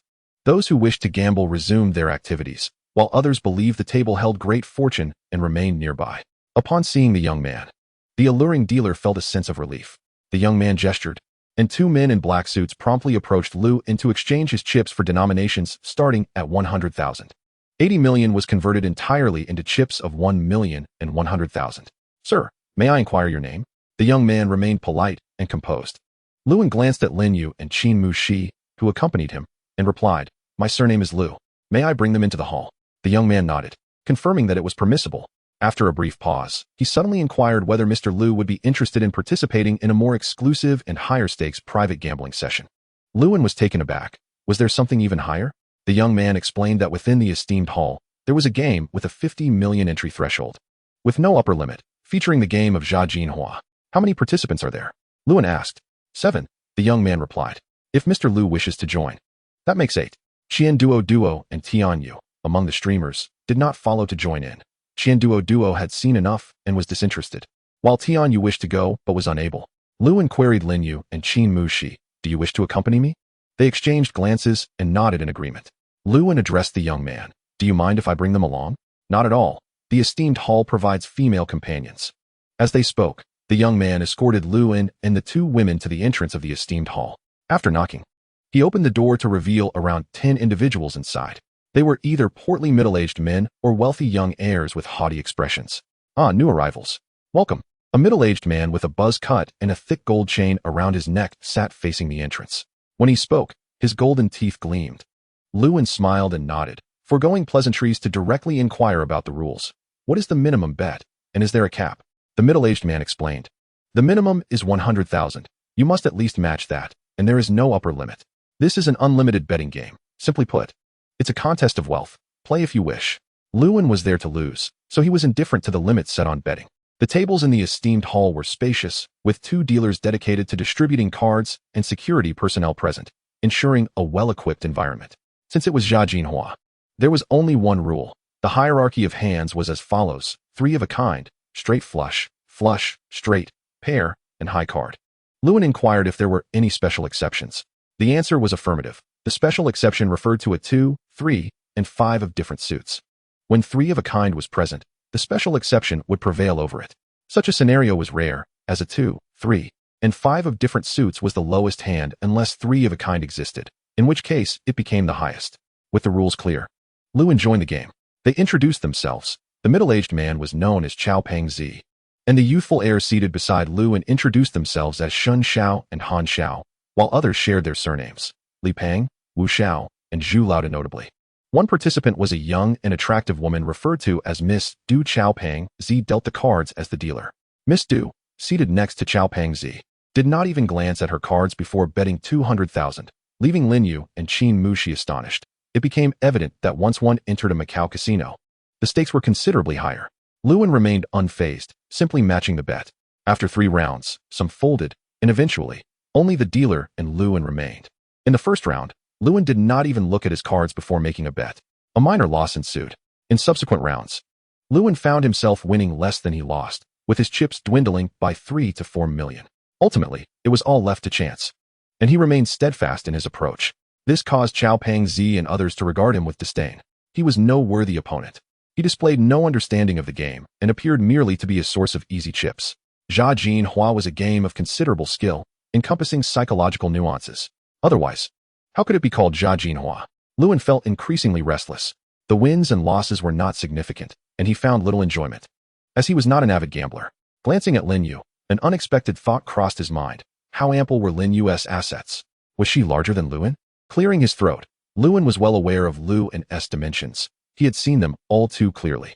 After a brief observation, he noted that, through her clothing, Lin Yu's figure did not seem overly pronounced. The nature of a woman's physique was quite fascinating.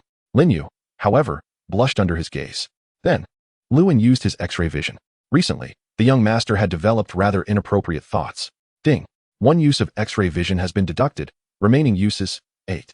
Lewin maintained a calm and composed demeanor, discreetly observing Lin Yu. Clearing his throat, he swallowed hard. Wow. Indeed, she was quite ample. Perhaps even more so than Lewin, and her complexion was fair. He had to resist drooling.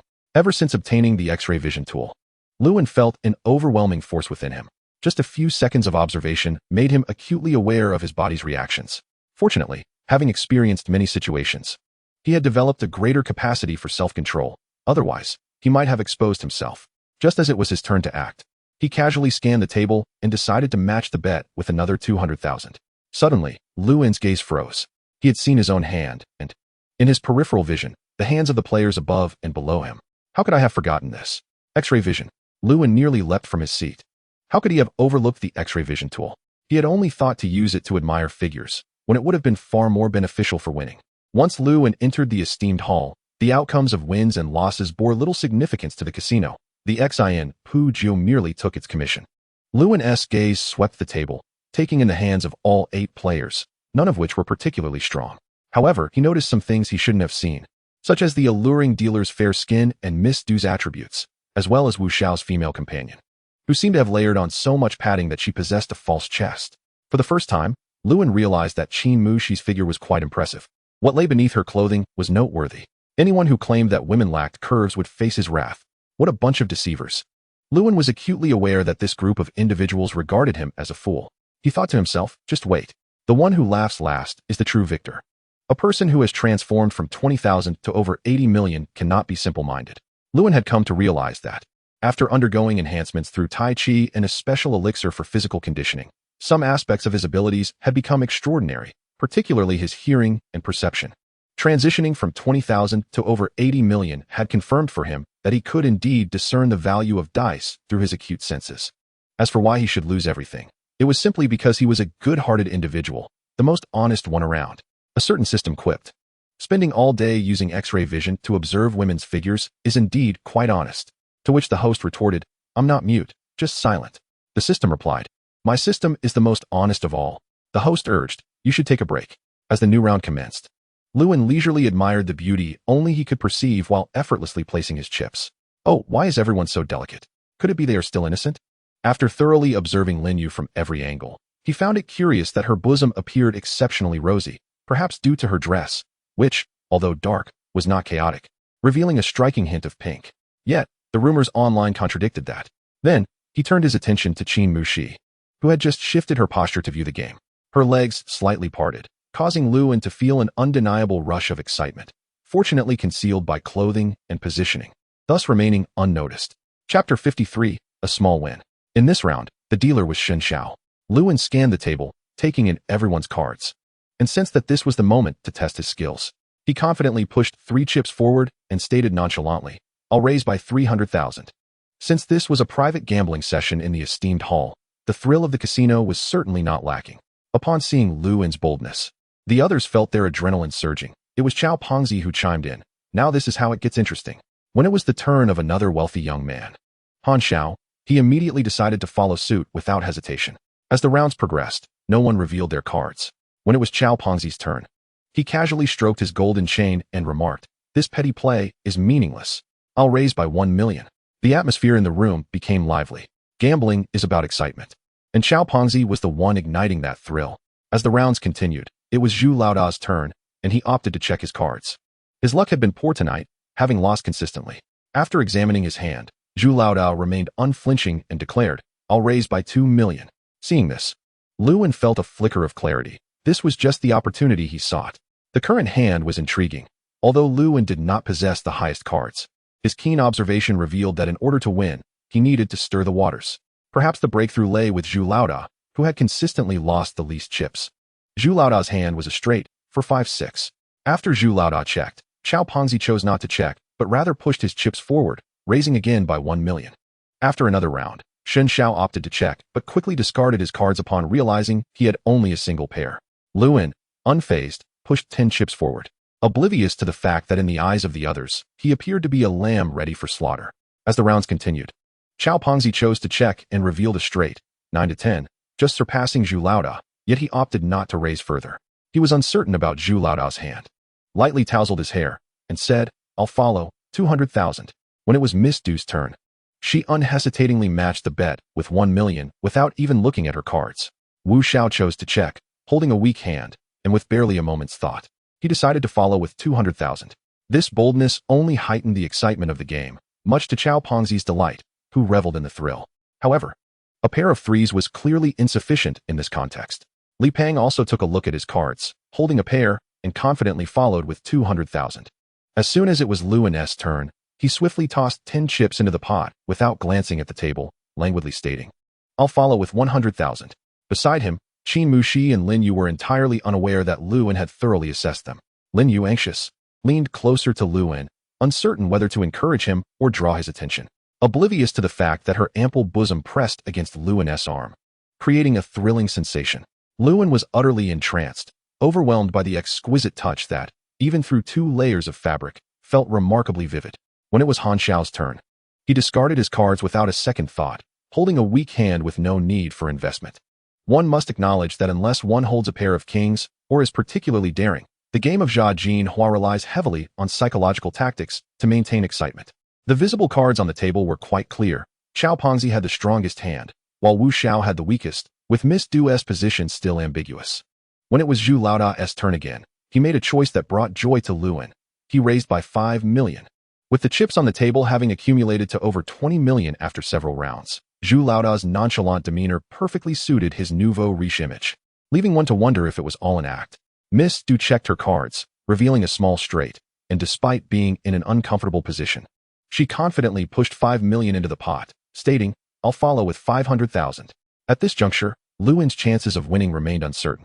However, a fool entered the fray. Wu Xiao, holding the weakest hand but possessing the most audacious spirit, understood he had no chance of winning. Yet, without hesitation, he chose to bluff, raising by 10 million. This move completely muddied the waters, leaving not just the others in uncertainty, but even the seasoned gambler Qiao Pengzi at a loss. He couldn't discern whether Wu Xiao held a strong hand or was merely bluffing. Li Peng discarded his cards without hesitation, realizing that regardless of whether others were bluffing or genuinely holding strong cards, there was no value in following given the number of players present. For the first time, Luwen did not simply follow blindly. After another round, he chose to check, and upon seeing his cards, a flicker of joy crossed his face, quickly masked. Only Qiao Pengzi, ever observant, noticed this change, while the others remained oblivious. Feigning nonchalance, Luwen pushed his chips forward and declared, "I'll follow with 10 million. To Qiao Pengzi's eyes, this indicated a strong hand.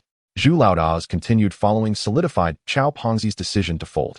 Having partnered with Zhu Laoda on numerous occasions, he understood that Zhu Laoda was exceedingly cautious and rarely took wild risks. At this moment, Luwen felt a wave of certainty wash over him. With the strongest player out of the game, his victory was all but assured. Miss Du appeared calm on the surface. Yet internally, she hesitated briefly before opting to view the cards. She chose to glance at Wu Xiao's hand, the individual most likely to bluff or possess a formidable hand. In this comparison, Wu Xiao was immediately outmatched. Naturally, the hands in a game of cards remain concealed until the conclusion of the round, and even afterward. It is customary not to reveal them. No one would willingly discard a strong hand, risking the money they had accumulated. As a result, only 3 players remained at the table: Miss Du, Luwen, and Boss Zhu. Luwen maintained a perfectly composed expression as he pushed forward 20 chips of 1 million each, stating in a nonchalant tone, "I raise 20 million. This became the final straw for Boss Zhu, who, after much deliberation, chose to fold. Thus, the seemingly out-of-place Miss Du was left with no choice but to once again compare hands. Unsurprisingly, Lewin emerged victorious, as his hand was 3-4-5, just enough to surpass Miss Du, but lesser than those of Chao Pongzi and Boss Zhu. Since the hands were not revealed, no one was aware that Lewin had won with a lesser hand. Miss Du pondered the serendipity of it all, wondering how it could be that he had just barely surpassed her. Observing the jubilant expression on the young man's face, she mused that perhaps this round was merely a stroke of luck. The chips on the table amassed to over 100 million, resulting in Lewin winning 70 to 80 million. Such a substantial victory ignited the fervor of the remaining 7 players. In the subsequent 5 to 6 minutes, 3 rounds were completed at an astonishing speed, with Lewin winning 2 of them, simply due to his favorable hands. In the 3rd round, however, Lewin's hand was not strong enough, and the game lacked excitement. He decided to play conservatively, ultimately being eliminated in the 3rd circle. In total, Lewin had amassed over 100 million in chips, marking a modest victory. In the following rounds, Lewin utilized his ability to see through cards twice more. By the conclusion of the 2nd use, he encountered the most intriguing hand of the day, presenting a significant opportunity for a chip multiplication. As the game commenced, Wu Xiao pretended to be indifferent and remarked that it was hardly thrilling, inadvertently voicing Lewin's inner thoughts. When it was Wu Xiao's turn, he opted to raise the stakes, adding 2 million. He then carelessly stated, "Let us bring some excitement." This casual remark stirred discontent among the seated players, who perceived it as arrogance, especially the younger players, whose competitive spirit surged in response. Han Xiao, initially lifting his hand, redirected it to the chips and declared, "I raise 5 million. Lewin nearly chuckled, yet maintained his composure, as if he too were provoked, elevating the tension once more. "I raise 10 million. Under Wu Xiao's leadership, this round transformed into an intentional battle of wits. Lewin's keen eyes had already seen through everything. The system remarked that, of course, with the ability to see through cards, he could perceive not only the hands, but also the intentions of others. Lewin, under the pretense of strategy, coupled with a hand that fortuitously matched, led to Wu Xiao and Han Xiao being swiftly eliminated. Wu Xiao, possessing the weakest hand, quickly realized his fate and attempted to stir the pot, yet found himself unwilling to fold after muddling the waters. When he raised to 30 million, a hesitant Boss Zhu chose to fold. Observing this, Wu Xiao regained his confidence, glancing at his female companion, thinking to himself that bluffing had commenced. This misguided assumption ultimately dug a deep pit for him. Then, Han Xiao, unwilling to lose face and under Wu Xiao's nudging, decided to play conservatively, only to find himself lacking chips and ultimately folding. He left the table devoid of all his wagers. Lewin emerged victorious, having managed to win without ever touching the cards, claiming a staggering 4 to 500 million. This exemplified the allure of the game, where one could instantaneously become a winner in life. Lin Yu and Qin Mu Shi were left astonished by the turn of events. They recalled Lewin's initial intention of leaving after losing his 2,000 chips, yet the game continued to fluctuate. Compared to earlier rounds, the stakes on the table remained between 30 to 50 million, with Lewin experiencing both wins and losses. Ultimately, aside from Lewin, all 3 young players and Boss Zhu were eliminated, leaving them penniless. Though it seemed there were wins and losses, Lewin's total chips had astonishingly accumulated to 800 million. He could not help but admire the wealth of the mainland tycoons, astonished by their affluence. 4 players had exited, contributing nearly 1 billion to the pot. Chao Pongzi lost the most, but seemed unfazed, leading Lewin to speculate whether he was indeed a coal tycoon from Jinxi. This gambling session, with a minimum entry of 50 million, revealed that aside from Lewin's 8 million, the others had prepared chips ranging from 1 to 5 billion. By the final opportunity of Lewin's ability to see through cards, he discerned a chance to outmaneuver everyone at the table. This round was utterly chaotic. As the dealer, Lewin noticed Chao Pongzi speaking and raising the stakes to 500,000. Without hesitation, Miss Du matched him, while Li Peng, steady as ever, peeked at his cards and gasped in astonishment. 3 of a kind with 5s. This was one of the rare instances of a strong hand throughout the game. Li Peng effortlessly pushed forward 1 million in chips. "I will match that, 1 million. Lewin's eyelids barely fluttered, as his acting skills were impeccable. This game was undoubtedly tailored for him. Although Lewin possessed a significant number of chips, even the cunning Chao Pongzi failed to recognize that it was Lewin's skill at play, mistakenly believing it was merely his luck. Lewin was indeed skillful, having seen all the players' cards without revealing a thing. As the rounds progressed, not a single player hesitated to fold, aside from Miss Du, who viewed her cards. Chao Pongzi stubbornly refused to peek and continued to raise. Miss Du held an exceptionally strong hand, 3 of a kind with 10s. With such a winning hand, she had no reason not to raise, declaring, If you are all raising, then I will as well, 20 million. Li Peng unhesitatingly chose to match her. As the rounds continued, Xiao Pengzi found his chips dwindling and chose to peek at his cards. The first card revealed a spade, the second a diamond, and the third a club. I raise, 20 million. After some back and forth, Li Peng could no longer hold out and opted to compare hands, targeting Xiao Pengzi, ultimately losing all his chips, yet he chose to remain and observe who would emerge victorious in this round. The vehicle called Che is a fascinating entity when handled adeptly. It rarely results in mishaps. Chapter 55, A Mine. Following the exit of Li Peng, it was Miss Du's turn. She remained unfazed, harboring her own conjectures. While the chips before her were plentiful, the atmosphere at the table was intense, and Luan, unable to withstand the pressure, opted to merely observe the cards. A red heart 2, a club 3, and a diamond 5 constituted his hand, theoretically the weakest combination. Yet, in exceptional circumstances, this could be the strongest hand, provided a triplet were in play. Typically, when a player holds such a hand, they would discard it without hesitation. However, this was far from an ordinary situation and certainly not an ordinary player. The answer was, of course, a resounding no. Luan's eyes pierced through the facade. After surveying his cards, he decisively pushed a substantial stack of chips forward, his confidence soaring as he raised the bet to 50 million. Xiao Pengzi, a man ill-suited to the environment, felt his temper flare. With a solid 3 of a kind in hand, he could not tolerate the audacity of a mere youth, regardless of luck. He scoffed, thinking he had consumed enough tonight, and it was time for the young man to relinquish it all. Without a moment's hesitation, Xiao Pengzi matched the bet, declaring, I call, 50 million. With no chips left on his side of the table, he was permitted by the rules to procure more funds within 10 minutes. As the unlimited betting format allowed for such maneuvers, especially in a game of Jia Jinhua, where a sufficiently wealthy individual could, theoretically, dominate regardless of their cards. Xiao Pengzi wasted no time, summoning staff to exchange his remaining gambling capital, 200 million. With a betting circle already at 50 million. He believed that 200 million would scarcely suffice for a grand victory, but he was convinced that Lu Xiao lacked the resolve to match him. Following their raises, Miss Du found herself momentarily hesitant. With 3 tens in hand, her confidence wavered. Yet, women can sometimes be swayed by impulse. After a mere 3 seconds of indecision, she opted to call, matching the bet with 50 million. Her expression, a raised eyebrow, clearly signaled her intent to confront both Luan and Xiao Pengzi. Luan, unable to tolerate the challenge, surged forward with youthful bravado, boldly raising the bet to 100 million. A cacophony of chips crashing onto the table echoed for several seconds. Lin Yu and Qin Mushi watched, their hearts racing at this inevitably climactic gambling showdown, as the chips on the table surpassed 400 million. Despite Qin Mushi being a wealthy young woman, she had never witnessed such an extraordinary gambling spectacle. Luan had won 800 million. But that was the fruit of nearly an hour's worth of play, having drained the chips of 4 players to achieve it. Qin Mushi leaned closer to Lin Yu, whispering, Xiao Yu, did you catch a glimpse of Lu Xiao's hand? How can he raise so aggressively? Her breath tickled Lin Yu's ear, causing him to squirm. A reaction that delighted Luan. The proximity was tantalizing, and he nearly blurted out, you little seductress. He felt a stirring within him, lamenting the influence of the system's items. What is the point of having X-ray vision? He mused. Lin Yu shook his head, remaining silent, while Xiao Pengzi, the sly fox, suddenly regained his confidence, puffing on his cigar with the demeanor of a nouveau riche.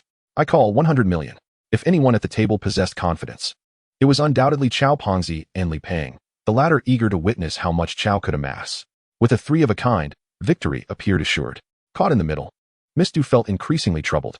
She wanted to continue calling, but was also tempted to see the cards. However, revealing her hand would provide insight to the remaining players. Regardless of whether she won or lost, there was no benefit to presenting herself as a mere pawn. She grappled internally, surveying the chips on the table, and realized that this round was a king versus king scenario. All were wagering substantial amounts. Resolving to seize the moment, she declared, I call 100 million. With her chips dwindling, she was on the verge of requesting staff to exchange more when she heard Luan's calm voice. At this pace, when will it end? Too slow. I raised to 600 million. Besides a few chips of 10,000, Luan pushed forth the remainder. This was true high-stakes gambling. It was evident that regardless of the outcome, he had ample funds to continue. Luan was all in, and should Xiao Pengzi or Miss Du call again, he would have no opportunity to gather another 600 million or more within 10 minutes.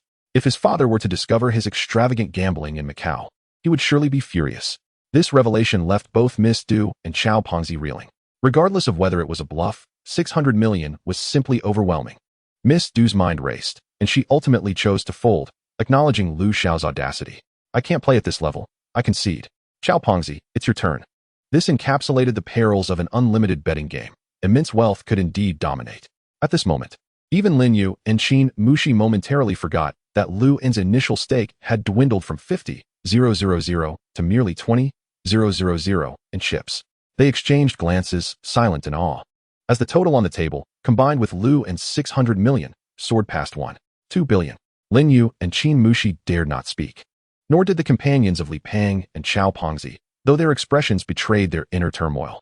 Lu Xiao is so handsome, especially when he pushed those chips forward. It was simply mesmerizing. Wow, that was amazing.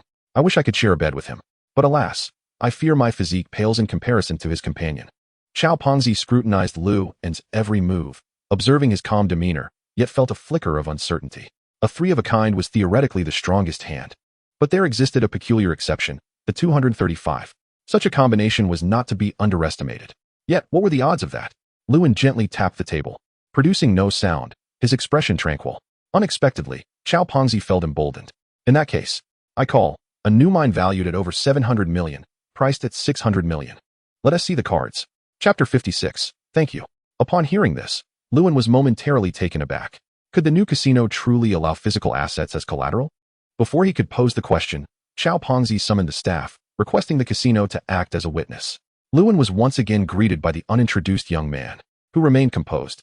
Greetings, I am Heamin, the witness from the casino. Through Heamin's introduction, Luan finally comprehended some of the potential exceptions within the unlimited betting rules. In situations where cash could not be procured directly, it was permissible to pledge physical assets, valued at approximately 85% of their actual worth. This explained why a mine worth over 700 million could only be valued at 600 million in Xiao Pengzi's words. Certainly, the value of physical assets must be determined by a third-party witness from XNPJU based on relevant information and cannot be fabricated at will. XNPJU possesses an exceptionally advanced information system, which can swiftly ascertain the authenticity of the asset's value when high-value physical collateral is presented.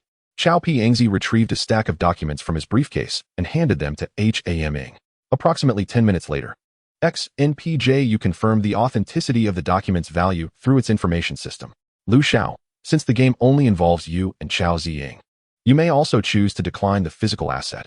XNPJU will convert it into equivalent chips for the game. Luan nodded in acknowledgement. Only a fool would refuse physical assets. One need do nothing and could effortlessly earn a 15% profit. He wasn't lacking in wit. With the witness's affirmation, the cards were revealed. Without hesitation, Xiao Pengzi flipped his cards over, revealing 3 of a kind, and smugly remarked, Lu Xiao, are you stunned? He rose to collect his chips, and his triumphant expression was unmistakable. He felt an inexplicable urge to smooth his shining buzz cut. Xiao am I? Lend me a hand with the chips. I'm absolutely elated today, having won over 10 billion in one go. Xiao Pengzi's companion, Xiao am I, playfully cooperated. Bending to reveal her fair cleavage, her body brushing against Xiao Pengzi as she helped collect the chips, completely forgetting her earlier intentions towards Luan. Lin Yu and QNMX stared in shock at the scene before them, especially when Xiao Pengzi's true nature was displayed. They were nearly seething with anger. Lin Yu, standing nearby, quickly grasped Luan's arm, offering comfort. Lu Xiao, it's all right.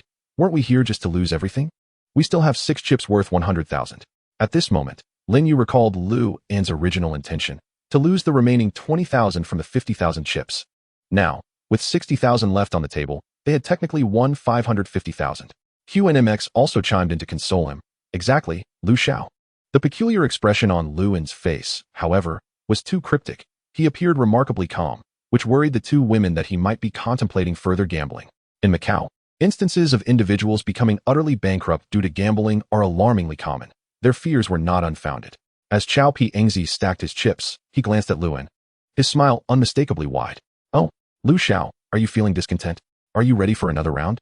I'm in a particularly good mood today, and am more than willing to continue. Miss Du observed Luan's unturned cards with a contemplative expression, a remarkable thought quietly forming in her mind, followed by an odd smile. Li Ping, however, was less enthusiastic, chuckling. I anticipated this outcome long ago.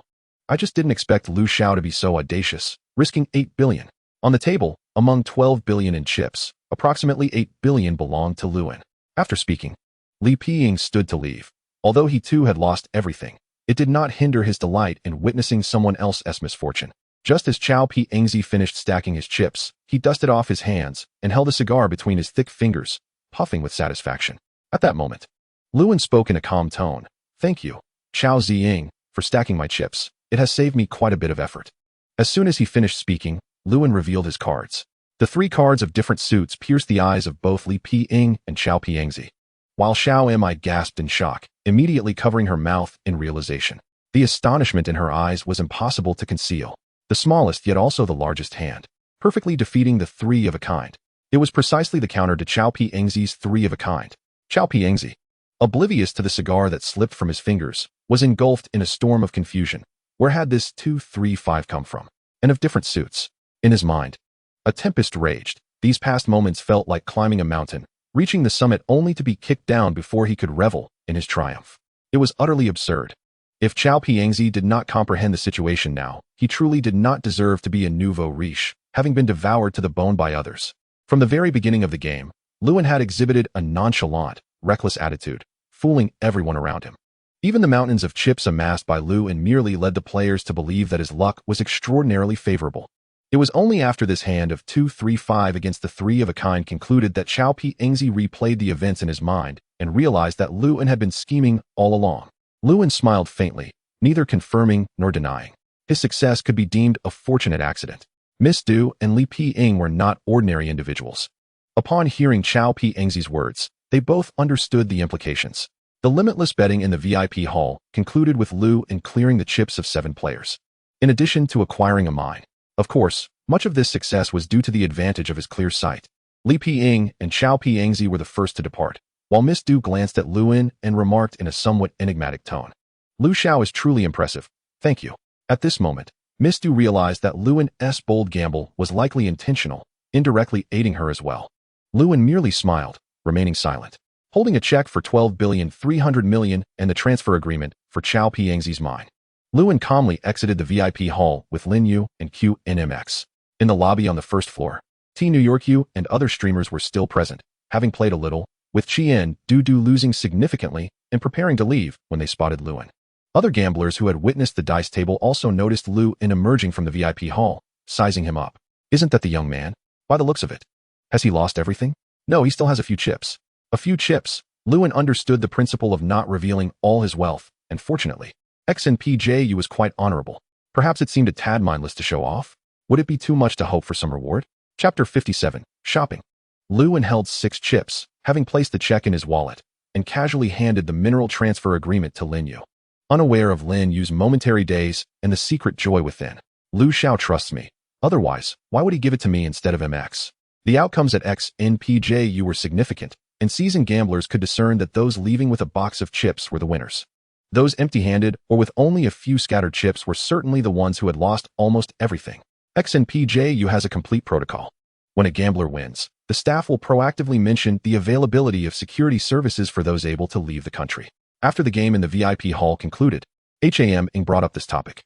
Luan briefly considered it before declining, stating he did not require security services, but requested the chips be converted into a check for entry. By the way, will my winning status be disclosed? Certainly, Mr. Lu. HAM Ing replied, pausing before continuing. There has never been a leak regarding winners from the VIP hall. You can rest assured about this. Thus, the scene unfolded before them, a check for 12,300,000,000 Hong Kong dollars. While the other winning chips became the commission for legalizing this sum at XNPJU. Chien Du spotted Luan and approached him. You lost?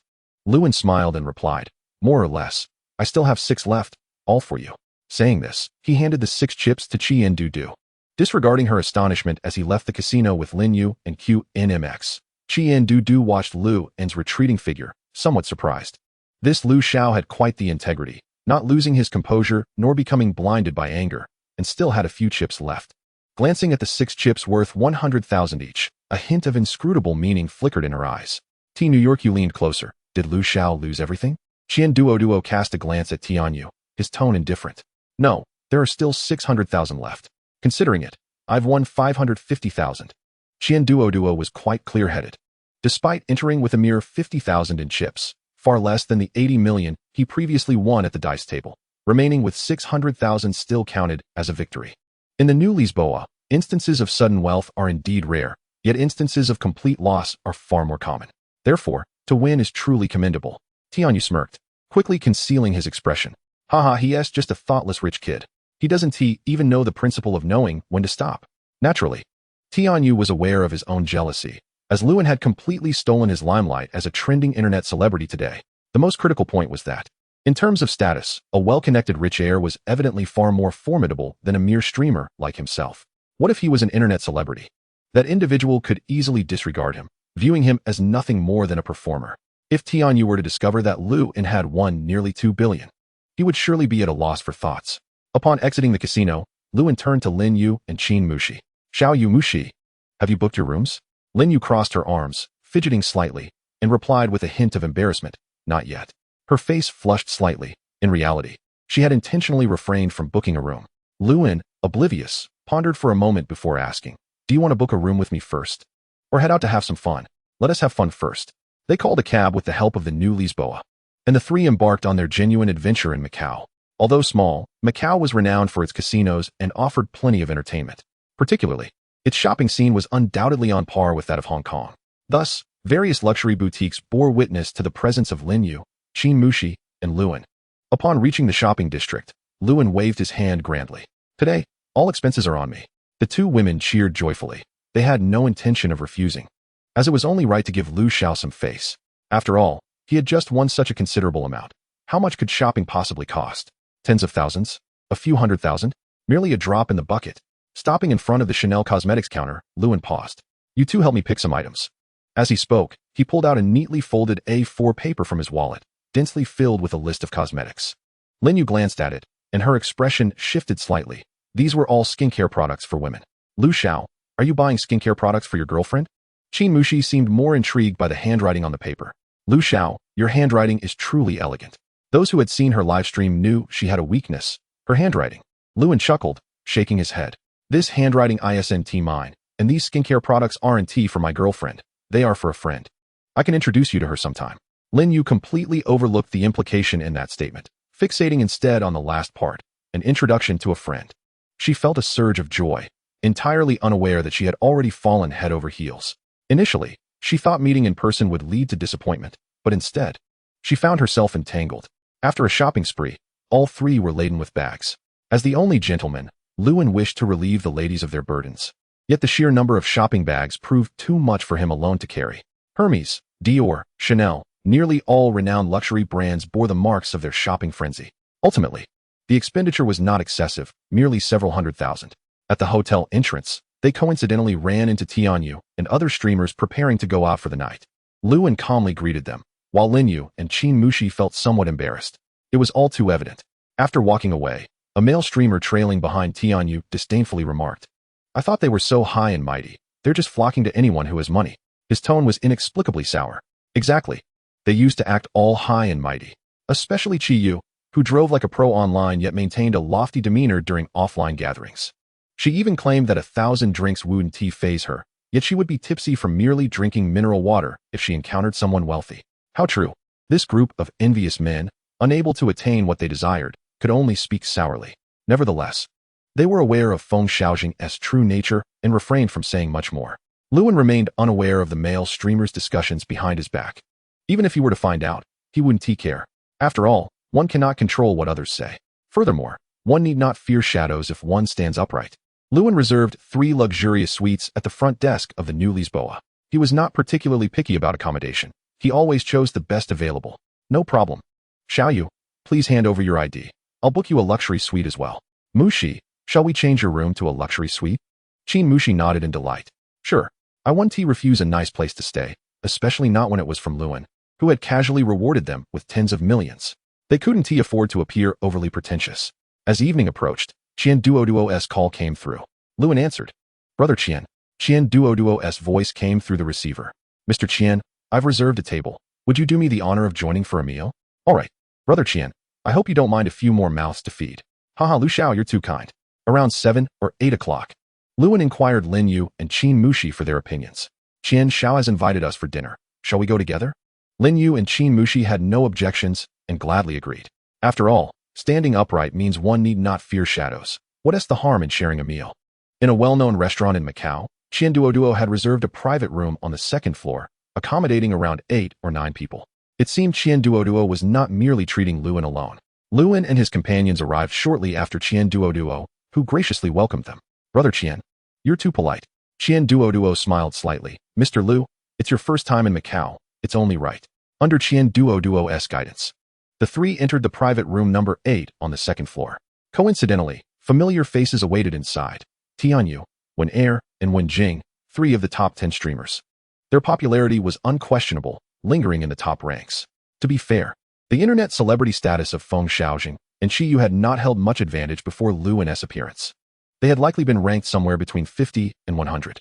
Lewin's overwhelming gifting had significantly boosted their popularity, though he hadn't paid much attention to the specifics. However, last month's income had unquestionably placed them first and second. Qiyu ranked first, while Feng Xiaojing followed closely as second. Especially Qiyu, whose monthly income after deductions approached 10 million, left Feng Xiaojing far behind. Lewin scanned the private room, his heart filled with puzzlement. Was Duo considering entering the streaming world? His mind was quite active. Upon further reflection, it wasn't entirely improbable. The cultural domain was vast, encompassing both entertainment and streaming, with no restrictions on related fields. Yet, what was his intent in bringing me here? Was he trying to recruit me? Lewin's mind raced as he pondered. It felt somewhat implausible, given their prior lack of acquaintance, having only met once or twice. Moreover, the Qian family in Shenzhen was not to be underestimated. Although, according to Tang Ying, they were just a wealthy family with assets in the hundreds of billions. Duo could easily manage streaming on his own. No matter how he thought about it, it seemed unreasonable. Lewin speculated that perhaps his preoccupation with the complexities of human nature during the card game had led him to overthink things. It was possible that Duo did not genuinely wish to invite him, but rather had ulterior motives concerning Feng Xiaozhang and Qiyu. Feng Xiaozhang was constrained by her live streaming endeavors, which had not yielded the expected success, being the child of a wealthy family. Her live streaming could only be considered a hobby, thus she had not achieved remarkable fame. Qiyu, on the other hand, was adept at driving. Yet he did not particularly seek to curry favor with the affluent, resulting in a lukewarm presence as well.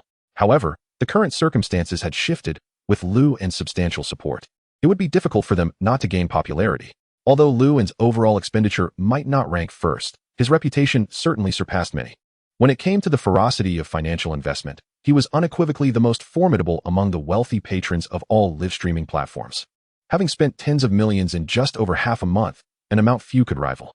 During the meal, Duo presented the menu to Lewin first, then circled back to add a few dishes, ensuring everyone present was considered. Before long, the dishes began to arrive in succession. Once everyone had begun to eat, Duo articulated his thoughts. After seeing Principal Wang's panda-themed stream garner immense popularity, he had long desired to replicate that success with a different kind of live streaming platform.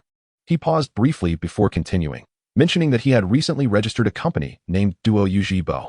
Upon hearing this, Tianyu, Wen Er, Wen Jing, Feng Xiaozhang, and Qiyu exchanged surprised glances, taken aback by this news.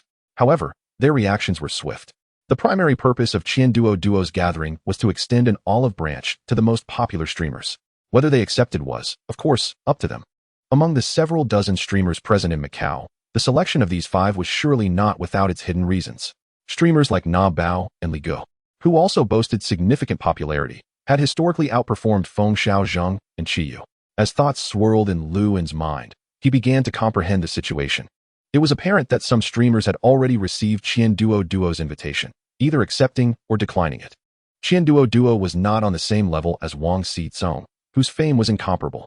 Although entering the live streaming sphere in Huaxia appeared straightforward, the industry had effectively stabilized, and established platforms would not idly watch, employing various covert tactics. For some reason, Wen Er, Wen Jing, Feng Xiaozhang, and Qiyu all cast their gazes towards Lewin. He was momentarily taken aback, while he could understand Qiyu and Feng Xiaozhang's attention. The scrutiny from Wen Er and Wen Jing was perplexing. Duo seemed to have noticed this dynamic as well, smiling slightly and asking, "Luzong, what are your thoughts?" Lewin responded nonchalantly, "If Brother Qian wishes to venture into the live streaming realm, I will certainly support you."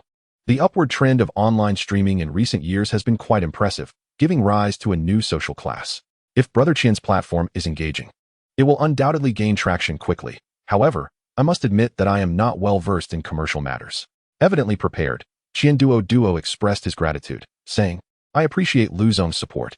Rest assured, Duo Yujibo will certainly offer something distinct." While Duo's remarks were somewhat superficial, Lewin discerned an underlying significance. As the meal progressed, Tian subtly conveyed his sentiments, emphasizing that he had only just established a fan base. Bolstered by the support of Zhao Benshan's daughter and the man himself, he was reluctant to depart. However, none of the four women offered any response, instead directing their attention toward Lewin. This only deepened Tian's displeasure. In truth, he was being overly concerned. Why would a streamer engage in a competition with a wealthy patron? Did he truly believe Zhao Benshan could assist him to any significant extent? Moreover, popularity did not equate to unwavering loyalty. Instances of streamers facing backlash from their audiences were not uncommon. Unexpectedly, Duo broached another topic, his stance on financing Duo. It was clear that he was primarily targeting Lewin. This also served to provide the prominent streamers with an opportunity to witness the backing behind Duo. The platform was not solely Duo's endeavor. It was supported by two influential second-generation individuals whose resources would ensure a smooth trajectory for Duo. Duo was astute and would not make such a bold claim without preparation, especially not when attempting to emulate Wang Xizong's success with the panda theme. While small investments might be inconsequential, true success could not be achieved through mere boasting. Initially disinterested, Lewin had already established an entertainment media investment company, which was still in a precarious state, leaving him little inclination to pursue further ventures. However, he was taken aback when the system unexpectedly activated. Host has triggered a mandatory random task. Please complete it. Task description: invest in Duo Yibo. Task prompt: it has been detected that the host has an opportunity to engage with a live streaming platform. The host must invest in Duo Yibo. Completion conditions: invest in Duo Yibo and obtain a certain level of influence, with a shareholding of no less than 30%. Task rewards: 2,000 experience points, 500 popularity points. Failure penalty: 1,000 popularity points. A random system penalty. Upon encountering the task, Lewin found himself momentarily stunned. The reward and penalty were disproportionately severe. The previous racing task at least offered an additional mysterious reward, whereas this one seemed unjust with its 2,000 experience points and 500 popularity points, contrasted sharply by the heavy penalty. System: isn't this penalty unreasonable? The system explained, please complete the task. After completion, the system will provide a detailed explanation. The stringent penalties are intended to motivate the host to fulfill mandatory tasks diligently. Lewin was perplexed. Investing in a nascent live streaming platform hardly seemed momentous enough to warrant such urgency from the system. Moreover, the imposition of a compulsory task was unprecedented.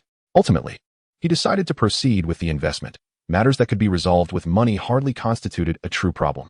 Maintaining an outwardly indifferent demeanor, he inquired, Brother Qian, are you still open to investment? Duo seized upon this opportunity, pondering briefly before asking, Lu Zong, do you genuinely wish to invest in Duo? Duo held Lu in high regard. The Lu family was an even larger behemoth than the Qian family, having successfully navigated the mineral resources industry since the 1980s. It was hardly as simple as it appeared. In truth, Duo understood the Lu family's influence even better than Lewin did. There were whispers that the Lu family had connections that could elevate them to the pinnacle of power in Xiangnan province, with substantial networks in both business and politics. Rumors suggested that they had even established ties to the celestial realm, potentially positioning themselves for meteoric ascension in times of upheaval. Of course, such profound matters were not fully comprehended even by Duo or the Qian family. They were merely aware of the rumors circulating within their circles, and their veracity could not be guaranteed. Nevertheless, in such matters, everyone preferred to believe there was some truth to it rather than dismiss it outright. As for me, I am still in school, thus I have the time to engage in such pursuits, Lewin replied lightly. Based on your description, I am quite optimistic about Duo's prospects. If Duo is willing to accept investment, I personally would not mind participating. Duo contemplated this for a moment, his demeanor shifting to one of seriousness. Lu Zong, are you truly considering investing in Duo? Upon observing Duo's earnest expression, Lewin recognized that Duo genuinely welcomed external investment in Duo. With a playful remark, he added, could it be otherwise? I hardly appear to be in need of money. Duo chuckled. Lu Zong certainly has a knack for jest. Not to mention your company registered in Shenzhen with a capital of 50 million. Even the seemingly ordinary watch you possess could purchase more than one Ferrari. Duo's clarity on the matter stemmed from an unintentional discovery during a previous meeting. An ostensibly ordinary A.P. Royal Oak timepiece. Lin Yu and Qin Mushi were not particularly surprised by Lewin's wealth, as he had just secured a staggering 1 to 2 billion. However, they were unfamiliar with the details surrounding Lewin himself, having only recently learned that he was still a student. Their curiosity regarding Lu and intensified. It was remarkable that a student could engage in such grand ventures with such finesse, seemingly without any indication of his status. Lin Yu, intrigued, cast a glance at the exquisite watch adorning Lu En's left wrist, marveling at its apparent value. Tianyu, Wen'er, and Wenjing, 3 streamers, were nearly rendered speechless upon realizing the existence of discreetly affluent second-generation heirs in this world. A mere watch could surpass the cost of a single Ferrari, after all. Even the cheapest models start at 2 to 3 million. Hence, this timepiece must be valued at no less than 3 million. The extravagance was astounding. Qian Duo hesitated to mention the exorbitant price of Lu En's impeccably tailored high-end custom attire, which was rumored to reach over $1 million per set for the finest BLONI bespoke garments. Lu En's outfit indeed cost a fortune. Specifically brought to him by Louis Yuan during his last visit to Shenzhen, crafted by Blaoni's premier tailor. The total for 8 sets amounted to 88 million, ordered during the new year and taking 2 to 3 months for customization. He had forgotten to unbox them before heading to Hong Kong. Perhaps out of a desire not to flaunt his wealth in front of Yan Yan, Lu En casually inquired, "Qian Gu, if I were to invest, how much equity could Duo Yu offer?" Qian Duo was prepared for this inquiry, stating that although Duo Yu had just registered with a capital of 5 billion, their assessed valuation stood at 20 billion. Presently, they could offer approximately 20 equity, with fewer shareholders being preferable. The figures left Tianyu and the other streamers momentarily astonished. Being well-versed in the streaming industry, they recognized the implications. Their current company, Huanju Era, was a leader in the streaming sector, valued at $2 billion US. For context, Douyu's total financing in 2016 was only 2 billion, and Panda Live was not far behind. The astonishing valuation of this newly established Duo Yu at 20 billion was something to behold. A 30 stake equated to 6 billion. Everyone present understood the principle. Registered capital is merely a formality, while valuation reflects true worth. Naturally, both parties must agree on the valuation, which is why Lu En stated there would be no room for negotiation. The shock stemmed from understanding the significance of 6 billion, a sum that they could scarcely fathom earning in a lifetime. Even Tianyu, with a fortune of 80 million and engaged in real estate investments, found the gap to 6 billion daunting. Earning money was hardly as simple as creating an account. Qian Duo, taken aback by Lu En's generosity, expressed his astonishment and stepped outside to make a call. Chapter 60, Accompanying for Sleep. Qian Duo, or rather Duo Yu, placed considerable importance on Lu En's investment. He promptly exited the private room to make a call, as the 20 equity was the maximum they could offer after discussions with his 2 partners. Yet, if the investor were Lu En, there was room for flexibility. With anyone else, Qian Duo would have firmly closed that door without hesitation. After he stepped out, Wen'er and Wenjing, the 2 beautiful streamers, immediately began to pepper Lu En with questions. "Lu Xiao, you're still a university student?" "Lu Xiaoyu." Wen'er had long wished to inquire about Lu En's intentions, but had found no opportunity, thus lowering her head, appearing somewhat aggrieved. Qian Duo connected a call with one of his contacts, and upon answering, he briefly explained the situation. His partners, Huang Xingwen and Zhao Ping, were both influential figures in their province, yet not the kind who lacked ambition. Huang Xingwen and Zhao Ping were down-to-earth individuals, knowledgeable, and made their fortunes through legitimate means. They shared a close relationship, hence Qian Duo only contacted Huang Xingwen. A cultured voice responded, "Since the young master of the Lu family is willing to invest, let us offer him 30. I'll each give up 5 of our shares to ensure your position as the major shareholder." The original structure had Qian Duo holding 40, with Huang Xingwen and Zhao Ping each holding 20. The remaining 20 was reserved for potential investors. If no one stepped forward, the 3 would proportionately fill the gap. Qian Duo realized after hanging up that for the initial round of investments, all parties must contribute real capital and that Lu En's entry should not disrupt the established order. Crucially, Duo Yu required robust cash flow to expedite various preparations. Lu En smiled, assuring him, "That's not an issue. I can certainly come up with 6 billion. As he spoke, he retrieved a check from his wallet, adding, "If you are uneasy, I can invest right now." Qian Duo initially dismissed it as just a check, but the number of zeros on it stunned him, along with the peculiar details regarding the account. 23 billion Hong Kong dollars? Huh. A promissory note from the new Lisboa? You can't be serious? Lu En nonchalantly replied, "Oh that? I just won it today playing some high-stakes poker in the VIP room. A few wealthy players lost to me, winning 12 billion casually at a game of poker." Wen'er and Wenjing, who had not been to the casino, were oblivious to the events that transpired there. Tianyu vividly recounted how Lu En had turned the first-floor lobby of New Lisboa into a lively scene, winning with a mere few thousand chips. He concluded with a hint of longing. Lu Xiao emerged from the VIP room just like that. Qian Duo gave a thumbs up, exclaiming, Lu Zong, you are truly impressive. Surely you didn't clean out all the wealthy players at your table? Luan pondered for a moment, admitting, well, not entirely. I left a few small chips for them.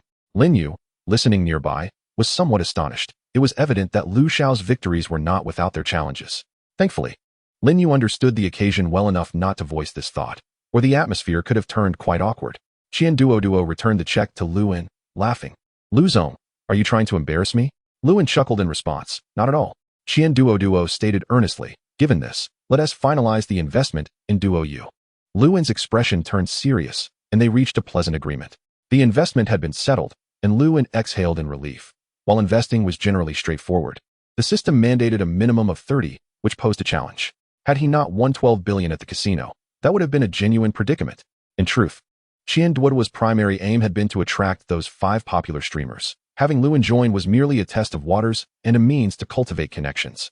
However, they unexpectedly secured Luan's participation, making him the second largest shareholder.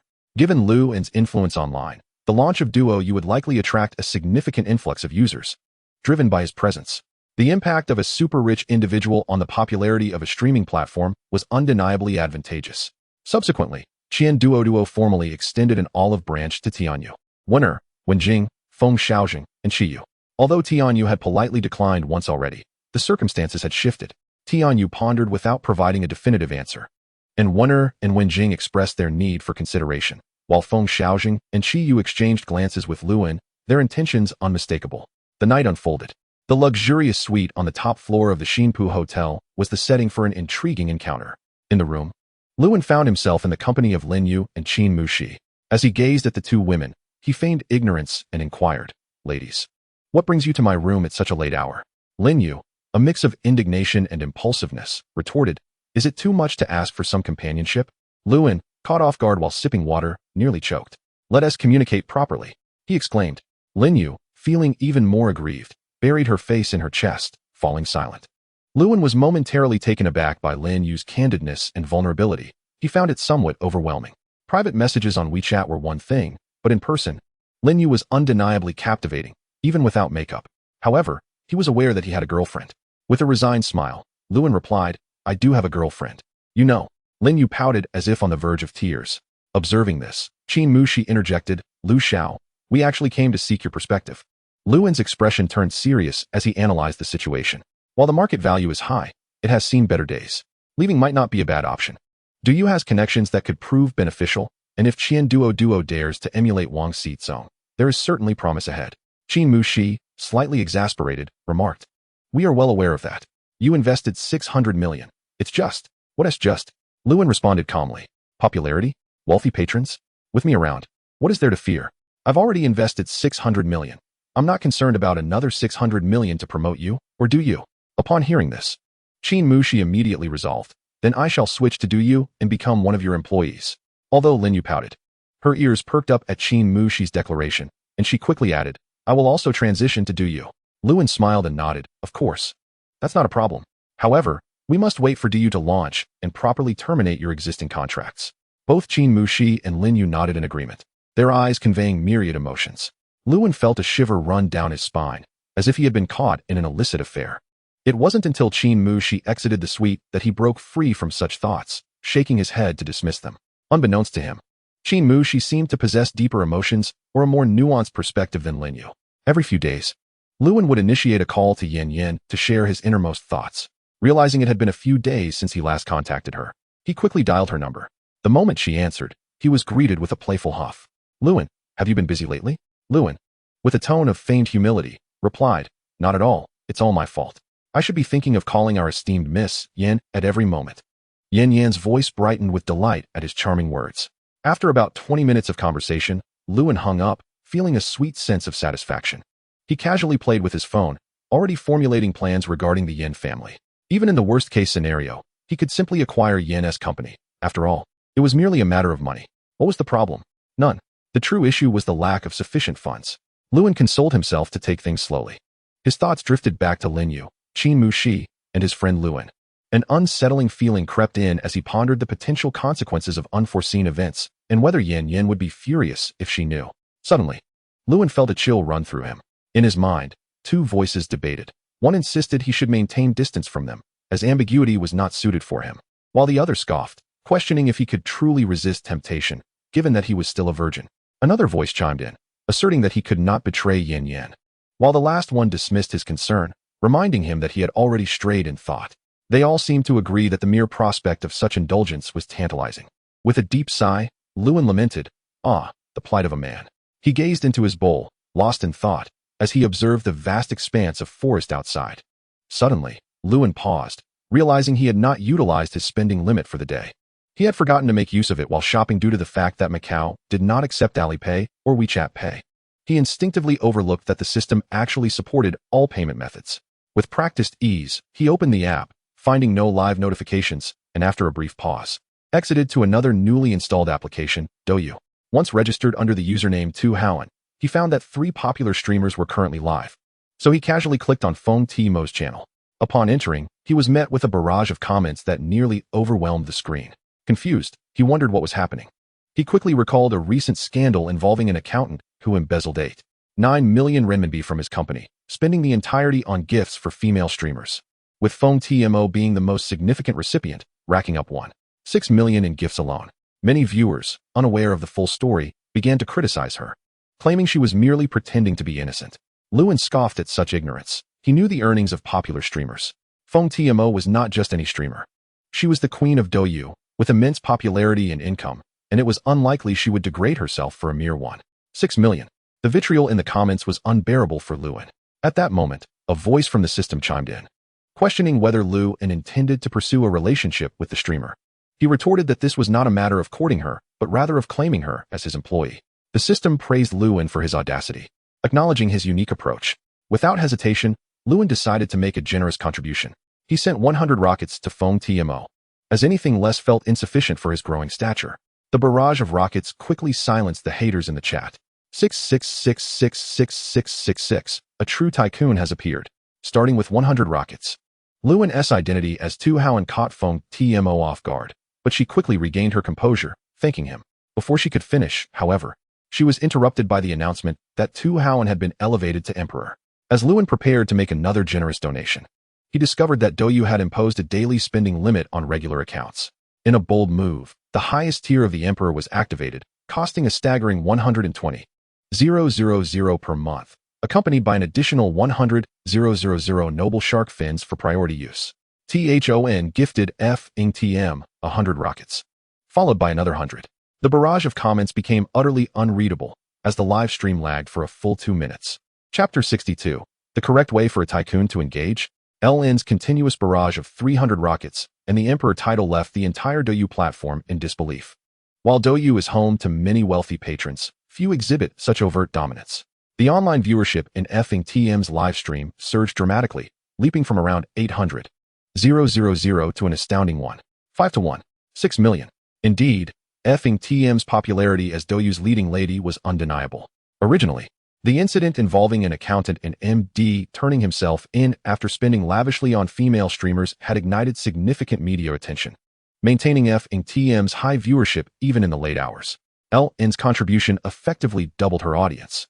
The sheer audacity of this affluent patron, showering 300 treasure chests, left many in awe. Unquestionably, this was the illustrious THON. For the wealthy, 100 rockets and 100 fishballs hold equal significance. THON, could you spare a leg hair? Came the humorous remarks. 6666666, and father, I bow to you, please protect me. All of you raucous fans, hurry and leave. Do not disturb my affluent father while he watches the stream. FNTM covered her mouth in astonishment, unable to believe it was indeed THON. She had certainly heard of his reputation. Despite being on different platforms, the news traveled within the industry. Moreover, his overwhelming display of wealth that night captivated even the most popular streamers with envy. LN sent a message. I am THON. Just 4 words, exuding an air of aloofness. FNTM smiled, acknowledging, indeed, THON is as cool as rumored. After a brief pause, she sincerely expressed her gratitude for the 300 rockets and the emperor title. The speed of the comments in her live stream reached a dizzying pace. making it impossible to discern individual messages. However, one thing was certain: the trolls were drowned out.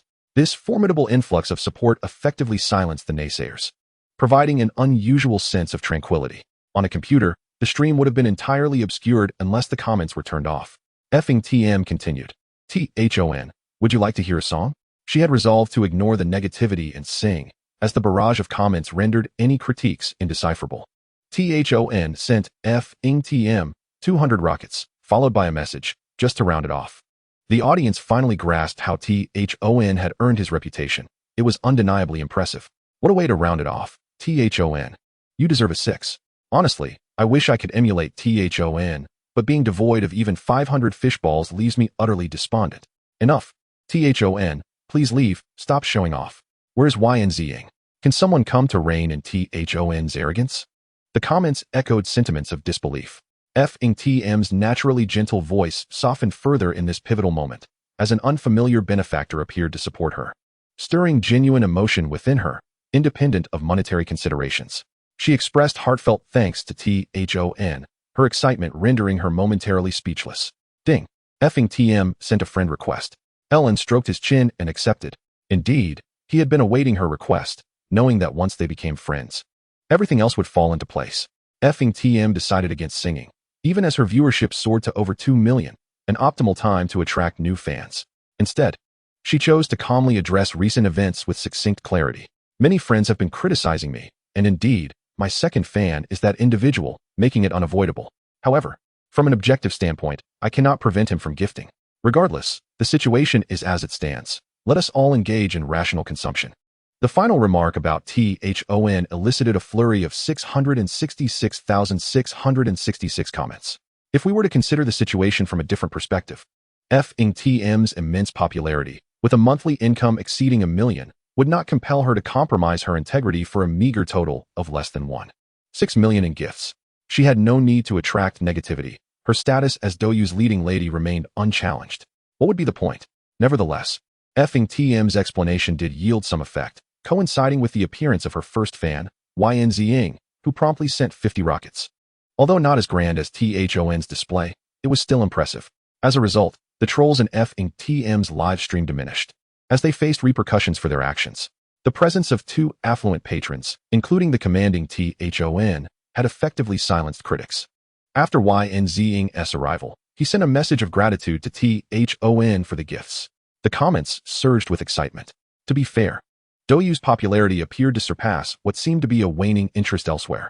After receiving F-ing TM's friend request and her private WeChat ID, LN discreetly exited her live stream.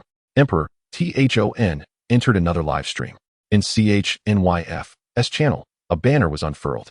Observant viewers quickly alerted her. 66666 FG, come entertain, THON has arrived. Was THON intending to spread the wealth? Newcomers requested explanations, uncertain of the significance of THON, feeling somewhat out of the loop. Goodness, are you emerging from the depths of the mountains? You don't know who THON is? LN noticed that regardless of the stream he entered, he was affectionately referred to as Dad. This crowd certainly knew how to have fun. CHNYF smiled sweetly, welcoming LN with her distinctively neutral tone. Welcome, THON. Without hesitation, LN began to shower her with gifts. THON sent CHNYF 500 rockets, accompanying it with a comment. FG. That smile of yours makes me feel like falling in love. This was LN's first meaningful comment. The audience that had followed from F-ing TM's stream was understandably bewildered by the ensuing chaos in the comments. 666,666. Is this really how THON operates? FG can smile so enchantingly. I feel like I'm going to experience heartbreak. Even though FG is like a sister, I have feelings for her. FG, be serious. You are a professional. Chapter 63, The Wave. CHNYF made an exaggerated expression before laughing. The comments are too chaotic. THON is too impressive. He arrives with 500 rockets. And my heart is racing. As she spoke, she playfully covered part of her face. CHNYF's stream had a unique aesthetic, divided simply into 3 sections: lyrics, live stream, and public contact information. LN had always appreciated the straightforward yet endearing nature of streamers like QY, and CHNYF fell into that category as well.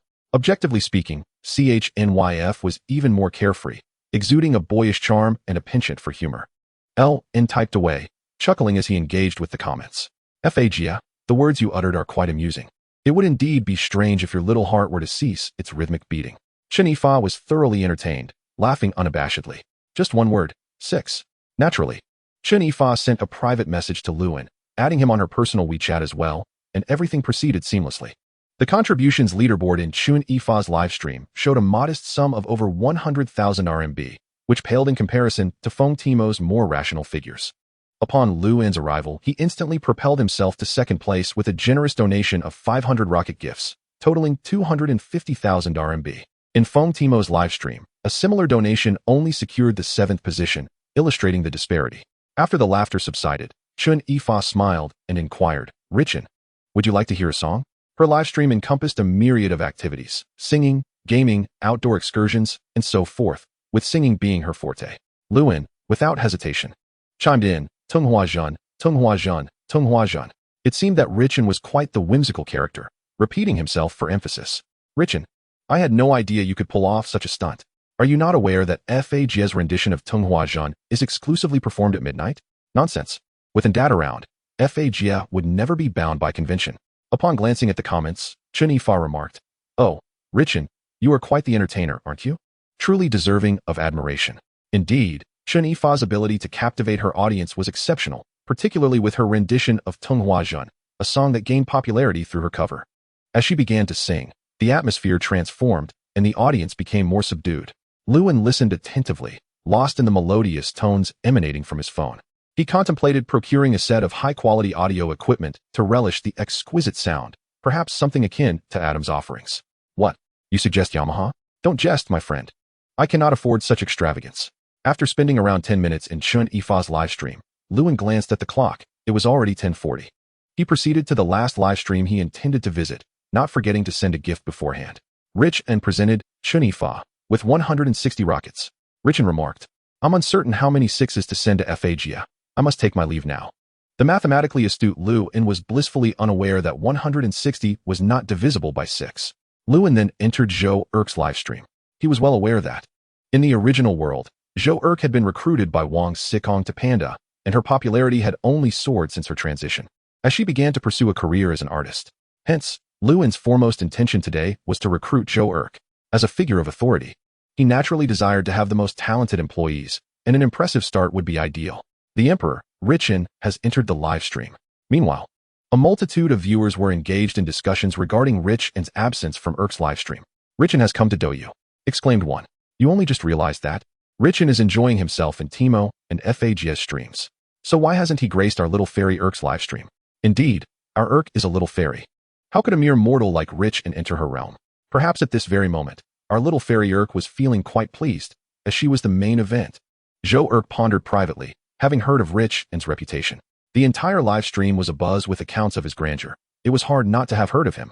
Why wouldn't Richen visit her live stream? Was he confined to just 2 streams? While she didn't necessarily require his presence, as a top-tier female streamer, she certainly wished for as many affluent patrons as possible. In truth, Zhou Erk had recently received an enticing offer from Panda and was privately contemplating a potential change of platform. However, such a decision was not to be made hastily, as it would significantly impact her future. At that moment, Luan entered Zhou Erk's livestream, opting for silence as he directly contributed. Richen sent Zhou Erk 300 rockets. The audience was momentarily taken aback, as Zhou Erk's welcoming words had yet to fully escape her lips when a spectacular display erupted, with 300 rockets soaring into the virtual sky, followed by a throng of viewers flooding in. In an instant, the peak online audience surpassed Feng Timo's previous record of over 200,000. Admittedly, a significant portion of these new arrivals were merely there for the spectacle, contributing nothing to Luan's popularity. Zhou Erk, known for her beauty and innocence, mirrored the gentle demeanor of Fagia in expressing her gratitude. "Thank you, Richen, for the 300 rockets. You are cherished." The viewers who had previously speculated on Richen's absence from Erk's livestream were now astonished. "Erk, how could you be so enchanting? Fairies require no such adornments." "Indeed, Erk, you are so captivating that I feel I am falling for you. No one can pull me back. As for me, I am already in love. What about you all?" I am unfazed. Most importantly, Zhou Erk was indeed strikingly beautiful, and her enchanting presence was truly delightful. Luan, with a smile, commented, "Erk, you are a fairy. Do not be swayed by mere charm." Unbeknownst to him, as he flirted with the Douyu streamers, Another individual was also present on the platform. Chapter 64. The World Turns Dark. This individual was none other than Duo, a familiar viewer. Coincidentally, Duo had just registered on the livestream platform tonight, parallel to Luan's arrival. As Luan concluded his gift-giving in Zhou Erk's livestream, Duo made his entrance, similarly silent as he began sending rockets. A viewer sent Zhou Erk 100 rockets. What a coincidence, Richin. This comment caused a stir, as the audience, including Zhou Erk, was left perplexed. Another novice account? Oh, did Richin bring a friend? What is the situation? Can someone enlighten us about this viewer's identity? You lot should be more concerned with the new affluent patron. Before long, the audience was informed of the connection between Luan and Duo, and some popular streamers were hosting offline events together. This offline gathering was not a closely guarded secret. Streamers often mentioned it to their viewers, making it impossible to conceal. Meanwhile, Luan appeared on Douyu. While Duo likely anticipated the reason behind their coinciding appearances, preparing to make connections for future endeavors. However, Duo might have overestimated the situation. Luan gazed at the floating comment and smiled. His primary objective in joining Douyu was to garner some popularity on this new platform. What a coincidence. Richin sent Zhou Erk 500 rockets. After spending approximately 10 to 20 minutes in Zhou Erk's livestream, both Luan and Duo exited Douyu. As their visit was merely a gesture, casting his phone aside, Luan turned his attention to his personal panel. Host, Luan level 2. Experience points, 10,000. Popularity, 1, 134, 890. Daily quota, 10,000,000. Lottery, prize drawing. Mall, level 2. Luan has reaped considerable rewards on Douyu, with his popularity soaring past 1 million and continuing to grow at a delightful pace. Indeed, the audience on Douyu appears to be somewhat more abundant, as even with a limited number of contributors to the popularity value, it still increases by tens of thousands every half hour. After freshening up, Luan reclined on his bed, cultivating a sense of drowsiness. On this evening in Macau, many found themselves restless. In the adjacent suite, a woman tossed and turned throughout the night, plagued by her habitual insomnia. Countless thoughts surged through her mind. She was Linyu, a young girl slightly older than Luan, born in 1994. Linyu is indeed just a young lady who began her streaming career 4 to 5 years ago, taking a hiatus during a tumultuous period marked by negative news. She is exceptionally dedicated, truly committed. Luan had privately inquired about her relentless drive. I don't know. It just doesn't matter, was her response, a remark that left Luan puzzled. She confidently drove the most powerful virtual vehicle, singing and entertaining effortlessly, and barring unforeseen circumstances. She intended to continue this way. However, one day, a wealthy patron unexpectedly entered her streaming room, a tycoon who propelled her onto a pedestal of fame. The opulent and captivated Linyu, even through the veil of the internet. And today, she encountered the real life and a strikingly handsome young man who seemed to radiate light, utterly enchanting her. He left her in awe, whether it was due to the high-stakes gamble or his nonchalant demeanor, both rendering Linyu deeply infatuated. Upon discovering that the online and was indeed the real-world Liu Xiao, a student who also had a girlfriend, Linyu inexplicably felt a wave of grievance wash over her, and a thought took root in her heart, growing into something monumental. Tossing and turning, she struggled to sleep. This offline event in Macau was a whirlwind of activity, with many rooms in the new Lisboa hotel transformed dramatically. Some were impatient, having arrived in the afternoon to secure their accommodations. They engaged in flirtations and interactions, challenging the notion that female streamers couldn't mingle with fans. For instance, a once naive girl, having previously rejected a foolish admirer because of Luan, swiftly found herself entangled with another wealthy suitor. Guided by a belief that as long as he wasn't a second-rate man, she could indulge, the girl followed a tycoon into a room, gnashing her teeth in secret. Chaos reigned. Of course, no one felt pity for her, as she had sought this herself. Yet, in her dazed eyes, a shadow seemed to flit by. Meanwhile, in another part of the venue, numerous events unfolded. For example, a super popular streamer had finished his first round and, along with friends, had indulged in a second round of drinks. Somehow, he became inebriated and rambled about various matters, which were subsequently disseminated by those with ulterior motives. It appeared that everything was predestined. In a shadowy corner of Macau, a cold male voice echoed. So, how much did you win? The calm voice belonged to a figure of authority. 3 fingers glinted ominously in the night. 3 sons? 12. Gather the brothers, prepare. We are going all in.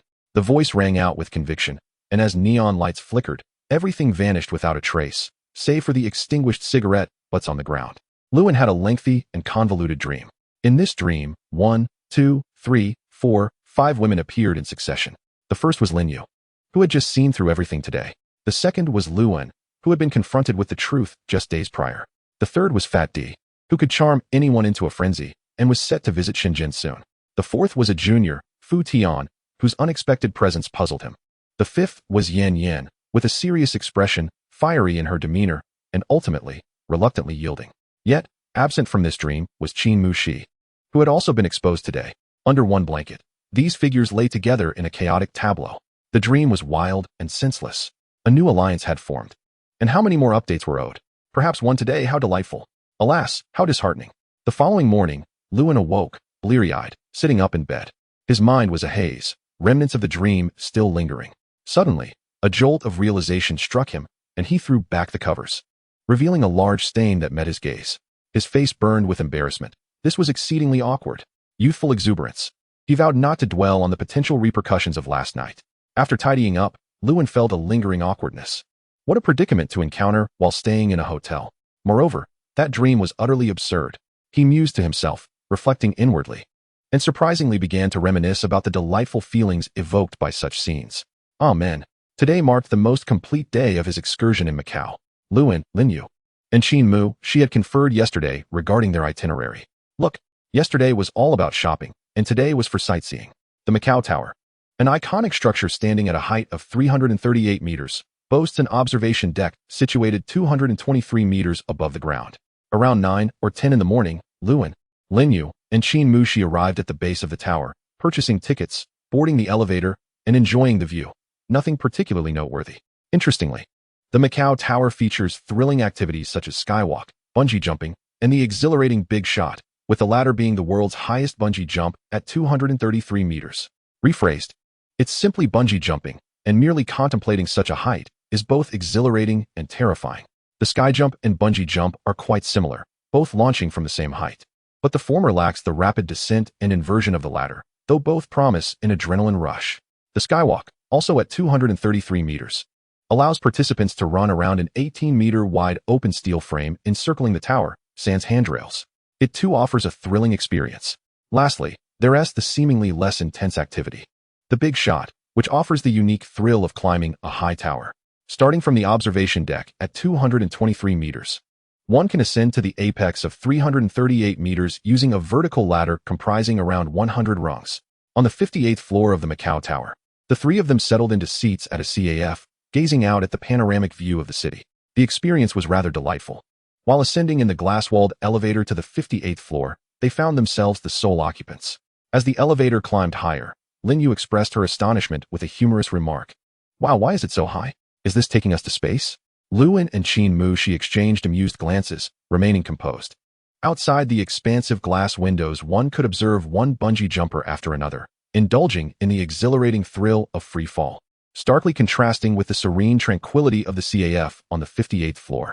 Luan and his companions noted the introduction to the extreme activities at the Macau Tower, and their discussions inevitably gravitated towards adrenaline-pumping sports. Qin Mu Shi elegantly set down her coffee cup and inquired with a smile, "Young Master Lu, do you enjoy bungee jumping?" Watching yet another jumper plunge from the window, Luan cleared his throat twice, shaking his head. "Even if I did, I wouldn't dare to challenge this height of 233 meters. I really want to go," Lin Yu exclaimed, pouting, her frustration causing her to abandon the grace that Qin Mu Shi exuded. "Then let us go, Xiao Yu. We are all here to support you," Luan encouraged with a smile. He may not dare to take the leap himself, but he would certainly cheer on those he knew. Lin Yu huffed, choosing not to respond. In truth, she only made such remarks. The height of 233 meters and the harrowing thrill of jumping were not experiences the average person could easily embrace.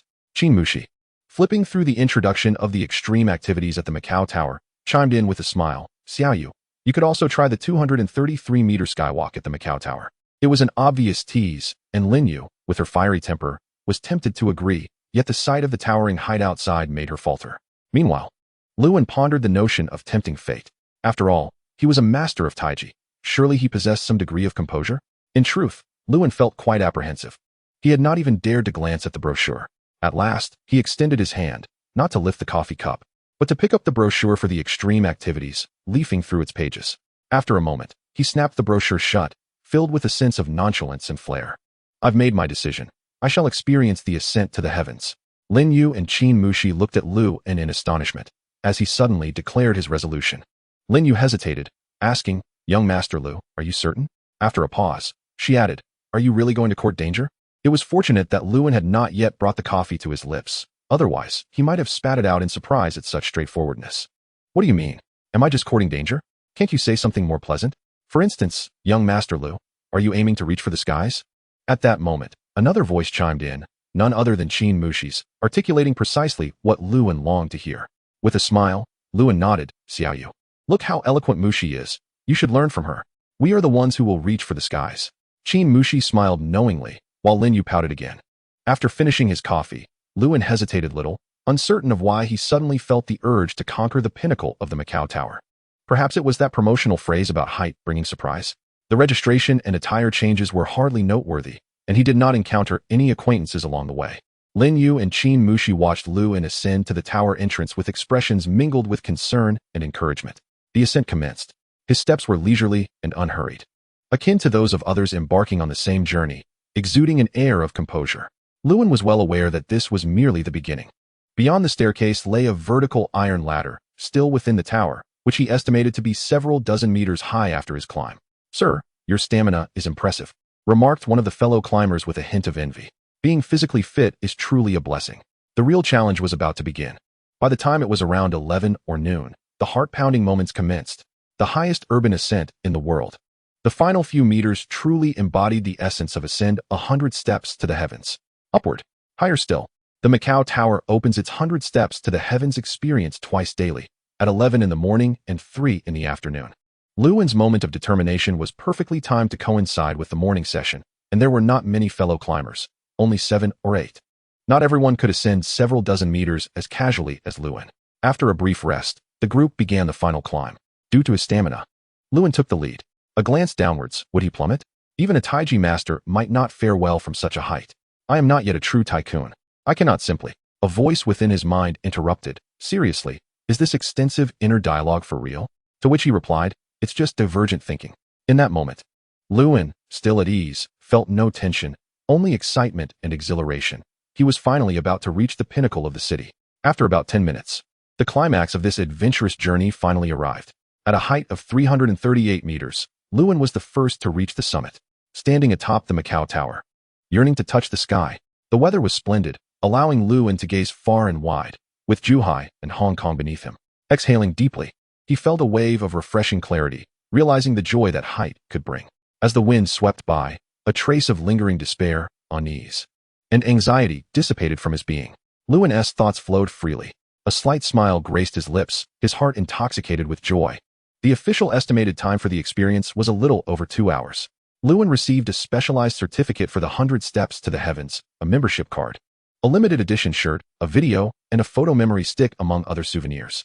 Upon returning to the starting point of the 100 steps to the heavens, Luin immediately spotted Lin Yu and Qin Mushi waiting for him, and it would be a lie to say he was not moved. The hour and a half spent waiting had likely been tinged with some worry. All in all, it was a deeply touching experience. Of course, it was also possible that they had merely come to check if he had descended at that moment, just a jest. At the 60th floor of the Macau Tower, within a 360-degree revolving restaurant, the trio savored a sumptuous seafood buffet. The restaurant completed a rotation every half hour, allowing them to enjoy the breathtaking views of Macau as they dined. As they exited the Macau Tower, no one knew what Luin had left behind at the tower's pinnacle, nor could they comprehend the depth of his joy in that moment. Perhaps, in certain specific circumstances, humans instinctively discard some deeply buried, yet unnecessary burdens from their hearts. Perhaps this is also a form of letting go. No one knows. The ruins of St. Paul's, another iconic landmark of Macau, is part of its historical district, blending European Renaissance and Eastern architectural styles, showcasing the fusion of Eastern and Western artistry. With intricate carvings and grandiosity. From a distance, the trio beheld the remnants of the ruins of St. Paul's, reduced to just the facade amidst the wheels of history. Yet its splendor remained undiminished. Qin Mushi remarked with a smile, "I've visited Macau 3 or 5 times, but I never had the chance to see the ruins of St. Paul's until today." Lin Yu echoed beside her, "I can't imagine the former grandeur of the ruins of St. Paul's." Soon, their journey turned into a delightful exploration of culinary delights. The area surrounding the ruins of St. Paul's was rich with gastronomic options. and a street dedicated to local delicacies filled their bellies with various meat treats. This street food was quite delightful, and with Lin Yu being a foodie at heart, the trio relished the experience. As they strolled, eating and admiring their surroundings, a tranquil scene suddenly captured their attention. The streets were lined with Portuguese-style architecture, vibrant and harmonious in color, exuding elegance. As they stepped into this atmosphere, it felt as though the world around them quieted, and the clamor of everyday life faded away, as if they had entered an alternate realm. Then, Lewin noticed the name of the street they were on, Love Lane. In this street, couples could be seen, some holding hands tightly, while others were cloaked in white wedding dresses. This created a rather awkward atmosphere. A man and two women seemed to have stumbled into a world that felt distinctly out of place, inevitably leading to an enigmatic embarrassment. Lin Yu, lost in thought, suddenly lowered her head, a faint blush creeping onto her cheeks. The three swiftly exited Love Lane, heading towards their next destination. Lin Yu spoke up, expressing her astonishment at the existence of a small alley adjacent to the sandbar, seemingly crafted specifically for couples. Such a marvel. Qin Mu, she nodded in agreement, noting that although Macau was not large, it was indeed quite suitable for exploration. She referred, of course, to those exquisite sights she had missed during her previous visits to Macau. Ma Gu Miao, the last destination agreed upon by Lewin, Lin Yu, and Qin Mu Shi, stood as one of Macau's most renowned historical landmarks. Nestled against the mountains and facing the sea, the temple was built along the cliffside, with ancient trees soaring above. Though modest in scale, it harmoniously melded with nature, its layout both intricate and aesthetically pleasing, embodying the rich cultural heritage of Huaxia. The temple was bustling with devotees. Ma Gu Miao, also known as Ma Zhu Gu, honors Ma Zhu Nyang Nyang, the legendary guardian of the sea, revered as an embodiment of good fortune. Naturally, since they were there, they had to offer prayers for blessings. Upon entering the temple, Lin Yu and Qin Mu, she each drew a fortune stick, while Lewin opted for a few peace talismans instead.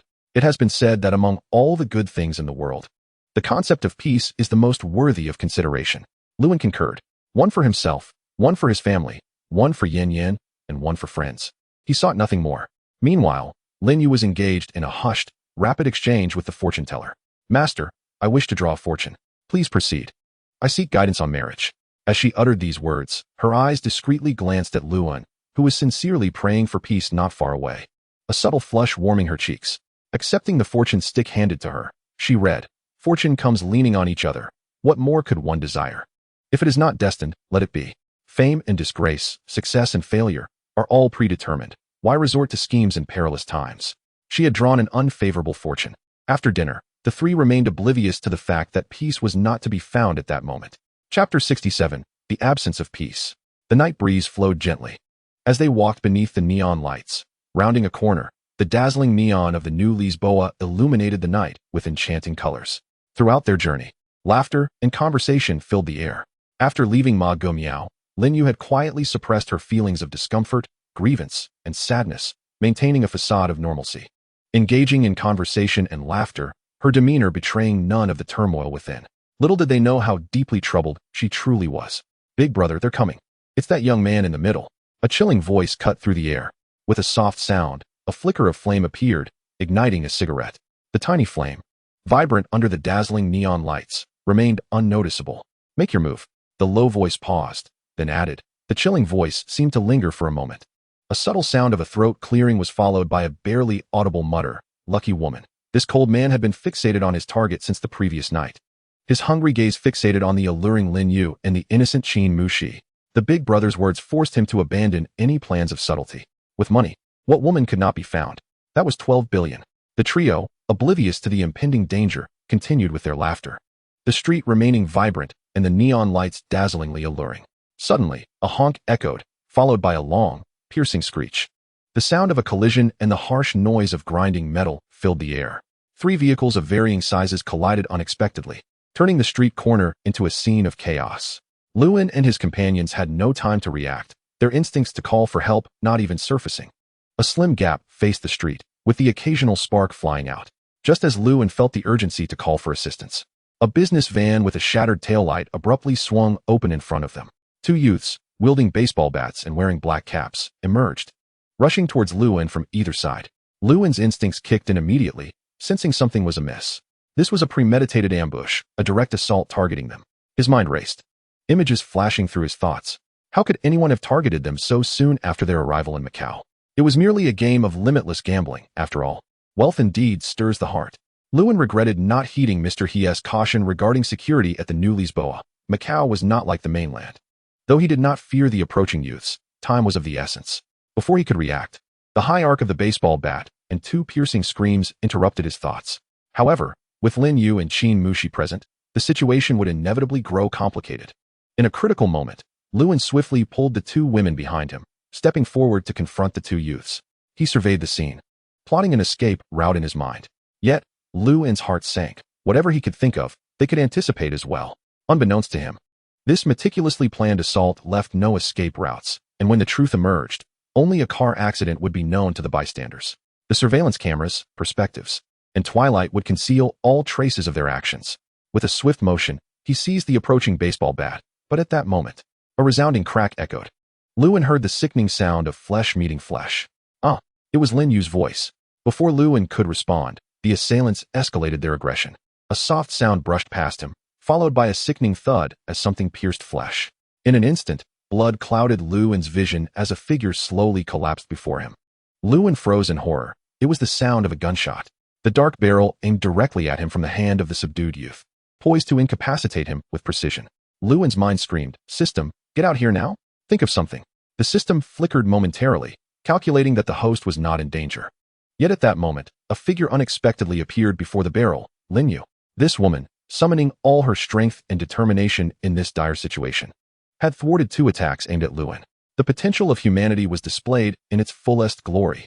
"System, I warn you, if anything goes wrong, I will dismantle you." The scene turned gruesome. Lin Yu, under the gun's aim, she appeared so striking. The splatter of blood was painfully vivid. Her heart-wrenching smile sent chills through him. "No," Lewin roared. At that moment, the system's cold voice abruptly cut through the chaos, bringing a chilling calm over Lewin Ding. Half an hour ago. In that final fleeting second, Lewin's peripheral vision swept over the assailants and the stunned Qin Mushi beside him. His gaze sharpened. Lewin focused intently on Qin Mushi, then on Lin Yu, a wave of heartache washing over him. He finally understood why the more beautiful Qin Mushi, whom he had seen in his dreams, had not appeared. It was because an invisible barrier lay between them, a barrier that confined them to the realm of ordinary friends. In the depths of Lewin's mind lingered the harrowing memory of that attempted assassination. He beheld Qin Mushi, who cowered to the side. Yet he held no animosity towards her, for her reaction was that of a normal person facing an abnormal situation. However, Lewin comprehended that their relationship could only ever progress to that of ordinary friends. Scenes flickered before him like frames from a film. Qin Mushi, Lin Yu, Macau, and Lin Yu once more. That foolish woman. Perhaps there were some flaws in the mobile code. Chapter 68. The Host Protection Special Exchange Space. At that moment, he could have had more time to evade danger. In other words, he would have had ample time to prepare, even if it meant throwing money at the problem to obliterate those miscreants. Yet, Lewin was resolute in his unwillingness to retreat simply because he was aware of the lurking peril. He refused to cower in anticipation of an already known outcome, and he certainly would not allow those bandits to roam freely. He desired to confront the danger head-on, fully aware of the risks involved. For the sake of that bittersweet smile from her in the end, with the system at his disposal, he feared nothing. Calmly, Lewin lifted the hot tea that he had requested from the restaurant and took a gentle sip, communicating with the system in a leisurely manner. "If your only ability is this little bit of wealth, is it not somewhat trivial?" His tone conveyed a relaxed demeanor, as if nothing had transpired. "Host, please do not doubt the system." The system's voice returned to its usual gentle tone. After this utterance, the system did not provide Lewin with an opportunity to further press it. Suddenly, a notification chimed. Ding. Life-threatening crisis detected for the host. Activating the Host Protection Special Exchange Space. Ding. The Host Protection Special Exchange Space has been activated. Lewin's consciousness momentarily blurred, and his gaze fell upon a new development on the system screen. A dark, peculiar singularity floated ominously at the surface of the display. As soon as his consciousness touched it, he was drawn inside. What lay within was an unimaginably vast expanse, with no perceivable edges. "Welcome, host, to the Host Protection Special Exchange Space. With a mere thought, you may view the exchange list available in this space." The system's soft voice resonated again, echoing in the emptiness of the expansive realm. Upon hearing this, Lewin focused his awareness, and a floating screen materialized before him, displaying only a handful of items. For the first time, Lewin realized the true significance of popularity points, as they served as the universal currency for all the system's functions. His thoughts momentarily scattered before he scrutinized the offerings. Super Control. Exchange value. 10 million popularity points. Effect. Once activated, no further action is required. All inducements within this special exchange space will be controlled, and the actions of those under control will solely be dictated by the host. In other words, this super control, once exchanged and utilized, would allow Lewin to command all the inducements and masterminds behind the bandits. It was undeniably an extraordinary item. However, with such a high cost in popularity points, Lewin had no choice but to forego it. Super Destruction. Exchange value. 20 million popularity points. Effect. Once activated, no further action is required. All inducements within this special exchange space will be obliterated on a material level. This was rather ruthless, leading to a complete annihilation with no remnants left behind. Again, the cost was beyond his means, so he passed on it. Discovery. Exchange value. 500,000 popularity points. Multiple controls. Exchange value. 500,000 popularity points. And that was all. There were only 4 exchangeable items in total. System, you wretched thing. Lewin's consciousness gestured an obscene gesture, muttering a familiar curse. The system chose silence, embodying the tranquility of the night. The blatant temptations of super destruction and super control were indeed remarkable, but alas, they were merely to be observed. Discovery upon use. The primary inducement within this special exchange space may be revealed. Multiple controls, upon use. One may exert multiple controls over any primary inducement in this special exchange space for a duration of 10 minutes. After the effect expires, only one permanent control command may be issued. Note, the combined effect of both items is enhanced. It seemed the system's taunting skills were nearing completion under Lewin's tutelage. Lewin understood that the effectiveness of multiple controls was limited to a mere 10 minutes. Once that time elapsed, he would only be able to issue a single permanent command, but he had no alternatives. Ding. Discovery. Exchange successful. 500,000 popularity points deducted. Ding. Multiple controls. Exchange successful. 500,000 popularity points deducted. The host protection special space is now closing. Following several notifications, Lewin's consciousness was expelled from the expansive space, and as he willed it, 2 new items appeared in his inventory. The dark singularity vanished. Host. Lewin level 2. Experience points. 400,010,000. Popularity points. 146,982. Daily quota. 10,000. 100,000. Inventory. Invisibility talisman. X-ray vision. 2 uses. Soft tissue paper. 1 pack. Discovery. Multiple controls. Lottery. Draw for prizes. Shop. Level 2. After deducting 1 million popularity points, he was left with over 140,000, a modest increase from the previous night. It may have seemed slow, but all these events transpired in mere seconds. Lewin set down his teacup and smiled lightly. Xiaoyu, Mushi, you two wait here for a moment. I shall visit the restroom. Both women nodded in acknowledgement. Lewin was not foolish enough to escort them into danger. Even though Qin Mushi had not shown any inclination towards him during the life-threatening incident, he would not recklessly lead them into peril. He was not so despicable. Upon entering the restroom, Lewin casually opened one of the doors and immediately activated an item. Discovery. Ding. Discovery has taken effect. Please pay attention to the coordinates of the light points. Once the discovery item was activated, a virtual screen appeared before Lewin, displaying several flickering light points along with extremely detailed routes, far superior to any mapping service. Then came the second item. Invisibility talisman. Ding. Invisibility talisman has taken effect. Countdown. 9 minutes 59 seconds, 9 minutes 58 seconds. Due to his absolute trust in the system, Lewin did not ostentatiously test its capabilities. Instead, he attempted to phase directly through the closed door to verify its effectiveness. What happened to that unwavering trust? Lewin scoffed, muttering dismissively. It should have been fed to the dogs long ago. Moments later, Lewin swiftly approached the nearest light point.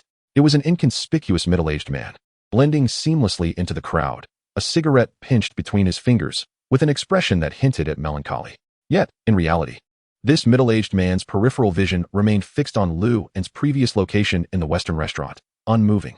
Let us start with you. Lewin's voice emerged softly. Still relying on the mobile code, he sheepishly asked, Can I request a reward? Chapter 69, Multiple Controls. Initially, Lewin did not perceive the utility of the invisibility talisman. Was it merely for eavesdropping? Not to mention that 10 minutes was hardly sufficient for any meaningful endeavor, especially with X-ray vision at his disposal. Why sneak around when he could observe openly? It was absurd to think of him, Liu Deshao, playing the role of a ghost. Furthermore, Lewin was affluent. He could procure anything he desired with wealth. However, reality demonstrated that every item in the system bore its significance. Forget about Nongfu Spring. Lewin had long since dismissed it from his mind. In his state of invisibility, Lewin could exercise the utmost stealth in controlling those behind the scenes.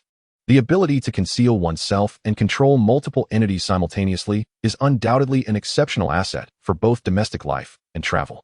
The system's notification echoed in Lewin's mind, indicating that the host could exercise overlapping control without any limitations on frequency. A countdown began, marking 9 minutes and 59 seconds. At that moment, a middle-aged man, shrouded in melancholy and smoking a cigarette, had his attention momentarily caught by the ethereal voice that resonated beside him, his gaze momentarily shifting before becoming fixed. The system confirmed the host's control over the subject. From a distance, the man's posture appeared unchanged. Even his smoking stance remained identical. Yet, his mind had succumbed to an advanced form of control, one that Lewin could not fully comprehend. The vessel, though seemingly intact, was entirely compelled to execute the commands of the controller, while its thoughts remained unaffected. In essence, Lewin found himself unable to extract any information from the controlled subject. Yet the ability to dictate its actions was perplexingly potent.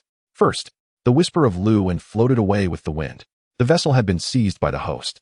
The system's display indicated 2 ongoing countdowns. For the invisibility talisman, 8 minutes and 32 seconds remained, and for the multiple controls, 9 minutes and 16 seconds remained. Second, Lewin's voice echoed softly again, his awareness flickering towards the countdown on the system screen, his gaze pausing on the Discovery interface, which revealed the coordinates of all the members involved in this heist.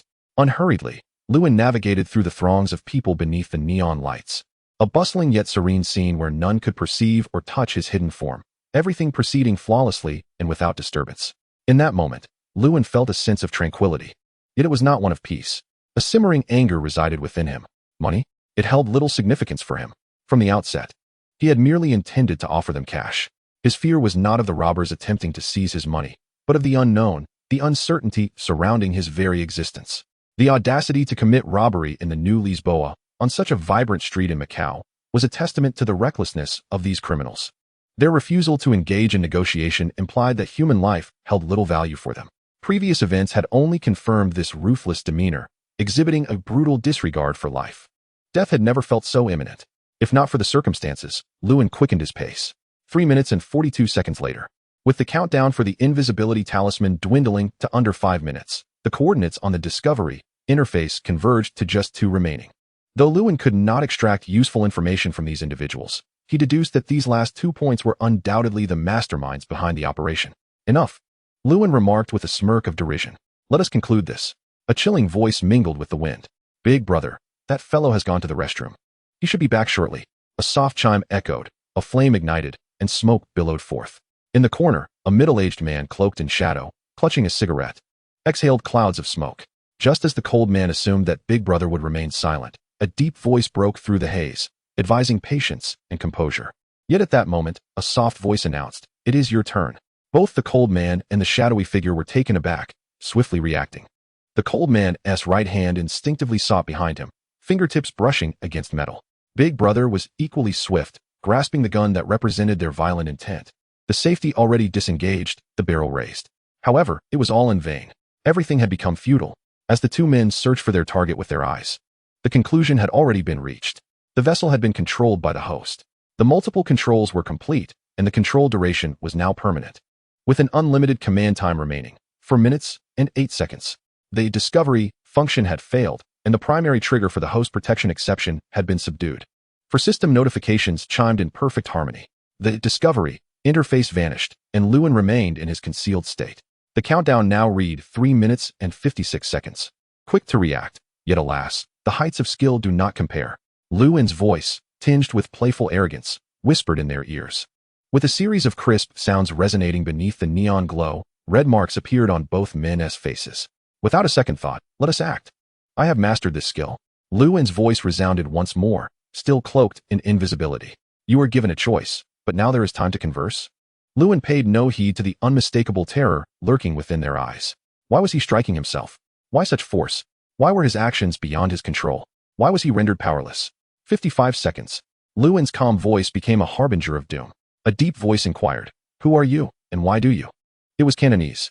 Lewin replied in the same dialect, "I have no interest in hearing any more of your nonsense." 50 seconds. We seek money. Targeting a young man from the mainland who won 12 billion in the prestigious hall of the New Lisboa. And then, robbery and kidnapping. Oh, then your purpose has been fulfilled. Now await the unknown that fate has in store for you, huh? The two men were momentarily stunned by the implications of Luan's words. They were horrified to realize they were moving involuntarily, executing the most basic actions while feeling an overwhelming sense of dread. Their thoughts roamed free, yet their bodies were bound in control. Panic began to spread between the two leaders, amplifying as they noticed more members of their group clustering together. It was at this moment that Big Brother and the Cold Man finally grasped the meaning behind Luan's words. Awaiting the unknown was an eternity. Suicide. They hesitated, having attempted it but found themselves incapable. Although they had never seen mainland dramas, they yearned to utter the phrase, "I cannot do it." These individuals were responding to the final control command issued by Luan within the effective time frame. Throughout the entire encounter, Luan had disregarded the Cold Man, who was clearly not the leader, despite his displeasing gaze. Why would he concern himself with an insignificant ant beneath his feet? Regaining his composure, Luan pushed open the restroom door, adjusted his attire in front of the mirror, and exited with calm assurance. No one could discern that within the last 10 minutes, a looming crisis against Luan had dissipated. No one could perceive what Luan had accomplished during that brief span. As the last second of the multiple controls' effective time elapsed, the system chimed once more. "Shall we go?" Returning to his seat, Luan addressed Lin Yu and Qin Mu Shi with serene composure. In the suite of the New Lisboa, Luan rubbed his temples, the vivid scenes replaying in his mind like a cinematic reel, culminating in a profound sigh. In that fleeting moment, he had traversed life and death, reversal and revelation, emerging with a newfound maturity. Time to relax. Lin muttered to himself as he casually opened the Douyu livestream on his phone.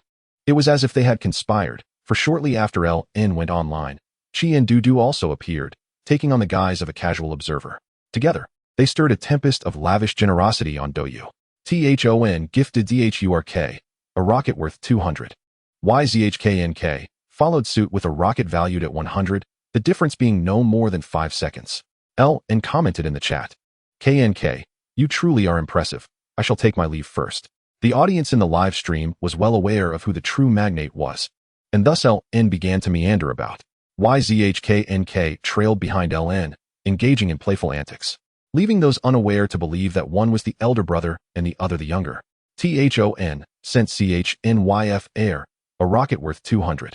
The chat echoed, "FG, we await your rendition of." FG, feigning hesitation, decided to sing. YZHKNK donated a series of rockets. 1, 2, 3, 100. The chat burst forth with, "FG sings splendidly." The spectators on Douyu were left spellbound. What mischief were these two traditional tycoons up to? Qi and Dudu played even more skillfully, sending rockets one after another. In TM's live stream, Thon contributed 200, while YZHKNK offered 100, departing without sending a single message in the chat. The only live stream where Lin lingered for over 5 minutes was FG's, after which he opened various popular streamers' channels, Inly66, Lee Fi Air, and so forth. These streamers were perfectly aligned with his interests, and Lin traversed 10 live streams in total, exhausting his daily limit of 1 million.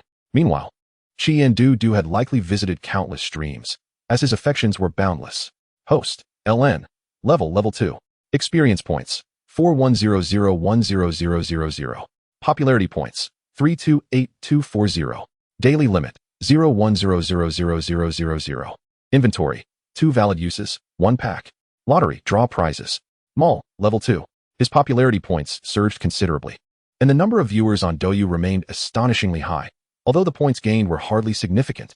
A notification appeared. Your account 2122 received a deposit of 1 million renminbi on April 9th at 22:52. Current balance, 1,800,131,468 renminbi. China Merchants Bank. The recent conversion of limits, combined with the generous sum of 120 million from the Blackpot father, left Ln with only 18 million after deducting expenditures from Macau. Of course, that check had yet to be deposited. After completing his evening routine, Ln reclined on his bed to rest. As for those under his control, he harbored no thoughts of them, despite the system's persistent suggestions and the addition of a temporary subscreen displaying the coordinates and information of the robbers he had ensnared. Each passing second heightened their torment, amplifying the dread of their prolonged captivity. This was precisely the effect Ln desired. In their suffering, he awaited the unknown. Unbeknownst to him, in the adjoining suite, A woman was engulfed in tumultuous emotions, her thoughts engaged in fierce conflict. In her hand, she clutched a room key card. LNY, both alluring and adorable, possessed an enviable figure, youthful features, and ample bosom. A reckless thought had taken root in her mind after encountering LN, compelling her to undertake an audacious act. While she and Q and MX occupied LN's suite the previous night, she had stealthily taken the auxiliary card. Indeed, the luxurious suite was equipped with both a master and a subordinate card, either of which could unlock the door. Naturally, LN was oblivious to this, for he was no deity. LNY's wild notion was to become LN's lover, a lover with no ulterior motives, merely seeking a fleeting moment of possession. As the clock struck 1:15 a.m., after pacing restlessly and shifting through countless poses, LNY finally reached a resolution. Why hesitate? If she missed this opportunity, who knew when they might meet again? Thus, she donned a strikingly sexy outfit, layered beneath a snug coat.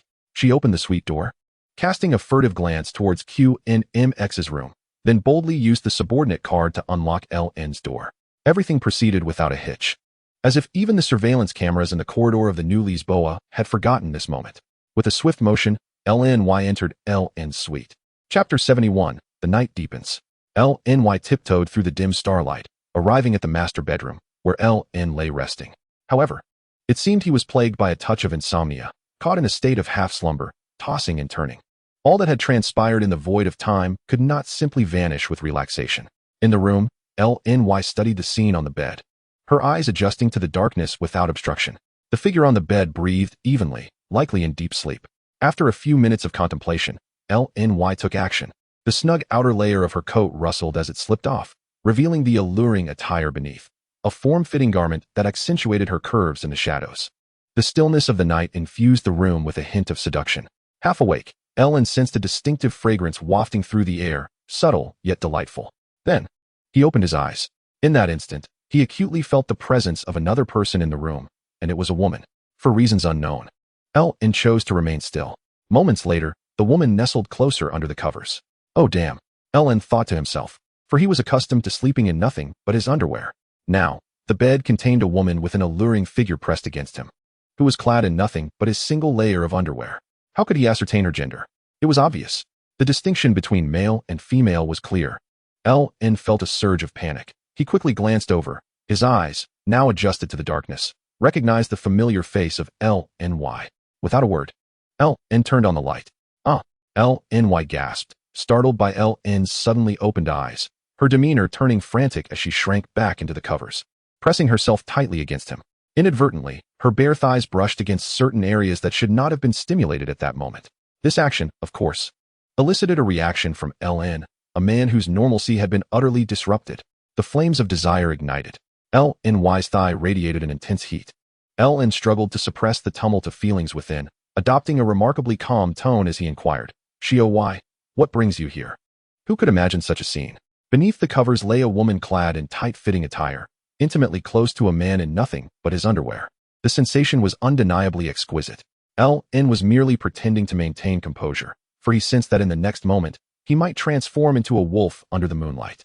LNY's embrace was something he found increasingly difficult to resist. Host, do not strain yourself. Do not forget that you are still a virgin. Cough. Silence does not equate to muteness. Stop instigating. Host, this system merely articulates the innermost thoughts you harbor at this very moment. Is that not permissible? That is a grave error. I possess no defenses. In a certain system, the host was presented with an expression, a shy and awkward gesture. The host retorted, urging it to disappear immediately. The system complied. Meanwhile, Luan's mind was devoid of any internal conflict as Lin Yu hesitantly managed to articulate her thoughts, revealing without reservation. I took your spare card last night, and it's right here. Luan scratched his head, perplexed. Xiao Yu, do you realize how perilous this is? What are you talking about, Luan? Lin Yu defiantly raised her chin. I know. But tomorrow we will part ways, and when we meet again, who knows when that will be? I like you, Luan. Tears welled in Lin Yu's eyes. I understand that you are the esteemed young Master Lu, while I am merely a female streamer with a bad reputation. Without this, we might never have crossed paths. Lin Yu's large eyes shimmered with unshed tears. Yet, I have fallen for you. I only wish for a moment we once shared. A single tear fell. Luan opened his mouth, paused, and refrained from asking the inappropriate question of why. Instead, he shifted his tone abruptly. You better think this through. I am a notorious playboy. If you continue like this, I may take action, And once I get off the bed, I want to be responsible. His tone was laced with a seductive charm, transforming Lewin into the quintessential dandy. Thus, it could be said, Oscaro's Lewin a little golden statuette. At that moment, Lewin aimed to intimidate Lin Yu with his words, for he felt that poignant vulnerability. He understood he might not be able to offer her a complete future. He was overwhelmed, a virgin with limited resilience. The heat in an indescribable place surged with every passing moment. Lin Yu's eyes momentarily glistened, glancing at the suddenly charming, nonchalant Lewin. Her small head moved swiftly, pressing her red lips against his. Firmly, deeply. In that instant, Lewin's eyes widened. Was he about to be overpowered? A thought spiraled through his mind. As their lips parted, Lewin still hadn't recovered from the ambiguity of that moment when Lin Yu flipped over and straddled him. With unwavering determination, she declared, I don't care. I don't care. I have fallen for you. Xiao Yu, you are playing with fire, Lewin said helplessly. Once Lin Yu mounted him, he realized there was no turning back. After he uttered those words, Lin Yu's face flushed crimson, feeling an increasing heat radiate from her thigh to another, indescribable place.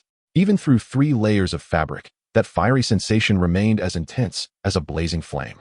I. Lin Yu stammered, feeling a little flustered. Although she had initiated it, the development seemed awry. She sensed something moist and indescribable. Xiao Yu, have you truly thought this through? I really am a playboy and cannot provide you with a complete future. Lewin's tone remained calm. Yet beneath it lay a strained tranquility. I don't care.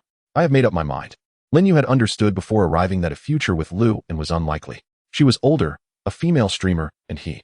Lewin's honesty became a toxic potion that Lin Yu chose to drink without hesitation. In the warmth of the bed, they nestled together in an intimate position. Lin Yu on top, Lewin below. Their breaths synchronized, quickening as an overwhelming heat began to spread. Lin Yu sensed the inevitable events unfolding. She shifted, drawing them closer together. Lewin remained silent, his defenses crumbling. Gradually, his right hand moved, trailing through Lin Yu's cascading hair and down her back, inching lower. Lin Yu propped herself up with her hands over her chest, a mixture of anticipation and trepidation coursing through her. Lewin's left hand also moved, intertwining with Lin Yu's hands resting on her chest, while his right hand continued its gentle exploration. Their lips met in a fervent dance, greedy from the outset. Lewin's hand slipped beneath Lin Yu's snug shirt, venturing upward. As he moved, the blanket became increasingly disheveled. Moments later, a tight black shirt was tossed aside by a delicate hand. With a synchronized sigh, their bodies contorted into an enticing curve. Lin Yu trembled slightly, still atop Lewin. Her lips captured. Lewin's left hand roamed unrestrained, climbing higher. After a brief moment, 3 small articles of clothing were discarded from under the blanket. With an innate understanding of their primal nature, they succumbed to their desires. Half an hour later, the blanket lay discarded beneath the bed. Muffled sounds of their passion filled the air, enveloped in a dimly lit ambience. Lewin was on top, Lin Yu below, their knees forming a perfect arc. As her rear instinctively arched closer. An hour later, Lin Yu remained atop Lewin, their bodies pressed tightly together. An hour and a half later, the storm subsided. The 2 inexperienced youths had engaged for over an hour and a half. Lin Yu was exhausted, her arms limp beneath Lewin. With dazed eyes, she gazed at him, filled with love. Her hair splayed around her, lips parting slightly. And Guan Run, I have finally become yours. Lewin, feeling a pang of tenderness, wrapped his arms around Lin Yu, pulling the blanket over their intertwined forms. Xiao Yu, if I cannot offer you a complete future, I will still strive to give you the best possible. Never before had Lewin felt so despicable. They shifted into a more comfortable position, gazing into one another's eyes. Their bodies entwined. Lin Yu nodded, I am willing. Never before had Lin Yu felt such profound contentment. Sleep now, Xiao Yu. Yet. Lin Yu sensed the lingering heat and hesitated before speaking. Sleep. I will hold you. Lewin felt Lin Yu's weariness. And although he found himself reluctant to part from the experience of losing his virginity, he tightened his embrace, erasing the slight distance between them. They held each other closely. And soon the room was enveloped in darkness as they drifted into a deep slumber. In the early morning, the first rays of sunlight filtered through the curtains, casting a gentle glow in the room. Lewin opened his eyes to find Lin Yu still lost in slumber, her expression serene, with a hint of joy gracing her features. He gently moved his left hand to caress her hair and back. Lewin chuckled mockingly to himself, realizing he had become the very kind of despicable man he once scorned. He tightened his hold on Lin Yu, drawing her even closer. As her lashes fluttered, a soft voice reached Lewin's ears. Good morning, and Guan Ren. Good morning, Xiao Yu. Lin Yu suddenly let out a soft exclamation, feeling an unnatural tightening within her, as a searing heat surged to her cerebral cortex. Are you still there? Luan scratched his head. Approximately an hour later, the two emerged from the restroom, refreshed. The clock indicated 7:30, still quite early. After donning their garments, Luan suddenly scooped Lin Yu into his arms, straddling her. Xiao Yu. After a long moment, their lips parted. At 8:30, the new Lisboa began to buzz with activity as Qin Mushi and Lin Yu arrived one after the other at Luan's suite. Oscar. The little golden statuette ode to many. For instance, at this very moment, Lin Yu and Luan. The day's itinerary was unplanned, free-spirited. They had ample time to explore, shop, and indulge. Around 11, while meandering casually, Luan and his companions encountered another group, which included a rather unfortunate cute girl streamer. Upon seeing Luan, the girl brightened, hurriedly approached him, and exclaimed, Lu Xiao, hello. I'm the streamer Xiao Mingmei. Do you remember me? Lu Xiao? Would you like to join me for lunch? She tilted her head, adding, Xiao Zheng and Qi will come too. Luan pondered for a moment, feeling somewhat conflicted. It seemed impolite to refuse outright. No, I have an appointment. A flicker of disappointment crossed the cute girl's eyes. Opportunities are rare, and she felt powerless. Especially with the crowd watching. What a pity, she sighed. The group gathered, chatting aimlessly, discussing a myriad of topics. The cute girl remained closely by Luan's side, initiating various conversations. Oftentimes, Luan responded with gentleness, or perhaps a reserved pride, his expression calm, with a subtle smile, engaging intermittently. Lu Xiao, I heard you won 12 billion at the new Lisboa. Is that true? The cute girl blinked her large eyes, gazing at Luan with enthusiasm. He was taken aback. But where did you hear that? The girl did not conceal her source. She revealed that it was mentioned during a drinking session with Tian Yu and several other streamers 2 nights prior, where they praised Lu Xiao's gambling skills. Luan smiled and nodded, yet a hint of coldness flickered in his eyes. Luck had been favorable, though perhaps not as extraordinary as they suggested. So it was you. Luan had often wondered why those seasoned patrons of the prestigious hall frequented the establishment, why the new Lisboa guaranteed discretion, and why misfortunes seemed to coincide with him. It became evident that the issue lay within himself. Wealth should not be flaunted. This mantra echoed within Luan's mind, serving as a reminder. Chapter 73, Malice and Benevolence. After learning the cause of events from the cute girl, Luan felt a sense of relief. Knowing who instigated the trouble was preferable to remaining in the dark. He mused internally that there are indeed no baseless grievances in this world. From the outset, he had harbored an inexplicable aversion towards Tian Yu, unaware that it was not without reason. While he despised Tian Yu, it was possible that the latter reciprocated such feelings, hence the loose tongues. The cute girl fully capitalized on her charms, flirting and being playful, ultimately persuading Luan and the others to agree to dine with her. At noon, in a comfortably appointed Chinese restaurant pre-booked by Wen Er, Luan, Lin Yu, Qin Mushi, and others settled into separate seats within the private room. Of course, the eager cute girl was forcefully included, with Luan naturally assigned to the main seat. It was uncertain when they would meet again, and there was no need for subterfuge in such a moment. Luan had long buried the matter of Tian Yu deep within his heart. Just a mere internet celebrity. He had ample time to deal with her. Since she dared to speak carelessly, she must prepare for the consequences. Truth be told, Luan's willingness to display his check in such a setting stemmed from a desire to prove his financial robustness to Qian Duo, as well as a lack of concern that any of the casual streamers present might blabber. Yet, in a place like Macau, where fortunes can be made overnight, did they not consider the potential repercussions of divulging sensitive information? In Luan's view, it was not that they did not foresee the consequences, but rather that they simply did not care. The cute girl was quite proactive today, more so than the hosts Wen Er and Wen Jing, curiously inquiring, Lu Xiao, are you still a student? At this, Wen Er and Wen Jing glanced at Luan, their eyes wide with curiosity, while Lin Yu's face suddenly flushed with a hint of crimson. Ah, yes, the esteemed Lu Xiao is still a student. Does this count as me teasing a younger boy? Lin Yu, what are you thinking at this time? The cute girl, fully embodying her persona, pouted adorably and playfully remarked that she wished to linger in Macau for a few more days to find a companion. As she spoke, her gaze lingered on Luan, her eyes sparkling with a captivating allure. Luan shook his head, remaining unperturbed. Then enjoy your time. Being alone offers more freedom. The cute girl's eyes darted, clearly not receiving the response she anticipated. In truth, her appearance was indeed quite charming, a blend of modesty and allure. Many affluent individuals fell into her web of seduction, subsequently paying for her popularity. Engaging in casual banter, when Er interjected, Lu Xiao, do you think what happened the other night was credible, given the cute girl's presence? When Er spoke delicately, Luan smiled and nodded. Yes, quite credible. You should give it careful consideration. This could be seen as a semi-formal invitation. The cute girl looked puzzled, glancing between Luan and Wen Er, Lu Xiao, Wen Er Jia, What are you discussing? Luan smiled silently, leaving the task of engaging her to Qian Duo, who was already quite helpful in her own right. What about the 30% stake? Wen Er and Wen Jing noticed Luan's avoidance of the topic and chose not to press the cute girl for clarification, deflecting with a few vague comments. As the meal progressed, the television in the private room aired the Macau midday news, capturing Luan's attention, prompting the others to look as well. What is happening? The cute girl was the first to speak. The screen displayed multiple segments, revealing burly men on the streets, vexed yet performing small acts of kindness as volunteers. Host, this system has a suggestion. Would you like to hear it? Luan responded nonchalantly. The system emitted a notification sound. Ding. You have triggered an optional mission. Please decide whether to accept and complete it. Mission introduction. The essence of revenge. Acts of kindness. Mission prompt.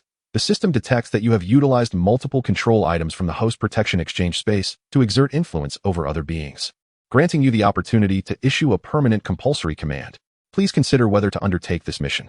Completion conditions. Utilize the unique permanent compulsory command granted after the control items expire, instructing the affected beings to engage in acts of kindness for the remainder of their lives. Mission rewards. 500 experience points, 100,000 popularity points. Additional prompt. You may opt to forego this mission without any additional penalties. Upon the issuance of the task, the system promptly began to elucidate. Host, this system comprehends your animosity towards these bandits. Awaiting death is indeed their most suitable fate. However, do you not find a greater sense of accomplishment in persuading them to abandon their weapons and engage in virtuous deeds? The system, lacking alternatives, resorted to its gentle persuasion. Host, do you not think that allowing these brigands to destroy one another is rather too lenient? Chapter 74. Your scapegoat father has logged in. Determined to remain steadfast in her convictions, Luan listened quietly to the system's soothing voice as it continued. Is it not too effortless for these brigands to meet their demise so easily? They have committed grievous sins without facing punishment or forgiveness. There are myriad forms of retribution, and this system believes the method proposed in the task is the most heartwarming. Luan finally interrupted the system's ramblings, nonchalantly stating, "All right, considering the length of your discourse, I shall reluctantly accept this task. In truth, I find the idea of these malevolent bandits performing good deeds as a form of retribution quite moving. After all, a good show is always enjoyable, isn't it?" The system was taken aback, pondering for a moment before realizing the futility of its chatter. This task was entirely advantageous for the host, offering no benefit to the system itself. As such thoughts crossed its mind, the system felt a surge of frustration, wishing to express its grievance. Although Luan accepted the task, she did not immediately choose to execute it, for her mind was elsewhere. The television continued to broadcast these suddenly reformed malevolent benefactors. In the regions of Hong Kong and Macau, there are typically volunteer organizations that provide simple sustenance for scavengers, and these once violent benefactors predominantly opted for this most direct form of charity, unable to refuse participation. The stark contrast between their fierce appearances and their actions was striking. Luan watched for a while, feeling an unexpected sense of satisfaction. Seeing you all like this brings me immense comfort. Logically, these brigands would be the least likely to engage in altruistic acts, yet they were now unable to control their actions. Previously, a group of bandits had been subjected to behavioral control by Lu and system tools, receiving their last passive directive to gather. After that, Luan had no inclination to attend to them. The anxious bandits, unable to find rest, awaited further instructions that never came. Everything appeared normal, except for their inability to leave a designated area. As time progressed, the controlled bandits, fatigued in body, gradually relaxed their vigilance, some even managing to sleep, comforting themselves with the thought that it was all merely a dream. After all, they had not seen a single soul. They were still quite free. They must learn to look forward. Then, Luan issued a final mandatory directive via the control screen in the system's sub-interface. Perform good deeds for the remainder of your lives, simultaneously declaring the task complete. Due to the unique nature of the recurring control tools, these bandits were compelled to comply, unable to communicate their plight to the outside world. Nor could they voluntarily turn themselves into the authorities or take any drastic measures. Furthermore, humane regulations stipulated a daily schedule for their benevolent acts, from 9 to 5, akin to a workday. Yet, one might wonder if this approach was excessively harsh. At times, the system and Luan's dark sense of humor aligned perfectly, leaving them feeling quite pleased. Luan felt no remorse for undertaking this task that wielded such influence over others' lives. The sins borne by these individuals were monumental, and most significantly, in the dimension Luan had traversed, Lin Yu had perished. She herself had narrowly escaped death. Thus, Luan harbored no compassion, nor any negative emotions. Moreover, This was indeed a grand act of virtue. Eventually, the 13 former bandits became a new sight in Macau. After performing their tasks repeatedly, it became habitual. Even without coercion, they could not revert to their former ways. They even fostered a spirit of goodwill in certain areas of Macau, enhancing the community's benevolence.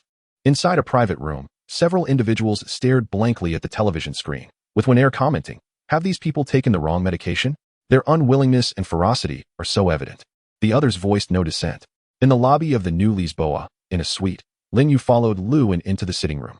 Luan smiled, saying, "Xiao Yu, I need to make a phone call."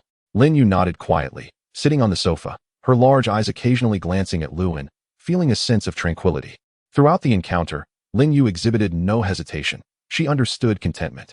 Yet, this very contentment made Luan's heart ache. Soon, the call connected. "Dad, I'm in Macau." Before Luan could finish, the voice on the other end interrupted, revealing a sense of urgency. "Shaoan, did you go to Macau to gamble?" Luan scratched his head, calmly admitting, "Yes." On the other end, Louis Yuan's tone shifted to one of concern. "Shaoan, don't panic. I'm here. How much did you lose? Did you lose the 12 million for the house? How much more did you spend? 100 million? 1 billion? It doesn't matter. I'll cover it as long as you're safe." His slightly rambling words revealed the essence of a protective father. Meanwhile, the other side began to mobilize resources. Their voices audible through the receiver. "Xiao Yu, check how much cash the company can access immediately. I need it in 3 minutes. Indeed. The most astonishing reaction came from Lin Yu, who overheard the conversation through the receiver. "Your father is quite remarkable." Her eyes sparkled with curiosity. This scapegoat father was truly formidable.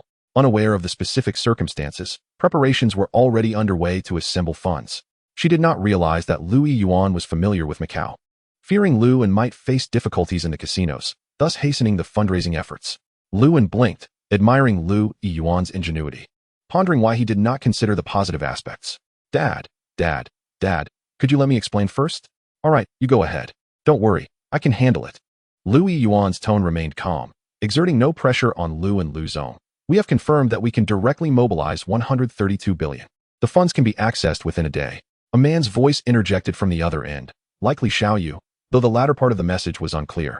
Luan scratched his head, astonished. Wow, that was remarkably swift. Wasn't it supposed to take 3 minutes? This is barely 30 seconds. "Dad, can you not make decisions before hearing me out? I haven't even said whether I won or lost." Chapter 75, Return to Shenzhen. Louis Yuan lightly cleared his throat, curiously inquiring, "So, what exactly is the situation?"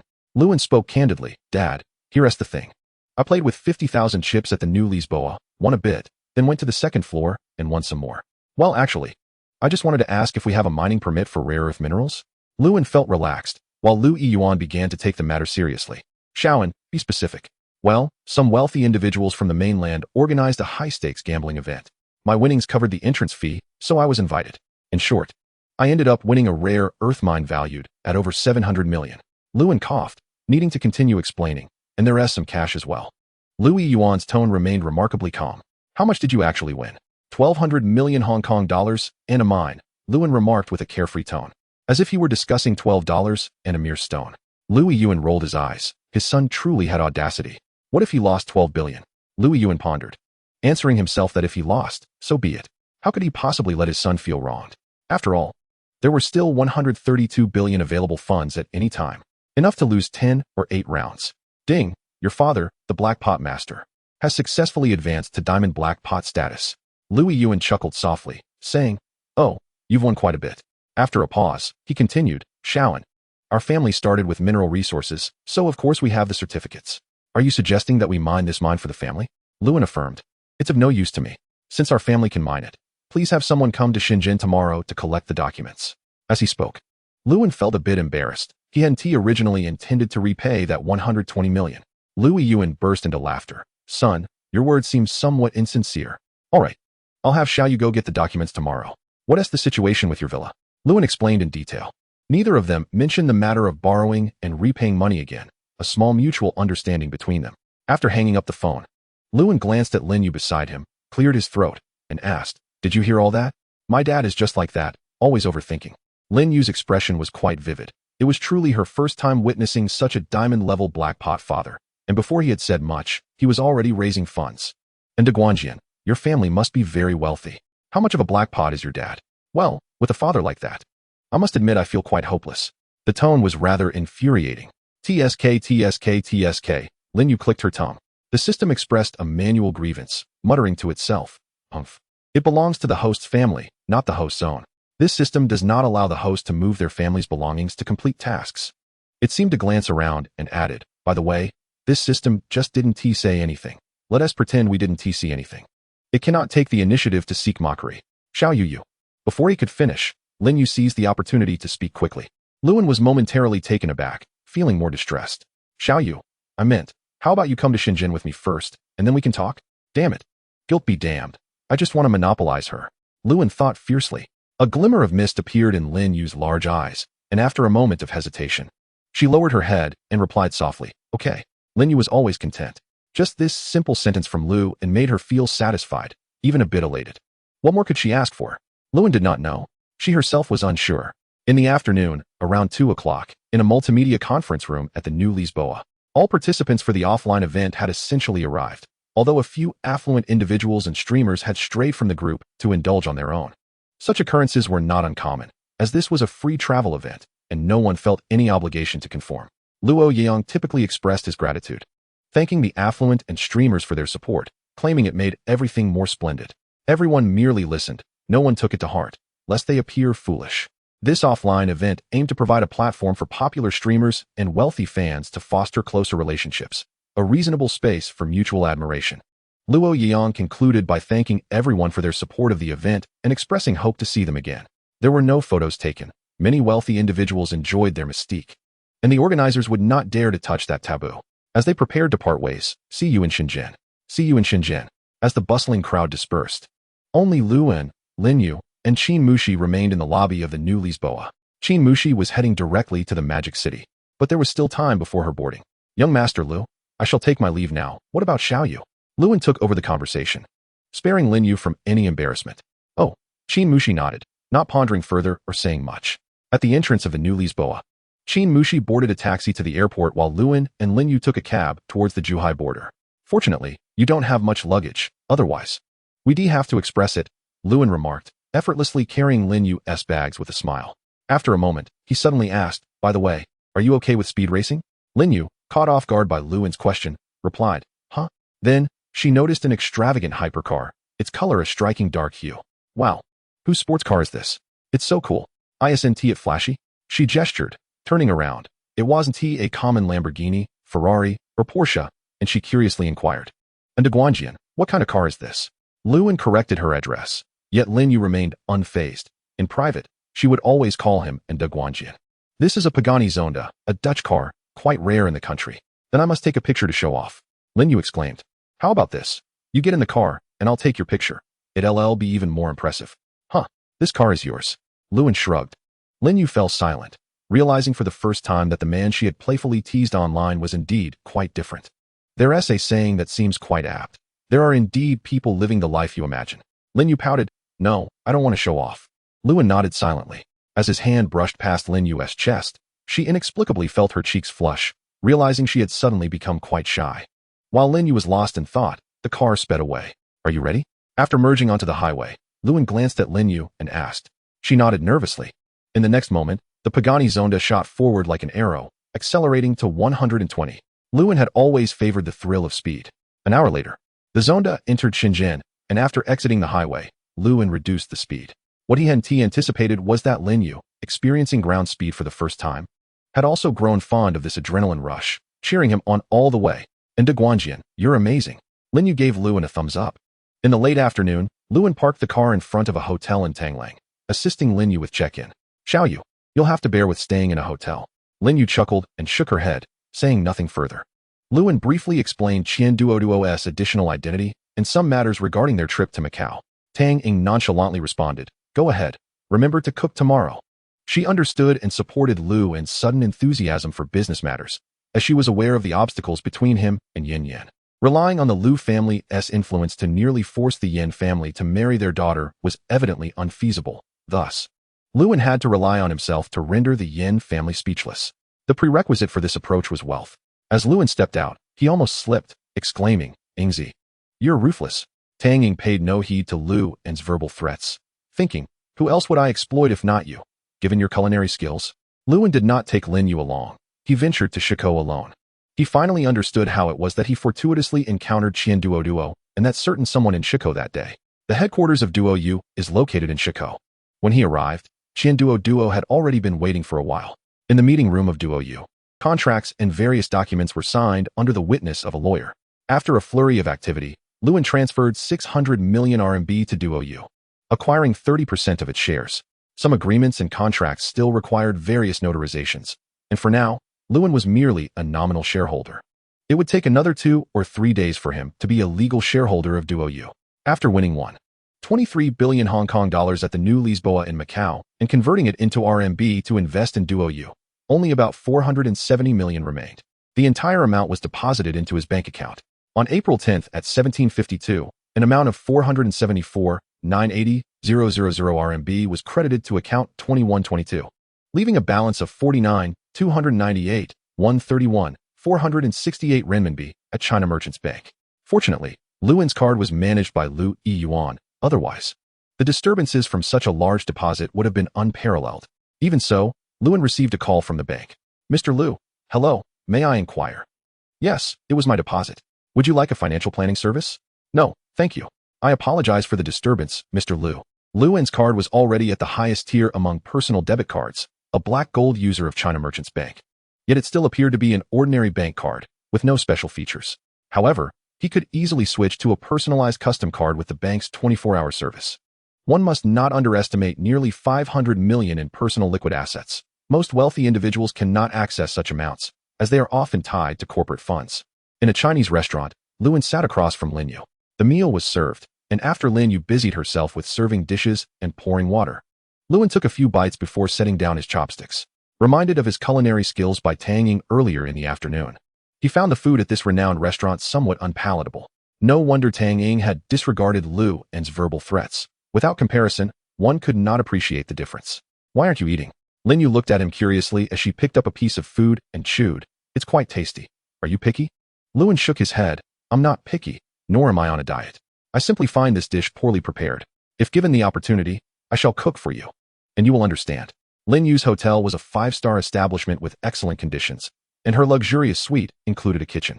She found it hard to believe that Lewin, a true rich heir who treated money as inconsequential, could cook. However, when she observed Lewin skillfully selecting various ingredients at a fresh produce market, she began to doubt her judgment.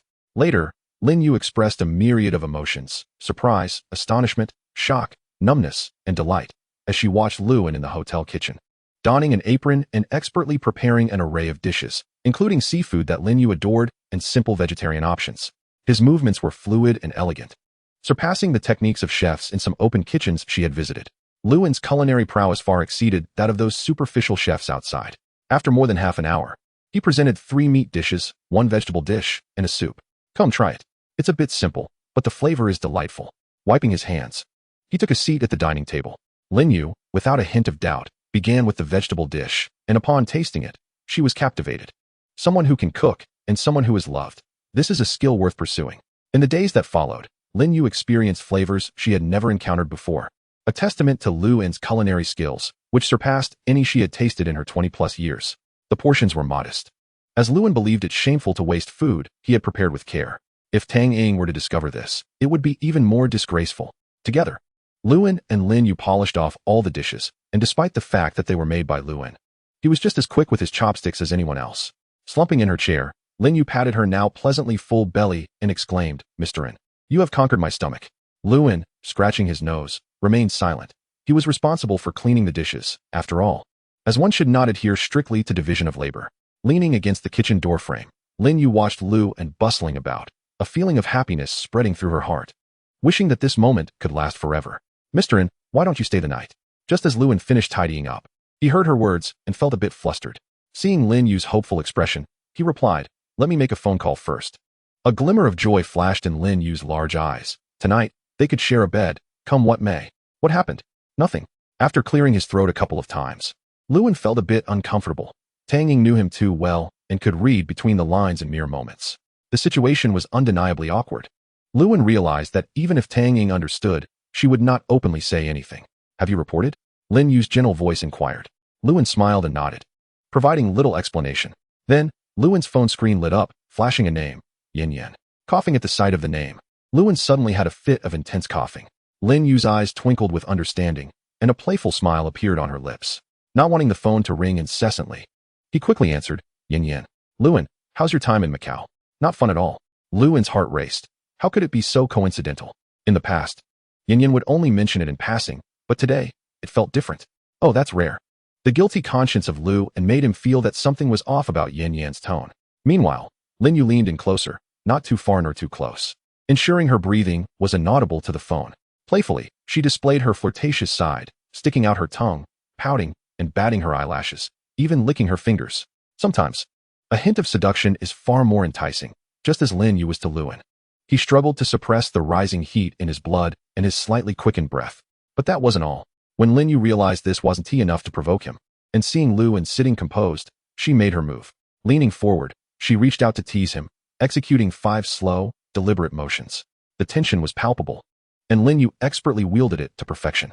In that moment, Lewin felt as though each second stretched into a century. He desperately wanted to control his gaze and avoid looking at Lin Yu, wanting instead to focus solely on his conversation with Yin Yan. He yearned to transform into a wolf under the moonlight. Finally, Lewin hung up the phone, exhaling deeply. Suddenly, his pupils dilated. For Lin Yu's hand had ventured through his clothing to an indescribable place. Unable to endure any longer, he swiftly embraced Lin Yu, and amidst her surprised gasps, they vanished into the living room of the suite, closing the door to the master bedroom behind them. The next morning, Lin Yu awoke in Lewin's arms. Gazing at him closely, feeling a sense of peace. Waking up in the embrace of someone you cherish is truly wonderful. Lin Yu does not aspire for more. She feels that this is sufficient. As Lewin, still lost in slumber, absent-mindedly scratched his nose, a sense of itchiness stirred within him. After a moment, a hand playfully teased his nose, prompting Lin Yu to freeze in place, wary of igniting another tumultuous battle. Lewin's stamina instilled a sense of trepidation within her. It was yet another sun-drenched day. Notably, Lewin had adeptly developed a remarkably impressive set of functionalities within the system last night, which he aptly named submissive. System. I have matters to attend to tonight. Kindly allocate today's quota in batches to reward the prominent streamers on Douyu, and do remember to leave their private WeChat contacts. He instructed. Understood, host, the system replied. After completing the transactions for Lewin, the system's screen displayed the following information. Host, Lu in level 2 experience points, 47001000, popularity points, 1468240 daily quota, 01000000, inventory, X-ray vision, 2 uses available, lottery, prize draw store, level 2. Unbeknownst to Lewin, Lin Yu had inadvertently packed a complete outfit for their trip to Macau, as she had assisted in organizing his belongings. After retrieving the key to the previous Guangqi Chuanqi from Tang Ying, Lewin took Lin Yu out to explore. Since Lin Yu remarked that a sports car would be too ostentatious, Lewin decided against driving the 12, knowing that it would still attract attention among those who recognized its worth. In the afternoon, while shopping with Lin Yu, Lewin received a call from Louis Yuan. Shaoan, where are you now? Send me your location. I'll have someone come find you. Okay, he replied. After hanging up, Lewin led Lin Yu to a nearby tea house to enjoy some tea while waiting for his contact. From the moment they exited the hotel, Lin Yu maintained a demeanor of distance, refraining from holding hands or getting too close, preserving the facade of friendship. As Lin Yu put it, Shenzhen is your territory. What if we encounter someone who knows your girlfriend? It would expose everything, wouldn't it? As lovers, we must be mindful of the setting. Lewin felt a pang of guilt, truly believing he had nothing to offer Lin Yu. Was it really this way? Just then, a familiar voice floated in from behind him. Chapter 78. That afternoon, in Etienne, a tastefully designed tea house, Lewin ordered a pot of Billionaire. This year's first batch of new tea, its flavor refreshingly exquisite. Concerned, Lin Yu suggested, perhaps I should find a place to wander on my own? Lewin chuckled lightly. There's no need for that. Am I not allowed to have a female friend? Besides, the documents are still in your bag. Lin Yu considered this and smiled in agreement, though for some inexplicable reason, a sense of unease lingered within her, as if something unexpected would transpire today. It must be said, a woman's intuition is astoundingly accurate and keen. When Lewin finished his first cup of tea, a voice he recognized all too well called out from behind, Shaoan. The voice abruptly halted. Mom, what brings you here? This marked Lewin's first encounter with Rongxue since acquiring the system, leaving him in a state of disarray, unable to articulate his thoughts.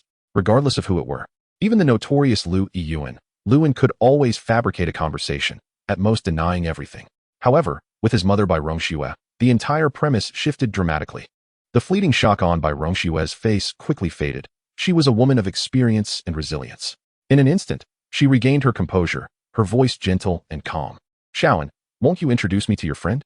Seated as if pricked by 1,000 needles, Lin Yu fidgeted, her face paling instantaneously, though she could not fathom why.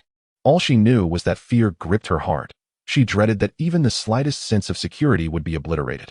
She feared that the rare tranquility she had cherished for so many years would vanish into thin air. Luan hastily rose to pull out a chair for Bai Rongxue. Mom, this is my friend Lin Yu. Lin Yu, this is my mother. Lin Yu, flustered, stood up timidly, greeting, hello auntie. I am Lin Yu. Bai Rongxue observed the visibly anxious pair, a knowing smile playing on her lips. It was rather clumsy. In all fairness, the Oscars owed them a little golden statuette. Please have a seat. Shaoan, how have you been? I heard from your father that you went to Macau to gamble. Bai Rongshue's tone was soft, devoid of accusation. Luan scratched his head, remaining silent. Bai Rongxue continued, you should visit the casinos less. What if you incur significant losses? Luan nodded vigorously. I won't go to the casinos anymore. Lin Yu had already displayed remarkable perceptiveness by pouring Bai Rongxue a cup of hot tea. Yet her eyes still betrayed an undeniable anxiety, akin to a child caught in a secret romance by their parents. Bai Rongxue glanced at Lin Yu, accepting the cup of tea and taking a delicate sip. Now, may I have the documents, please? She addressed Luan, her gaze fixed on Lin Yu. The atmosphere turned palpably awkward. As Luan handed over a stack of documents taken from Lin Yu, he dared not meet either Lin Yu's or Bai Rongshue's eyes. The only sound resonating in the air was that of Bai Rongxue rifling through the papers. After a brief moment, Bai Rongxue set the documents aside and turned to Luan. Shaoan, may I speak with Miss Lin privately? A wave of unease washed over Lin Yu, her wide eyes revealing her trepidation. Luan, slightly agitated, interjected, Mom, you. Before he could finish, Bai Rongxue interrupted, simply stating, rest assured. As Luan contemplated what to say next, Bai Rongxue turned her attention to Lin Yu. Miss Lin, would you be willing to talk with me? A multitude of thoughts swirled in Lin Yu's mind, yet ultimately, she nodded, I am willing, auntie. Luan exhaled deeply, I will go to the restroom. In truth, that afternoon, Luan's inner delight overshadowed his worries. Regardless of the outcome, Lin Yu had met his mother, and even if their relationship lacked formal acknowledgement, it could still be considered a recognition by the Lu family. Moreover, Luan's feelings for Yin had been mended. What remained was merely a negotiation between Luan and the Yin family. Thus, this unexpected encounter between Bai Rongxue and Lin Yu may not be a misfortune after all. Luan was well aware of Bai Rongshue's temperament. She was not the type to harbor biases or disrupt lovers' unions. Her affection for Luan surpassed even that of the notoriously overbearing Lu Yiyuan. In the restroom, Luan gazed at his reflection in the mirror and chuckled self-deprecatingly. How ironic it was to savor one's own dish while eyeing another's pot. His gaze wandered through the vast expanse of the forest, revealing the depth of man's inherent flaws in him. Everything seemed unchanged since before his departure. The only difference was that Lin Yu had taken his former seat, positioning herself slightly closer to Bai Rongxue. Luan refrained from voicing the most pressing question in his heart. This was not the appropriate moment. Bai Rongxue had arrived by plane, traveling light, accompanied only by her bodyguard, Xiao Qi. The atmosphere was tranquil, with no words exchanged. Xiao Qi drove steadily and swiftly, arriving at the hotel in Tanglang within 30 to 40 minutes. Lin Yu went upstairs to collect her belongings, while Luan busied himself with booking a room for Bai Rongxue. 10 minutes later, in a luxurious family suite, Bai Rongxue calmly remarked, go see your friend off. Luan scratched his head and exited the room. On the way, he could not help but ask, Xiao Yu, what did my mom say to you? Luan felt a hint of embarrassment. Did this imply she supported the idea of keeping a mistress? Without elaborating much, I merely mentioned a cryptic statement. I trust Xiaoan's judgment and believe that you and he can manage well. Bai Rongxue, being experienced, immediately discerned Lin Yu's subtle intentions and contentment. Words left unspoken lingered in the air. On the way back to the hotel, Luan awkwardly glanced at a bag in the passenger seat, containing his change of clothes. Chapter 79, Awkward Conversations. Luan internally chastised himself for forgetting this detail, grateful for Ma Yongrong's presence. Of course, Bai Rongxue would not so frivolously wander into Lin Yu's room. Otherwise, it would have been exceedingly awkward. Was it a case of catching someone in the act? Almost, indeed. Bai Rongxue was familiar with Tang Ying, Luan's only roommate. She held a favorable impression of Tang Ying, as his gentle demeanor made everyone around him feel at ease. Upon seeing Bai Rongxue, Tang Ying greeted her with a warm smile. Hello, Aunt.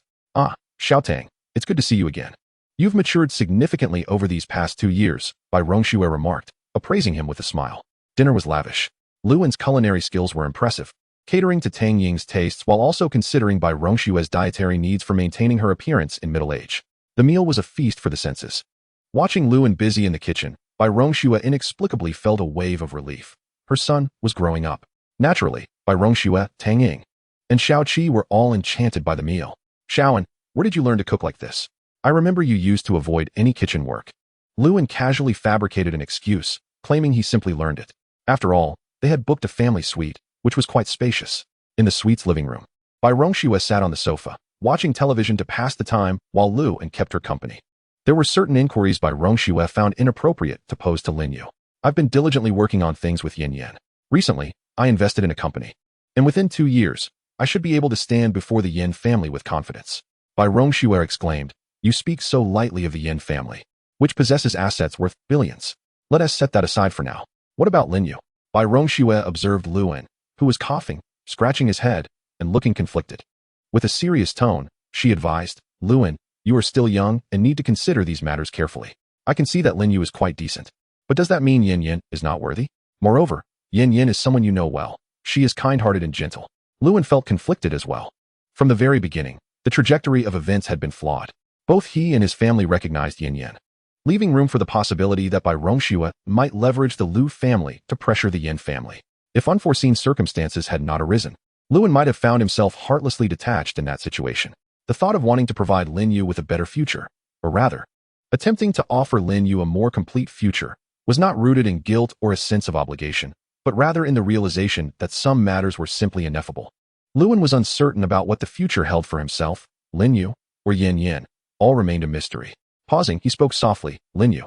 Bai Rongxue gazed deeply at the earnest Luan, sighed, and said, this muddled situation, you will have to sort out on your own. I will not intervene. Luan responded gratefully, thank you, Ma. After a moment, Bai Rongxue continued, just let things unfold naturally. I reviewed the documentation regarding the mine you provided. It is a clearly surveyed rare earth mine located in our Xiangnan province, with an estimated overall extraction value ranging from 800 million to 1.5 billion. Of course, certain unforeseen factors may affect this valuation. I discussed 2 options with your father.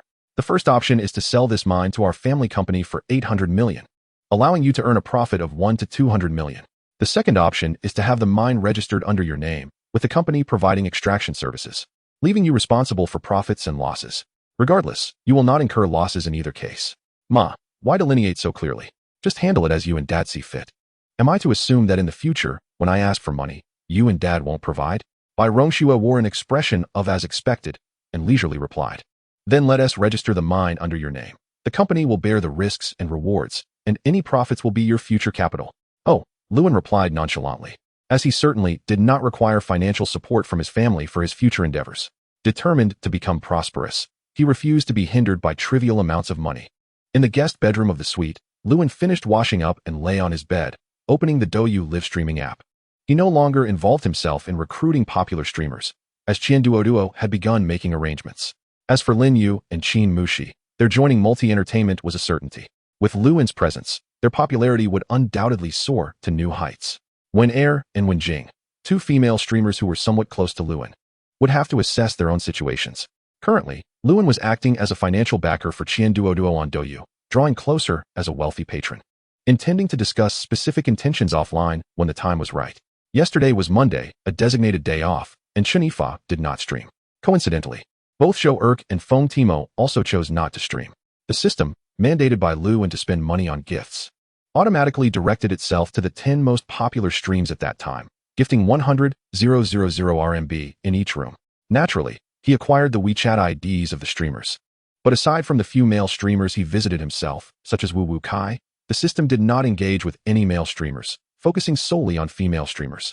Luan found this frustrating, wishing to confront this troublesome system.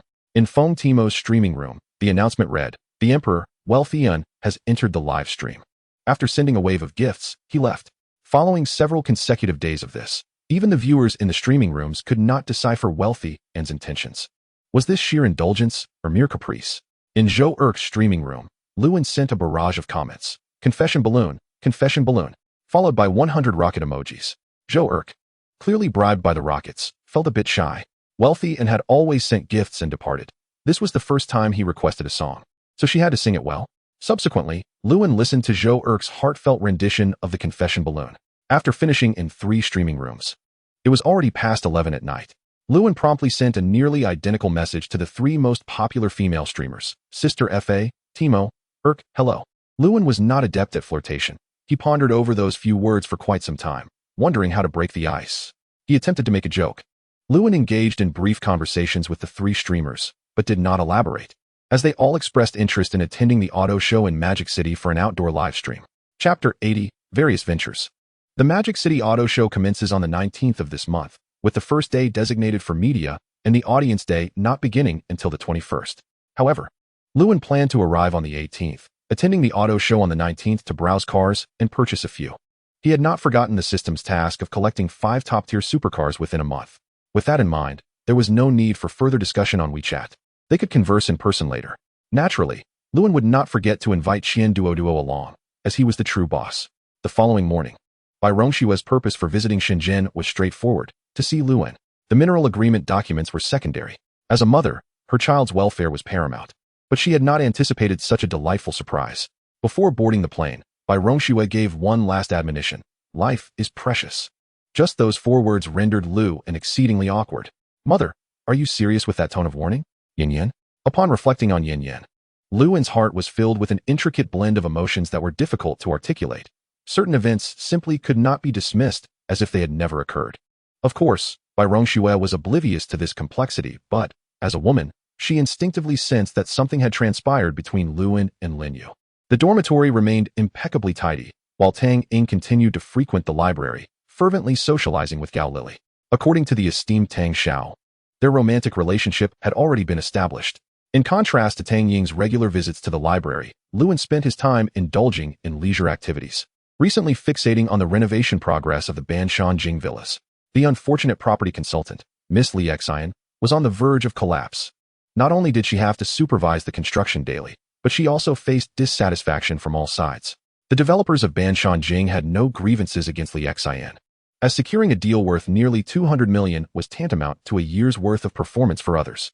While not all villas in Banshan Jing were exorbitantly priced, some could be acquired for a mere 30 to 40 million.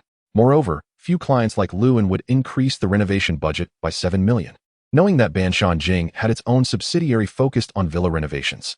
In summary, if Miss Li could cater to this significant client well, it would suffice. However, this client was a challenge to please. With tight deadlines and heavy responsibilities, Li Xian endured sleepless nights, burdened by immense pressure. Had it not been for the generous commissions that brought her joy, she might have considered quitting altogether. Mr. Liu, the renovation progress of your and Tang Xiao's villas is quite rapid. We are working day and night and are nearing completion. Li Xian's voice was sweet. Yet if Lewin could see the gritted teeth behind it, he would understand. Is that so? That's good.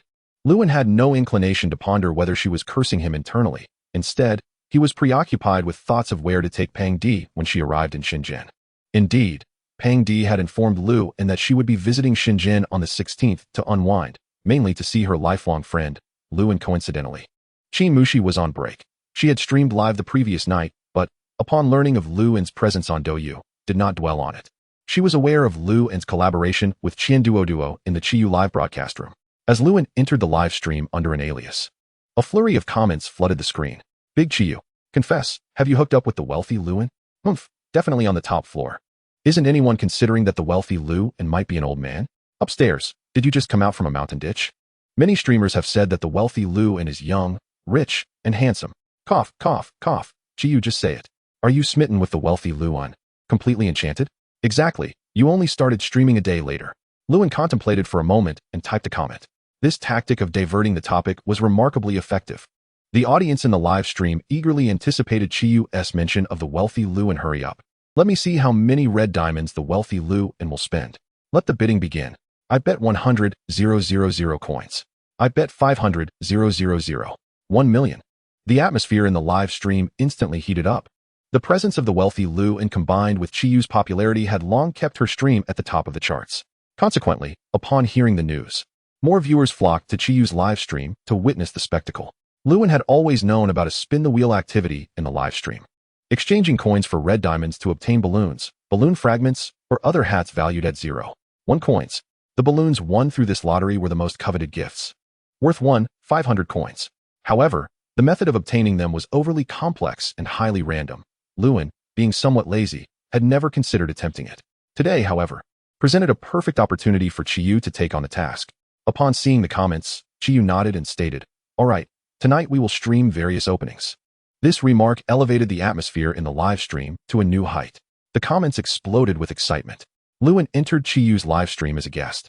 Observing the vibrant ambience and the shared screen displaying Chiyu's computer, he smiled. Though he could not see her face, the enthusiasm of the audience surged instead.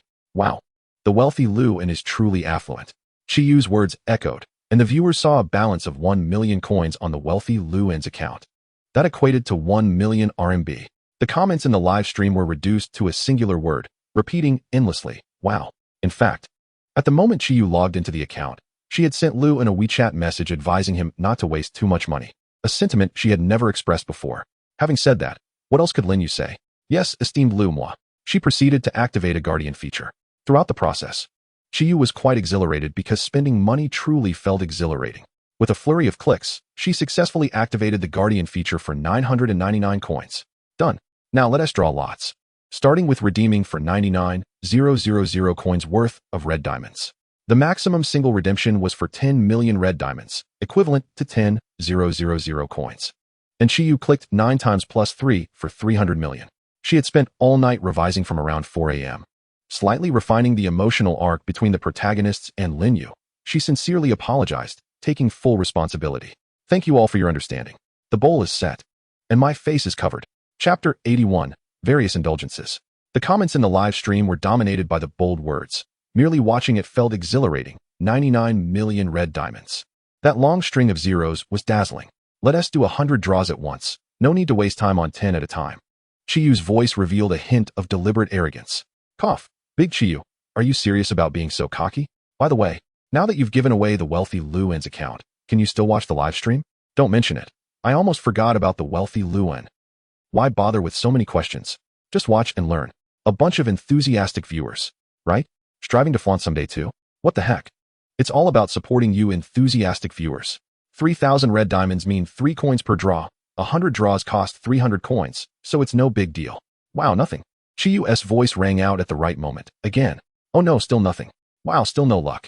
TSK, it just 1 T-drop. Oh, still no luck. How frustrating. Ah, someone drew something. TSK, I've been working hard all day to help them dodge bullets. Lewin and the audience in the live stream listened intently to Chiyu's monologue. Although they could not see her expressions, it was more than enough. Merely relying on their imagination, they could picture Chiyu's demeanor. Those heaps of hats were worthless, weren't they? Big Chiyu, I must say, you seem a bit bloated today. Big Chiyu had grown tired of the magical hats, her eyes only fixating on the balloons. Was it only me who imagined Big Chiyu's entire range of expressions? I even considered turning them into emojis. Forgive me for saying, you up there are a big shot. I'm just a lazy fish who can't even manage to type 666. It must be said that in the live broadcast, Chiyu's verbal prowess was impressive. Even with just her voice, she could conjure a grand spectacle in the minds of countless viewers. Naturally, this had little to do with luck. Ironically, Chiyu seemed to be having an exceptionally bad luck that night, having drawn a couple of 100 times in a row. She had yet to acquire even a single balloon fragment. The self-proclaimed various openings Chiyu appeared somewhat flustered. Oh my god, what is going on today? Others are getting 1 or 2 fragments, 1 or 2 balloons, yet here I am, having drawn several hundred times without even a single fragment. Just as she finished speaking, the wealthy Lewin struck it rich with 100 draws, winning a hot air balloon worth 1.5 million red diamonds. An announcement echoed throughout the server. Yay, I got 1. Let us continue. Chiyu's joyful voice resonated. Less than half an hour later, the live broadcast revealed that the account of the wealthy and was left with merely 0 red diamonds and 1 coin. No one could ascertain the exact number of balloons released each day, nor could anyone recall the highest number of balloons ever drawn in a single instance. However, the viewers in Chiyu's live stream were acutely aware that, regarding the total amount drawn in one lottery, the present moment was unparalleled. Though it had been rumored that several affluent individuals had spent tens of thousands on balloon draws, none had ever directly expended nearly 1 million to draw balloons in total. As the live stream shifted, the excited commentator Chiyu reappeared after half an hour. Ah, we can release balloons for an entire night. How many balloons did 1 million yield? The audience in the live room beheld the astonishing number, 520 balloons. Indeed, you did not misread. It was exactly 520 balloons. Without a single extra fragment, perfectly whole. valued at 780,000. What remained were merely a plethora of hats, which were, in essence, just numbers. All in all, Chi Yu's luck tonight was somewhat lacking, incurring a potential loss of around 70 to 90,000. Yet, Chi Yu herself did not perceive it that way. She felt that all the luck of the evening had aligned in her favor. Look, exactly 520 balloons. Behold, precisely 312, 686 hats. Chi Yu discreetly calculated, yielding 999 sets of 1314. Following Lu En's instructions, Chi Yu exchanged the remaining coin for 10 extravagant gifts, and then proceeded to find the older brothers, chuckling. The self-satisfied Chi Yu proclaimed. Lu En, considering Chi Yu's small hands weary from clicking, noted that she had likely clicked thousands of times to draw. So he willingly took on the task of releasing balloons, not out of any pretense, but simply to ease Chi Yu's burden. System, you understand what to do, right? After logging into the account, Lu En cleared his throat and addressed the system. Balloons cannot be filled in bulk, they must be released one by one. While hats can only be issued in a maximum of 1314 at a time, necessitating around 999 clicks, plus a couple thousand for the hats, without opening the calculator. This will suffice for estimation. The system, feeling a bit conflicted, silently acquiesced and decisively followed Lu En's directives, pointing east instead of west. This whimsical game of Chi Yu's persisted from 11:20 p.m. until 11:59 p.m. Various popular live streamers were intentionally provoked by Chi Yu, who, buoyed by her balloons and Lu En's presence, exhibited unabashed self-satisfaction. The other streamers either afforded Lu En a modicum of respect or, in the absence of their older brother, were relentlessly tormented for hours. Of course, even without honoring Lu En, they could hardly compete, as only 300 seconds remained, and no human could match the system's speed. The system muttered, to interject, others can release cruise ships, filling 10,000 in one go, yet no matter how fast the system operates, it is futile without sufficient balance. Lu En noticed the system's screen and realized that it would require funds for a cruise ship. 10 million, indeed. Moreover, system, do you not find it ironic to claim insufficient balance? Upon uttering these words, the system fell silent. It was designed to be extravagantly wealthy. How could it admit to a lack of funds? Dealing with such an extravagant offspring was quite disheartening. Many wealthy individuals possessed 10 million. Yet few would act in such a manner. As the clock struck 11:59 p.m., all 520 balloons had been released, and the 999 sets of 1314 hats were also dispatched. There had been no interruptions, as balloons were released one by one, and hats came in waves under the system's control. How could there be any break? At this moment, Lu En sent a bullet screen message. I have always remembered the promise I made to myself when I first entered Chi Yu's live stream. One day, I will ride the colorful cough, and one day, I will release 520 balloons for Chi Yu, while adorning her with 999 sets of 1314 hats. This was indeed a most blatant display of ostentation. No words. 666, huh? Not for you. 100 weddings, not for you. 0 weddings. A chorus of mockery ensued. Just then, Air sent a joyful duel invitation to Chi Yu, declaring, I seek revenge. Originally, Air would not have been streaming at this hour, but she was provoked by Chi Yu's showiness, excitement, and charm. Feeling rather indignant and waiting for this opportunity, Chi Yu internally mused, if it weren't for your incessant provocations in the past, I would not have retaliated. Of course, these were merely the playful banter typical among streamers, far less severe than the time when the most foolish instigated trouble. This should be regarded as a courteous exchange. Ding. A light sound echoed. Chapter 82. That sound reverberated in Lu En's mind. The system's daily quota had been updated, and a new task had arrived. This time, Chi Yu did not privately message Lu En, nor did Lu En initiate conversation with Chi Yu. However, Lu En, what does that wicked smile on your face signify? Are you truly that delighted?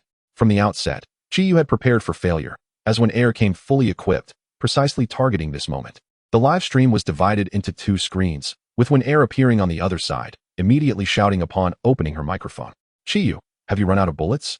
I've been spamming 666 over there, wearing out my keyboard, all night long, just watching your stream's banner, with 1314 and balloons flashing across.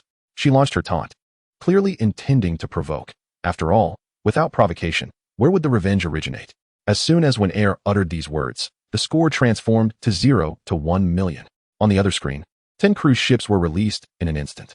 Upon witnessing this, Chi Yu promptly surrendered, raising her hands in defeat, declaring, I won't draw any more tickets.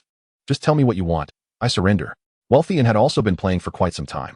And the onlooking crowd and some attentive streamers likely understood that when no one was intentionally causing trouble, wealthy and typically spent tens of thousands to $1 million daily. A steady stream. Everyone comprehends this principle. Naturally, Chiyu understood as well. Moreover, Chiyu felt she had already experienced much joy that evening. 520999 of 1314, indeed. Although Luan had not uttered a word of affection, Chiyu felt that every word was an expression of my willingness. Sometimes, a girl who has developed feelings is just that simple. Since the age of 18, Chiyu had climbed the ranks in the streaming industry, appearing to be adorned with various colors, yet her heart remained as tough as a shell. She still yearned for someone to walk over and embrace her, still fantasizing about innocent affection. Despite her seemingly crude exterior, Chiyu had never experienced a genuine romantic relationship. Her youthful encounters that ended without resolution could hardly be deemed love. Such teasing, lacking sincerity, would still make her blush and quicken her heartbeat, filling her with happiness. Such a girl is truly endearing. Hence, this evening, the soft-hearted Chiyu decided to concede directly, yet she must make it known. She couldn't surrender outright. Time passed second by second, as when Air did not showcase her talents but engaged in casual chatter, stirring the audience's enthusiasm, while Chiyu, with a beaming smile, observed in silence. In truth, Luan wished to ask, "Little you, are you genuinely serious about quietly watching someone flaunt?" Chiyu had entirely given up. The score continued to widen. 1-093, 412, 043, 2. As one of the most popular streamers currently online, Chiyu had a solid fan base both before and after Luan's arrival. Small gifts were never lacking. Naturally, at this moment, the bullet screens and when Air would not miss the opportunity to tease Luan when Air, having previously interacted with Luan, understood his temperament to be rather nonchalant, and thus made light-hearted jests without concern. "Wealthian, waiting for you to come out and challenge." As she spoke, she winked a few times, perfectly executing the gesture. Luan glanced at the randomly triggered task. Task description: when Air, feeling good? Task reward: 100 experience points, 1 lottery chance. Failure penalty: deduction of 200 experience points. This was the first time LN encountered a system-issued task that left him at a loss for how to mock it with an appropriate expression. After much contemplation, he ultimately remained silent, leaving the system in a state of anxious anticipation. In both WNR and QY's live streams, a torrent of comments flooded in, declaring, "NHO, come out. You have the ability to send balloons, so come forth and engage." Coughing lightly, he echoed the sentiments of the previous commenters. "This definitely deserves a 6 from you all. Let's consume rationally and avoid hysteria." While QY's stream boasted its own affluent viewers, LN's presence shifted their focus away from her. The gifting frenzy was relatively subdued, especially with only 20 seconds remaining. The score stood at 1452, 214, 0239. A significant margin of nearly tenfold, akin to a dozen cruise ships. Naturally, at the last moment, the wealthy patrons in WNR's stream would likely attempt a final surge to prevent a sneak attack. As the countdown dwindled to its final seconds, LN cleared his throat and subtly moved his fingers. Just then, the live stream dimmed, and a fleet of cruise ships formed a heart shape. Affluent and Ascent, luxury cruise ship, 520. LN was intentionally engaging in a sneak attack. He was quite adept at it. The countdown concluded perfectly as WNR's affluent viewers completed their last push, blinking in surprise at the announcement. They noticed their health bar was perilously low, nearly invisible. The score read 52178232633429. And then, there was no more to be said. A grand victory and a dismal defeat were starkly juxtaposed, strikingly evident. The matter of punishment was set aside for the moment as both live streams synchronously flooded the comments with nearly identical messages. XNT ing WNR boasted for nearly 300 seconds, only to be stunned into silence in the final moments. XNT ing WNR was on a rampage towards QY, boasting throughout, only to be struck down. XNT ing 1. XNT ing ID number. The comments contained not a single 666, mostly consisting of 2 characters followed by a number, those 2 characters being XNT ing. QY unabashedly erupted into laughter, declaring, "WNR, I won't take the blame for this. You saw it all. I was acknowledging my defeat from start to finish." WNR looked bewildered at the outcome, her face contorted in dismay, crying, "Affluentin, that's so unfair. I spent $1 million today, and you still came? You actually played a sneak attack?" This sparked uproarious laughter among the combined audience of 30 to 40,000 viewers across both streams. One character succinctly encapsulated WS 300 seconds of arrogance. You could say she sought revenge, yet she seemed eager to snack and chat. It would be an injustice not to be taken down. At that moment, LN fanned the flames with a comment, cough, WNR, this ISN, me being unfair. But I spent $1 million yesterday. Today, I haven't spent a single cent. Although this comment was made in QY's stream, both QY and the audience related to WNR at lightning speed. QY stoked the fire, and HO has successfully secured a double kill. WNR, as usual, feigned indifference. You all can fight over it. I won't give it. In the comments, she explained her book, additionally requesting votes and comments to make it appear extraordinarily popular. Chapter 83, Delightful. WNR was on the verge of tears, jokingly pretending to cry. Yet her grief was genuine. My fault, my fault. I completely forgot to check the time. It's already past midnight. Oh, I'm so frustrated. Seeing WNR in such a state, her devoted fans in the live stream expressed their sympathy, vowing to gather ammunition to take down Affluent, each contributing 10 yuan, aiming to accumulate several 100,000. Then, a rather naive viewer commented, "It seems our stream only has tens of thousands of viewers, even if everyone contributes 10 yuan. It won't be enough for Affluent to even notice." The entire live stream descended into chaos, as rows of 666 comments flooded in, alongside a barrage of comments about leg hair. WNR, now aware of the reality, nearly shed tears. News of her live stream was relayed to QY's audience, who could not contain their laughter, flooding the comments with ha ha ha. Defeated, WNR acknowledged her loss, looking ready to surrender. Affluent, what punishment awaits? I accept my fate. LN, scratching his nose, sent a comment to QY. First, 5 squats, then a 30-second sprint. No cheating, let us see you boast. The latter part was added by QY herself, and the entire audience could attest that it had nothing to do with LN. A squat is a peculiar movement, executed slowly. However, WNR's squats revealed her lack of coordination and stiffness. She resembled a clown, nearly collapsing to the ground, exclaiming, "Oh dear. My chest is too large, I can't get up." After completing 5 utterly shapeless squats, which could be found on Baidu, she cried out, "Oh my poor back." Both live streams erupted in laughter, viewers silently observing WNR boast, hardly daring to comment when she had the audacity to mention her ample bosom. The audience chuckled silently. LN smiled silently. As the one with the most authority, he could only chuckle. WNR seemed to forget that after squats came a 30-second sprint. The ultimate test of size in this viewing realm, where everyone possessed keen insight and could see through WNR in an instant. Of course, there would be those who jested, "WNR, your chest is truly impressive." After the 30-second sprint, WNR was utterly exhausted, or rather, more drained than a dog. At the very moment she uttered this, LN swiftly sent a comment, specifically in her live stream. "WNR, feeling good?" Just those 5 words nearly made WNR flip the table. "Feeling good?" After saying this, WNR took a deep breath, her face drooping. "It's exhausting. I'm worn out." This farce continued for approximately 10 minutes, delighting the late-night viewers and propelling WNR into the spotlight. As such a popular streamer who attempted to show off, yet ended up humiliated was indeed a rarity. LN also completed his system task, receiving a notification in his mind. Unbeknownst to him, Affluent's notoriety grew, as the officials frequently featured him in headlines. Many remarked that the headlines seemed tailored for Affluent and akin to a casual game for him. After a few exchanges with the audience, QY concluded her stream and sought out LN. "And Gu NRN, did you enjoy yourself tonight? Not too bad. Oh, did you intentionally draw 520 and 999 for 1314? LN teased. "Nonsense. In a few days, I'll be heading to the car show in MD. And I might swing by JD. You're not planning to pursue MX, are you?" "Absolutely not." LN sighed deeply. The scene of that day at the Macau Tower flickering through his mind, liberating him from many shackles and allowing him to see through numerous matters more easily. What he failed to realize was that LN had seamlessly seeped into his life like a drop of water. What would the future hold? Before sleeping, LN glanced at the system screen. Host, LN, level 2. Experience points, 500, 0100000. Popularity points, 182, 9832. Daily quota, 480000100000. Inventory, X-ray vision, 2 uses remaining. 1 lottery chance. Lottery, prize draw. Store, level 2. The experience points have surpassed 5,000, bringing me 1 step closer to leveling up. The accumulation of popularity points has been quite impressive, nearing 2 million. Sleep.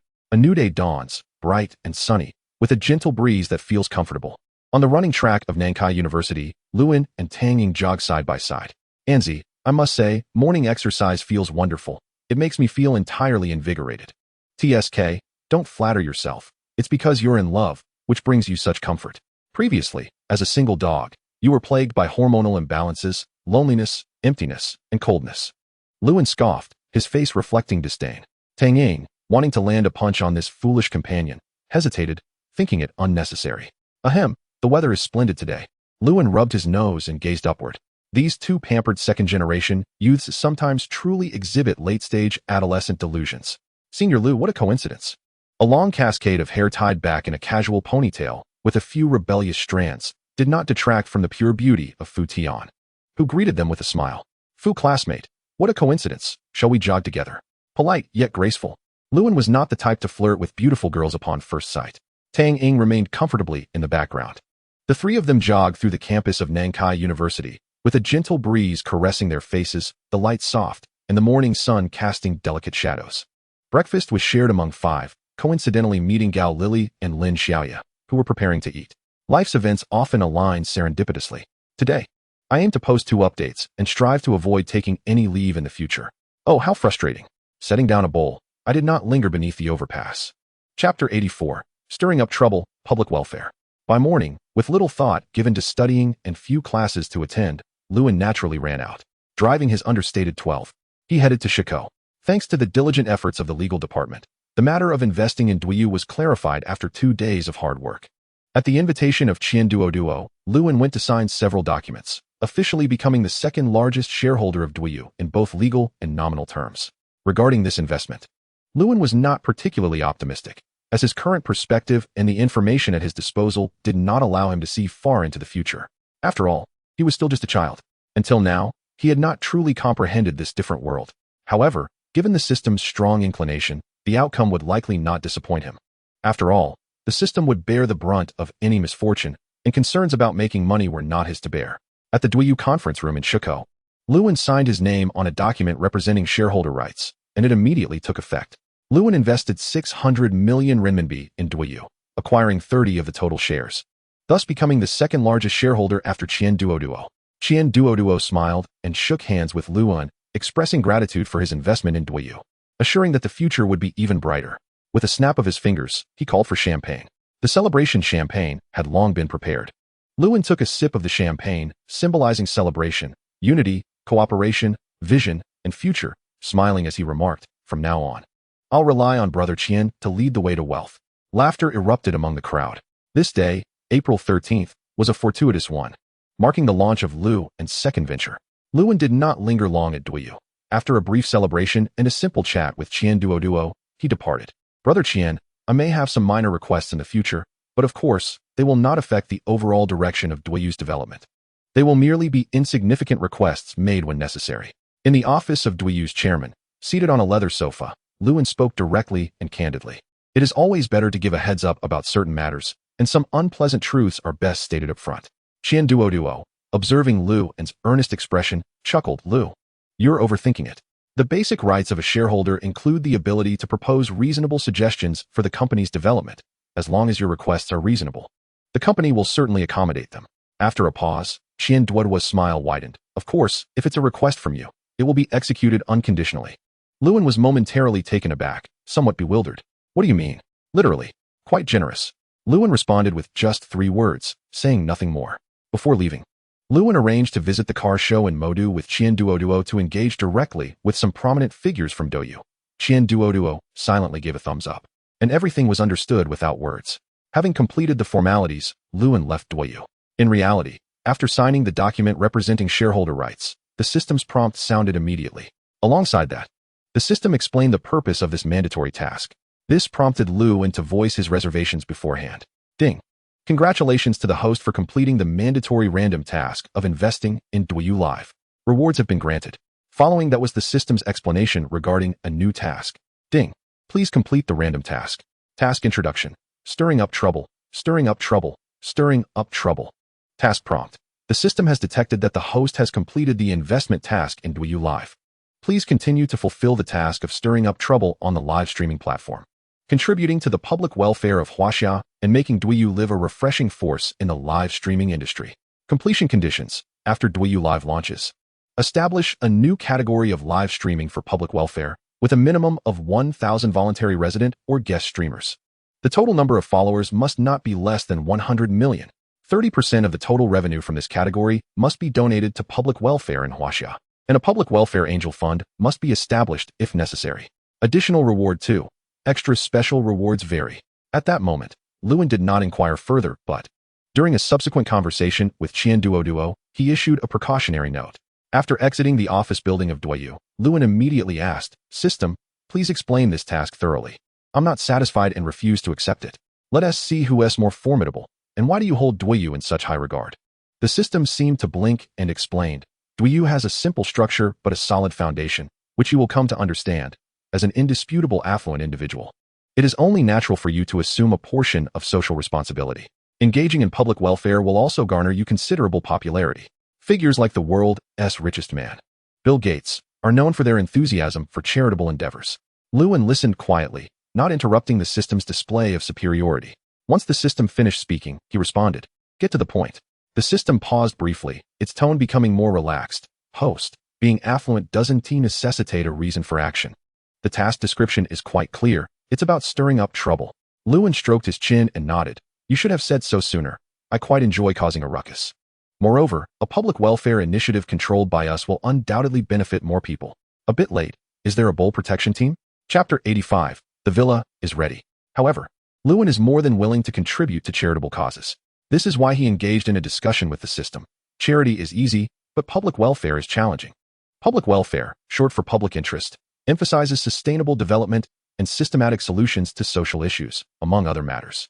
Charity, in essence, is comparatively simpler, predominantly oriented towards assisting vulnerable groups, embodying a spirit of giving and altruism. A straightforward example: should you encounter a beggar soliciting alms at the roadside, offering him 10 yuan constitutes an act of charity, as it is the innate compassion within us all. Conversely, if you were to assist this beggar in securing employment, and more importantly, instill within him a willingness to work, thus enabling him to rediscover dignity and confidence, this transcends charity and enters the realm of public welfare. The fundamental mission of a system is rooted in public welfare rather than charity. Hence, it naturally prioritizes public welfare while relegating charity to a supportive role, rendering the task far from effortless. Utilizing a live streaming platform as a conduit for public welfare is indeed a novel idea that only a system like yours could conceive. Ultimately, Luan added, engaging in banter with the system, which, as expected, responded feebly. She had gradually grown accustomed to the daily jabs from the formidable host she had chosen. After all, one must serve well, even if kneeling, akin to maintaining decorum in a relationship, wouldn't one agree? Regardless of the mainstream community's disregard for the live streaming industry, it is undeniable that the number of young viewers continues to rise, and the diversity of live streaming platforms is expanding, potentially igniting a spark of change from another perspective. Upon clarifying the system's new tasks, Luan's thoughts stirred, and she glanced at the system screen. Host, Luan level 2.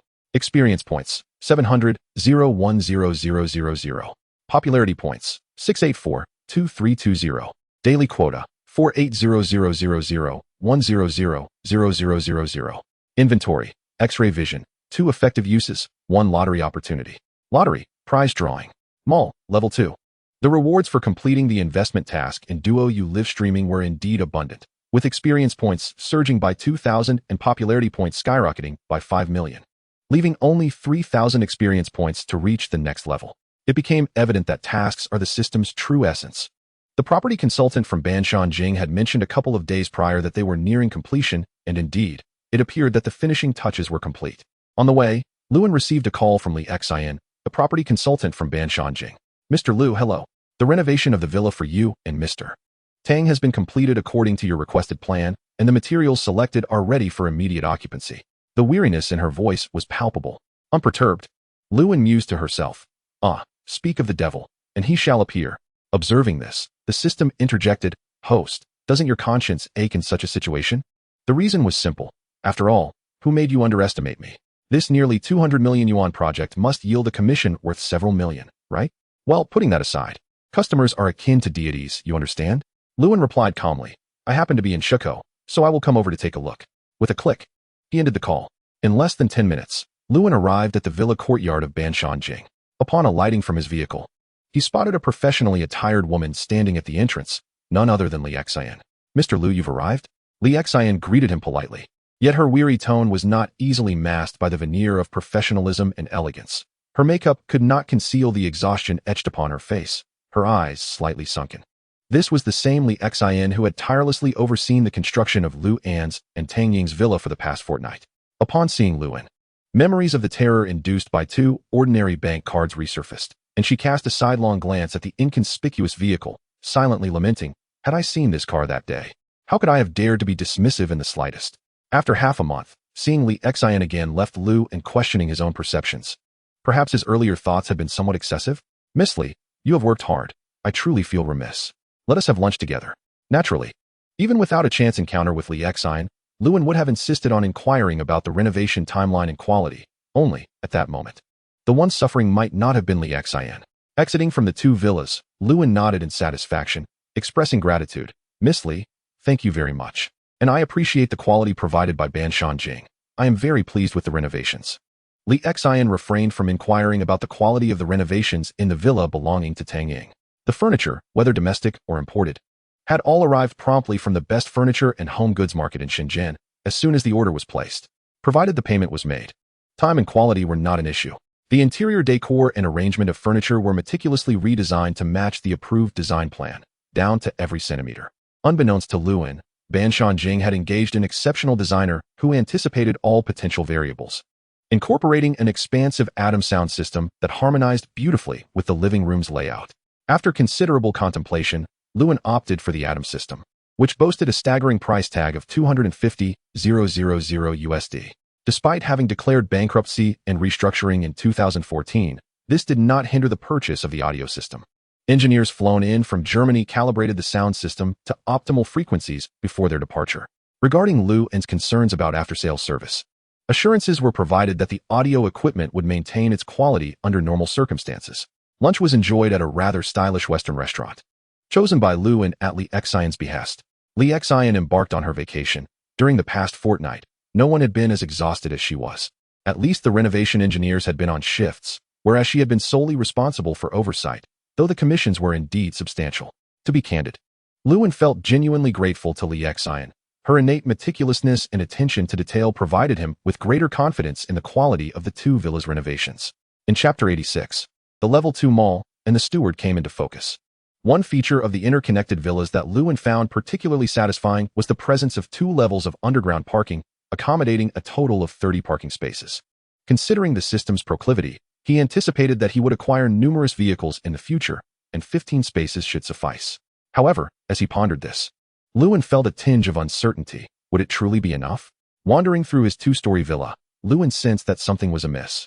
The renovations were exquisite, the layout impeccable, and the furnishings understated yet rich in character. But what was lacking? Suddenly, a thought struck him. In this high-tech era, his home bore no semblance of technological sophistication. Wasn't smart home technology the norm? Though my furnishings may not be smart, a touch of technological flair would not go amiss. Would it, system? The system promptly seized the opportunity to respond. Host, the Level 2 mall contains items that align with your desires. In truth, Luan believed the system to be far superior to any artificial intelligence. Why not give it a try? He jested. Just kidding, don't take it seriously. Oh, there goes my popularity points. With elevated expectations for his home's decor, Luan acknowledged that this villa would be his residence for several years, necessitating a standard of quality. After investing over 10 million in selecting furnishings with meticulous attention to detail, every piece was crafted with care, employing traditional craftsmanship that eschewed the use of nails. This epitomized true artistry, enduring and ever fresh. Not to mention, the authentic smart home technology that currently existed only in theory. As Luan recognized the emergence of a small figure on the system screen, the mall page promptly materialized, thoughtfully displaying the technological items available for purchase in the Level 2 mall. Since acquiring the system, Luan had seldom utilized the mall. Aside from redeeming a few language proficiency skill books, he had not found any particularly pressing needs, accustomed as he was to resolving all issues with financial means. Being a genuine second-generation affluent individual, before Luan's eyes lay an array of goods, though not abundant, which included various types of intelligent robots and mobile communication devices, all categorized under hardware. Upon seeing these items, Luan felt a sense of surprise, even suspecting that the system had orchestrated this for him. It was evident that most of these technological products were indeed useful to him. For instance, the mobile communication device could be simply described as a mobile phone, albeit with a more peculiar design, an unfamiliar operating system, superior materials, and exceptional compatibility. It came preloaded with futuristic communication standards. For Luan, this was merely a more efficient version of a mobile phone, yet should it reach the outside world, it could potentially cause quite a stir, especially considering its price. which left Lewin astounded for the first time. The cost was set at 3 million popularity points, equivalent to 300 million RMB. What mobile phone could possibly be valued at such an exorbitant amount? Even the American president's phone, reputedly the most secure, was only valued at a few $1,000,000. Accounting for research and development costs, it was crucial to note that for the host, Lewin, the items in the system's marketplace were relatively inexpensive. Thus, the requirement of 3 million popularity points only underscored its immense value. After a brief silence upon viewing the product description, the consciousness entity remarked, "Oh, this is rather impressive. Mobile communication tool, overall material, liquid memory metal, capable of altering its appearance based on the user's needs. Core material, compatibility, seamless compatibility." The introduction was straightforward, with the core material section comprising merely 6 dots, as the system proactively explained that the scope of the core material exceeded the host's current permissions. In other words, Lewin was currently unqualified to comprehend the origins of the core materials of this device that could be deemed a phone. Like any other phone, it possessed a myriad of functions and intelligence. The system acknowledged the quality of the item but deemed it excessively priced, prompting Lewin to consider his requirements first. The consciousness entity engaged in casual banter with the system. The system, of course, complied. What necessities does a household require? Lewin pondered: a lifestyle assistant, a cleaning robot, and ideally, a robot capable of performing household chores. Ultimately, based on the system's recommendations, Lewin opted for an item in the secondary marketplace, priced at 1 million popularity points. The intelligent all-in-one lifestyle robot was precisely what Lewin desired. This robot could serve as a caretaker, assist with cleaning, and manage household tasks. Most importantly, it possessed intelligence, specifically autonomous intelligence, meaning it could carry out essential tasks independently without the owner's directives, such as sweeping the floor and welcoming guests. The extent of its autonomous intelligence was unclear to Lewin, but the system confidently assured him of its capabilities. Ding. Does the host confirm the purchase of the intelligent all-in-one lifestyle robot? Quantity: 1. Yes. The item was added to the inventory. Lewin did not hasten to retrieve the robot. He wished to explore whether there were any other items in the secondary marketplace that warranted his purchase. If none were found, he intended to acquire the mobile communication tool that had captivated his attention from the outset. System, could you assist me in organizing the secondary marketplace? I've been searching for quite some time, and I'm uncertain about what I want. After a lengthy search, Lewin encountered several vehicles, albeit not the most elite models. To facilitate differentiation, the secondary marketplace had created a subpage titled Car City. Whether by design or coincidence, Lewin mused, what purpose do these unnecessary vehicles serve? They merely occupy space, do they not? No wonder the system is so inept. He had long recognized that the system would never allow direct purchases of items necessary to complete tasks. Thus, he was not disappointed. Additionally, he discovered several watches in the secondary marketplace, including a unique classic edition of Patek Philippe, auctioned in 2009 for model 5106. The watch's dial was in a shade of blue that Lewin particularly favored. As for its presence in the system marketplace, he could not concern himself with the details, as its origins appeared legitimate. However, it likely did not hold the same value as the one in Tang Ying's possession, given that the marketplace's price was merely 200,000 popularity points. After a moment's hesitation, he decided to purchase it, and as customary, it automatically entered his system inventory. Though he had no immediate recipient in mind for the gift, he thought it would be a fine present. Subsequently, Lewin found nothing else of interest. The system, eager to assist, promptly announced, "Host, the marketplace has been organized, and the items recommended for purchase have been listed separately." A glance revealed a few items: Master Chef of Huaxia Cuisine, Master Tai Chi Advancement, and Body Quality Improvement. Only these 3 items remained, priced at 200,000, 500,000, and 30,000 popularity points, respectively. The Body Quality Improvement potion had a special note indicating that the host could not consume it at present. Chapter 87. The Major Investor. Lewin said nothing, and with a wave of his hand, he expended 760,000 popularity points. He purchased 1 each of the Master Chef of Huaxia Cuisine, Master Tai Chi Advancement, and 2 Body Quality Improvement potions. Why purchase 2, one might ask? Was it not sufficient to drink one and discard the other? He had ample popularity points, after all. Well, enough jesting. One would be prepared for Tang Ying, while he intended to keep the other for himself in a couple of days. After all, no one would ever complain about having better physical health. The system had assured him that he would not become a superhuman or a muscle-bound individual. Rather, his body would simply become more coordinated and possess superior quality, rendering him impervious to minor ailments. Finally, Lewin rubbed his hands together and proceeded to purchase the mobile communication tool. Ding. Does the host confirm the purchase of the mobile communication tool? Quantity: 1. Yes. The item was added to the inventory. When the value of a product exceeds 1 million popularity points, the system reconfirms the host's intention for the reason that it feared Luan's displeasure, thus opting to verify once more. At the very least, should he express discontent, the system would be able to justify its caution, knowing whether it had erred. The consciousness entity grimaced slightly. System, is this timorous approach sincere? I must have encountered a fraudulent system. Host, please do not doubt the authenticity of the system. The consciousness observed the system screen. Host, Luan level 2. Experience points, 700, 0100000. Popularity points, 188, 2320. Daily quota, 48000010000000. Inventory, X-ray vision, 2 uses, 1 lottery chance.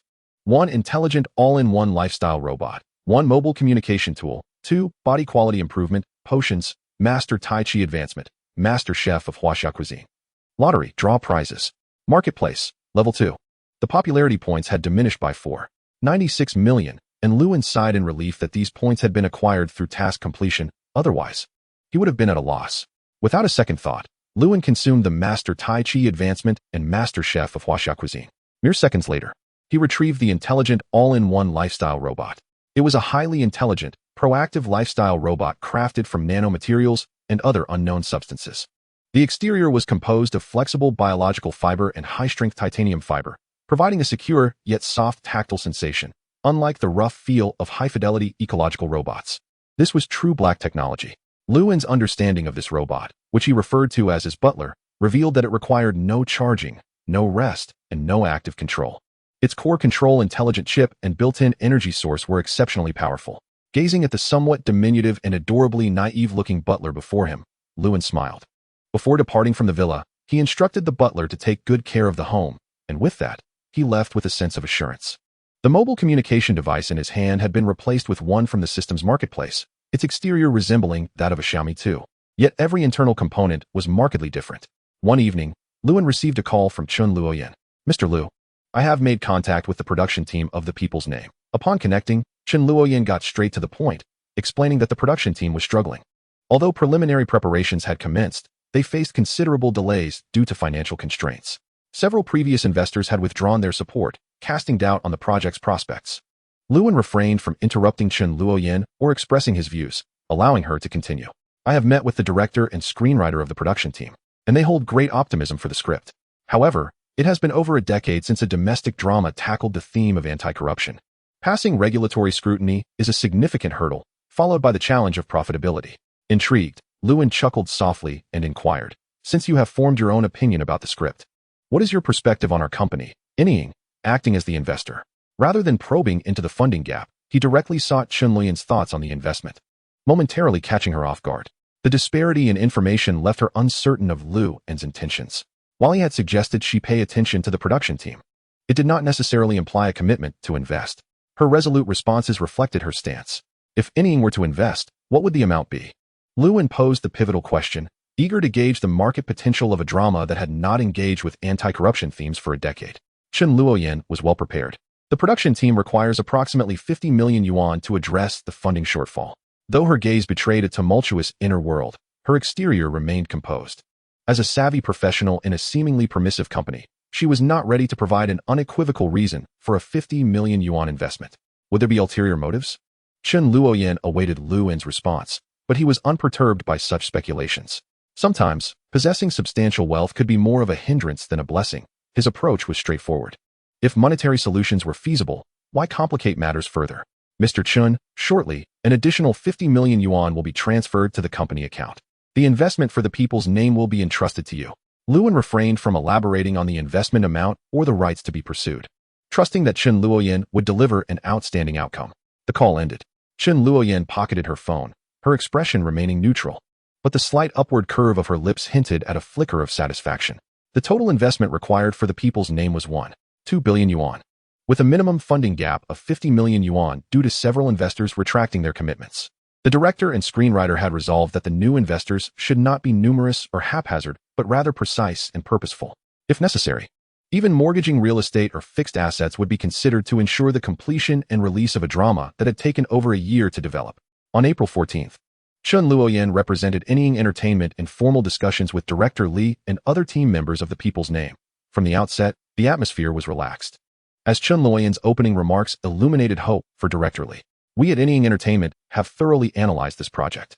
After a pause, she stated earnestly, we have decided to invest at least 50 million yuan. Her clear stance and decisive words prompted exchanged glances among Director Li and his colleagues. Are we already committing to a 50 million yuan investment? We haven't even discussed returns or risks. A subsequent investment of 68 million yuan from Anying increased the total investment to 138 million yuan, positioning Anying Entertainment as the largest investor and securing its rightful benefits. Chapter 88. Wealth, so what? Chun Luoyan was unaware of Luoyan's intentions. However, since the matter was entrusted to her, she was determined to secure the best interests for Anying. The additional 18 million yuan from Anying allowed the production team to proceed with filming more swiftly and comfortably, potentially reducing the anticipated 4-month shooting schedule to just a month and a half. The post-release profits, of course, were self-evident, and the distribution of returns would align with investment proportions, ultimately narrowing the pool of investors to 4, with Anying Entertainment capturing a 49 share. Another aspect of Chun Luoyan's negotiations involved benefits such as fame, which, while not yielding substantial immediate returns, held intrinsic value. Director Li readily agreed, and all were pleased. On April 15th, in Nanjing, filming for The People's Name officially commenced, destined to replicate the nationwide fervor Luoyan had previously experienced in another realm. Moreover, due to Luoyan's unexpected influence, it was poised to achieve even greater popularity, as it had already shown immense potential in a parallel future. After concluding the call, Luoyan promptly transferred 50 million yuan from his personal account to Anying's company account. That evening, he made an exception by not visiting any live streaming platforms. Before Lin Yu could inquire, Luoyan proactively informed her that he would not be watching the live broadcast that night. Take it easy tonight. Don't let others bring you to tears. I want to be comforting you afterward. I know, Mr. Lu, she replied, sending a flurry of glamorous selfies. Mr. Lu, just for you to enjoy. Coughing, Luoyan nearly choked on his drink, inwardly vowing to punish the mischievous woman at their next meeting for her audacity to tease. In truth, Luoyan had not forgotten the ambush in Macau and the true mastermind behind it, Tian Yu. He was acutely aware that Tian Yu was indeed the orchestrator of the troubles, yet ultimately, he recognized that his own hubris had played a part, forgetting to conceal his wealth while in the casino. This gang was implicated in numerous crimes, including human trafficking, robbery, and the abduction of women and children, among countless others. As for how to deal with Tian Yu, Luoyan contemplated that an individual who revels in their own success fears losing what they cherish most. Thus, he decided to strip away those very things that brought Tian Yu pride. Luoyan had little inclination to engage in trivial exchanges with a frivolous internet celebrity. Their realms were simply not comparable. His task was straightforward. Today, through pre-existing channels, he spent several $100,000 to investigate Tian Yu's investments, assets, and social connections. A modest sum, packaged at 480,000 yuan. These channels had no direct ties to Luoyan or the Lu family. So, the system indicates that the host is to investigate a certain individual, correct? Luoyan was not surprised that the system was aware of his thoughts, as he had not concealed them. He nodded. What's the payment method? Daily quota, came the response, accompanied by a resigned tone. All right, it's a deal. Ding. Data collection completed. Then, silence ensued. The system deducted precisely 480,000 yuan, leaving no trace behind.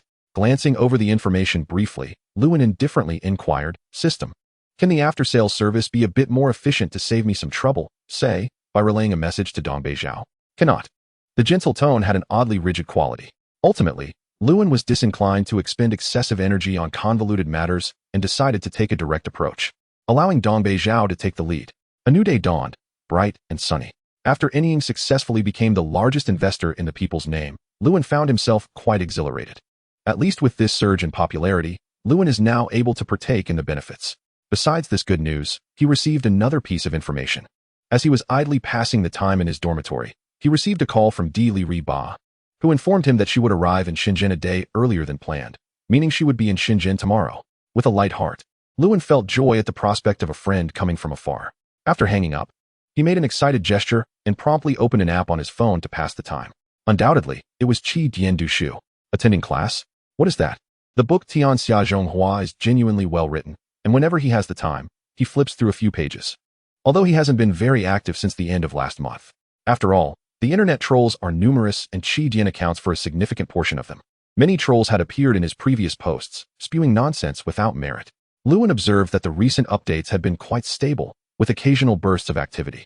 The writing style and plot had not declined and were maintaining an increasingly refined quality. After about 40 to 50 minutes, Lewin had read all the updates and noted the statistics for Tianxia Zhonghua. It ranked 8th in the monthly ticket standings, with all metrics in the top tier. Notably, the average subscriptions had been steadily increasing, rising from 32,000 at the end of the month to 40,000 now. With a grand gesture, Lewin declared, "System, I have a task for you. It's time to stop pondering how to trick me." The system promptly responded, "Coming." 100,000 copies? Yes. A few minutes later, Lewin glanced at his phone only to see a crash notification from the app, feeling somewhat speechless. Clearly, the quality of Qi Dian was lacking. It was evident that this fault could not be attributed to his phone. The seamless operation of the device was something Lewin had never experienced before, or else he would have liked to shift the blame onto the system. Moments later, the typing machine arrived as expected. And Dalao, such extravagance. Does your family know? Did you rob a bank again today? Come out. And Dalao, can you please save some money? Chapter 89, Friends. In a rented room near Nankou de Fu Tian, upon seeing the information on the screen, scratched her head and exclaimed, "Lewin, I won't let this go. How could you be so despicable?" Subsequently, she lowered her voice, muttering, "I ran into him this morning. So sunny, so charming. Who would have thought? So frustrating. Wow, that really astonishes me." It left the typing machine speechless. And Dalao, it's my fault. I'll take the blame. It's just 100 updates. Can I add a few more? I was wrong. Dalao, whatever you say goes. The little keyboard warrior timidly clutched her keyboard. Fu Tian tousled her freshly styled hair into a messy state, angered at Lu En's mischief. All jokes aside, is there a chance your book will be signed by a major author? Work hard, and when you stand under the spotlight, don't forget yourself.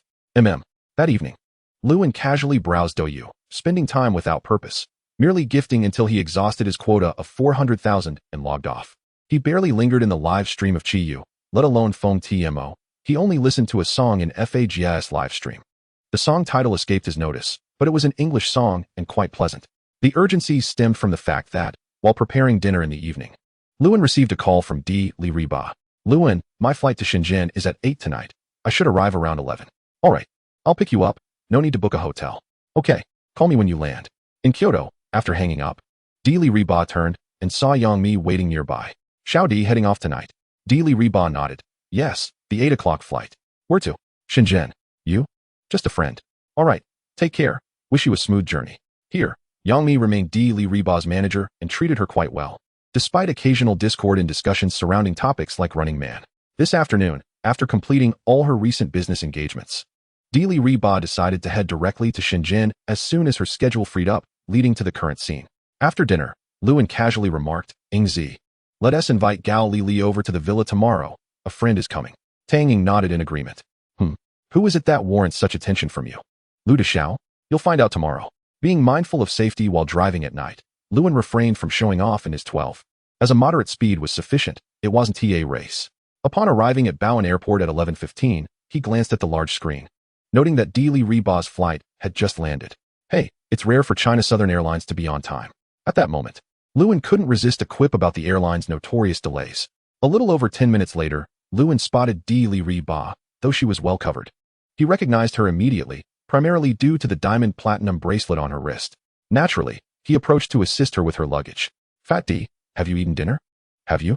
Then let's grab a cup of coffee at the airport before we leave." "Why coffee?" "It'll keep me awake." "Just for appearances." "I heard drinking coffee at the airport is quite classy. A mocha costs over 300 a cup." Haha. Ultimately, the two did not have coffee at the airport, nor did they eat there. Lewin had prepared a midnight snack for D. Li Riba, featuring some desserts favored by many girls. The distance from the airport to Chicago was not far. After about 20 minutes, Lewin parked in the villa's garage, just as Fat D finished the treats he had prepared for her. Stepping out of the car, D. Li Riba surveyed the villa, with the gentle sea breeze blowing nearby. "Lewin, is this villa yours?" Just bought it. "Are you a rich second generation?" "Something like that." After closing the trunk, Lewin carried Fat D's luggage and led the way into the villa, which was brilliantly lit inside. "Feel free to choose a room. No one has stayed here yet." A robot resembling a smaller version of Baymax, with a white biological fat shell and a slightly plump yet average height, greeted them. Originally, the butler's voice was a deep, magnetic tone belonging to a middle-aged man, but Lewin found it unsuitable, hence the slightly mechanical intonation. "Hello, how may I assist you?" The butler's eyes scanned D. Li Riba, as its intelligent program had already memorized her genetic information. Quite impressively high-tech. Fat D shook her head. amazed as she observed everything in the villa's living room. Besides the robot, the other furnishings astounded her as she recognized the striking sound system. "Lewin, you actually have this Atom set?" she exclaimed excitedly, pointing at the eye-catching speakers. Lewin remained calm, having no intention of showing off in front of his friend. To ensure Li Riba's comfort during her stay in Shenzhen, he had invested significantly in the villa and even made an unprecedented request to his family. A detail he chose to forget. With the butler present, everything in the villa was well prepared. The bathroom had water at the perfect temperature, suitable slippers awaited, and the toiletries were neatly arranged. It's impressive for a machine to be so meticulous. Lewin settled onto the sofa, crafted from ancient carpentry, complemented by perfectly placed cushions, suitable for both relaxation and activity. The television was a newly released Sony 9, boasting 100 inches, certainly not the first of its kind globally. But paired with the Atom speakers, it created a cozy home theater atmosphere. After washing up, Fat D, still brimming with excitement, chatted animatedly with Lewin for quite some time, her voice melodious. As night deepened, Lewin and Fat D each chose a room to sleep in. Both were similar in size, with no distinction between master and guest rooms, and both selected rooms on the second floor. Nestled comfortably in her familiar cocoon, enveloped in peace. Lewin had attended to every detail, preparing various styles of home textiles, having previously inquired about Fat D's preferences. It is indeed a blessing to have such a friend. A gentle murmur escaped her lips. Despite her slight difficulty in adapting to new beds, Fat D enjoyed a restful night. Chapter 90, Beyond the Speed Limit. That evening, the moonlight was soft, casting a serene glow over the half-mountain, half-sea landscape. Both Lewin and Li Riba slept soundly, undisturbed by any unexpected occurrences that might arise from solitary men and women sharing a roof. The night passed without dreams. The following morning, Lewin rose early to prepare a delectable breakfast from the Chaozhou region, rice rolls. By 8 o'clock, the delightful aroma wafted from the kitchen, carried by the breeze, teasing Li Riba's senses and awakening her appetite. With a twitch of her nose, she stirred, inhaling deeply, and opened her sleepy eyes. Following the enticing scent, she slipped into her slippers and descended the stairs. With a cheerful nod, Li Riba quickly washed up, her toiletries having been meticulously arranged by the butler, sparing both her and Lewin any worry. Lewin had already prepared a plate of rice rolls, which, while simple in preparation, relied heavily on the intricacies of the accompanying sauces. Under Lewin's expert touch, the sauce was uniquely fragrant without being overpowering, perfectly complementing the rice rolls, resulting in a delightful flavor that was satisfying yet subtle. "Delicious," she exclaimed upon her first bite, utterly captivated by the simplicity of the dish. As the day unfolded, Li Riba asked Lewin the same question no less than 10 times. "Lewin, how do you make such delicious food?" Lewin merely smiled, offering no response. By late morning, Li Riba finally changed out of her adorable, lazy cat pajamas and followed Lewin out of the villa. She remained blissfully unaware that her already charming demeanor, clad in such cute attire, could easily endear her to anyone.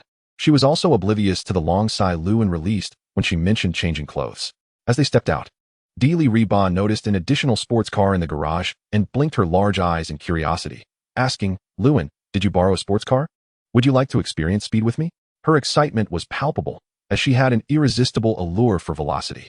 Lewin, having already arranged a venue, drove Li Riba to a closed racing circuit in Shenzhen, where one could push their speed to the limits, 180 miles per hour, or even 1,000 miles per hour, without restraint, as long as one had the skill to handle it. In Shenzhen, wealth often translated into extensive connections. What might have been a challenge for Liu and was merely a matter of a single request to Qianduo.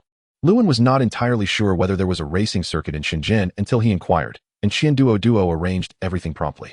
Upon arrival, Lewin finally understood the significance of Qianduo's words over the phone. "Mr. Chun, it's a pleasure to see you again." Chun Lin, who had been waiting at the entrance of the racing circuit, hurried forward with outstretched hands, beaming. "Mr. Liu, hello." They exchanged a handshake. And Lewin found it amusing that this top-tier racing circuit in Shenzhen was undoubtedly part of Chun Lin's enterprise. "I'll take a few laps," Lewin said. "Of course, Mr. Liu, please enjoy."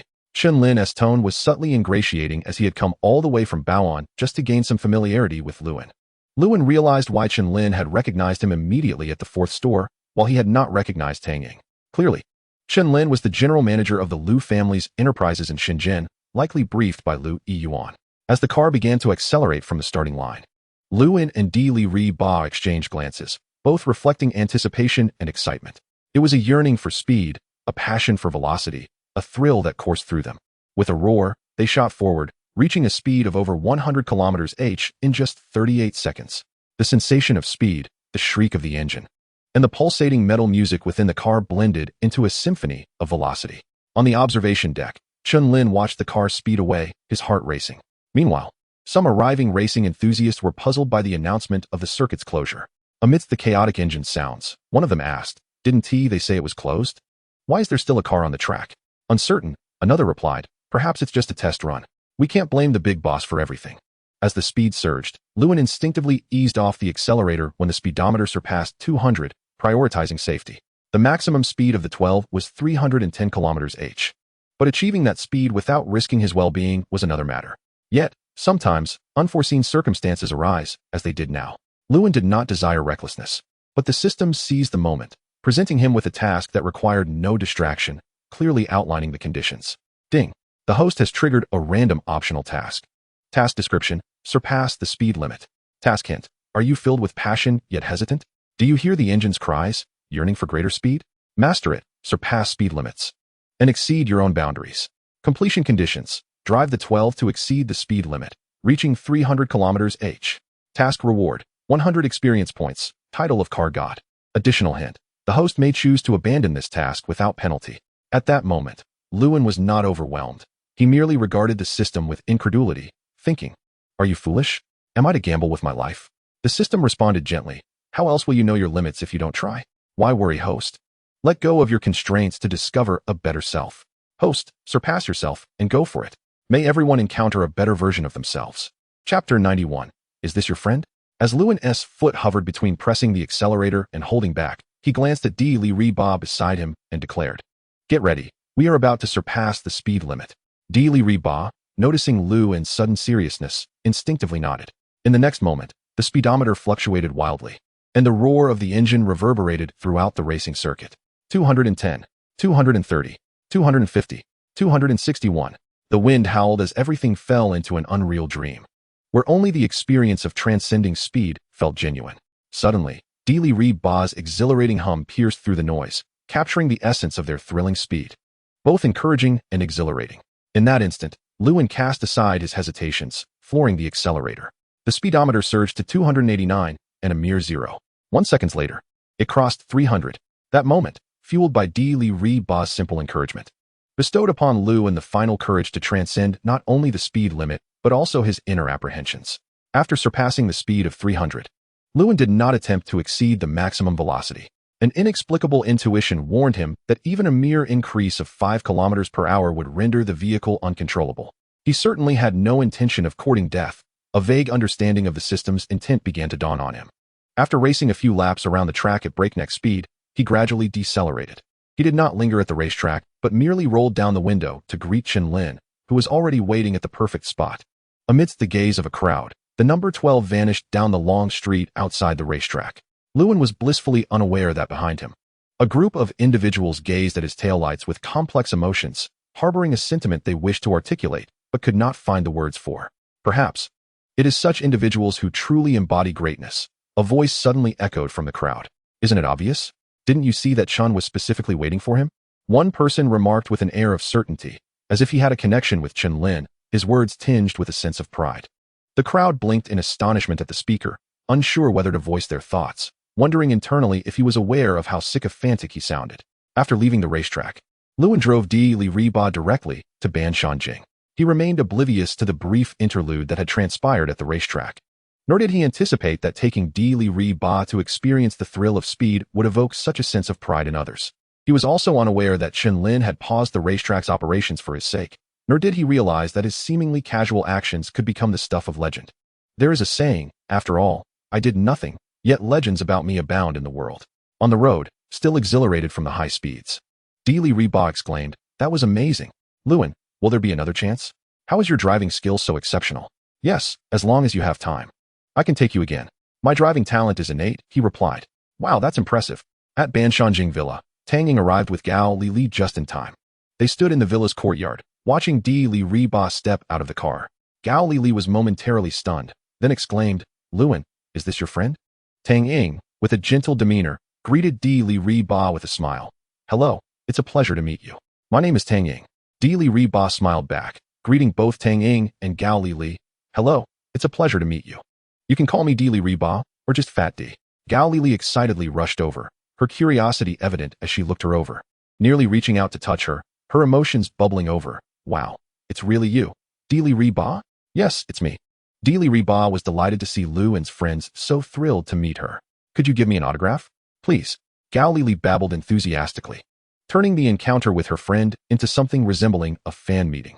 In truth, Gao Li genuinely admired D Li Ba. It is quite normal for college students to have a few favorite stars, and D Li Ba, being both beautiful and devoid of negative press, was particularly appealing. Luan and Tang Ying exchanged glances, both recognizing the oddity of the situation. Neither were particularly enthusiastic about celebrity culture, thus lacking Gao Li's fervor. Watching D Li Ba chat amiably, Luan glanced at the sun still hanging high in the sky, feeling the warmth, and interjected, "Li, if you truly like Fat D, you can sleep with her tonight." The moment those words left Luan's mouth, an insatiable urge to tease surged within Gao Li. Inside the villa's living room, Tang Ying surveyed the exquisitely arranged decor, increasingly impressed by Luan's refined taste. His upbringing allowed him to adapt effortlessly to various lifestyles.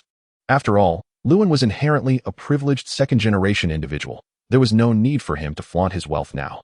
The afternoon passed swiftly, and as evening approached, Luan and Tang Ying began preparing for the night's gathering. The privacy and security of the Banshanjing Villa area were commendable, alleviating any concerns about unwanted photography.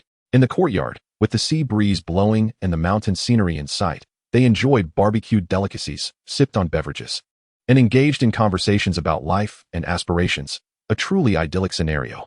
D Li Ba and her companions unanimously lamented their overindulgence, exclaiming that they could barely handle the delicious food Luan had prepared. D Li Ba even declared, "At this rate, I fear I will truly become Fat D. It's infuriating to think about. It's all your fault for cooking so well. You dare." D Li Ba shot him a playful glare. Luan merely smiled in silence, for his culinary skills possessed healthful qualities, preventing excessive weight gain, though he chose not to elaborate. D Li Ba spent a full weekend in Shenzhen. As a public figure, she found it unrealistic to wander the streets as freely as ordinary individuals. She did not press the issue. She could enjoy herself just as easily in seclusion. On the morning of the 17th, a Monday, Luan escorted D Li Ba to the airport for her return to Kyoto. In the following period, it would be challenging for her to carve out time to visit Shenzhen specifically to spend time with Luan. Just before boarding, D Li Ba looked at Luan, her smile radiant and her voice soft. "Shaoan, I don't know why, but when I'm with you, I always forget my worries and feel at peace." Luan smiled in return. "Perhaps it is because I possess a certain charm." Having spent 2 days and 3 nights under the same roof, their relationship deepened, evolving into something more than mere friendship, yet not quite romantic. Luan preferred this state of affairs. It allowed him to be authentic without pretense, and D Li Ba reciprocated in kind. Their interactions felt genuine and joyous, which was more than sufficient. Sometime later, as Luan parked the car, he received a call. He glanced at the caller ID, and with a swift motion, answered. "Hello, Mr. Liu. I have completed the documents you requested and sent them to your email for your review." The soft, melodious voice of Luan reached his ears. "Thank you for your hard work. How is your mother?" Luan instinctively touched his nose, his thoughts drifting to the nuances of male-female interactions, especially given that the caller was Luan. "Thank you for your concern, Mr. Liu. My mother has been discharged from the hospital, and I have resumed work. Mr. Chen has assigned me some tasks." "That is good to hear. Listen to Mr. Chen's guidance and do your best. If you need anything, feel free to call me. Goodbye." With that, Luan ended the call. Stepping out, he walked into Nankou University, unexpectedly encountering the exquisitely refined junior, Fu Tian. As Luan hesitated to greet her, he heard her gentle voice. "Good morning, Lu Xuezhang." "Good morning, Fu Tongxue. Are you heading to class?" Luan inquired, noticing the backpack slung over her shoulder. "Yes, for college English," Fu Tian casually replied. Luan paused, recalling a rather unfortunate lecturer named Wenbo. How ironic that this unfortunate soul happened to cross paths with Luan, who had just been keen to experiment with the effects of certain system tools. Fu Tian continued. "Lu Xuezhang, do you have time tonight? I would like to invite you to dinner. I haven't had the chance to properly thank you for saving me that night." Luan was taken aback for a moment, then waved his hand, saying it was too polite and merely a trivial matter. "How about this? I'll treat you to dinner tonight. You choose the place." He interrupted Fu Tian's words with a smile, asserting that it was unreasonable for the girl to spend money. As he watched Luan's figure recede into the distance, Fu Tian found herself at a loss for words. The lavish online persona of An and the real Luan seemed to diverge significantly. Could this courteous senior truly be the same and who seized every opportunity to stab others in the back? Upon returning to the dormitory, Luan opened his laptop. And indeed, there lay an email from Luan, a compressed file containing categorized highlights and significant events from the entertainment industry. It must be said that Luan's ability to process information was remarkable, as Luan could easily discern the information he sought. He opened the folder on contemporary hot topics and meticulously browsed through Luan's summaries of the latest happenings in the entertainment world. This marked Luan's first systematic exploration of an industry in this entirely new world, distinct from his previous experiences. The second season of the Zhejiang Province television station's singing program Mentors had been largely confirmed, and auditions were in full swing. Rumors suggested that the show Running Man had completed all filming, and Dili Re-Ba might be departing from it. The document comprised hundreds of pages. As Luan had not only summarized the trending titles, but had also selectively included relevant reports, further aiding Lu in understanding the entertainment industry. With his chin resting on his left hand, Luan closed the document and murmured, "Indeed, the entertainment circle has undergone substantial changes. The singing program must refer to the new voice or the good voice. It's only in its second season, yet it garners immense attention." He had never heard of the superstar Gu Qing, but he found him quite handsome. Was it all about looks? Subsequently, Luan opened the second document titled Significant Events and spent over half an hour reading through it. By comparing it with his previous world, he gained a basic understanding of the entertainment industry's development in this realm, noting both new and old elements, as well as rapid and slow changes. Closing his computer, Luan exhaled deeply. From Luan's summary of significant events, he could ascertain how this world differed from his own in terms of major incidents, for no industry exists in isolation. Through piecing together the details, Luan had come to a fundamental understanding of this world, and human nature is to assimilate. He had already begun to blend in. In the afternoon, with nothing to do, Luan thought of Tianyu, who was far away in northeast China, a persistent thorn in his heart. When left unprovoked, it was bearable. But once stirred, he felt an urge to completely remove it. After pondering for a moment, Luan made a decision. After all, he was merely dealing with an internet celebrity, and it wasn't worth expending too much effort. From the information provided by the system regarding Tianyu, Luan sensed a hint of something. Tianyu was proud of his earnings, claiming high live streaming income, and boasting a network of wealthy individuals who enjoyed streaming, particularly after connecting with Zhao from the Northeast, making him feel quite exceptional. Recently, he was also set to sign an endorsement deal, which was said to set the highest benchmark for influencer endorsement fees. If that was the case, it would be quite simple. If he believed he was affluent and had connections, then Luan decided to invest a little money to see who truly had the upper hand. After coming to this conclusion, the system chimed in, remarking that the host had finally come to his senses. After all, they were wealthy, so why expend so much effort? Just spend the money. Infuriated, Luan felt an urge to obliterate this insufferable system. After making a few phone calls, without even spending money, certain matters began to gain momentum. This world was never fair. Many could only see a small patch of sky and mistakenly believe they had captured the entire world. There is a saying that goes, at 18, one throws a paper airplane at the sky and thinks they have conquered it all. It was particularly fitting in this context. Luan hardly expended any effort, and many events were destined to unfold according to his desires. That evening, Luan and Fu Tian found themselves seated opposite each other in a very ordinary little restaurant. "Senior Lu, what would you like to eat? I'll help you order," Fu Tian said with a charming smile, hoping to glean some different emotion from Luan's face, perhaps disdain or contempt. She couldn't help but wonder if her words would irritate him, yet her expression remained unchanged, even as her heart swelled with delight.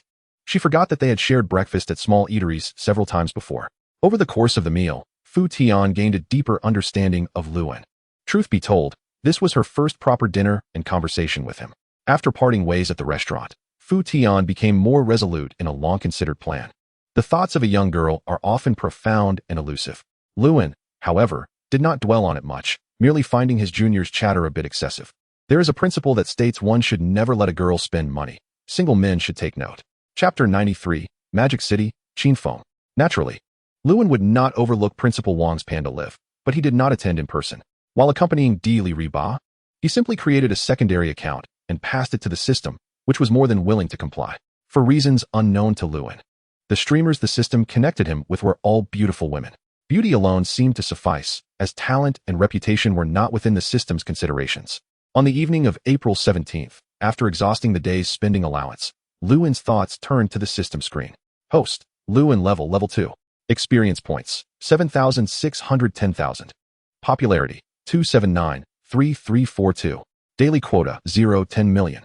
Inventory, X-ray vision, 2 uses remaining, 1 lottery chance, car god. Lottery, draw prize. Shop, level 2. His experience points had increased by 100 after completing the previous surpassed the speed task, reaching 7,600. While the balance in his bank account had decreased due to a transfer of 50 million renminbi to an ing, originally close to 500 million. He now had only 450 million. Your account 2122 received a deposit of 1 million renminbi on April 17th at 22:38. With a balance of 45,098,131,468 renminbi at China Merchants Bank. Over the past 8 days, due to completing system purchases, 8 million had been deposited, leaving him with just over 4.5 billion. After glancing at the message, Lewin mused whether he would have anything left after visiting Magic City and Kyoto. He had not given Tang Ing the complete bottle of physical quality improvement he had purchased from the system shop. During dinner last Saturday with Tang Ing, Peng Di, and Gao Li, Lewin had diluted 1 bottle of the potion in a particular soup dish. He had conveniently bypassed his own consumption, and due to the dilution, Tang Ing and the others did not react as strongly as he had initially. Of course, they did have to use the restroom frequently. The effects were naturally diminished, though they could still feel their bodies lightening. However, this way, none of them became suspicious. Lewin secretly praised his cleverness, avoiding unnecessary explanations and ensuring that everyone benefited equally. As for why he hadn't given Lin Yu any, it was simply because he had felt incredibly awkward at the time and couldn't think of it. The second time he took the improvement potion, his reaction was not as severe as the first, and the effects were less pronounced. According to the system, after 3 uses, it would no longer have any effect. On the morning of April 18th, Lewin boarded a flight to Magic City. Qian Duo did not accompany him, as she had already gone to Zhejiang province 2 days prior, and they planned to meet up in Magic City. Of course, would not accompany Lewin. With Gao Lili around, what was there to enjoy? Interestingly, Lewin also chose a flight with Nan Hang, aboard the Grand A380, and nearly contemplated reserving the entire first-class cabin. After a delay of an hour, the aircraft finally descended gracefully at Hongqiao Airport in the bustling metropolis. Upon learning of Lewin's arrival, Qin Mushi willingly came to greet him, and Lewin did not refuse her kindness. Some matters are best kept within one's own heart. There is no need to vocalize grievances or harbor resentments. And it wasn't as if the situation warranted such extremes. Lu Xiao, over here. From a distance, Lewin heard Qin Mushi's voice. Following the sound, his gaze halted as he noticed a gentleman accompanying her. Mushi, I truly feel guilty for troubling you to pick me up, Lewin said, quickening his pace to approach them with a smile, maintaining decorum in the presence of others. Lu Xiao is jesting. This is my cousin, Qin Feng. Cousin. This is Lewin, whom I mentioned. Qin Mushi introduced them to one another. Hello, Lewin, Qin Feng greeted, his tone exuberant. My cousin has praised you to the heavens, and seeing you in person is far more impressive than mere hearsay. Qin Feng's words, loud and boisterous, left it to him to know if there was any deeper meaning. Cousin, Qin Mushi chided him softly, prompting Qin Feng to swallow the words that were on the tip of his tongue. Lu Xiao, my cousin is quite straightforward. He is merely joking, she explained. Lewin waved his hand dismissively, opting for silence, as he remained unfazed by many matters. In the parking lot of Hongqiao Airport, Qin Feng opened the door to his Porsche Panamera, courteously inviting Lewin to enter, exuding an air of aristocracy. Lewin rubbed his nose, feeling a strange sense of being a guest. Qin Mushi and Lewin settled into the back seat, where she began to fiddle with her phone, while Qin Feng engaged Lewin in casual conversation, discussing a myriad of topics. Suddenly, Lewin's phone vibrated in his pocket. Upon checking, he found a WeChat message from Qin Mushi. Lu Xiao, Qin Feng is my distant cousin. He coincidentally came to check out the auto show as well. He can be a bit pretentious.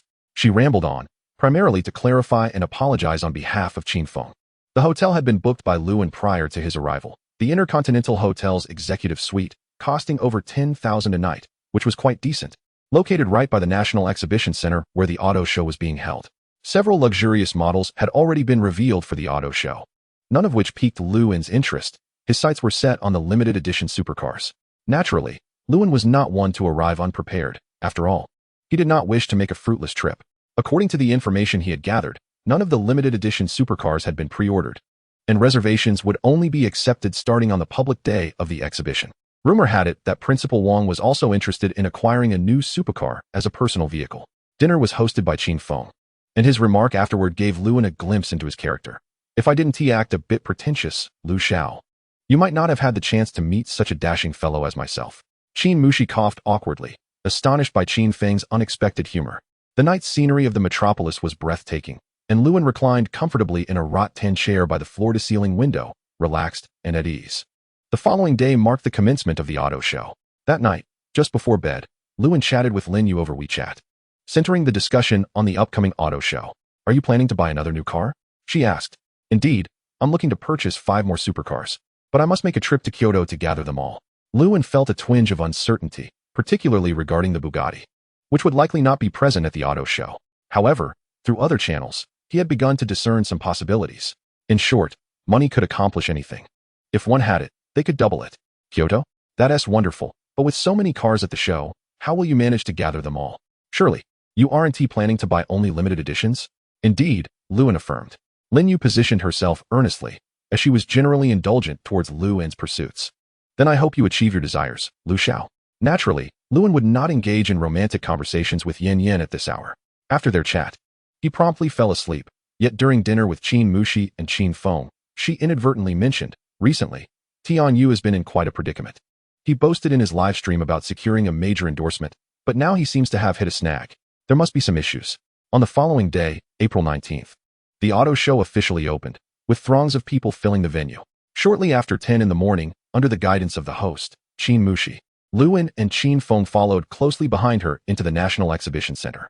Despite it being the media open day and the exhibition area spanning a staggering 350,000 square meters, it was still quite crowded.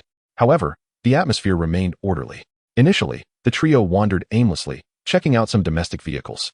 After glancing around, without finding anything interesting, Qin Feng took the initiative to suggest, shall we head to Pavilion 81 to see the luxury cars? Luan and Qin Mushi voiced no objections, and the three turned in the direction indicated by the signs toward the luxury car exhibition hall. Upon entering Pavilion 81, they encountered even more people. For the luxury cars were showcased here, accompanied by stunning car models. The moment they stepped inside, the vibrant energy of the event enveloped them. It was quite the spectacle. Not only was the hall bustling with crowds, but numerous internet celebrities were also present. Luan spotted Wang Xikong in front of a media camera and noticed Chen Yifa by the Rolls-Royce booth, alongside Zhou Erk and Feng Timo. Having witnessed this scene, Qin Feng suddenly exclaimed, "The Douyu three sisters are all gathered here?" Luan chimed in, "Qin Xiao, you watch live streams too?" Quite unexpected. This was an outright tease. And despite Qin Feng's usual aloof demeanor, Luan found him less irksome at that moment, merely taking advantage of the opportunity to banter. "Lu Xiao, you say that as if my cousin isn't a female streamer. How could I not watch?" Qin Feng scoffed, though in truth, he had never watched Qin Mushi's streams once. Meanwhile, Qin Mushi observed the two wealthy scions engaging in a rare exchange of banter with a mix of disbelief and amusement. Just then, the voice of Principal Wang conducting an interview reached their ears.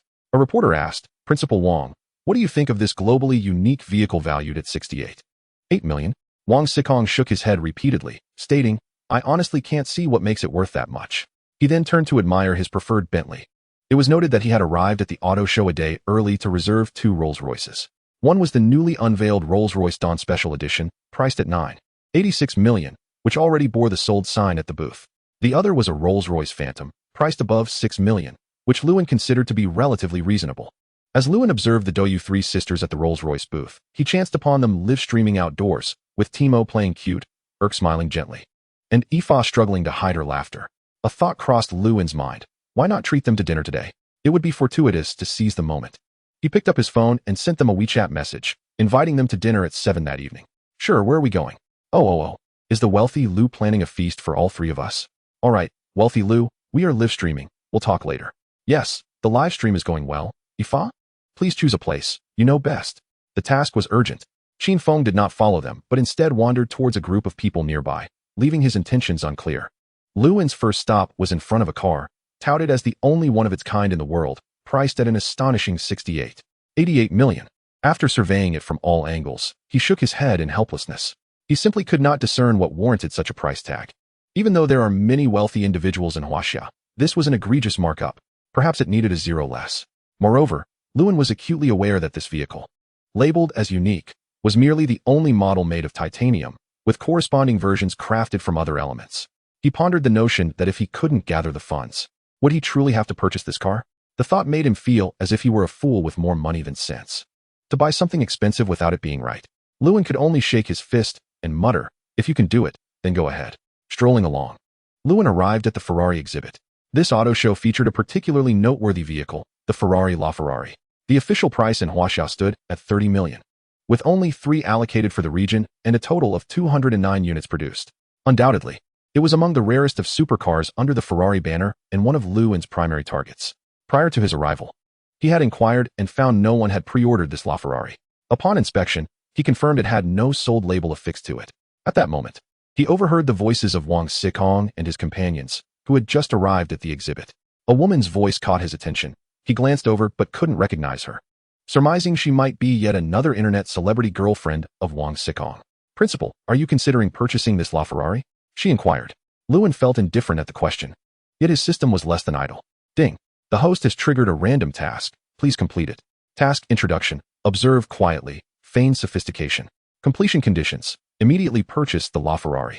Task rewards. 100 experience points. Failure penalty. None. Lewin paused, incredulous, directing his thoughts at the system's screen. "I want to even mention how ridiculous the supercar task is, and I want to bother explaining that to you. But what is the meaning of this task? Have you caught a case of the foolish virus?" The system languidly explained, "Do not pretend, host. This system has seen your desire to quietly flaunt your status. Look, the task is quite considerate." With a disdainful gesture towards the system, Lewin turned and walked away. He sought out the official representative of Ferrari at the auto show, knowing he needed to act swiftly. This was not an auction. It was a matter of first come, first served. It was not that he feared Wang Xikong would compete with him. Rather, he needed to purchase the car and fulfill the task of observing quietly and feigning sophistication. Furthermore, he recognized that Wang Xikong's notoriety far surpassed his own, making unexpected events likely. While Wang Xikong might be purchasing for fun, Lewin was acquiring it for serious use, with dual tasks at hand and bountiful rewards in prospect. At that moment, Qin Feng arrived and observed Lewin's urgency. "Hey, Lu Xiao, why the rush?" he asked. To be honest, Lewin was not keen to engage with Qin, proceeding directly to the middle-aged foreign man representing Ferrari and stating, "Hello. I would like to purchase this LaFerrari." Qin Feng, following Lewin, was taken aback and then burst into laughter. "Lu Xiao, I doubt the gentleman understands your Chinese. Are you certain you really want to buy this car?" Lewin stared at Qin Feng, aghast at his loud outburst, which had drawn the attention of nearby onlookers. How ostentatious. "Ah, the show is beginning. Should I buy some snacks and a small vest to enjoy the spectacle?" Someone quipped. "What is so amusing?" "It's just a young man trying to impress Principal Wang," another remarked. "That's not fair. What if he genuinely wants to purchase the car?" Someone countered. "What if he is unaware of its price and thinks it's just a few million for a standard model?" Qin Feng, unfazed by the mocking gazes of the crowd, reveled in the spectacle, seemingly oblivious to the concept of embarrassment. Wang Xikong and his entourage looked over, not joining in the raucousness of the crowd but casting a detached gaze, slightly condescending. The LaFerrari was not something one could simply buy on a whim. Just then, the official Ferrari representative, a middle-aged Italian man, spoke in less than fluent Mandarin. "Sir, are you interested in purchasing this vehicle? In your country, the price, including taxes, is 30 million renminbi." His words were straightforward, yet his tone was polite. Before the man could continue, Lewin swiftly presented a rather unremarkable card. "Please expedite the purchase process," he requested. In no time, a Ferrari staff member handed over a document, and after Lewin affixed his signature, the LaFerrari was officially his. The entire transaction was seamless, while the crowd continued to gawk and photograph the car models. Only Qin Feng, standing beside Lewin, comprehended the sequence of events, his jaw dropping in disbelief. He had also coveted the LaFerrari but had not met the purchasing criteria, watching helplessly as Lewin made the acquisition. After all, he had been flaunting his Porsche Panamera just the day before. The system notified Lewin that he had completed the task. He merely stirred his consciousness, not paying it much mind, as it was now time to observe quietly and feign sophistication. Lewin rested his chin on his hand, scrutinizing the vehicle. The onlookers saw nothing amiss, merely noting the change in posture. They mused to themselves about how audacious this young man was, having made such a grand display, yet maintaining a facade of indifference while examining the car. Coincidentally, Wang Xizong's internet celebrity companion spoke up. "Principal, why not just buy this LaFerrari? It's quite impressive." Wang Xikong pondered for a moment before agreeing. "All right then." The internet celebrity companion flashed a victory sign, beaming with pride, her gaze inadvertently landing on Lewin, and a smirk formed on her lips. The majority of the onlookers displayed expressions of excitement, reveling in the witnessing of a legendary car's sale, as if they were purchasing it themselves. "How magnificent, Principal Wang. Just like that, 30 million spent. It's as if it were 3,000. Yet at that moment, Ferrari's exhibit staff placed a sign in front of the LaFerrari, stating simply, sold. This limited edition supercar, with only 3 available in Huaxia, had just been sold. The timing was uncanny, occurring right after Wang Xikong had expressed his intent to purchase. Everyone, including Wang Xikong, wore expressions of shock. How could such a thing happen? The look on Wang Xizong's internet celebrity companion was particularly colorful, resembling a rainbow, her emotions flaring. All eyes turned towards Luan, who had remained composed throughout, and a collective thought emerged. Could it be that he truly made the purchase? Their faces burned with embarrassment. Luan, possessing a naturally low-key disposition, would not proactively speak. Ferrari had also presented him with a supplementary agreement, requesting that the LaFerrari be delivered post-auto show. Luan had no objections to this standard practice. However, one person remained, always eager to showcase his foolishness, Qin Feng. Oh no, I intended to buy it too. But you beat me to it, Lu Deshao? Truly impressive. While being silly, he simultaneously sought to flaunt his own status.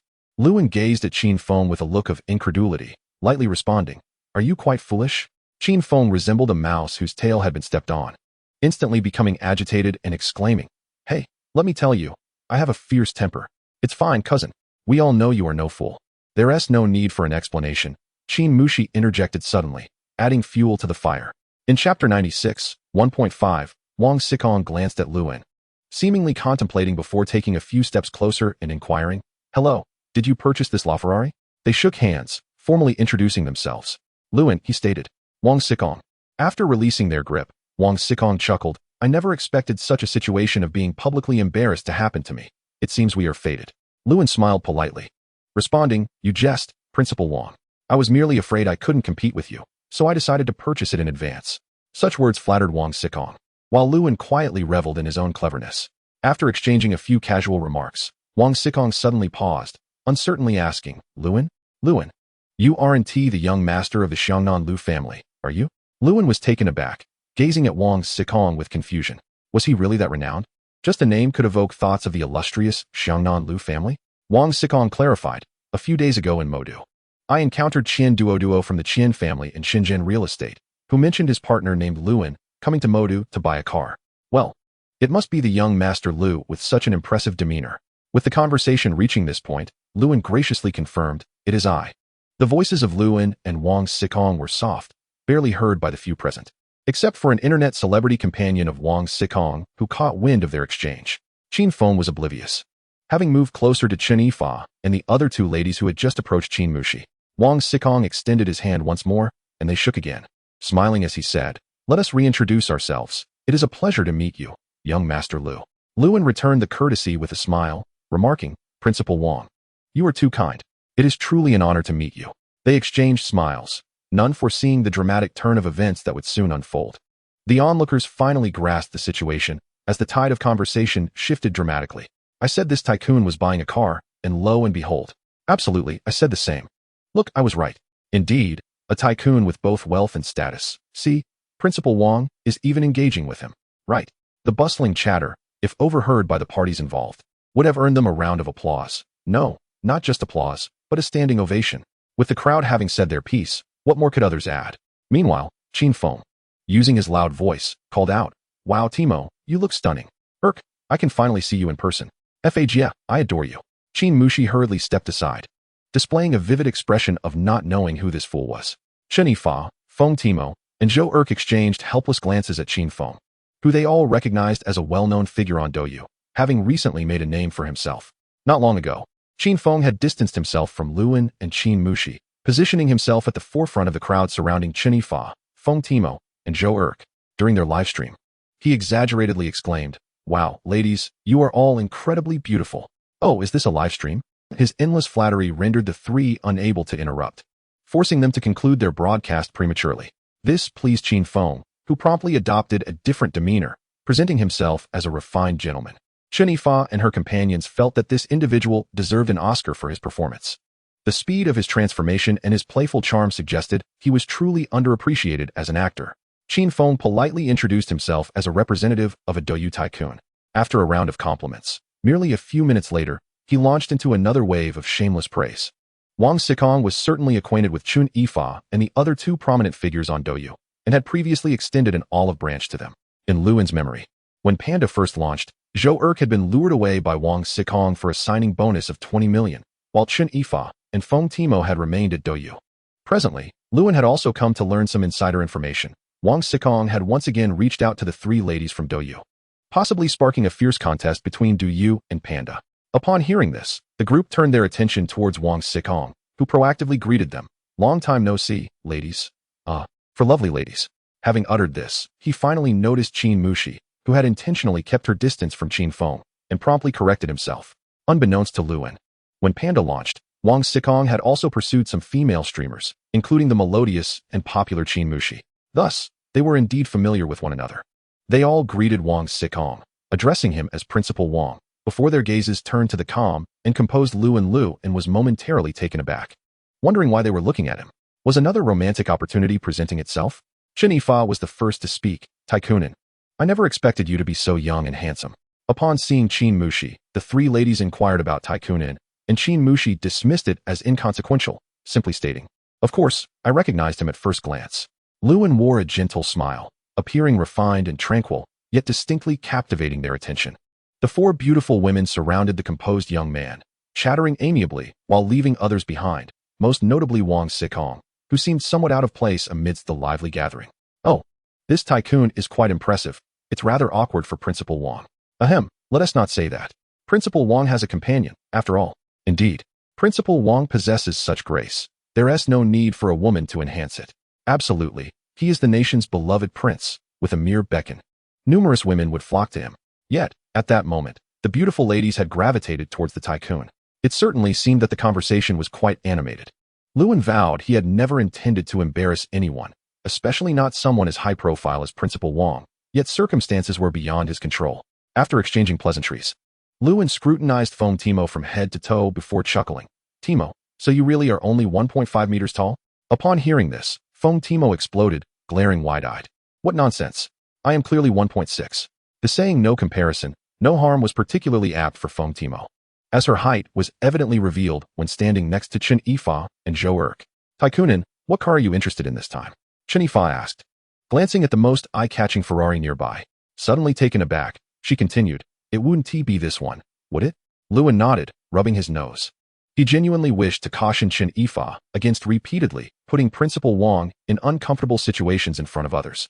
However, Chen Yifa, renowned for her emotional intelligence, quickly grasped the implications and promptly covered her mouth, choosing silence. At that moment, it was wise to feign ignorance. Anything said could potentially offend either side. Proactively approached Principal Wang with a smile, inquiring if he would like to take a stroll together during his free time. Nodding in agreement, he expressed his eagerness to engage in conversation with the principal. Within just a few brief minutes, the group parted ways, and upon hearing the implications of his words, Chen Yifa and her companions decided to accompany him to explore the auto show. After separating from Wang Xikong and his entourage, they departed the exhibition venue altogether. Although the well-known figures of Douyu's three sisters and Qin Mushi do possess significant recognition in the live streaming industry, they have not yet reached the level of A-list celebrities, thus avoiding the throngs seeking autographs. Those who desired signatures had already approached them earlier. Consequently, they were uninterrupted throughout their journey. With Qin Feng's playful demeanor, alternating between humorous and serious, the atmosphere remained lively. "Hey, what is that car? It looks so cool," exclaimed Fajia, drawing everyone's attention in the direction she pointed. In a quiet corner, a solitary supercar stood, its striking and sharp design captivating.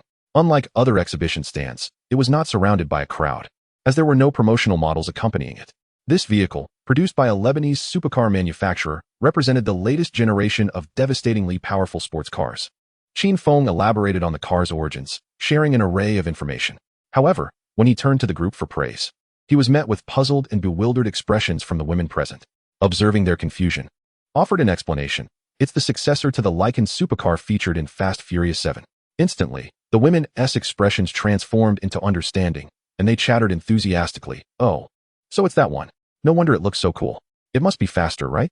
Their delightful voices filled the air, oblivious to Qin Feng's increasing embarrassment, as he had merely been a comedic backdrop since meeting. Feeling a bit disheartened, Qin Feng nudged his arm and lamented, "Why are you so popular among the ladies while I seem to fall short?" He glanced at, and then at himself, raising a finger in a gesture of frustration. Objectively speaking, Qin Feng was indeed handsome, yet he simply lacked the magnetic allure that drew women to the group's attention was drawn back to the Lebanese supercar. Shimmering in silver, with a fierce aesthetic that exuded an aura of aggression even while stationary. Constructed on a lightweight aluminum alloy chassis, the body was made from carbon fiber, significantly reducing the overall weight to below 400 kilograms, far lighter than the Bugatti Veyron's 888 kilograms. With a 0 to 100 kilometers h acceleration time of 2.7 seconds and a top speed of 385 kilometers h, it truly lived up to its reputation for raw performance. Furthermore, the vehicle boasted luxurious headlights and interiors, incorporating an all-aluminum chassis and carbon fiber body to enhance its handling capabilities. Limited to just 25 units globally, it was a striking contrast to the Lycan, which had only 7 units produced worldwide. That car is incredibly cool, but it's exorbitantly priced, FAG exclaimed in astonishment. The official selling price is a staggering 40 million, chimed in Joe Irk. Foam Timo added, but you may not realize that the Lycan was priced at 66 million domestically. A chorus of amazement followed.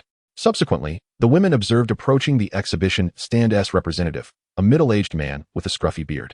Hello, do you understand Chinese? He asked awkwardly in English. FAG and Joe Irk exchanged amused glances as they prepared to speak, but interjected smoothly in fluent London English. Hello. I would like to purchase this vehicle. Sir, are you certain you wish to buy this car, priced at 40 million? The representative was understandably taken aback. After all, who wouldn't he be surprised by someone suddenly expressing an intent to buy such an expensive vehicle? Yes, replied succinctly. Without further ado, they swiftly completed the contract, noting that the car could not be driven away until after the auto show concluded. A tag indicating the vehicle had been sold was placed in front of it. Realizing the implications of the situation, Qin Feng resumed his comedic banter. Are you on a shopping spree today? Buying every car you see? His words left Qin Feng momentarily speechless, as retorted, What? I just enjoy admiring car models. Qin Feng, perceptive to the glances of the nearby women, sensed a subtle difference in their reactions, which left him at a loss for words. After a short while, the group finished exploring the 81st exhibition hall. Apart from the 2 top-tier supercars purchased by, the auto show also featured several impressive luxury vehicles, including China's fastest supercar and the fastest electric supercar, Neo 9. Though the first batch had already been reserved. Ultimately, nothing else piqued interest, as he deemed vehicles like Lamborghini, priced under 10 million, to be unremarkable.